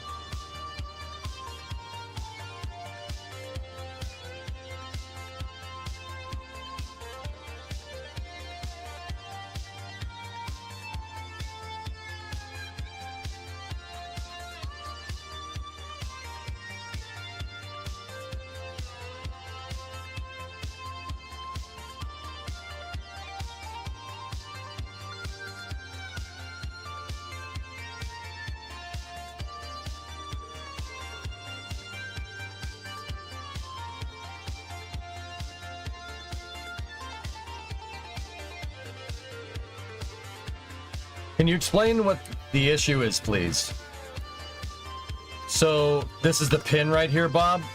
Because this robotic piece, the servo, the M25 servo, this is the exact reason why I made this hinge piece in the first place. The robotic parts just, they're jello.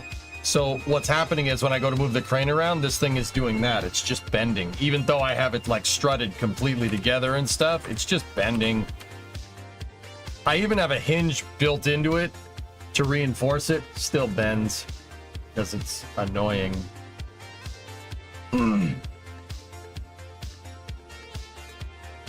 If you pick up an empty tank and use menu to increase its load, will that show us where the cavitations start?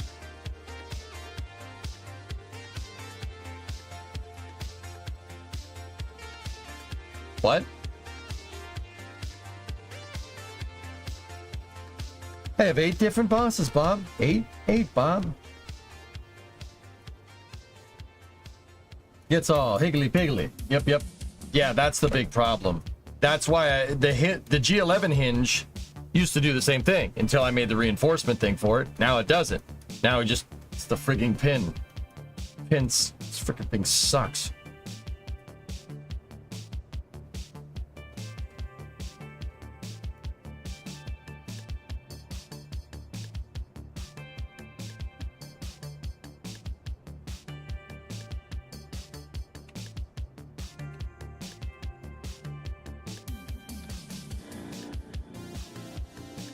Let me redo that strut now that I know that's not an issue.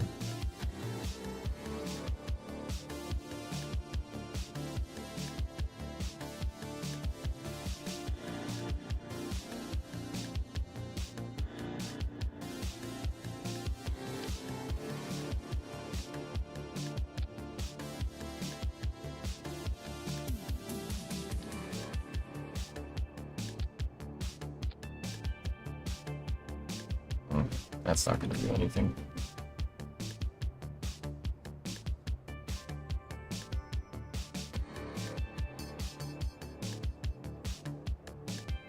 Yeah.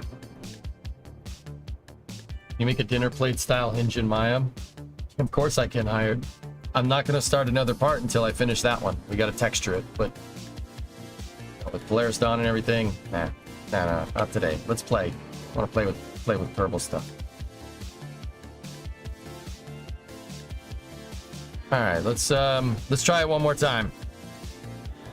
This time, though, what I'm gonna do so the thing doesn't gyrate around, I'll get the payload and everything out here.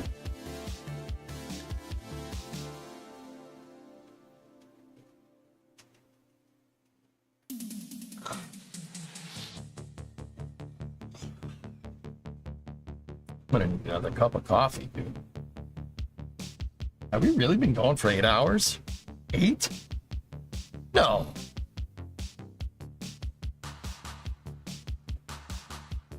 Can you save it before you lift? Yeah, but quick saving and quick loading nerves breaks things.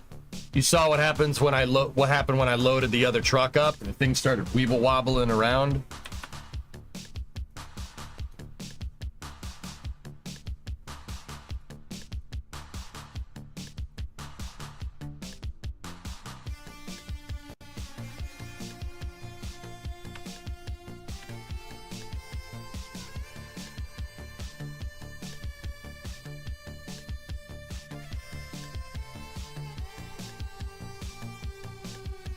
You raided like 4 hours ago? Dude, that was like 20 minutes ago.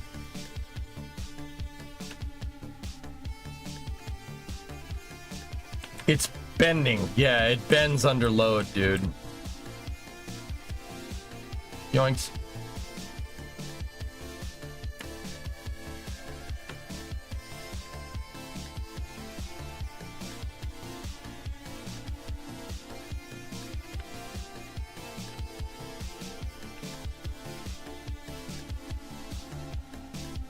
Talk about being in the groove.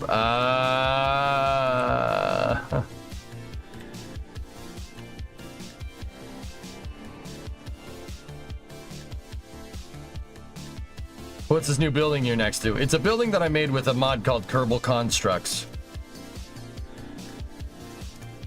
All right, just leave that there for a second. I hit revert. What am I doing? I wrote this. Why can't I remember it? Accoutrement, what is that?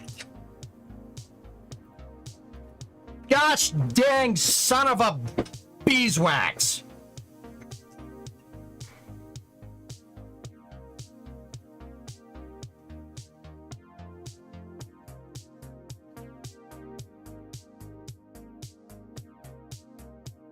Sir, you shouldn't be driving around with the counterweight on the rear like that and the boom in the cradle.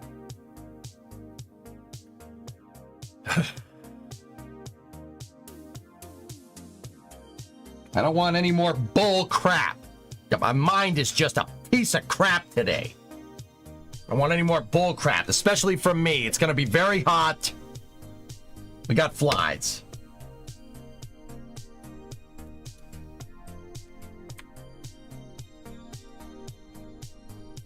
So EJ, how are you gonna stay up? Devil's dandruff? No. No, a couple of cups of coffee and maybe an Engie drink should help me.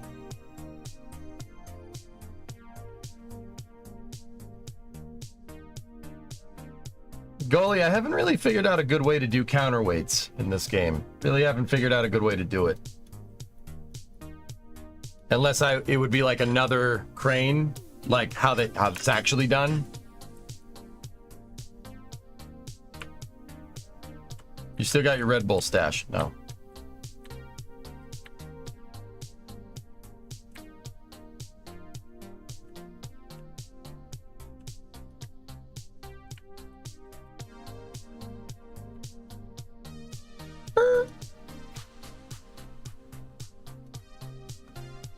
Repost. I'm out chasing storms right now, just dropping in while we're moving locations to say, hey, did you do space news yet? Nope. NASA decided to bring crew home on Dragon. Any details of this? There's a VOD from the press conference that I covered on Saturday that's 4 hours long. That's pretty damn conclusive as to what's going on. Yep. It includes a press conference and a nice detailed conversation after. Money. Space Center. Can someone explain what he's made here? Seriously curious. That.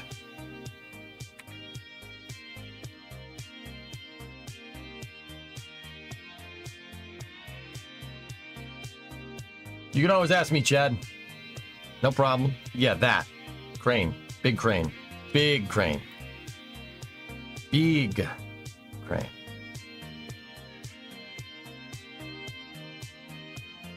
Hired, your girlfriend dumped me because she said I was obsessed with football. Got it, we were together nearly 5 seasons.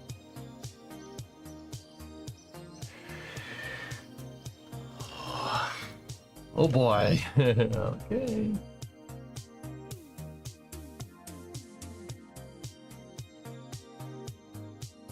I don't know if that's a joke or not, to be honest with you.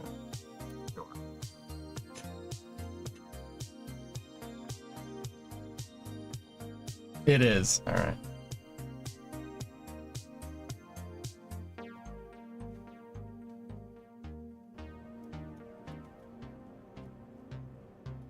We have a lot of SVI on the crane panels, dude. Yeah.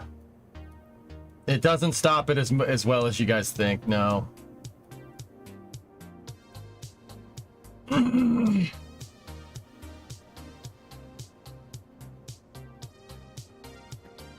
Touchdown! All right, what are we gonna lift? We know we can handle 9 tons probably would be the right thing to do again.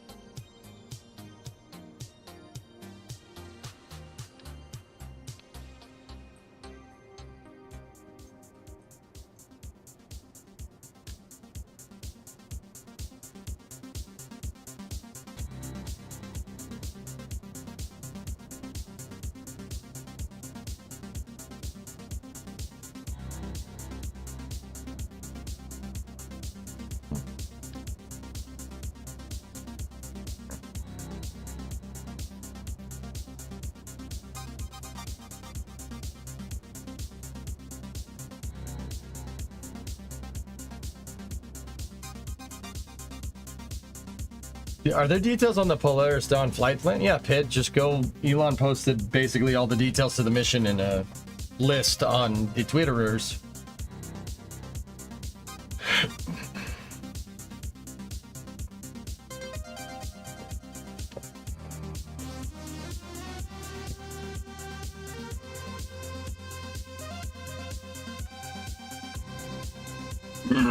$8 really? I still can't believe that. This game, dude, even now, it's still easy to make time pass by like that. I was gonna play Workers, but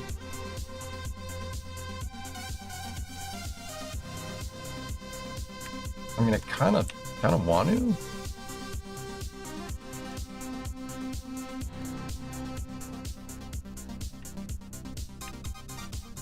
What's the fastest you've gotten something without it leaving the ground?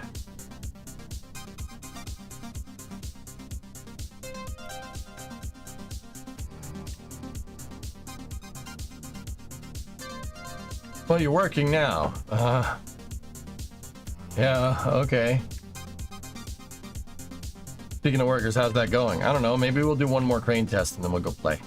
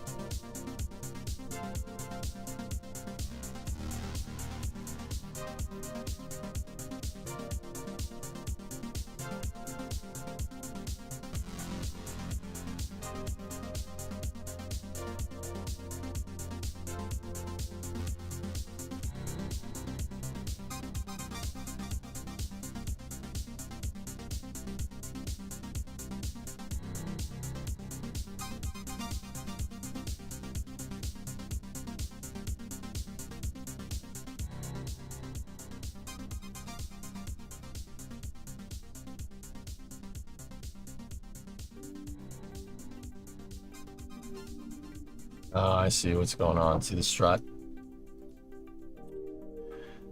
I wonder. Hold on.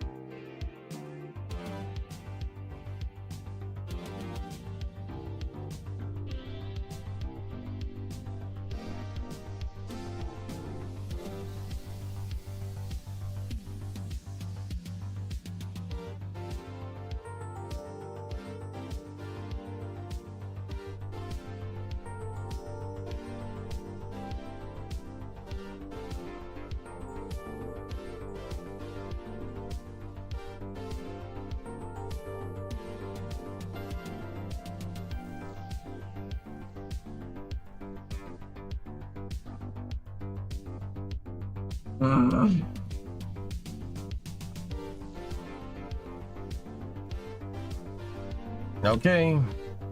Bill, do your thing.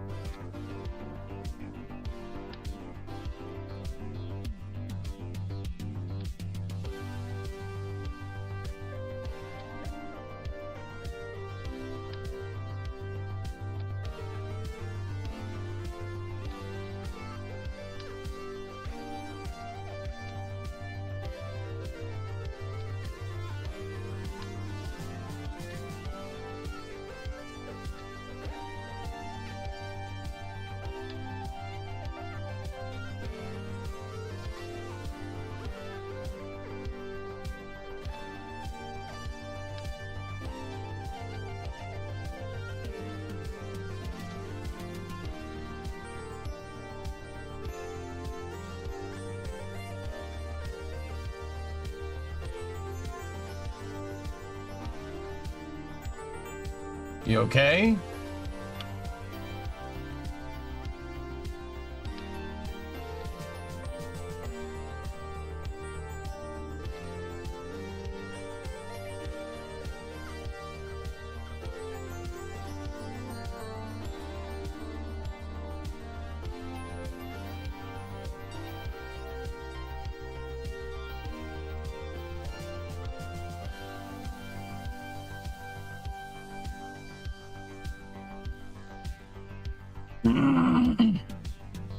It's to test my hinges. The hinge reinforcement that I made. I made a part that reinforces the G11 hinge so it doesn't drift loopy.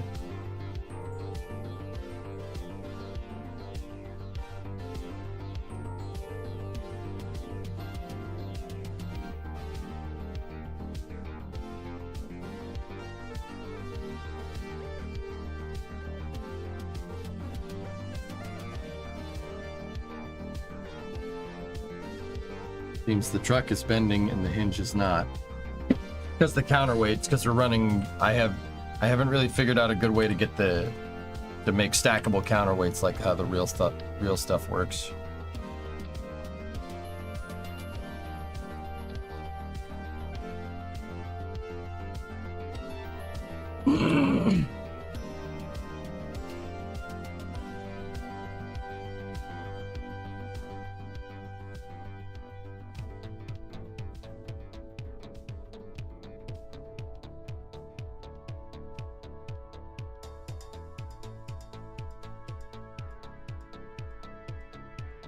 Can you check the hinge for wear and tear? There's no... Discovery, go at throttle What up. you're looking for is stuff doing that.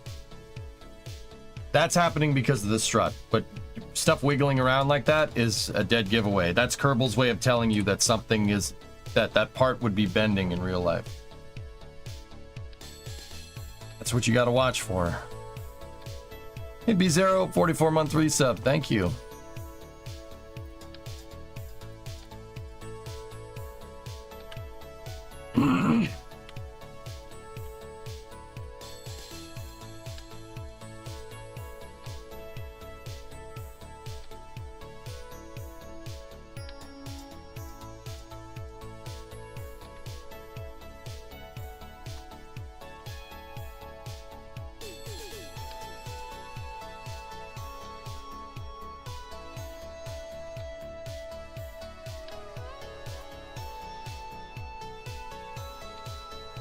That's happening because of the struts once again.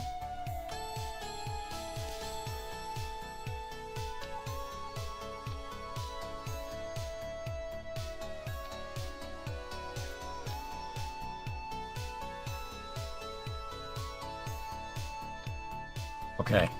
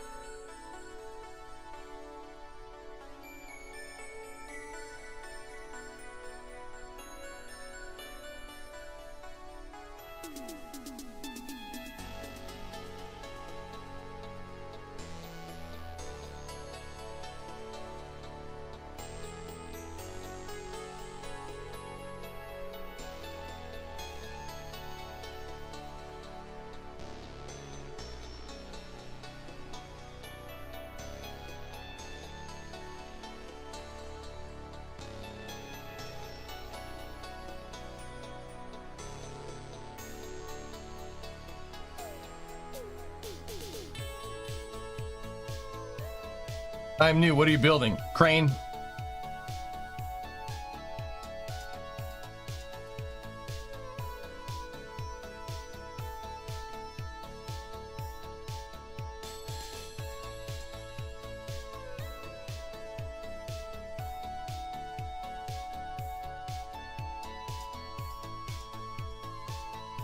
Big old crane, dude.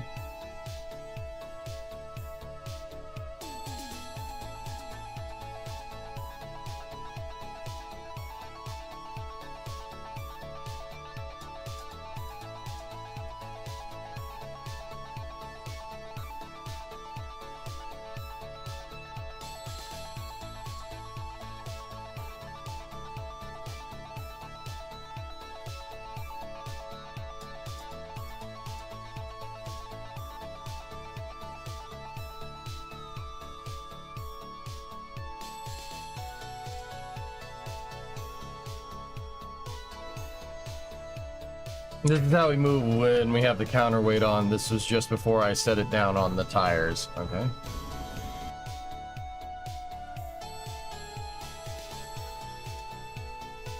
Yeah, there you go.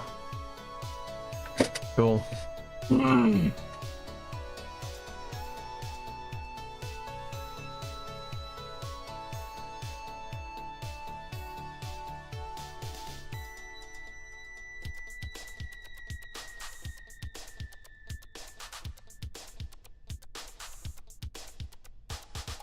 Gotta make sure it doesn't hit the damn building. That's about as far as we can go.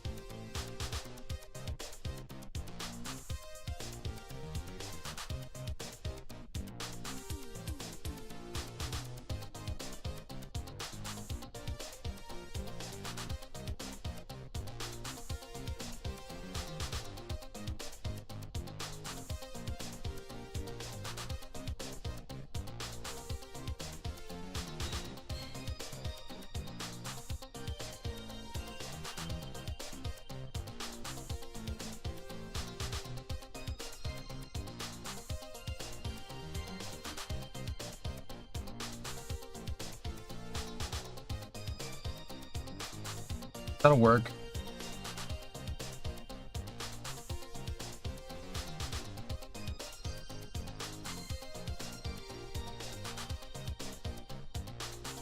I know it looks ridiculous, I know.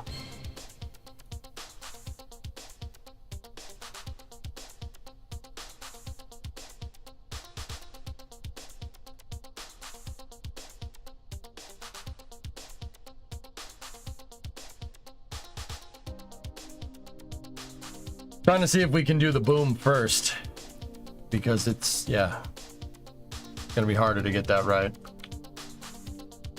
Dude, have you seen the book footage? The boom footage, yes. Maybe not the newest stuff. Teams are taking a closer look at the ground side helium leak on the quick disconnect umbilical. Falcon and Dragon remain healthy, and the crew continues to be ready for their multi-day mission to low Earth orbit. Told you, helium leaks happen. You just don't hear about it all the time. They happen. They happen all the freaking time in the space program. All the time.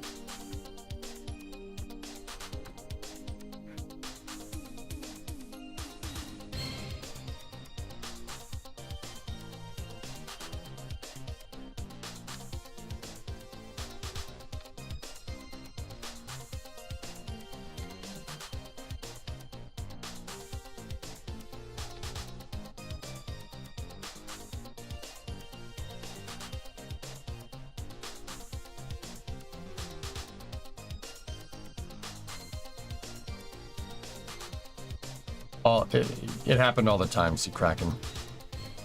The only way to deal with hydrogen leaks correctly is to take into account that they're going to happen and there's nothing you can do about it.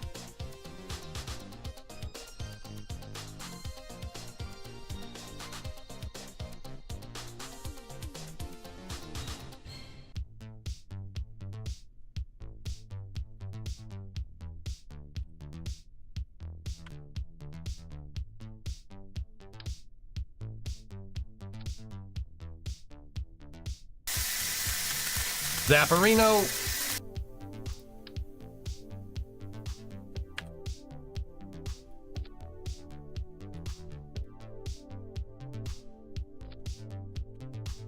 Okay.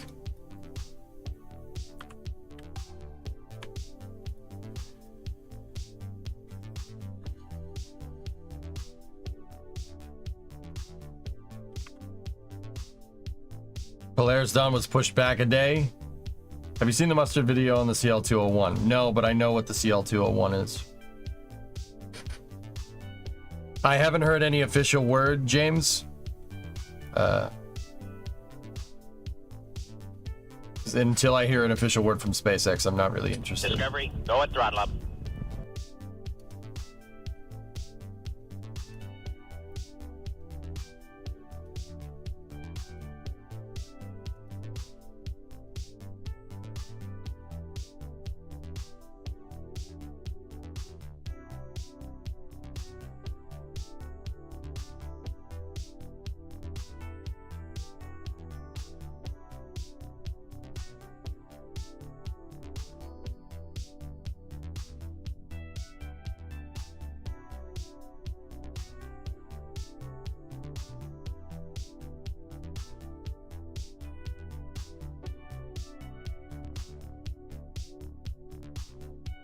Okay. Front pendants are tensioned. Boom length. We can go ahead and reverse it. Reversey!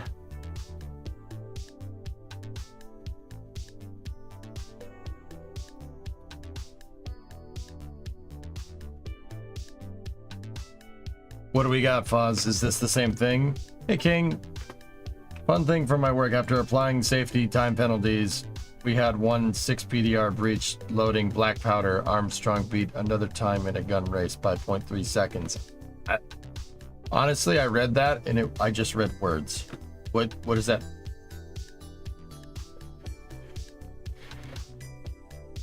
Oh, that ground side helium leak, hydrodramine, healthy because you're ready for the multi-dimension loan. Next, I didn't read the last line. Next opportunity is net Wednesday, August 28th. Okay. Well, Wednesday launch. Huh.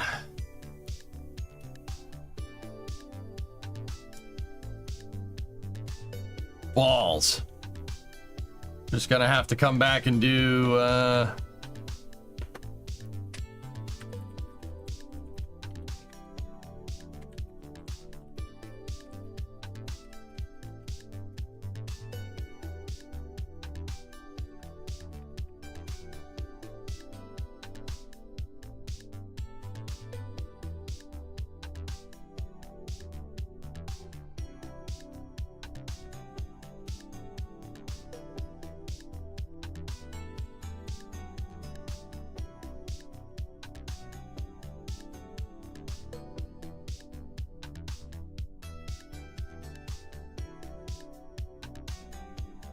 I'm checking in with NSF just to be absolutely sure.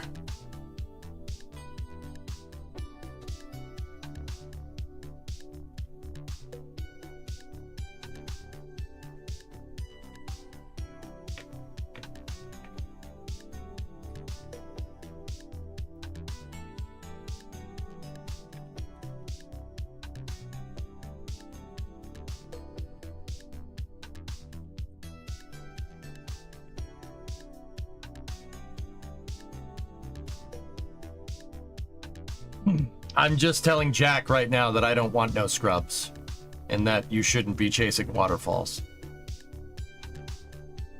Yeah, you think I'm kidding.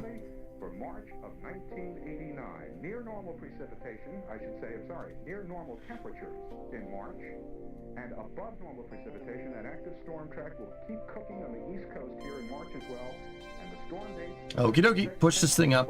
The 16th through the 18th, 22nd through the 24th, and the 29th and the 30th of the month. That is our long-range winter forecast. If you missed any of that, we're going to do it again tonight on our 10:30 broadcast. Be with us, and you can also write me and include the self-addressed stamp envelope. Rise, chicken, arise, rise, chicken, arise, chicken, arise, chicken. You thinking what I'm thinking, chicken? See last for message explanation. You're obviously a child of destiny, yes. 2 black powder guns, 7 people each raced to fire 2 shots in a 100-yard dash with your gun and then fire 3 more shots. Okay, cool. Cannons. Cannon fuse. What do you use it for? For my cannon.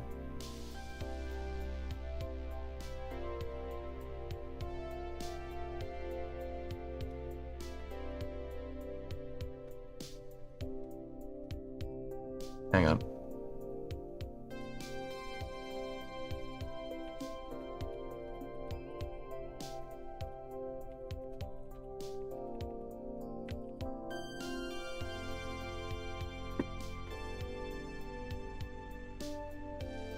We are the king of couches.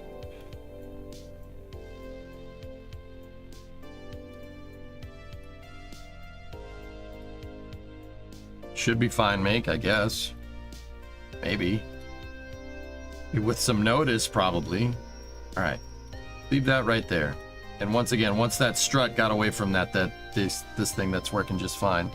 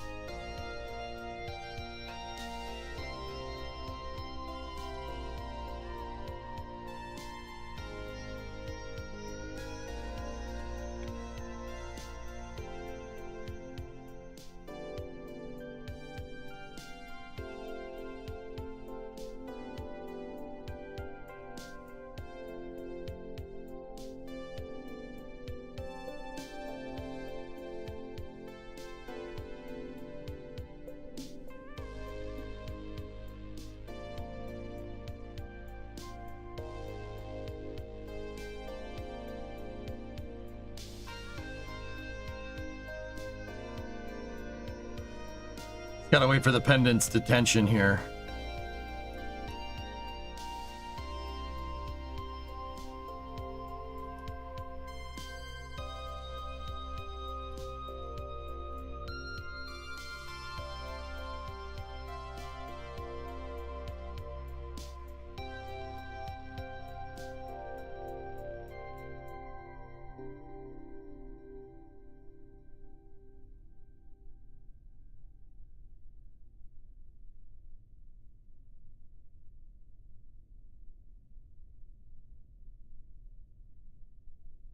They do be tensioning, though. Cool. Excellent.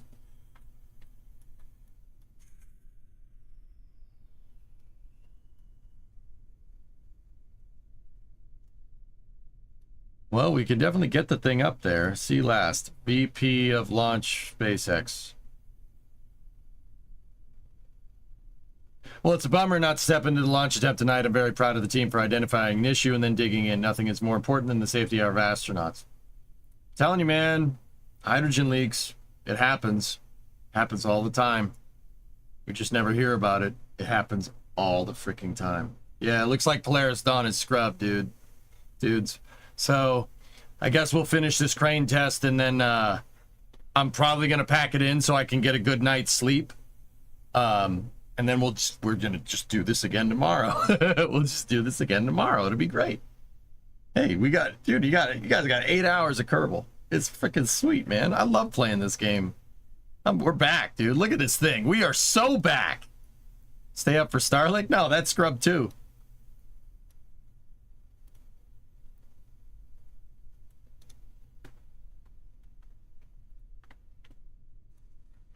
Sitä viisas. Jos tälle komensi, että istu...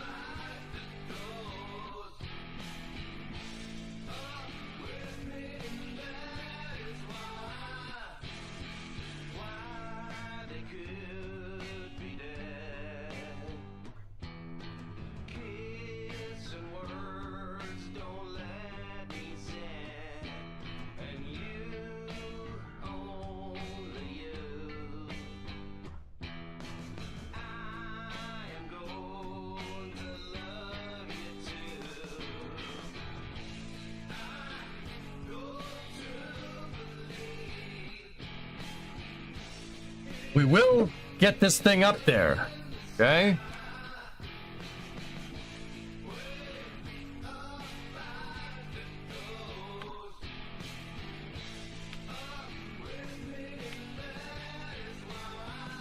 Sarah Gillis confirmed it. Okay, I'm pretty sure.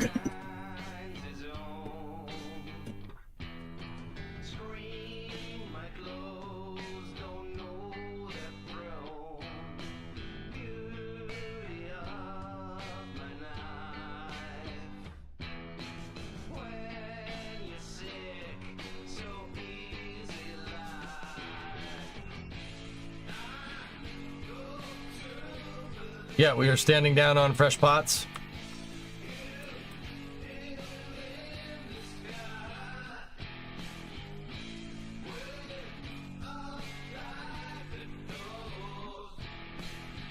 Should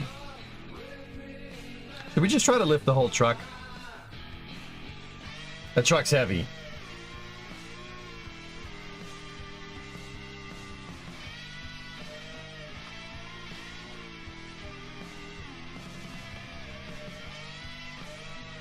Okay.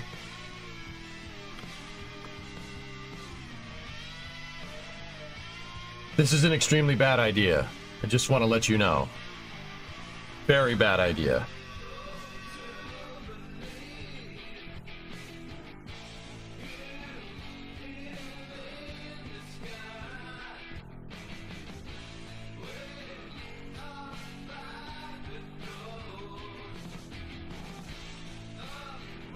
What could go wrong? Yeah, no, it'll be fine.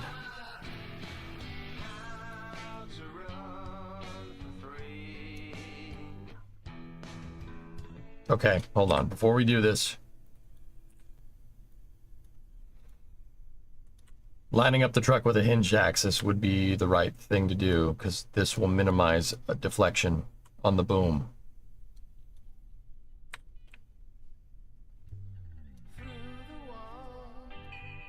Can you flip your camera? You're looking wall. I am looking wall. Matt, you're looking door. And window.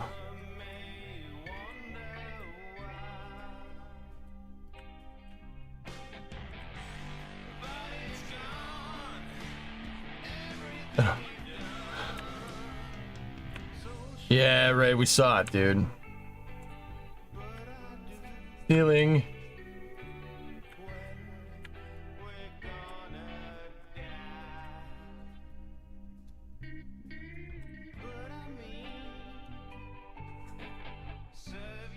This could end extremely poor.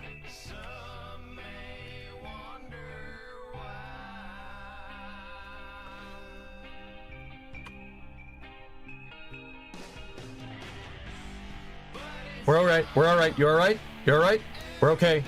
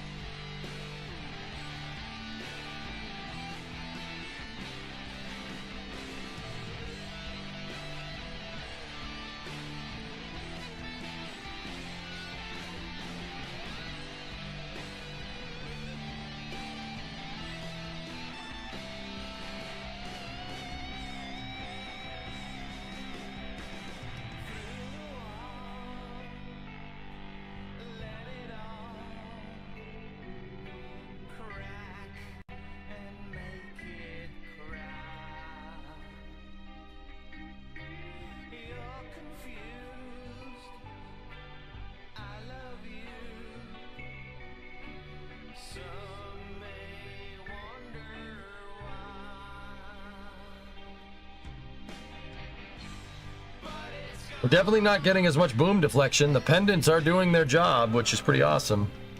Oh! Oh! Oh! Oh!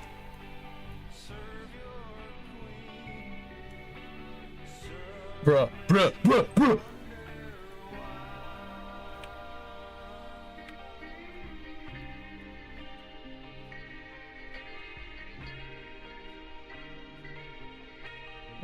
Yep, we're gonna die. No, no, no, I pushed it too far back. I pushed the boom anchor too far back. That was my fault. Ah! Oh, that was my mistake. I forgot to shut the cow controller off. Damn it!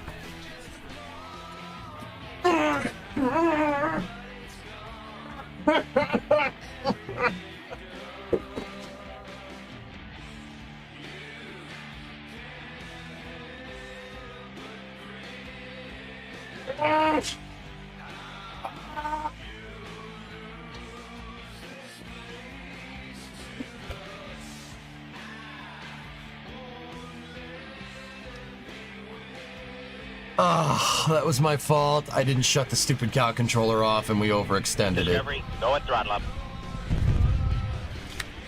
Just can end it. Ugh.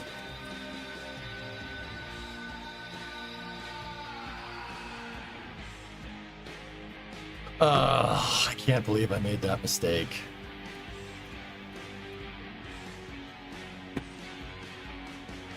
Well, we're gonna have to try it again tomorrow. Okay, cool, sweet, great, good, great, grand, wonderful. It was doing it. We had it.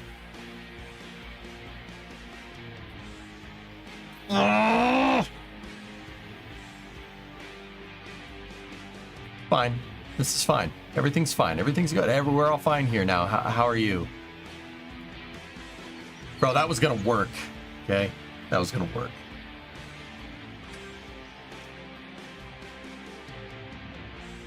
Workers, Alex,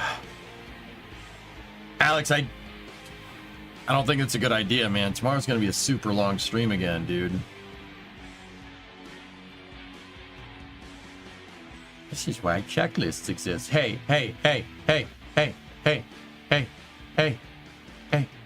Place you coming in the race. Yeah, shut up. That's what I thought.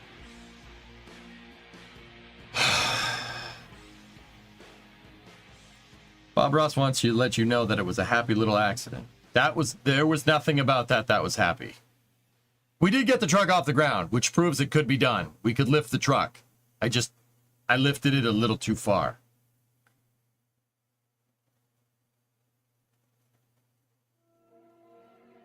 Tomorrow, workers? Yeah, we'll do Kerbal, then workers, and yeah. Ugh. That sucks so hard, man.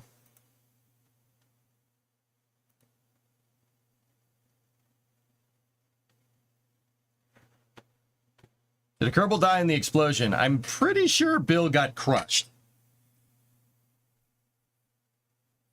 Put a second lifting point on the tank. Lifting point. Yeah.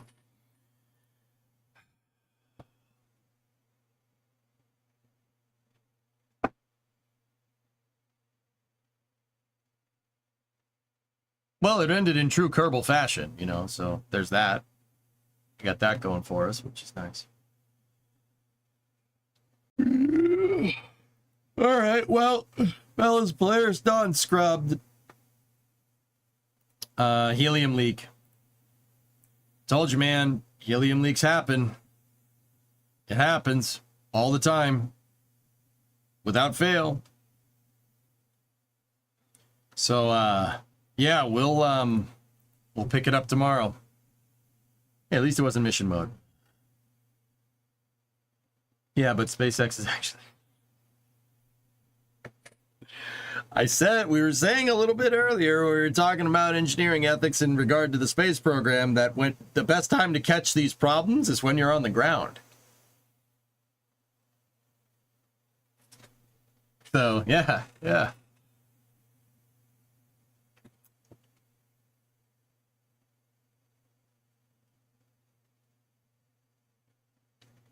Yeah.